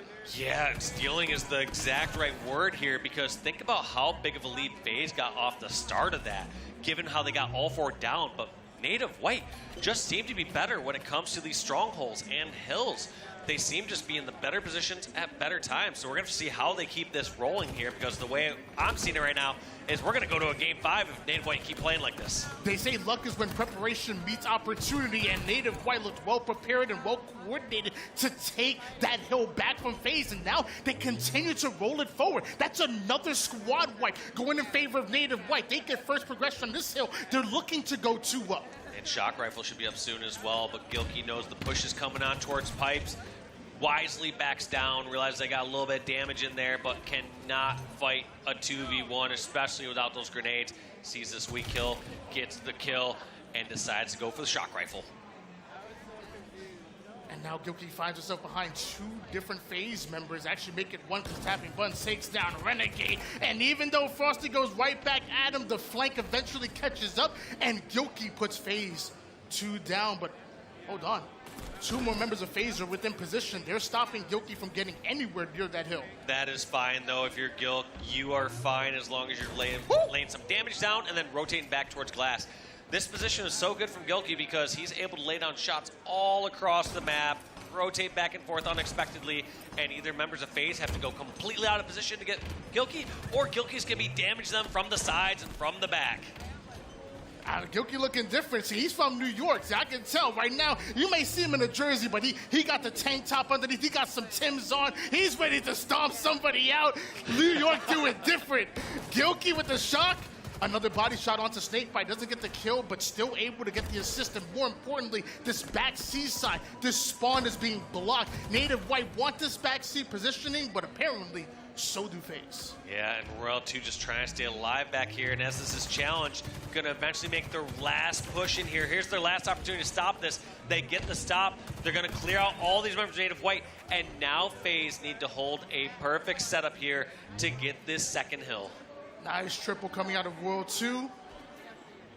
Native White still 1 break away. Like you said, like literally a sliver needed for them to take yet another hill. But with Royal 2 snatching up this camouflage, get over here, says Royal 2, but it looks like Native White anticipated. They're going to rush them quickly. A double kill out of Renegade does slow Native White down. Momentary 1v1, but McWin knows he can steal this one away right in the hill. That's 2-0 for Native White. Yeah, during that 1v1, it was all 4 members down for FaZe, so someone spawned across the map. McWin knew that was going to be a free hill. No one's going to spawn in vision to take out McWin fast enough. So secures that hill number 2, and the fight begins for Elevator.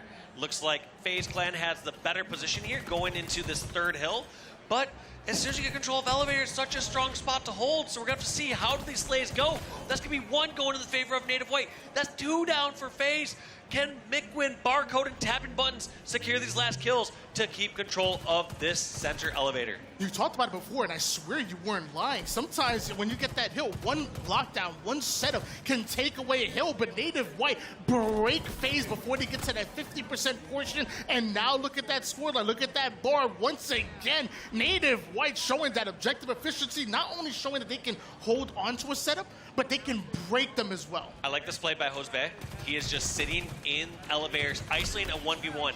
So if Tapping Buttons was looking all the way over towards Turbine, any members from Pipes, any members over at Turbine, any members that were within that vision could have laid down shots on Tapping Buttons. What Tapping Buttons was forcing was a close range fight, so that even if they had two members, he could isolate a fight and potentially trade or get a kill. Yoki wanted to get that entry frag kill right there to slow down FaZe, but it's not going to happen. So we should see a punch for this hill. Native White almost able to steal it away, and FaZe put their first on the board. And not only that, but they're immediately attacking tower. They're immediately attacking this third hill. They don't want to allow Native White to get first feet down. They are just looking back here around Hydro. They know there's some action. They know there's a fight going on. That's going to be Camo on the ground. Does Renegade decide to sprint for it? He does. He's going to grab it. Does he slam it in? There it is. That's going to be Camo here for FaZe. Now let's see how they decide to use this. Because as this hill is down in the tunnel, these players are going to be coming over from batteries, from unique angles. So he can either be a detriment and fighting over there, or he needs to help secure back Hydro. It looks like he's opting to hold the center of the map, which I agree. You want to be over in more open areas as you have that Camo instead of slight tunnels, but Tapping Buttons, hitting that R trigger, taking off Renegade's face with a shock rifle and getting control here of the fourth hill. I'll be honest with you, I thought Renegade played that camouflage perfect. Same. He lured Native White. It's like a false sense of security, got a couple of slays, but then Tapping Buttons comes in with that shock rifle and shows that he is a game changer. 2-1 so far for Native White. If they go up 3-1, that puts FaZe in dangerous territory. Tapping Buttons does everything he can to stay alive, active, listening, shoots the guy over toward the tower side, so not only taking hill time, but also slaying as well. Tapping Buttons is doing it all. Doing great work there, giving his team a fighting chance here on hill number 4. And these next slays are going to decide it. Unfortunately, Gilkey falls. That means Barcode and Mikwin are going to be completely outnumbered. But FaZe are not jumping the hill just yet. They now jump in the hill, but you have to wonder, are they jumping in a little too late? Are they not taking advantage of the slays that they have? And now the push comes in. That's Royal 2 and Snakebite both falling. And it's going to be a 2v2, and you know what Native White are going to do. They're going to jump in that hill right away. Native White double feet in hill, trying to stop it, but a back smack from Renegade. Never give up your back in FaZe. Come right in, clearing out this side, and they might be able to tie it up with that. You can't give up a back smack like that. That's devastating. Yeah, I'm expecting Native White to give up this hill and just focus on the next one, but Camo in the hands of Renegade's going to make that difficult. Best case is you tie with that and trade it out, and that's going to be Tapping Buttons taking out Renegade before you can do more damage with that Camo. It was a great start for Native White, but to be honest with you, they're starting to lose steam now. You've allowed FaZe to take back-to-back kills, and granted that A side, like I kind of talked about, what is really tough to fight for and break that setup. That C1, that was yours, and FaZe are stealing it away. Now Frosty stealing away lives with this shock rifle. He said, somebody get in that hill. I got some slaying to do. I need to hold down this perimeter and make sure that Native White cannot sneak into Native Gold side. Yeah, that was such a great relocation there by Frosty. You need to be doing that when you have that weapon, especially when you can just set your team up. You cannot all be confined in this one area. When it comes to holding the elevator side, you need somebody there to deny someone coming over top or lower catwalk. But after that, you need to be worried more about pipes, having some pressure over near the batteries or top glass. And it looks like Frosty decides to fill in the role of grabbing the hill and is going to rotate back and forth. So we're going to see what he decides to do after this next slay. FaZe have such an advanced understanding of how to play the space. Like, they know that once they get weaker, they're going to retreat. They're retreating back to the A side. They're not going to give that up. That spawn is too important. This positioning is too good, too much cover, but Native White, they're sending 3, if not more. A triple push over towards Whirlpool. FaZe may not want to give it up easily, but Native White are willing to take it. And then we're about to see this next Camo coming up soon. One thing that FaZe been doing is they've been grabbing them. The first one that we saw, or I'd say 2 Camos ago, that Renegade had, you said it played perfectly. Tapping buttons, took him out basically with a 6-shot rifle shot. Now the second one after that, tapping buttons once again, denied that camo. So huge props to tapping buttons for being able to neutralize it, but you cannot just be giving camos up for free like that. So let's see whose hands it goes into as that new camo came up not too long ago. 2 caps go in favor of FaZe, but Native White finally able to answer back, and that's going to be a swing. Hill number 5, 3-2, Native White 1 hill away from taking this game and forcing us into an elimination game 5. Native White with yet another camo. FaZe, they gotta wake up. They have to wake up, and this one's going to be tough because you have camo in the hands of Native White. They also won the very first hill last time. They know where one of these last members are over at Needler. They're going to be able to scrap up a little bit more time here. This is just a dangerous set of circumstances here for FaZe Clan. Native White fighting over that C-plat control. That's the spawn that they want. And if Native White can really start to punish FaZe off of slays and block A and C and force the FaZe over toward the gold side, that could be huge. But it starts with the C-side control, and oh my gosh. What did I just see? Having trust in teammates is what you saw. Snakebite, despite panicking and jumping, still landing his shots. And Frosty from the side also laid in shots to get that kill before Mick1 was able to clear that one up. So that is a rare circumstance, but during that time, Barcode and crew still scrapping up time, gets a double kill, and he says, let's go! Native White are bringing this to a game 5. They ain't waving the white flag anytime soon. They're sending this into a game number 5, and Native White looking to put another reverse sweep on the board, looking to win another upset, this time against FaZe Clan. All that momentum is on their side. Native White, they might have made a believer out of me. I'm starting to believe right now. They are looking scary. This is also a situation, looking at the kills again, very close, neck and neck. Native White outslaying FaZe. 76 kills to 72 on FaZe's end. Also, when I look at tapping buttons kills, he was 20 kills, 9 assists, 15 deaths. But when I think about some of those kills he's getting, taking down Renegade as camo, 2 different occasions, holding down the hill throughout the tunnel, just so many crucial plays as he's also working towards the objective.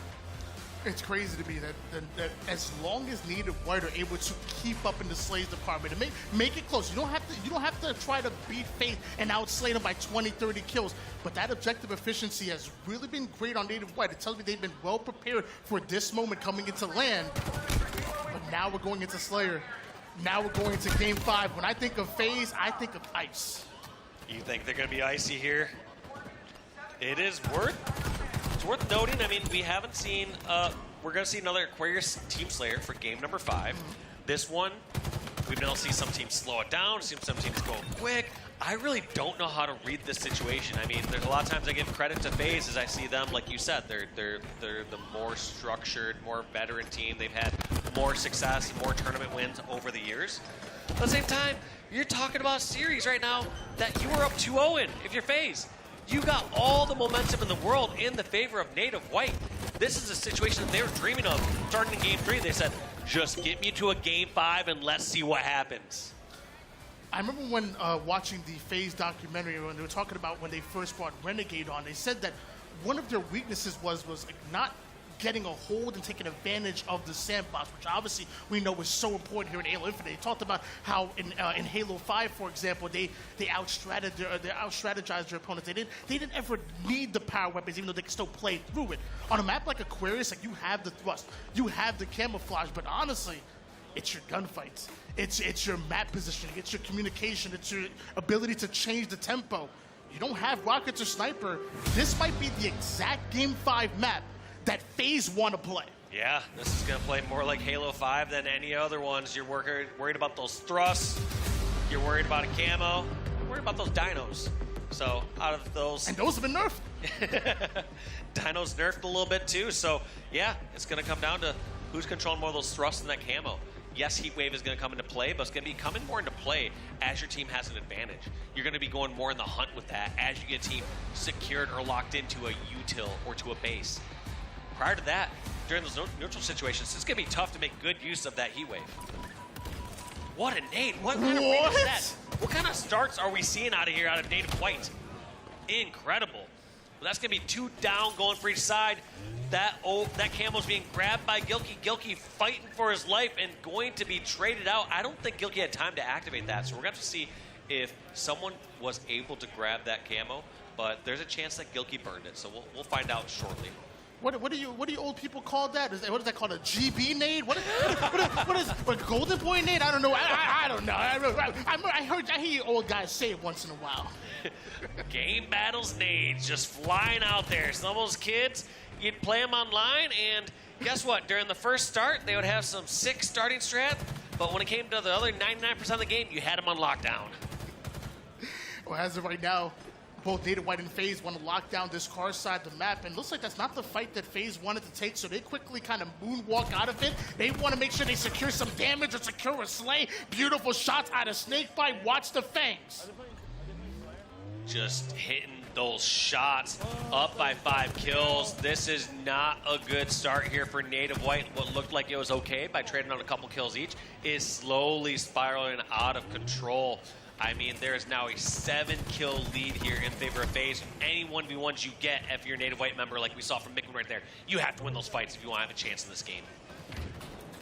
Once again, FaZe clear out that car side, that utility side. They back right up over toward the map position, but tapping Bunt coming right through utility, gets a beautiful double kill of his own, and that opens that car side up once again for Native White. And that's a little cheeky play. Hold on. We might see a beta switch. Just tapping Buns once backsmack Snakebite on live fire with Overshield with a similar play. It looks like they're trying to bait him out to that again. I like the play, recognizing players are going to maybe be coming from there, but we're going to have to see how long he commits to it. And there it is! Ooh. Gets the backsmack on Frosty, just baiting a player out. And one thing that was so brilliant about that play is it was also being sold so well from Barcode. Barcode isn't just sitting there trying to fight. He's instead shooting across the map, making it so it looks like he's fully oblivious on his right side, leaving that range open. And so those sort of sells from your teammates are really what allow certain backsmacks like that to take place, along with that incredible positioning there by tapping buttons. Hiding in corners, waiting for your opponents to cross, camping. Yeah, I'm sure Scump and the boys at the watch party are loving that. Those are Call of Duty strats. I want to see some Halo. Fighting on over at Pink. A 3-kill game all of a sudden here by Native White. Somehow bringing this back from a 7-kill deficit. Is this going to be the opportunity that they need to bring this one in? And that's going to be Tap Buns with our backsmack onto Royal 2. And they're on the hunt to make it 3 members from FaZe all running away towards Pink. They're getting isolated, and these members of Native White are not holding back. They're going to charge all the way across. Look at Mickwin charging from top center to continue that pressure over at Pink. Just a 1-kill game. Long-range shot started to connect for Native White, scaring FaZe and chasing them off of their yard, allowing Native White to address both the P side and the car side at the same time. There is a player riding over towards Fridge. They're not going to allow Frosty in their base like that, so clear him out real quick. Try to get right back in, but hold on. Renegade, he has himself a heater. He's got his thrust, he's got his heat wave, and he's laying down some shots. I want to see how Renegade repositions here. He wants to be up close and personal with these members, and somehow gets negated by tapping buttons. Every single time we see something going strong for FaZe, tapping button answers with a couple kills, leading his team tied with Mickwin with 9 kills apiece, trying to keep Native White in the lead here as they now took the lead 27-26 over FaZe. I don't like to harp on the stats. I understand that not all kills and not all damage is created equal, but not only is tapping buttons leading this team when it comes to damage and KD, but the impactful kills, whether it's the sneaky kills like the backsmacks or just winning those 1v1 fights, tapping buttons is an all-star and one of the reasons why Native White are here in this Game 5. Yeah, there's a massive difference between killing somebody who has 1 or 2 shots left on them and killing a camo player, backsmacking a full shield Frosty. Those are difference makers, and we see this game neck and neck. We're now to the 30-kill mark.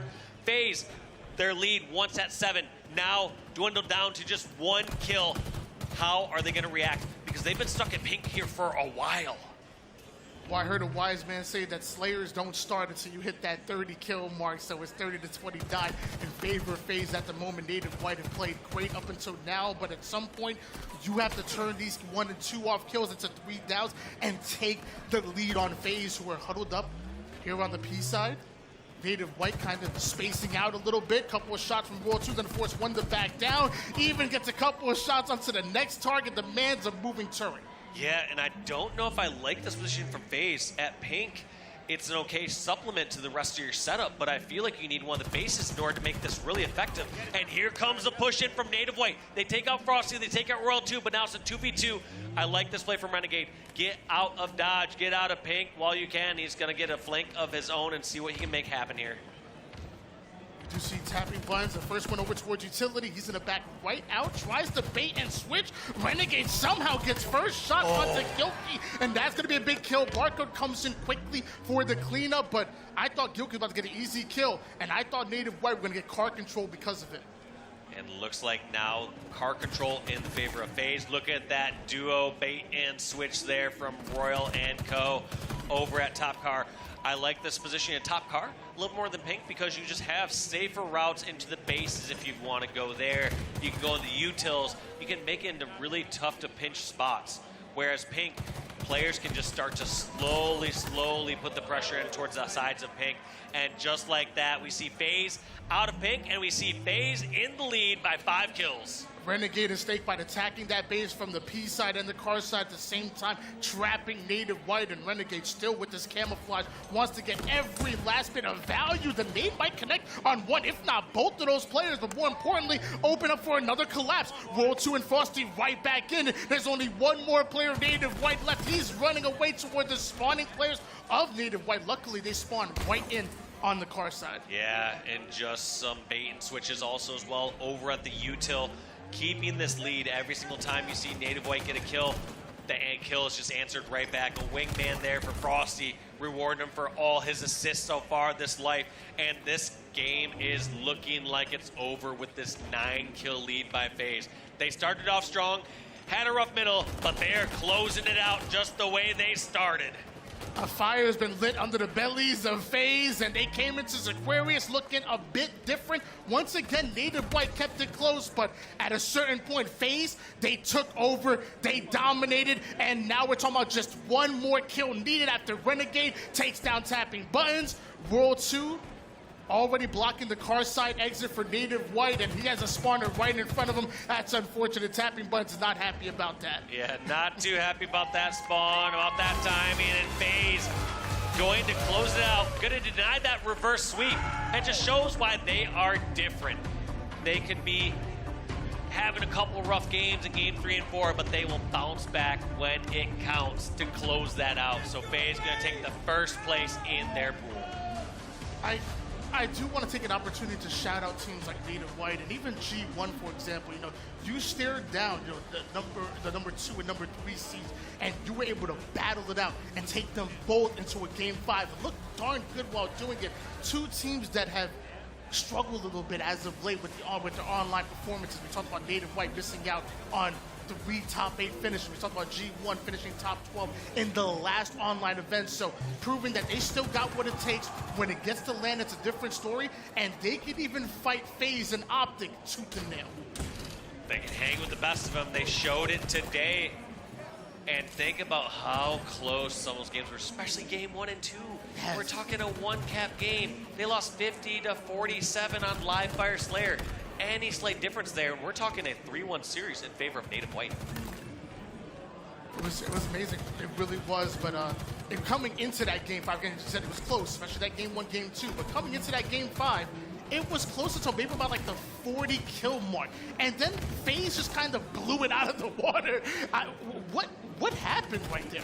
I felt like it was FaZe getting in a better position. They kept getting trapped over at base or specifically over at Pink. And FaZe were there for a good, 1 to 2.5 minutes. The second that you saw FaZe get in that neutral situation where it was a 2-on-2, Renegade ran out, got outside Pink, and then all of a sudden they got control of Carbine side. And you saw the kills start to rack up. They had better positioning. They weren't just in one quadrant of the map.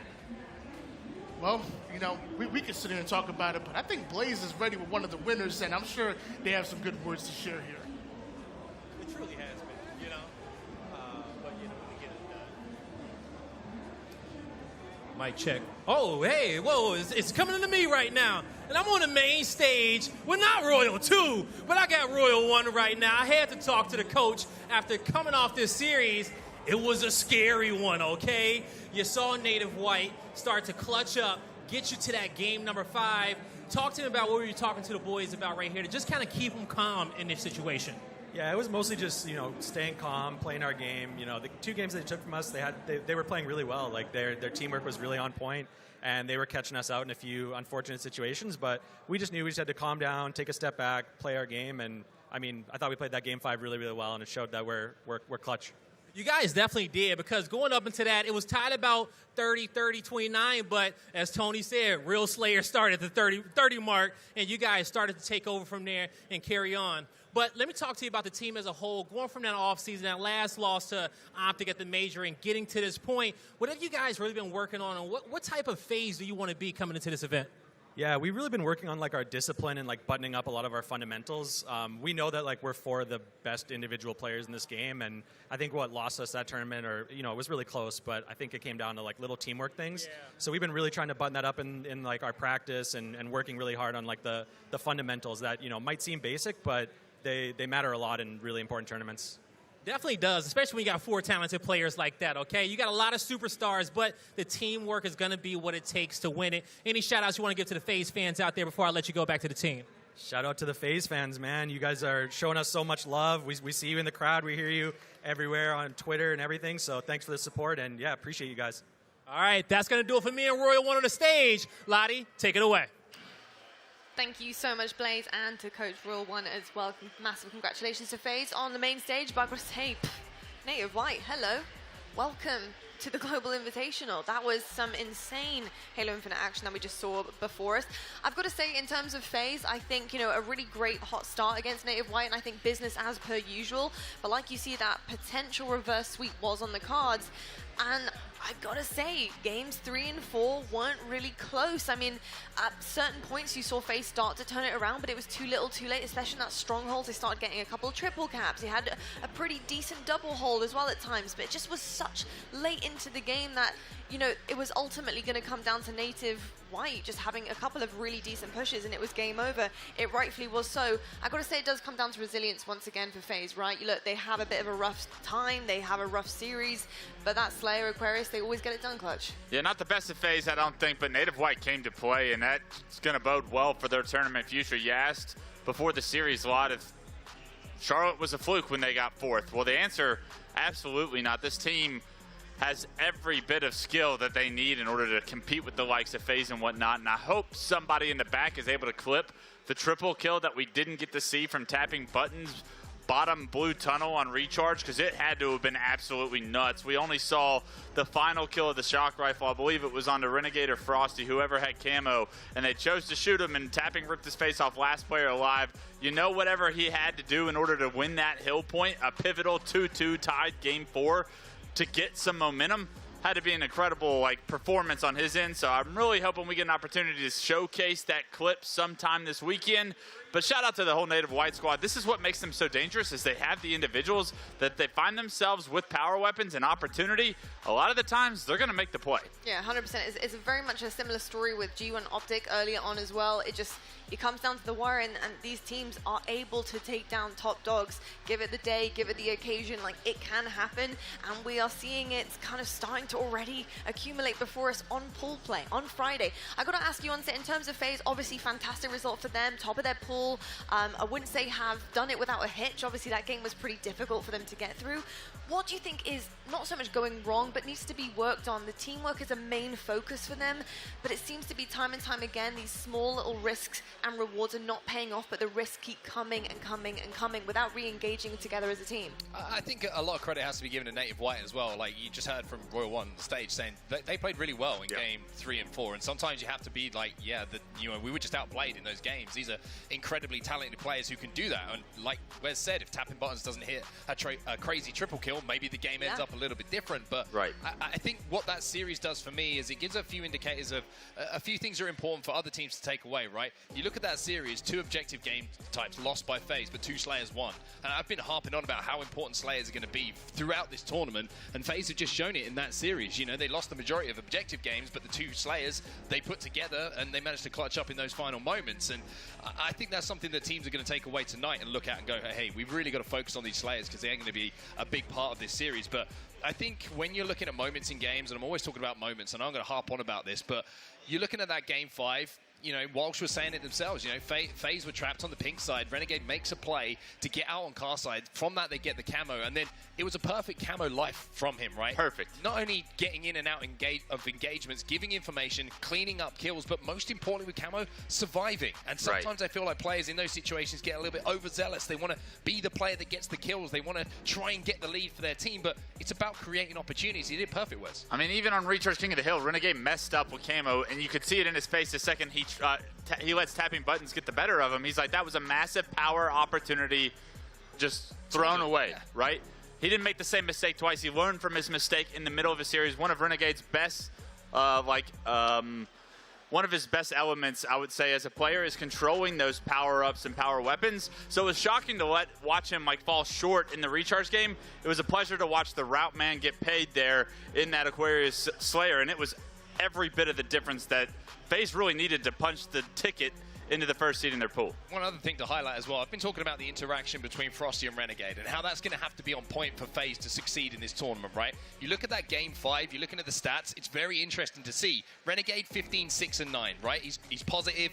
Assists don't look phenomenal, but he's doing his job on the team. Frosty, 11, 12, and 11, the perfect support stats to put up in a game 5. And if Renegade's making plays, he's got the power-ups. If you've got Frosty accepting that role and going, I know what I have to do in this position to give us and Renegade the best advantage to extend our lead, that is what you need to see from FaZe in those situations. And I expect Renegade to be able to do that for Frosty as well if he's the one with weapons in hand. Yeah, I love that, the back and forth from the duo, knowing how to play with one another, because that has been one of the big things for FaZe, is knowing how to now actually navigate a very, very slay-heavy team. And that can be really difficult. It comes with its own difficulties for sure. But it's cool to see that actually working out in front of us as well. But a massive congratulations to FaZe. And obviously, Native White will be going forward into tomorrow. Of course, it wasn't exactly the result they wanted in that series, but nonetheless, they have definitely got some takeaways from that really, really close Game 5 as well. Well, folks, we're heading to a quick break right now, but when we come back, we have plenty more action coming your way. In fact, we have the green wall coming up one more time, and they're actually going to be going up against another green type of wall, but they come from France, and they're called Quadrant, and we'll see you right after this.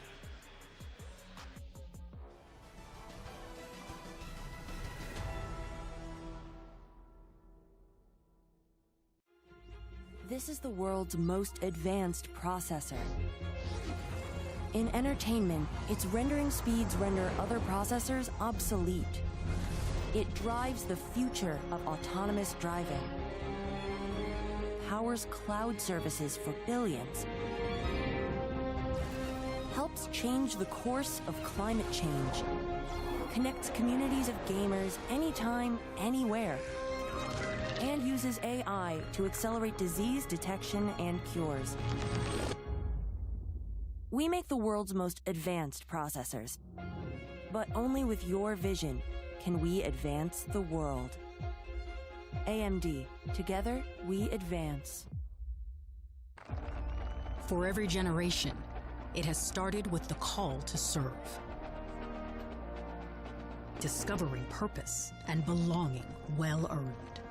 Fighting and winning for our nation and its people. But Marines are never really finished serving.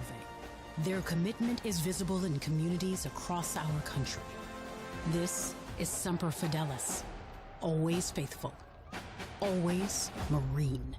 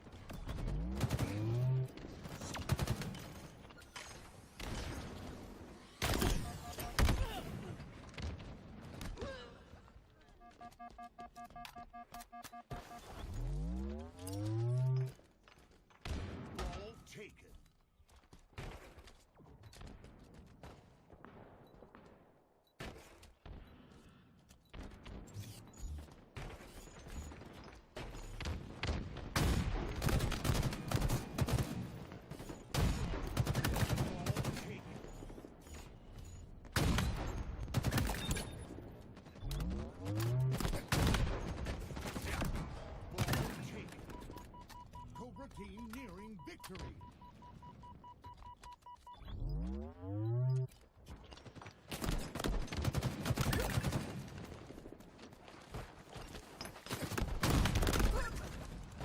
Ball taken.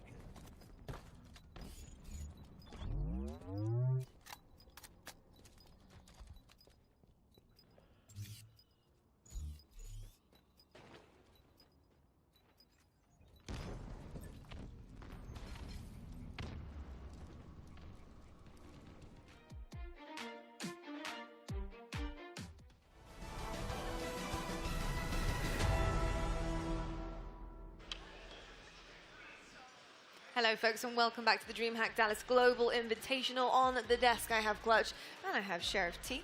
What's up, man? I'm feeling good. I'm feeling good. First time I'm here, and first time I get to stare Sheriff P in the face, let him know there's a new sheriff in town. I'm going to let you know real quick. There's a new sheriff in town.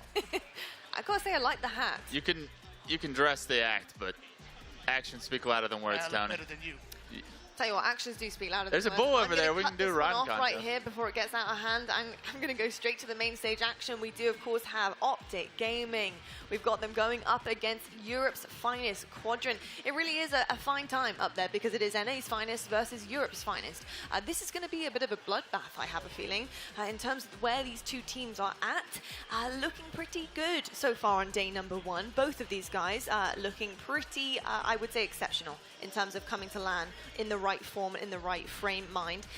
I need to talk about what this is going to mean for both of these teams. I think, honestly, Tony, like looking at Quadrant, being able to go toe-to-toe with OpTic Gaming after taking down G1 in a grueling, grueling series battle, that would be everything for this European roster and the confidence heading into tomorrow. And to be honest with you, I think it's doable. Like a lot of the casual fans are counting Quadrant out, and I'll be honest, I think it's ridiculous. I really do. Quadrant had been the #1 team in Europe. They put this team together specifically to play on LAN, and at Charlotte, we did not see their full starting lineup. So now we're coming in with the full starting lineup. We come with a team that's very capable. I believe that Quadrant can make this competitive, and who knows, if they catch OpTic slipping, they could win. You never know. Well, I tell you what, the room is green right now. And that's because both of these guys are wearing green jerseys pretty much. But let's talk about the guys who are very mean in green and are on a 3-peat looking for the 4-peat. It's OpTic Gaming.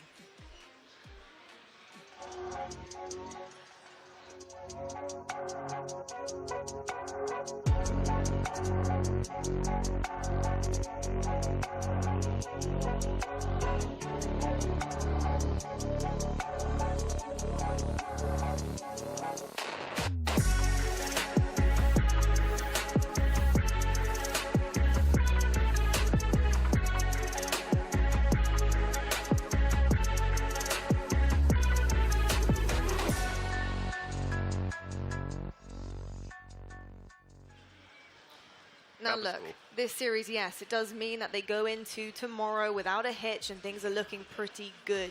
And yes, it does mean about the bracket play, but I can't help but notice that in the back of their minds, the 4P is on the cards. It is on their minds right now because every single series win is an inch closer and a little bit more confidence to lifting that trophy at the end of the weekend. And I've got to say, Clutch here, with this roster, with the resilience, with the teamwork coming forward, they're not going to be taking it easy on Quadrant today. No, I think they know exactly who Quadrant are. They're going to take them very serious, especially with how Quadrant looked just as strong as they did against G1. I think OpTic need to come out early in this series and make a statement.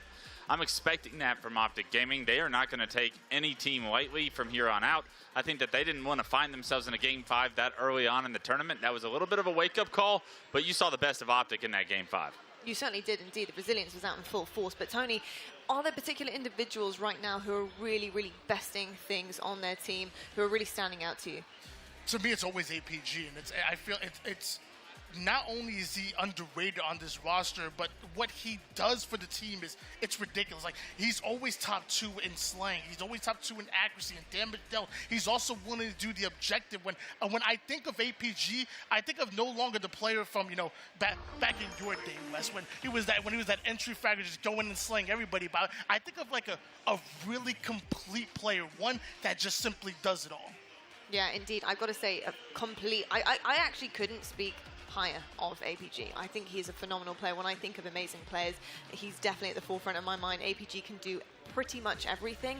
Like you said, he literally does it all. I got to ask you, any individuals on OpTic who you're really kind of looking at, especially in this series, but also this weekend? Yeah, I'm looking at Trippy all weekend long. I think he's got to be the biggest stand-up player for this team. We know what Formal, APG, and Lucid bring to the table just about every single tournament, but the reason that this team has been able to three-peat is because of how well Trippy has been playing in all 3 of those tournaments. You saw it even in that Game 5. There were so many crucial plays that Trippy played perfectly, and because of that, it just continues to grow in his legend. Like, Trippy might not be young as far as like an individual in the scene, because I feel like he's been competing for a while, but I really feel like he's come into his own, and he's honestly gotten better and better and better, and I'm starting to wonder, where is this kid's ceiling? I think he's going to continue to show us his best Halo is in front of him. Yeah, I've got to say, I think OpTic are going to be taking this series as a chance to show us how well they can fry. I think the series against G1 got a little bit too close for comfort. But I got to say, Quadrant, they're going to be looking to turn off the heat of that stove. They don't want OpTic getting away with another series win. They want to show their dominance here. They want to do it for Europe. Let's meet them.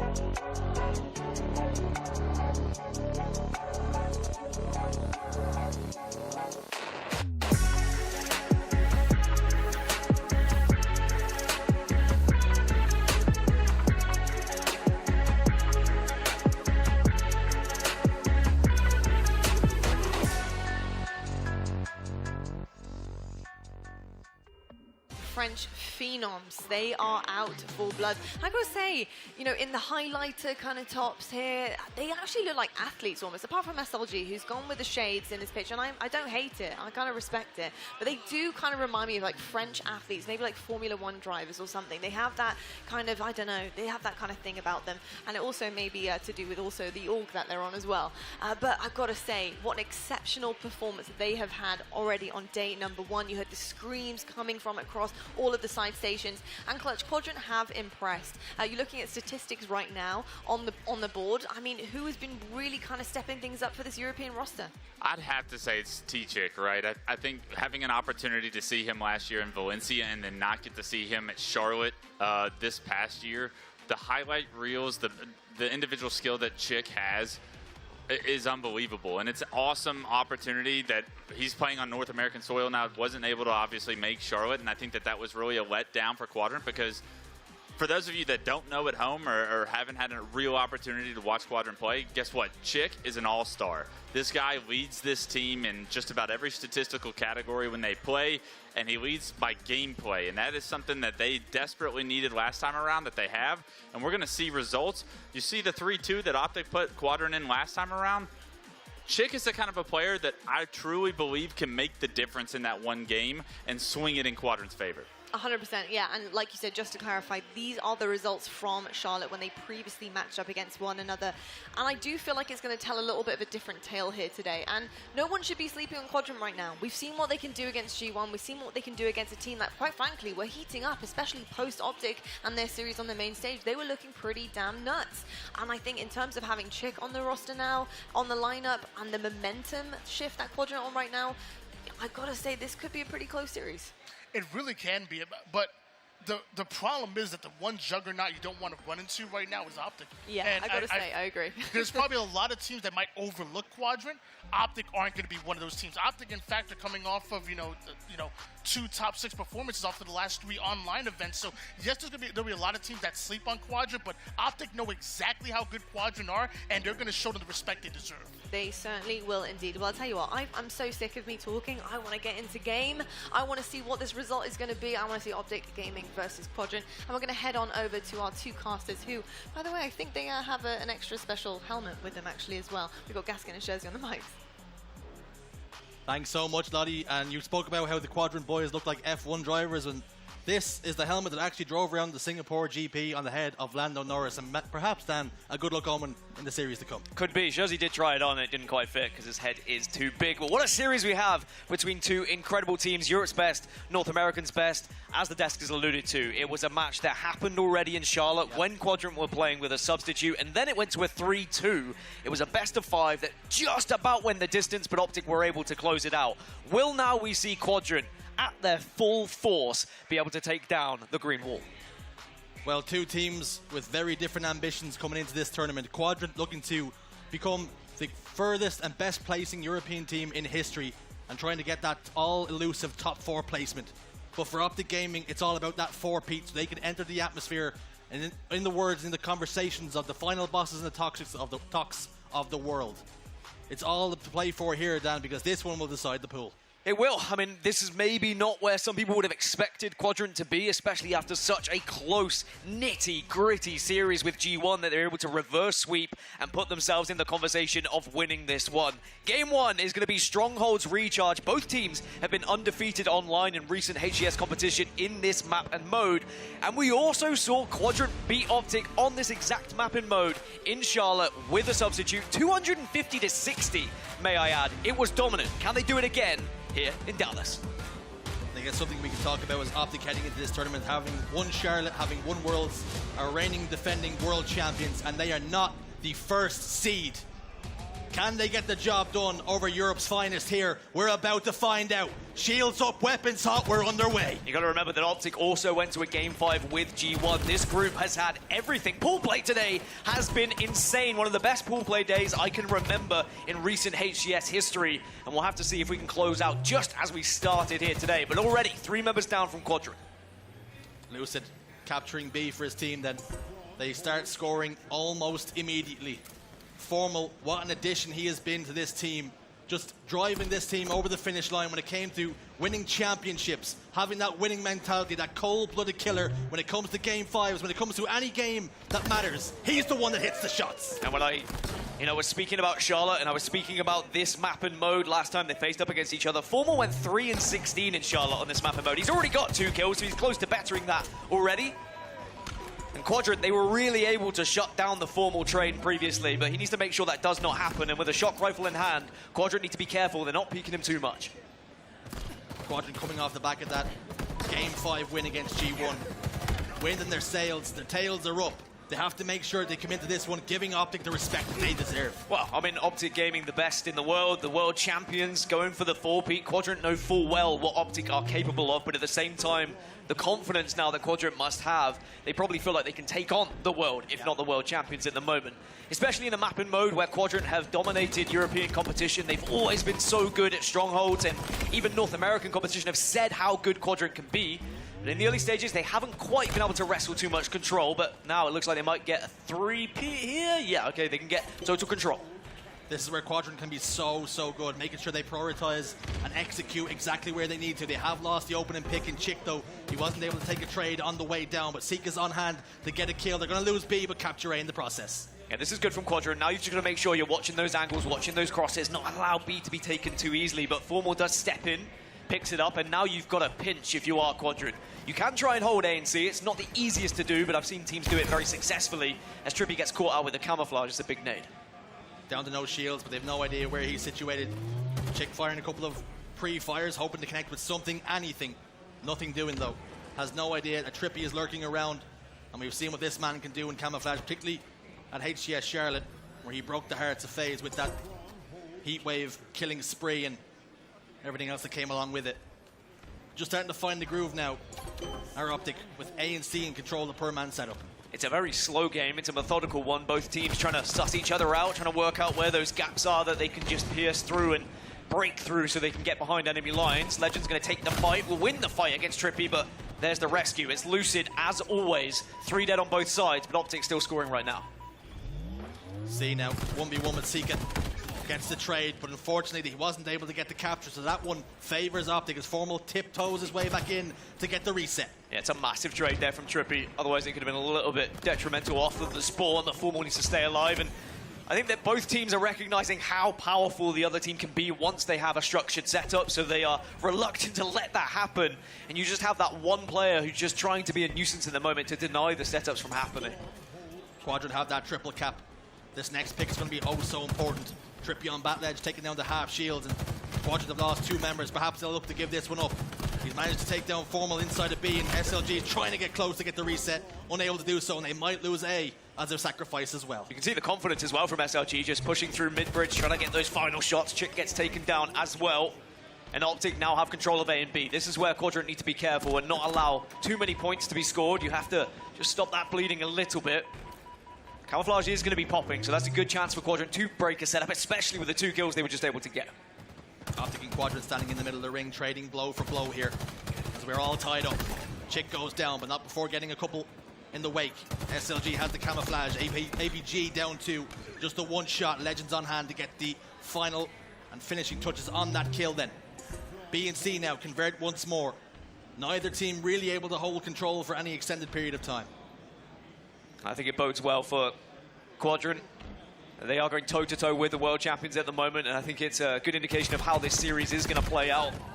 It's not just going to be a whitewash either way. I mean, I don't think anyone would have expected it to be, but there were whispers, there were murmurs of maybe what these European teams could do at this tournament. Well, Quadrant are showing up so far, but it can all change very quickly. They have a 16-point lead, and OpTic looking to try and turn it around. It's one thing to beat G1, another thing entirely to take down the world champions. That's a task they have on their hands here, as OpTic control A and B, and they're about to retake the lead once more. Sika goes down, desperately trying to get towards B. 3 dead apiece here. Every single time these teams trade back and forth, numbers advantage never really tip in the favor of either one. Interesting positioning there from APG as well. He wanted to ensure he found somewhere where he could do a little bit of damage as the last remaining player. He was communicating with his teammates who were in the death screen of whether he should be pushing over towards B, stay A, or try and grab C. And in the end, C was the decision, mainly because of the spawns that were happening for OpTic Gaming. But all the meanwhile, Quadrant get B, have A, to try and think about next. It's a back and forth. It's a real tussle between the 2 teams at the moment. And honestly, it's a pleasure to watch. Both teams in total slays sitting at 33 and 32 respectfully here, with Quadrant shading it ever so slightly with that 1 kill advantage. And you can see in the scoreline here as well, as they shade the lead here for now. Trippy gets B though. They've already got A. Are they happy and content to hold what they have for now? With 2 members of Quadrant coming off the respawn and Formal with the camouflage. Yeah, that's better from OpTic. Last time they allowed that camo to elude them, and it just meant that Quadrant were able to break the setup comfortably. But now with Quadrant kind of forced over towards long haul, they need a big decision-making position here. Is it going to be a case where they all try and push through in the same way? Are they going to try and send maybe 1 decoy so they can push through pipes as well? They're holding off a little bit too long. They're giving away a lot of score at the moment to OpTic Gaming, and OpTic are happy to lap this up. What have Quadrant got in the playbook? Can they execute on something here? Formal has a little bit of time left in that camouflage, and as I say that, it just dissipates. Can he find the face of Legend? He backs him down. Expertly does the Frenchman. Formal backs away and respects the gunpowder that the Quadrant do possess. Sika gets 1. Chick though with the backstab. Excuse me, on the Chick with Formal. Tries to find the face. Legend though shuts him down.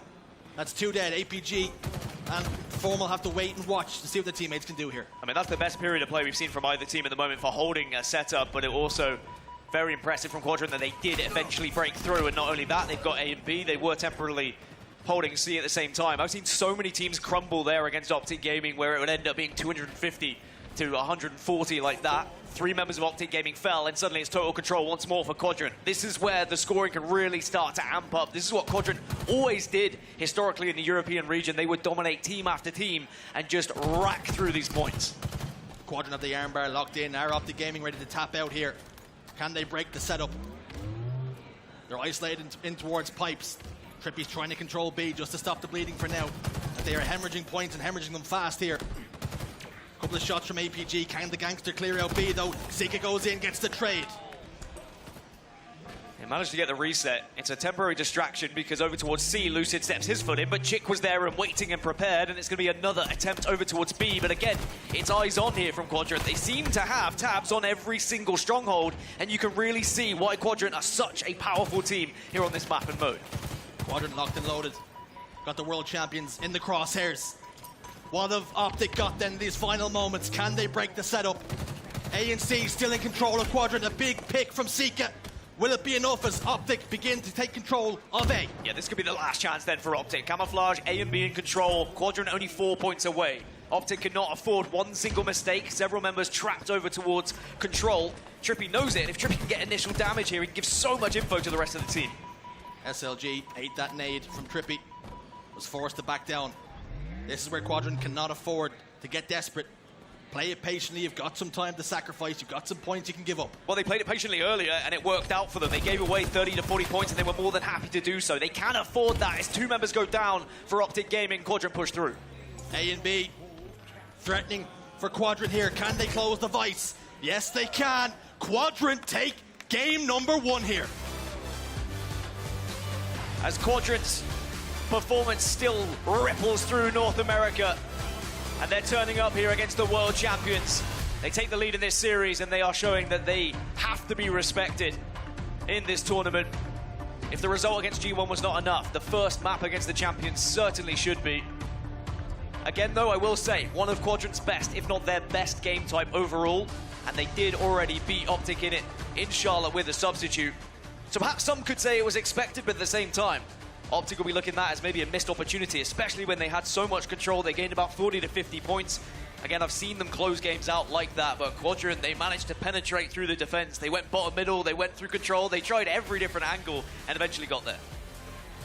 OpTic then, a wobbling game 1. Is that a recipe for things to come?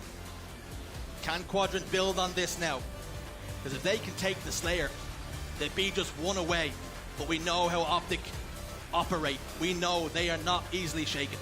And we've seen a lot of reverse sweeps as well already this tournament. I think expect the unexpected when it comes to HCS Dallas. OpTic have also found themselves down in series today and been able to come back into things. So I don't think they'll be too concerned losing map number 1. It's certainly warning signs, but nothing to be too afraid of right now. In the early stages, it was very back and forth, though. As I said, very slow, very methodical. Both teams kind of suss each other out. Where are going to be those open gaps that we can try and break through when it comes to these setups? I really loved the angles Quadrant were taking, though, when they had all 3 of the strongholds, and they were just making it so difficult for OpTic. Anytime OpTic tried to get near any of them, there was a Quadrant player there waiting. Well, we can talk about efficiency of kills. Quadrant only had 4 more than OpTic did in that last game, and they managed to come out with a pretty convincing win in the end. And I think if you can outslay OpTic Gaming, it's always going to bode well for you in any series, because we know how good OpTic can be and how good they should be, really. But at the same time, the last time we saw OpTic perform online, it wasn't necessarily the OpTic Gaming we were used to. However, we thought when it came to LAN, they were going to be the team that showed up yet again, going for that 4P. As you say, putting themselves amongst legends of the scene. I mean, they're legends already. But it's not all doom and gloom. Map 2 is going to be Streets Slayer. And it is another game type jersey. They did face off against each other in Charlotte when Quadrant had that sub. Quadrant did win that one as well, 50 to 48. It's good news, I guess, for Quadrant, but it's not the end of the world for OpTic because it was still a very close one. And we've already seen OpTic Gaming today on Slayers. They look very comfortable. They know how they want to try and more order around the map and how they want to control it. Now we speak about OpTic, how they're one of the most resilient when it comes to going down in the series. We've seen them go down 0-2 and clutch up and win in game 5. They're only down by 1 here, and that game was as close as it can be. And we spoke about how last time they played it was 250 to 60, and a different story there. OpTic were more than it. And I think OpTic are one of these teams, they respect every opponent they go up against as well. They would have been looking into that series, they would have been looking at Quadrant saying, where do we kind of piece things together? How do we improve on that? Because a 250 to 60 is not something OpTic Gaming would have expected, especially with a substitute on the roster of Quadrant. And yeah, it did look like OpTic did learn, but unfortunately, Quadrant just seemed to get better when it comes to recharge strongholds. Slayer Streets, though, an entirely different strategy that you have to employ. And we'll have to see whether Quadrant can do the unthinkable here and go 2-0 up against the world champions. Or are we going to see this go 1-1 and OpTic show us what they're made of? The world champions on the back foot after game 1. Can they rally back here in the Slayer and tie this series up? Or can Quadrant double their series lead? Rocket's the point of contention here for now. And Sika patiently waits. Yeah, Formal's able to get the opening kill, so now that means OpTic can collapse a little bit onto Quadrant. Trippy does get the rockets to work with as well. Seeker does his best just to push them back, but unfortunately, not enough damage to take down the rocket player, and now they've got the freedom to push here, and Trippy could do a lot of damage with his rockets. One secured. SLG faced with two. Wisely backs down. Trippy with Stalker Rifle in hand. Getting tagged up in the back, will be able to just escape here. Faced with two members of Quadrant, they do get the kill. All tied up here. And of course, one of the biggest differences that we'll see compared to Charlotte is that Shroud screen being available. When it was added, there was a lot of questions of would it change this map? How much could teams and players use it and utilize it? We've seen it already come into effect so many times today, but SLG with a double kill, the perfect as well. It's 8-5, Quadrant taking early lead. Ooh la la. SLG can carry on in that vein. I am very excited. Legend gets one. 2-kill game. OpTic. Again, surviving the early onslaught. They had the rockets, but they still find themselves down by a couple of kills here. Can Quadrant capitalize on the early pressure? I think it's about just slowing that game enough when you are behind to think about those rockets, position yourself as well so that you can watch over them or go for them. Trippy's going to be the next target for SLG. And of course, we know the Bulldog's so important here as well if you can get it in close quarters. Trippy does go down. Rockets coming up very shortly as well. This could be a good chance for Quadrant to take a lead. Legend takes a trade. Numbers advantage slightly in favor. At least they were of Quadrant. Rockets coming out of the open in 2. Chick looks to get eyes on Pink Street. Shroud Street goes down. APG under the cover of darkness tries to get away, but 2 go down, and Rockets scooped up by Seeker. And you saw what was attempted there. It was a Shroud screen to try and just cover the pickup, but it was all but read by Seeker, who not only gets the Rockets, but gets 2 kills with them, and now it's a 7-kill lead. And Quadrant really just being so aggressive against OpTic Gaming. They are not scared whatsoever. Up by 9 then. OpTic have been very good at changing the pace when they need to, recognizing when they're down. Something needs to change here. I mean, it's happened already today where we've seen OpTic down by a lot in a Slayer, and they pull it all the way back. And they can really slow these games down when they need to, or speed them up on the opposite side as well. But just look at this from Quadrant. They recognize OpTic are kind of backs against the wall at the moment in Station, and they want to get in there. They're hungry for kills. Unfortunately, not quite enough done by Seeker. It's still an 8-kill advantage. Quadrant have got to be careful they do not run into any traps that OpTic Game are looking to set here. Trying to catch Quadrant, being a little bit overzealous, a little bit hurried. Trying to get the job done here too quickly. So much experience on the side of the green wall.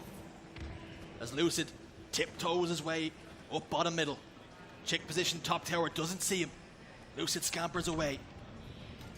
Can he get the damage here for OpTic to push? He's been spotted out though. Chick challenges, as do 2 members of Quadrant. It's going to be a trade in the end. I think the one thing you know when you're going up against either OpTic or Quadrant, as soon as you take a 1v1, there's going to be another member there ready to take the fight against you. Trippy with a double. They're going to try and make it even more. It's not going to be a triple, but it is going to be 3 members down for Quadrant, and that gap just gets closed ever so slightly. But Quadrant doing very well to trade at the moment, just to keep a good lead. Deficit cut then. As we say that, we go back to 10. This is good from Quadrant. All 4 dead for OpTic. And they just seem to be lost in the headlights at the moment. Seeker responding to callouts there just to try and pick up that final player rather than focusing on the Rockets. Maybe a wise decision if there was a teammate ready and waiting. It's probably because Chick at least had eyes on them, but maybe they give away those Rockets now. OpTic could take advantage. Chick has a lot to do, and at least he gets the trade just because of the splash damage. Formal eye is set on the Rockets. It's going to be picked up by Trippy instead. One in the chamber to play with. He has a drop shield if required. Shroud screen goes down just to block off that Tyre's line of sight. SLG overzealous once more. He's the opening pick, and will that snowball out of control? Trippy gets another. Just like that, we're within 7. Yeah, I think Quadrant need to keep a healthy lead here. If they start to notice OpTic are crawling back into it, that's when they start to worry a little bit. 5 kills down now. Could be even less if Trippy continues this aggression. A good time to jump into an OpTic listening as they're starting to get back into things. They're gonna spawn, guys. They're gonna spawn. I spawn PD, Joey. Careful. Say hi, Tommy. Hi. Heavy weak. Yeah. Purple. Listen, guys. Heavy purple. They're very heavy purple. Yeah, I heard you. I'm watching. Joey, Okay, just keep watching this, Joey. No. They're all over on We're not watching, Tommy. No. Listen, you guys can play towards me eventually. Yo, blue gen, Tommy, weak. Name back A. Three guys on top. Joey. Go blue gen again. Blue gen again. Yeah, back PD to me. Cannot help. They're all four there. We gotta live, guys. There. They have numbers. Mirror. We gotta get sub, maybe. We're gonna push real, I think. I'm gonna hit purple. They're pushing me, I think. They're pushing me. I spawn sub. Oh, you're by yourself. Yo, main ramp. Blue gen. Purple down purple right now. Last one shot. Can't see that. Hey, marker. Nice. Go left. Marking mid on me. I need help. You're good, bro. I'm here. Blue gen weak. Blue gen weak, guys. Blue gen. We're hitting purple. Yo, tires. They know we're here. They're hitting rail. They're hitting rail now. I'm mid on them, guys. There's probably a guy spawning PD. We're here with you, There's Brad. probably somebody hiding here, guys. Back on me. Absolute cuts, guys. And one's already in sub. Back PD. Absolute cuts. Flowers. One shot legend. There's two there, guys. She dead. We can't trade here. Rockets are coming, guys. 5 seconds. All right. One guy hitting me. There's two guys hitting me. Spy time. We'll play for Rockets. Somebody play for Rockets. Looking purple. Watch me around. Tires weak. Heaven and top nest. They're nading rockets themselves. They have rockets and tires, maybe. Rail. Rail and two sub now. Well, Quadrant are showing us what they're made of, and even though OpTic's starting to up the ante a little bit with their comms, they still find themselves 6 kills down. Drippy goes as well. 1 rocket left in the chamber. If Quadrant play this one correctly, Shurs, they should not be throwing away a position like this. Patience has to be shown here from SLG. He has so much experience on the cusp of greatness. They can win this series. Knocks on the door to go 2-0 up. Finds a home for that rocket. APG registers his 13th death of the game. As Trippy gets locked into a 1v1. Quadrant require 2. Incredible, really, what we're seeing is OpTic surely can't fight back from this point. Quadrant working in twos, constantly running around his duos, making sure they take every fight and take every trade that's available to them. They're hunting OpTic Gaming in the moment, as OpTic really just backing off away from everything, huddling as a 4, hoping to survive. Quadrant hungry, hunting in packs. APG's isolated at the moment in Tram. Do Quadrant know this? 3 members of OpTic set up over towards Arcade and B rails. The cross will be heavily lit up, it will be heavily fortified. Seeker's happy to pick up the Bulldog and back away. A lot of respect being shown, though, by Quadrant towards OpTic Gaming. They know full well that OpTic could still come back into this, so they are being patient, they are waiting, watching those angles and finding every single weapon that would help them, every tool in their arsenal to try and give them that extra little bit of an edge in any fight that might happen. OpTic back away once more. Rockets coming up in just 12 seconds. And if Quadrant can get hold of them, surely that's game. Quadrant recognize they can use the rockets as bait if they have to. They're going to be the point of contention here. APG continues to stand over towards top ATM and Ivy, but the opening picks have gone the way of OpTic, but they managed to trade it out here. Rockets in the hands of OpTic Gaming. Formal picks up 1. Seeker backs away. Can he isolate APG? He puts the brakes on, sticks it in reverse and gets himself out of dodge. We've seen so many times when players have Heatwave today, have Bulldog today, they will try and make that flank to try and get up close and personal and get that last kill whilst the rest of the team just goes for a distraction, and maybe Seeker going to do something similar here. Formal gets 1 more. OpTic needs 6. Seeker trying to secure that final kill. They're getting a little bit impatient now. As OpTic Gaming continue to rotate away from them. They've traded all the way over towards pink side. Legend pings towards Plaza. Nobody on hand to get the finishing touches to the damage he has put down. They still require 1 with 3 minutes and 10 on the clock. The heart rate starts to increase on the Quadrant players. You can tell full well they are getting a little bit nervous, a little bit antsy, but still plenty to play with. A 5-kill lead, 3 minutes remaining, and they just have to set traps here for OpTic Gaming. The first trap didn't work on the Rockets, but they wait another 2 minutes and they could do it all over again. As for OpTic, you've got to respect how well they're playing this one at the moment. They're surviving, and they are taking these fights well. Lucid was in trouble. Formal helped them out. They get the trade. It's going to be Chick, and Quadrant double the series lead. Quadrant find themselves 2-0 up against the world champions. They have Europe's hopes on their backs, and at the moment they are not disappointing. 1 game away from topping this pool and ripping that seed right off of OpTic Gaming's back. Europe's flagship team on the cusp of greatness here. 1 game away from beating the world champions and topping their pool. And I'd heard about this team for about a year, right?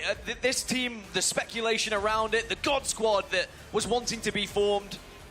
These French boys, they wanted to play together. They believed in each other. They believed they could be the team that could go to North America and make a difference. And then Chick loses his passport, or it gets stolen from him. Sorry, that's a better way to phrase it because he didn't lose it. And it was so difficult for them to have to go through Charlotte with a substitute, but they still did incredible. And now we are seeing them at their best. And they are showing up when they needed to. How many times throughout Europe's history have teams been hyped up about being good enough, about maybe breaking into that top 6 again, just like that roster did back in Denver?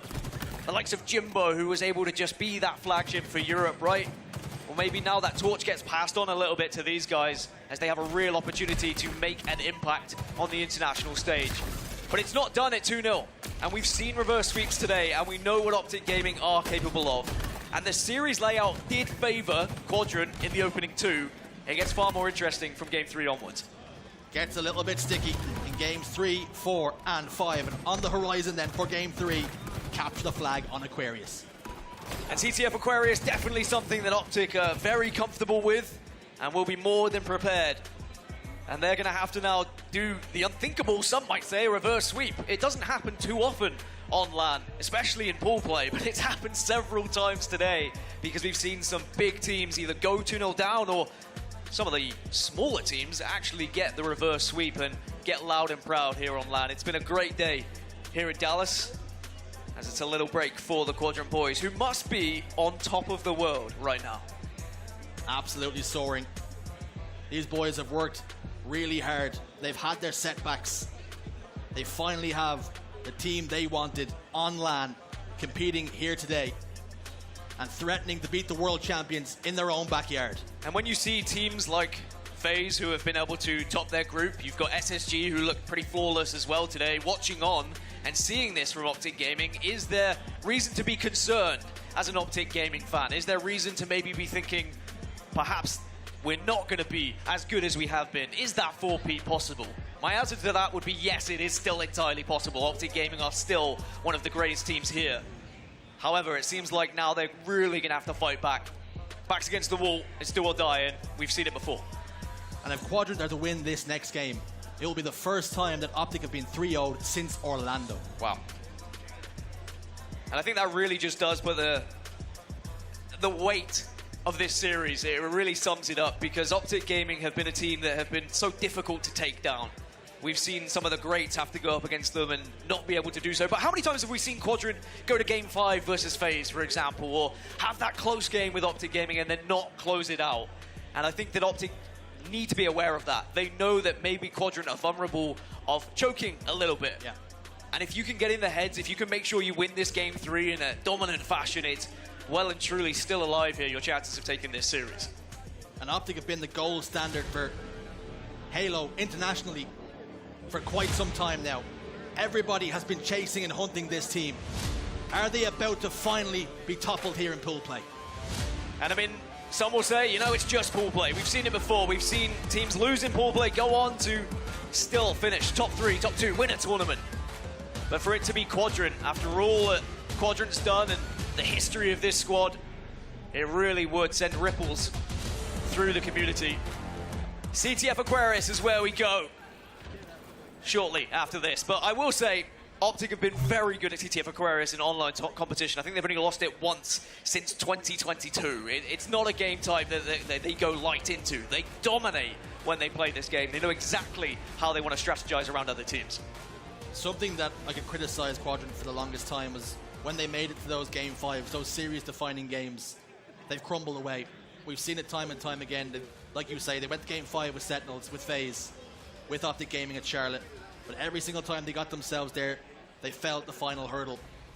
Is this the time, and is this the moment for them to stamp their authority and really announce themselves on the world stage? How many times have they gone 2-0 up in those series, right? It doesn't happen that often, and I think that this is a different look Quadrant. I think they're very confident. They truly believe that coming into this tournament, they could top this group. And I think the difference maker was that reverse sweep against G1. Had they lost to G1, maybe we wouldn't be seeing this resilience against OpTic Gaming from Quadrant. because they would have been like, okay, it's happening again. We're just another team who played really well online. We played well in scrims, but then we're disappointing when it comes to LAN competition. That's not happened. They got that reverse sweep. They've got that belief. And it does come down to the effort they've put in. Boot camping, coming out to North America, playing these North American teams. And I have so much respect for the North American teams that were happy to scrim Quadrant. That shows also how much they respected Quadrant and knew that they could put up stiff competition and actual genuine practice. I believe that Quadrant are up there within a shout of top 4.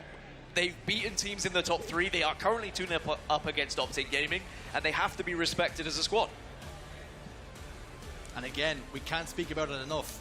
Every single time we've seen OpTic in this situation before, they've shown resilience that not every team have. They never seem to be out of a series. They never say die. And they don't, and I think that they need to kind of take a hard look at themselves, and they need someone to be whispering in the air or yelling in the air. I don't know what's the preference for OpTic Gaming, but someone needs to say we can still win this, and you can't be deflated. You can't just accept defeat here in game number 2, not as world champions, not as a team who's trying to go 4 in a row. On the other side for Quadrant, you look at the individuals and you look at the way they were able to beat that G1 roster as well. I mean, the reaction from Seeker I thought was fantastic. So much passion, so much energy. But SLG, that man on your screen, the calmness. He won that series against G1 in a reverse sweep, and he just started wrapping his controller up. He said, on to the next one. He said, we've still got another series. They mean business. And I think they are a different look team that are well and truly prepared for every single team that would come in their way. Last year, Ascend were promised to be that team. We're now seeing Quadrant almost reach that potential, that final form.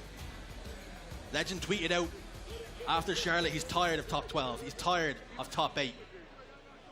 And although they find themselves 2-0 in the pools, they still have to get the job done here against the world champions. And he should be tired, and European teams should be tired with the performances that we've seen since, what, I think it was like 2018 Denver when we saw that roster, that European roster finish top 6.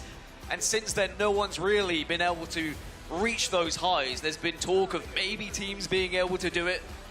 We've seen teams break into the top 8, but it's never been further than that. And I think there has to be that belief from Quadrant that they could be that squad. But again, it's not done. This is just pool play. And I know that if they do beat OpTic, it would be an incredible result, but then there is still more jobs to do.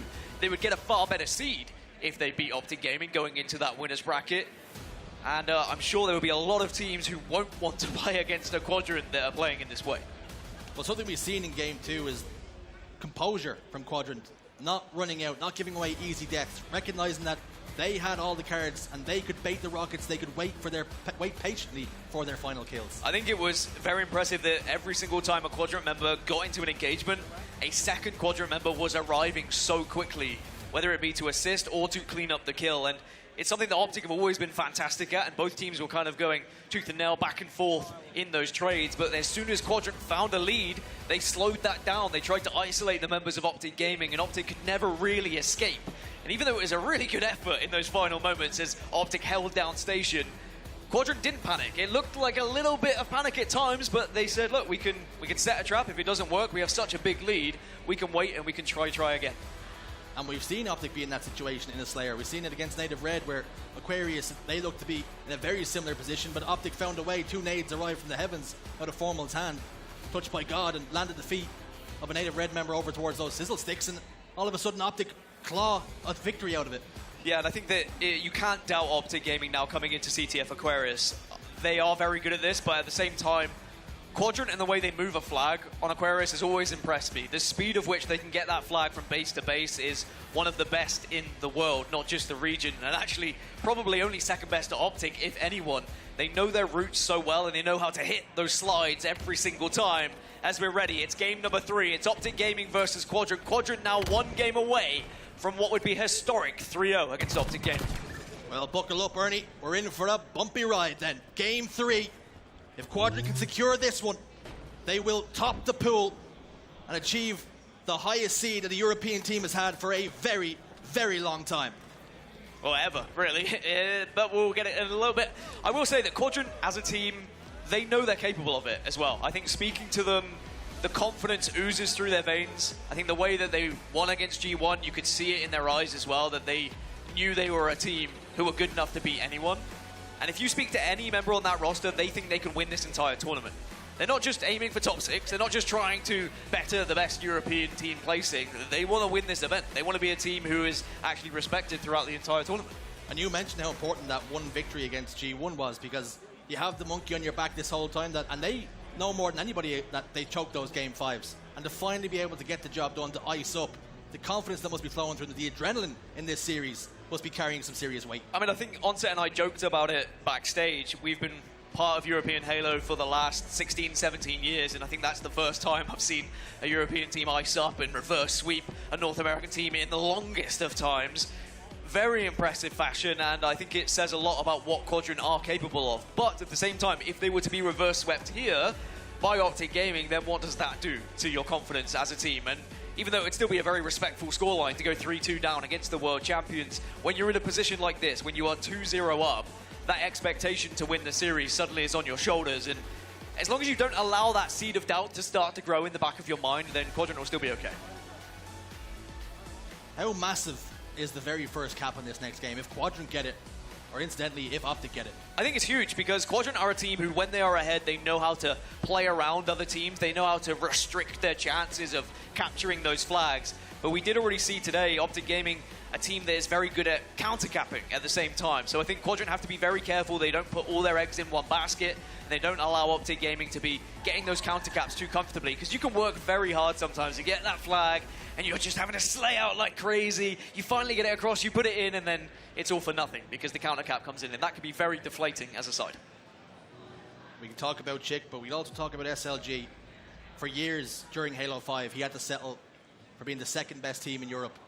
And he finally finds himself on a team that not only dominates the region, but they can finally be a threat on the international stage. How important, how big is this for SLG's career? It's huge for SLG, and I think he is a player who has been through it all. He had to change roles. He went from being an IGL to not being IGL, to being a main slayer to not being a main slayer. He's had to do a tippy-tap dance around everything in European Halo, and this is his best opportunity, if ever, to finally reach the heights that we know he and the rest of this squad are capable of, as the game now is just about locked and loaded. Thank you so much, everyone, for bearing with us whilst we get this one ready.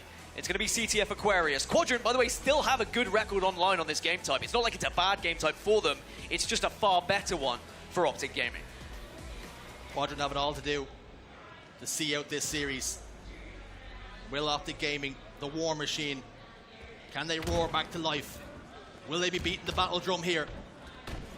On board with Chick, as he throws the grenade down, looking to deny some spaces.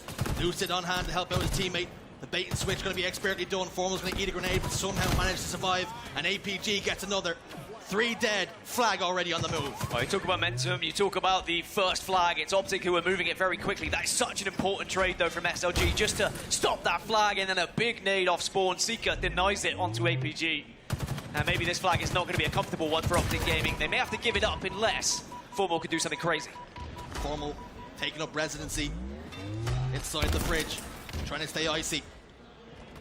Chick's down bottom middle, and they might have to forfeit this flag already. Wow.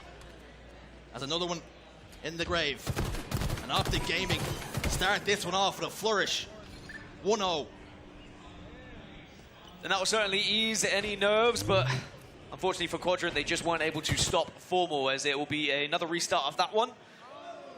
And I will say, for Quadrant, just watching that starting strategy, you've got to be concerned. You have to be looking at what OpTic just did, and they completely collapsed around the entire team. Were able to get 3 kills instantly and then pull that flag. You can't allow that to happen on the restart. Otherwise, you're going to be looking at it again, maybe going 1-0 down here.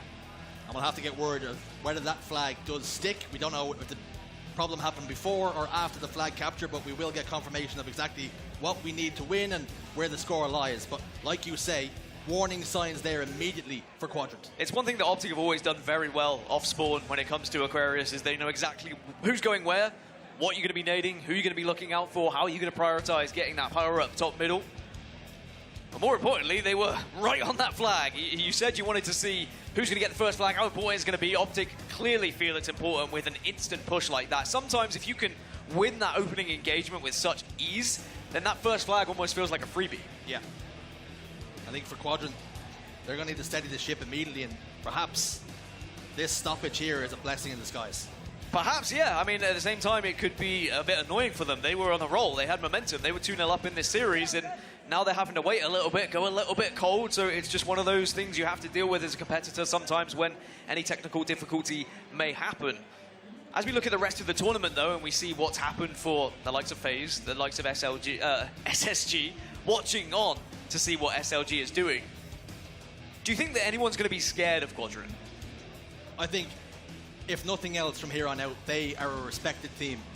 I think beating G1, who are up to this point where a top 6 team that had always got the potential of finishing top 4 but fallen short in HCS Charlotte. Let's not forget, it was a Game 5 against Native White that they lost, otherwise they would have been a top 4 team. So to beat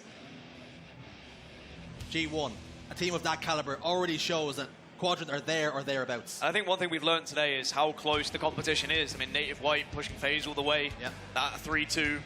I think Clutch said it on the desk that 4th through 12th is kind of open for anyone, but now we're seeing some of the top 3 teams being rattled a little bit as well.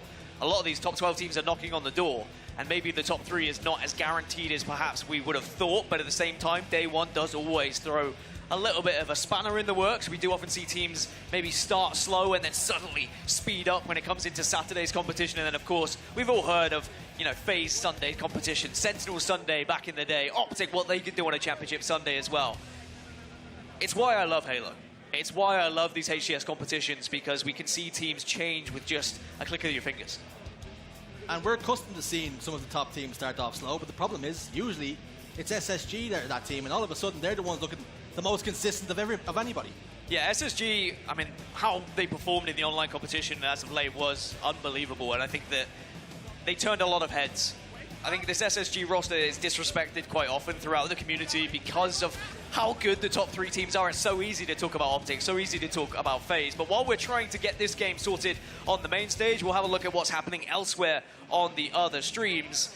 We've got the B stream for us. We've got Hive versus Shopify at the moment. Hive are 1-0 up as we're on Aquarius Slayer. And Rebellion are another one of those teams that find themselves in and around that top 12, but have been struggling of late, Dan. They have, and I think that when you look at both these teams and their expectations coming into this tournament, it would have been mainly getting out of pool play first and then seeing what can happen. And there has already been some losses for both of these guys, and I think being able to battle out now and trying to ensure that they get into tomorrow's competition is the most important thing they can focus on, and it's very tight here at the moment. Even though Hive find themselves 1-0 up in the series, this game, you could cut it with a knife. Separated by 1. Rebellion trying to tie up the series. Hive looking to extend their lead. Precision locks in 1. He gets traded out in the end, and Karmaya on hand to ensure numbers advantage shift, but only for a moment. This game is neck and neck, separated by 2. And it's crazy that, you know, with all the team changes that happened, we're seeing some players' names maybe falling in pool play that you would have seen reaching the dizzy heights of top 4 in previous tournaments and even winning tournaments once upon a time. And that's how things and how quickly times can change. And the youngsters come through as Mental gets a triple kill here. 38-33. Shopify Rebellion starting to take a real advantage of the positioning of every single player. When we talk about the young guns that have been coming through, the likes of Collect, and who else is a member of the old guard more than Ryanoob? And is he finally starting to see his time in the sun dwindle away? Or has he still got a twist in his career? Can he still put together a team capable of challenging the top 3? And that's the scary thing is, you know, he can. And it seems to happen. When you least expect it, there will suddenly be a squad that comes out of nowhere and manages to perform well online or on LAN, and then you start to scratch your head, and so does the rest of the community, and then that's why team changes happen, and it's just a never-ending circle, really. 41-38. Hive just need to be careful not to give away too many kills and make sure they don't allow too many trades to happen, and that's exactly what you need from Euronical. All tied up then. Swish takes down Ryanoob. Mental on hand too. It's a 1-kill game then for Rebellion to tie up the series. Karmaya, a couple of shots taken down to half shield. Euronical can't do the damage to secure the kill though. And add a +1 to his kill column. Looks as though there's going to be a trade. Absolutely not. Swish and Precision get 2, but traded out once more. 3 dead here for Shopify Rebellion. Ryan, the last player alive, and usually these are the situations where Ryan would thrive, the slow, methodical style, where there's only a few kills left and you have to plan out every single step of your team. Are they going to be given the time to do so? Hive starting to get aggressive, trying to press. Kamea will go down as well, 48-46, and Shopify Rebellion suddenly find themselves on the back foot as Hive are looking to try and take a 2-0 lead here in this series. Only needing 2 then. What can Hive do? Will they play it patient? Rebellion backing away, recognizing they're on the back foot. They try and reposition, at least claim a base here. Ryanoob and Karmea position over towards top middle. Switch down to no shields, but Karmea is in trouble here. Trade will come through. And Hive need 1. They need 1, and somehow Swish was able to survive, which is massive as well. Neuronical also just surviving bottom middle. Shopify Rebellion back off. They're not going to try and go for that one because they can't afford to allow a trade to happen. Hive need 1. Just need to think about this one. Where are going to be our enemies? How do we manage to put some nades down? They find their enemies. They find their prey. Rhino gets one. 49-49. Rhino gets a double. And Shopify turn things around and tie the series up 1-1 out of nowhere. Look for all the world as though Neuronical was just going to line up that final BR burst to get that final kill, but we spoke about Ryanoob. And he gets the double kill, and what a massive one that is. I mean, after Swish survived, I thought it was, a guarantee. But as we can see that it was 1-1 over on the side stage, and if you want to continue watching that, of course, you can go to twitch.tv/HCS. But for now, we'll focus on our main stage game once more. Quadrant versus OpTic Gaming. As a reminder, Quadrant are 2-0 up in this series. And OpTic will be 1-0 up in this flag game of Aquarius from the flag capture they were able to get before the restart. So that hard work pays off for OpTic. They start this one with a 1-0 lead. And it's a deserved 1-0 lead. I mean, we saw what happened at the start, and now Quadrant cannot allow it to happen again. They cannot allow that fast pressing style to be able to just eliminate them so quickly. They need to be thinking about the positions they take. Don't allow OpTic to so easily press up and take advantage of them. 2 go down for Quadrant. As Trippy watches on as his teammates drive forward and claim space on the map here. This is the worst start again that Quadrant could have asked for, as they're already pushed all the way back into their own base. But what an important pick that might be from SLG as he soars forward and looks to get a flag capture of his own. Yeah, this time it's OpTic. They go 3 dead. SLG knowing that it's not going to be a flag grab just yet, just on the timing. So instead he's just going for defense here, but now he can start to run that flag. And I said about how good Quadrant are at making sure they speed this flag across as they hit all their slides and make sure that everything's going to be comfortable. And we might see this one get tied up unless OpTic are in position. You can see APG's making his way bottom base, and someone has been able to get in. It's Trippy, and what a push this is from OpTic. Expert bait and switch here. 3 go down for Quadrant. And it looked for all the world as though SLG had the soft tires on. He was speeding with that flag all the way home. But somehow, some way, OpTic Gaming get the stop. And not just that, Trippy's tiptoeing his way back home. 2-0 the lead. What did I say about countercaps? OpTic Gaming are so good at it. They can find those weaknesses, they can find those vulnerabilities, and they will punish you quickly. And now, of course, Quadrant find themselves 2-0 down, thanks to the original flag cap before the reset. Quadrant need to just slow this down a little bit. They can't allow OpTic to just continue to pummel them, but it's Lucid running a flag yet again. Lucid with Heatwave as well. Seeka felt the wrath of that before. Flag has been stopped for now, though. 2 members positioned over there to get the return, and SLG down to half shield, now back to full health as he tries to drive his team forward once more. Makes it over towards the OpTic Gaming front base, puts down a couple of bursts onto Lucid, but turns his attention towards Trippy now, who also just about managed to escape, but taken down in the end by Chick. But that can be frustrating if OpTic Gaming continue to get away when they're one shot. Though things have started to change here now. Lucid last man standing for now. It's just the confidence of SLG as well, pushing through bottom middle, taking those angles, not necessarily going for the predictable routes that OpTic would be able to pre-nade. Now he's in the base doing a little bit of damage and being a nuisance at the same time. The trade does come through. No chance to pull a flag for Quadrant, but at least they were able to stop the dominance that we saw OpTic Gaming have in the opening stages of this game. Chicken at 1v2. Backs it up. Lucid though, on hand with Formal. They bait and switch and they get the kill and they clear out base. APG though in a spot of bother, but the gangster on top once more. APG versus SLG, and it's going to be the American who comes out the better of that engagement. 4 dead for Quadrant. And OpTic now firmly in the ascendancy. Yeah, OpTic have got a far better grip on this game than Quadrant have, and Quadrant have never really been able to find any control. Flag moving yet again. This could be 3-0 if Quadrant aren't careful, and just every single time they push out of the base, OpTic are there and waiting for them, and this is looking comfortable for OpTic. This is looking like the OpTic gaming we were expecting to see in this series. OpTic now only needing 2. Quadrant, of course, need the 5. And this is a tough one, a tough pill to swallow for Quadrant, especially as they just keep pushing out and getting denied every single time. This is the OpTic gaming we were promised. Oh my. Lucid just continues to absolutely fry here. APG thinks the better of pushing the base, waiting for his teammates instead, and expertly decides top middle is the point of contention. Seek it down to no shields. A couple of grenades go down just to ensure APG cannot get the final shots in, but does eventually get there. Such experienced play from APG. Well, one of the things I was crediting Quadrant for in their previous games was how they were holding hands, so there was always a player to back each other up, to get the trade or to do the assisting. I've seen a lot of 1v1s happening, or at least 1v2s, where Quadrant have maybe been caught out as individuals, but another flag is going to be moved. This time, Quadrant are going to be running in.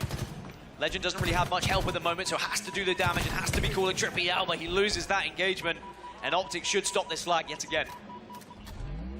It's OpTic Gaming winning all the pibs here.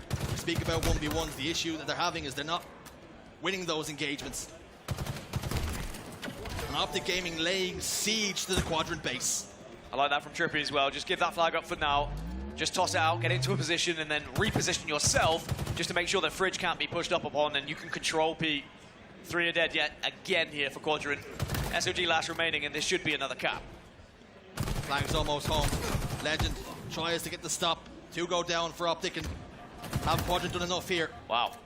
That was a great spawn for Quadrant there, and able to just get those nades and stop that flag from getting round that corner. There's still life here yet for Quadrant. 3-0 down. They're moving a little bit better. OpTic playing defense now. 3 go down as quick as a blink. And OpTic again can push through the gears. All 4 dead for Quadrant as APG waits for the dynamo grenades. Well, you asked me how important that first flag cap was going to be, and I think it's evident it was very important. It went in favor of OpTic Gaming. They've controlled it ever since, and Quadrant have just been trying to fight their way back into this game. I haven't been able to find any real control. All the flag runs have kind of happened on the fly when 2 or 3 members were down. It was never all 4 dead, and running that flag and working together to ensure it came across the map. It was a desperate attempt, really, at any flag pull.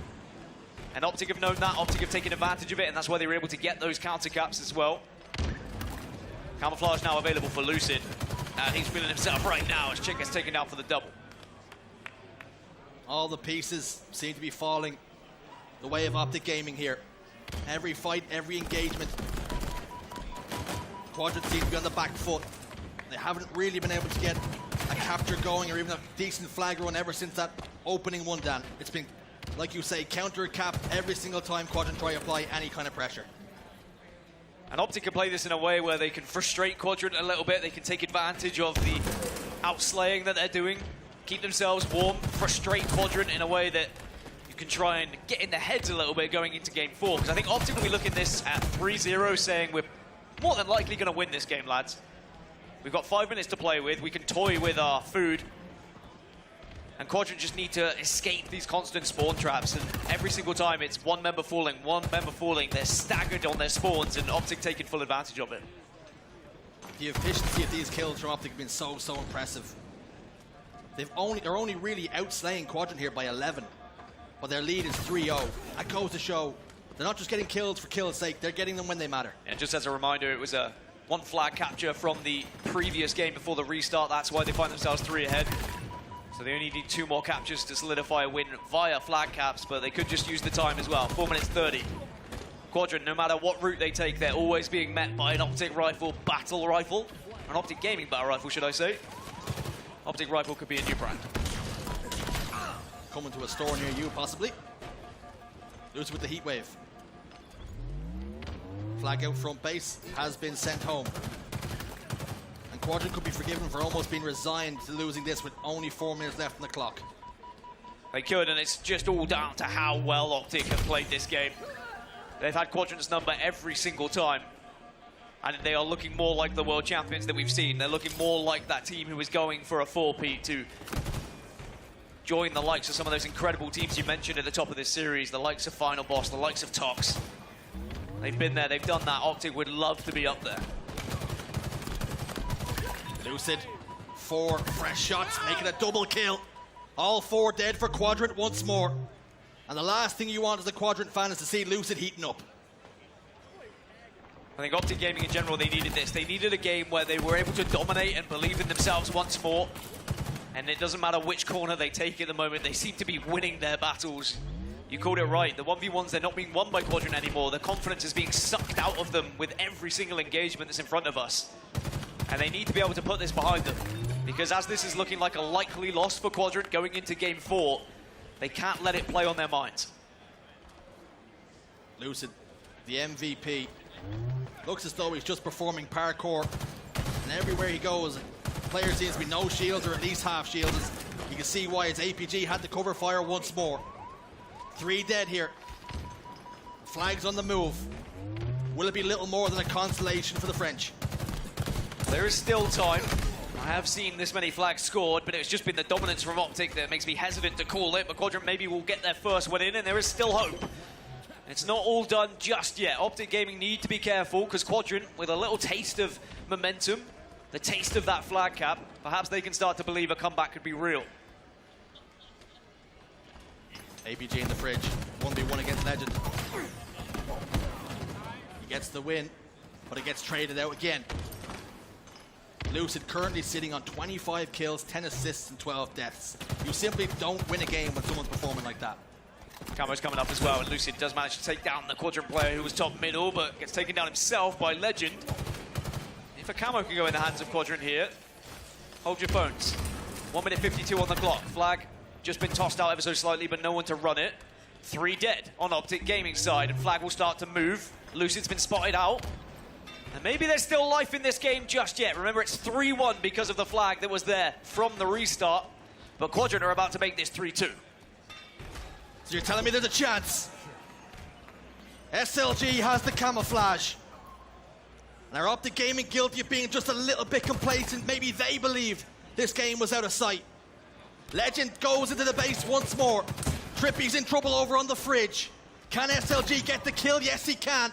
And the flag's on the move. Never say never as SLG gets a double, pushes through, but he's done enough. The flag is still moving, and all of a sudden, Quadrant tie this one up. I thought it was done. Maybe you thought it was done, but Quadrant had better thoughts about this one. There's still a job to do. 55 seconds left in regulation time. No way. And all of a sudden, OpTic are scrambling. They're on the back foot. And Quadrant descend on the base once more. And now OpTic just want that final whistle blown. They want to get it into overtime. They don't want to be thinking about what's happening with this momentum from Quadrant. Legend needs to be careful. 2 go down as Quadrant's still moving. And OpTic Gaming firmly on the back foot. Quadrant are moving the flag in. They've gotten it all the way over to the closet.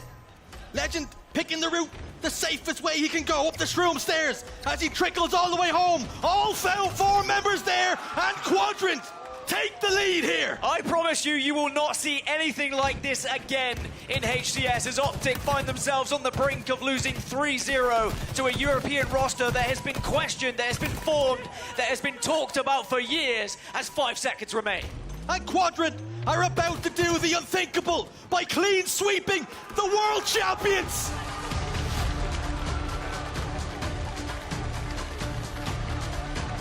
Well, well, well. Who could have saw that one coming? What on earth have we just seen? The game was done. OpTic had it.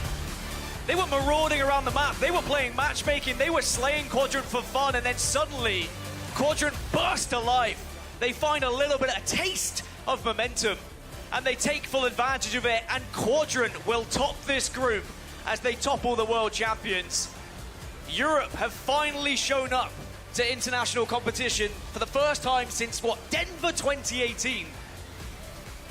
And suddenly things get very interesting, very exciting for those watching at home from that region. The first time OpTic Gaming have been clean swept since Orlando. And it hasn't come by the hands of FaZe, nor SSG. It's the European heavyweights in Quadrant. And it's been spoken about in interviews. It's been spoken about by the likes of FaZe, where they've said, you know, Quadrant have it in them. They have that potential to do it. It's been game 5 after game 5. It's been disappointment after disappointment. So close yet so far. And then suddenly, a 3-0 happens out of nowhere. And how do OpTic bounce back? This is going to change the entire format of the winners bracket, by the way. Suddenly someone's going to have to play OpTic Gaming where they wouldn't have thought they'd have to play OpTic Gaming tomorrow, as all the seeds will be changing. And those gentlemen in the light green shirts on top of the world, and they have made their region proud. And we ushered words of warning, saying OpTic are never out of it. They're never done. And they seem to be following the script all the way up until those final 2 minutes. Honestly, unbelievable. I've never seen anything like that. I was sure that game was done. OpTic was so firmly in control. But it does show how things and how momentum can shift and how good this Quadrant roster is to be able to do that against the world champions. You have to take your hat off to them. It's worrying signs for OpTic Gaming, that's for sure, but they'll still be going through to tomorrow's competition. They'll still be competing in that winner's bracket. Remember, they finished second in the pool. And it wouldn't surprise me if OpTic Gaming come back and still win the entire thing. That's the scary thing about this roster, but it's all about Quadrant. It's all about Europe, and it's a 3-0 victory for Quadrant over OpTic. We spoke about how this F1 Singapore helmet right here perhaps could be the good luck omen that they needed. And they have a 100% record ever since this has been on the premises. Well, it's definitely going to help, and I'm sure that Blaze is eager to speak to one of the players on stage. Let's jump over and see what he has to say. All right. Yeah, all right, everybody, give it up for Quadrant as they take down the defending champions in OpTic Gaming. Now, I got SLG on the stage. Talk to me about how you feeling and how did you guys get this done in a 3-0 fashion? Well, obviously feeling really good, really proud with the team and how much work we put on the game every day. And it's finally paying off on LAN, so yeah, we're super happy about it. It's definitely paying off, and we can see it up there. And, you know, you guys, we watched you play them at the last event on LAN. It went 3-2, but you didn't have your whole squad here. Tell me what it's like to have the whole team here in Dallas on LAN and playing with each other side by side.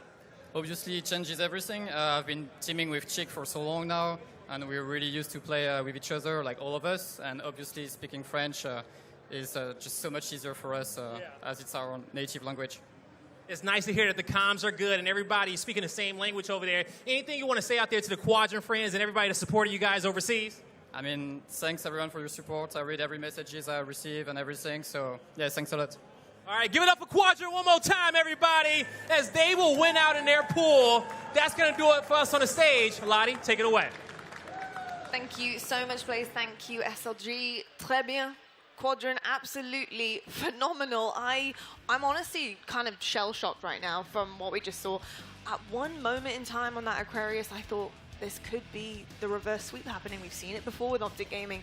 But the denial from Quadrant, the defense, and then switching it over not to the defense, but then to the offense, the attacking power that roster has, just absolutely insane. I mean, look at the series layout. Look at how that went.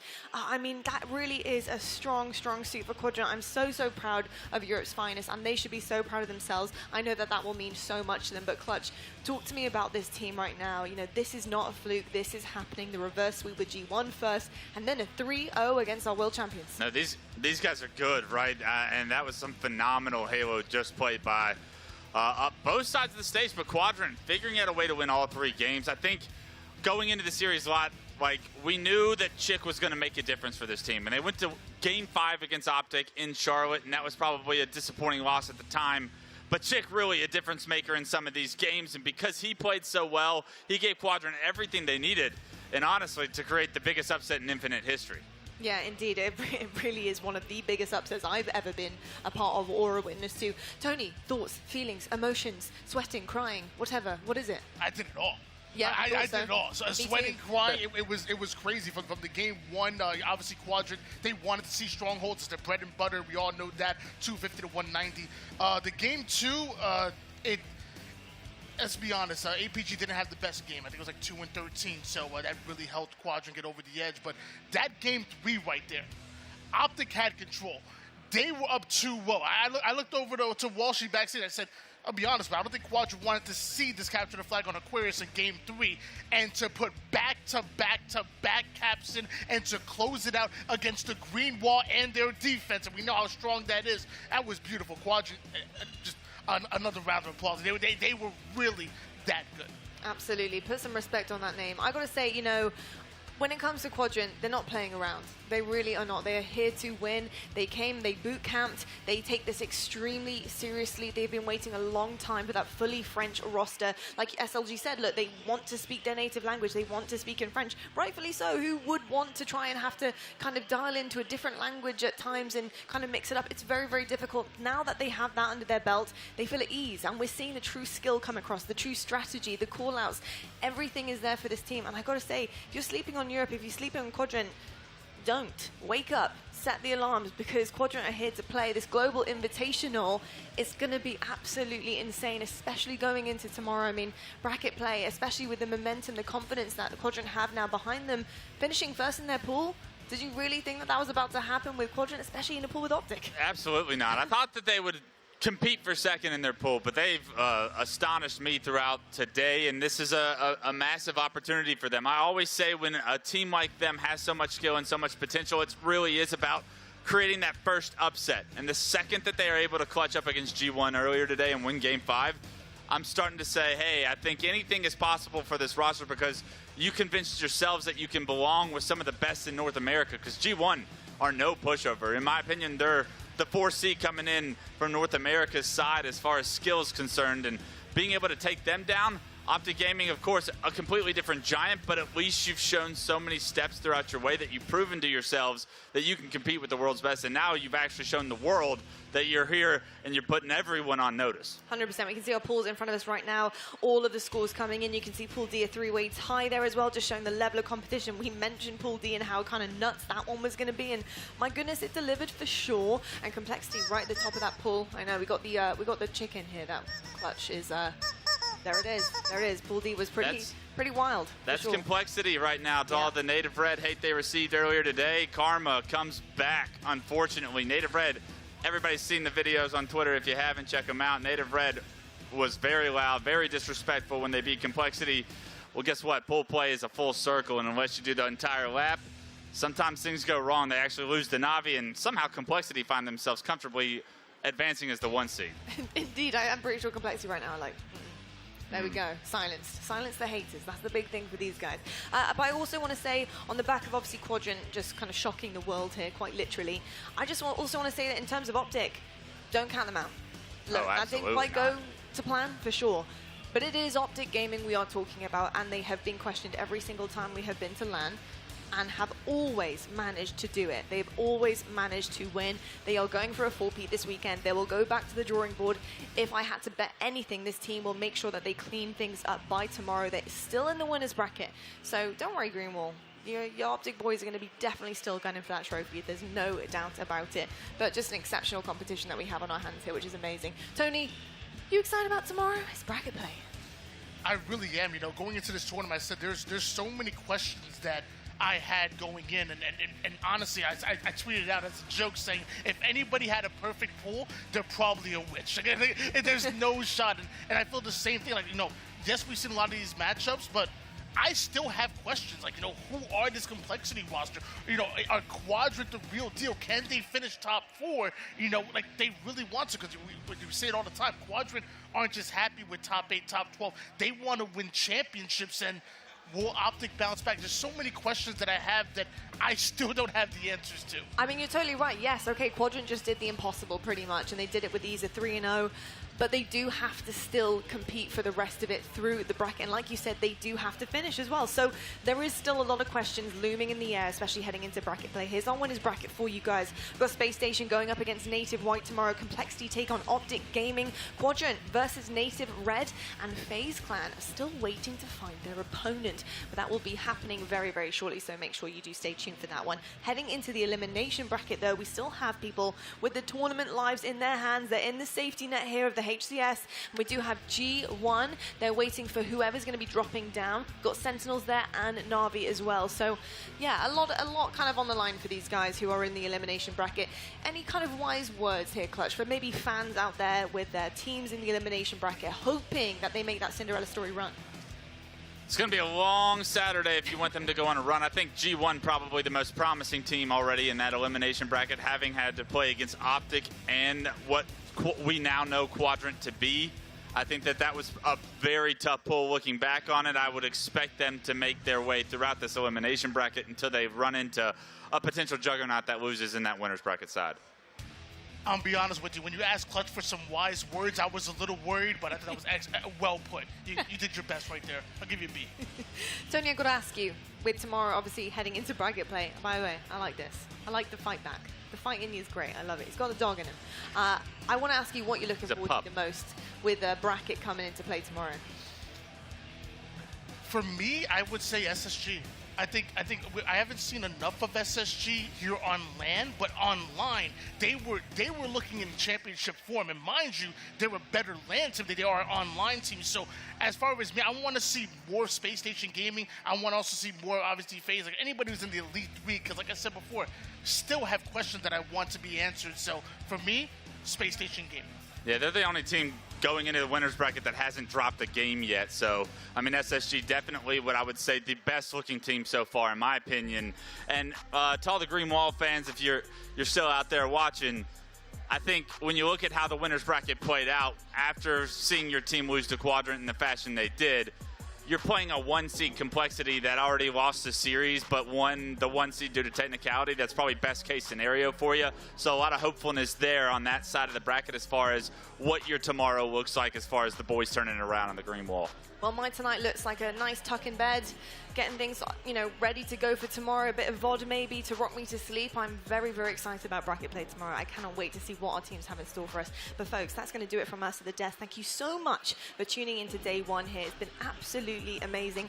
And I honestly can promise you that it has been pretty wild, but tomorrow I have a funny feeling it's going to get even crazier. So make sure you guys are tuning in. We will be back 10:30 a.m. Central Time. So set your alarms. I know it's an early one, but trust me, you don't want to miss it. Straight from match number one. Thank you so much for tuning in, and I will see you guys tomorrow for more HCS DreamHack Dallas Global Invitational.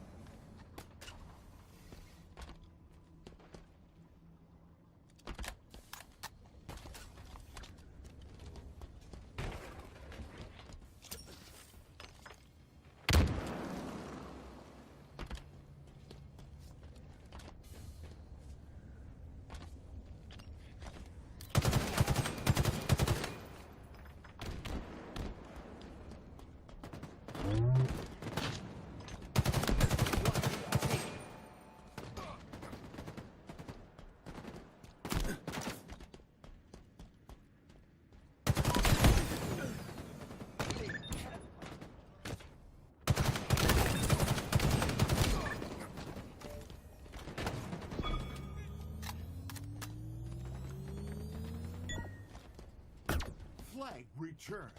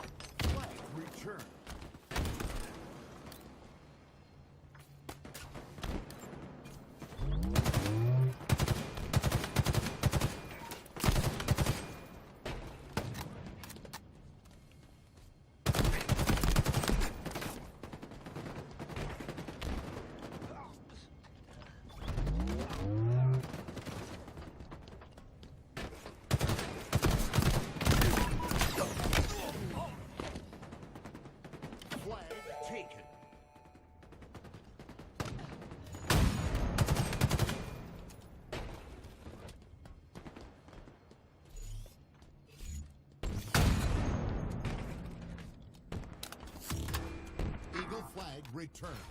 Sudden death.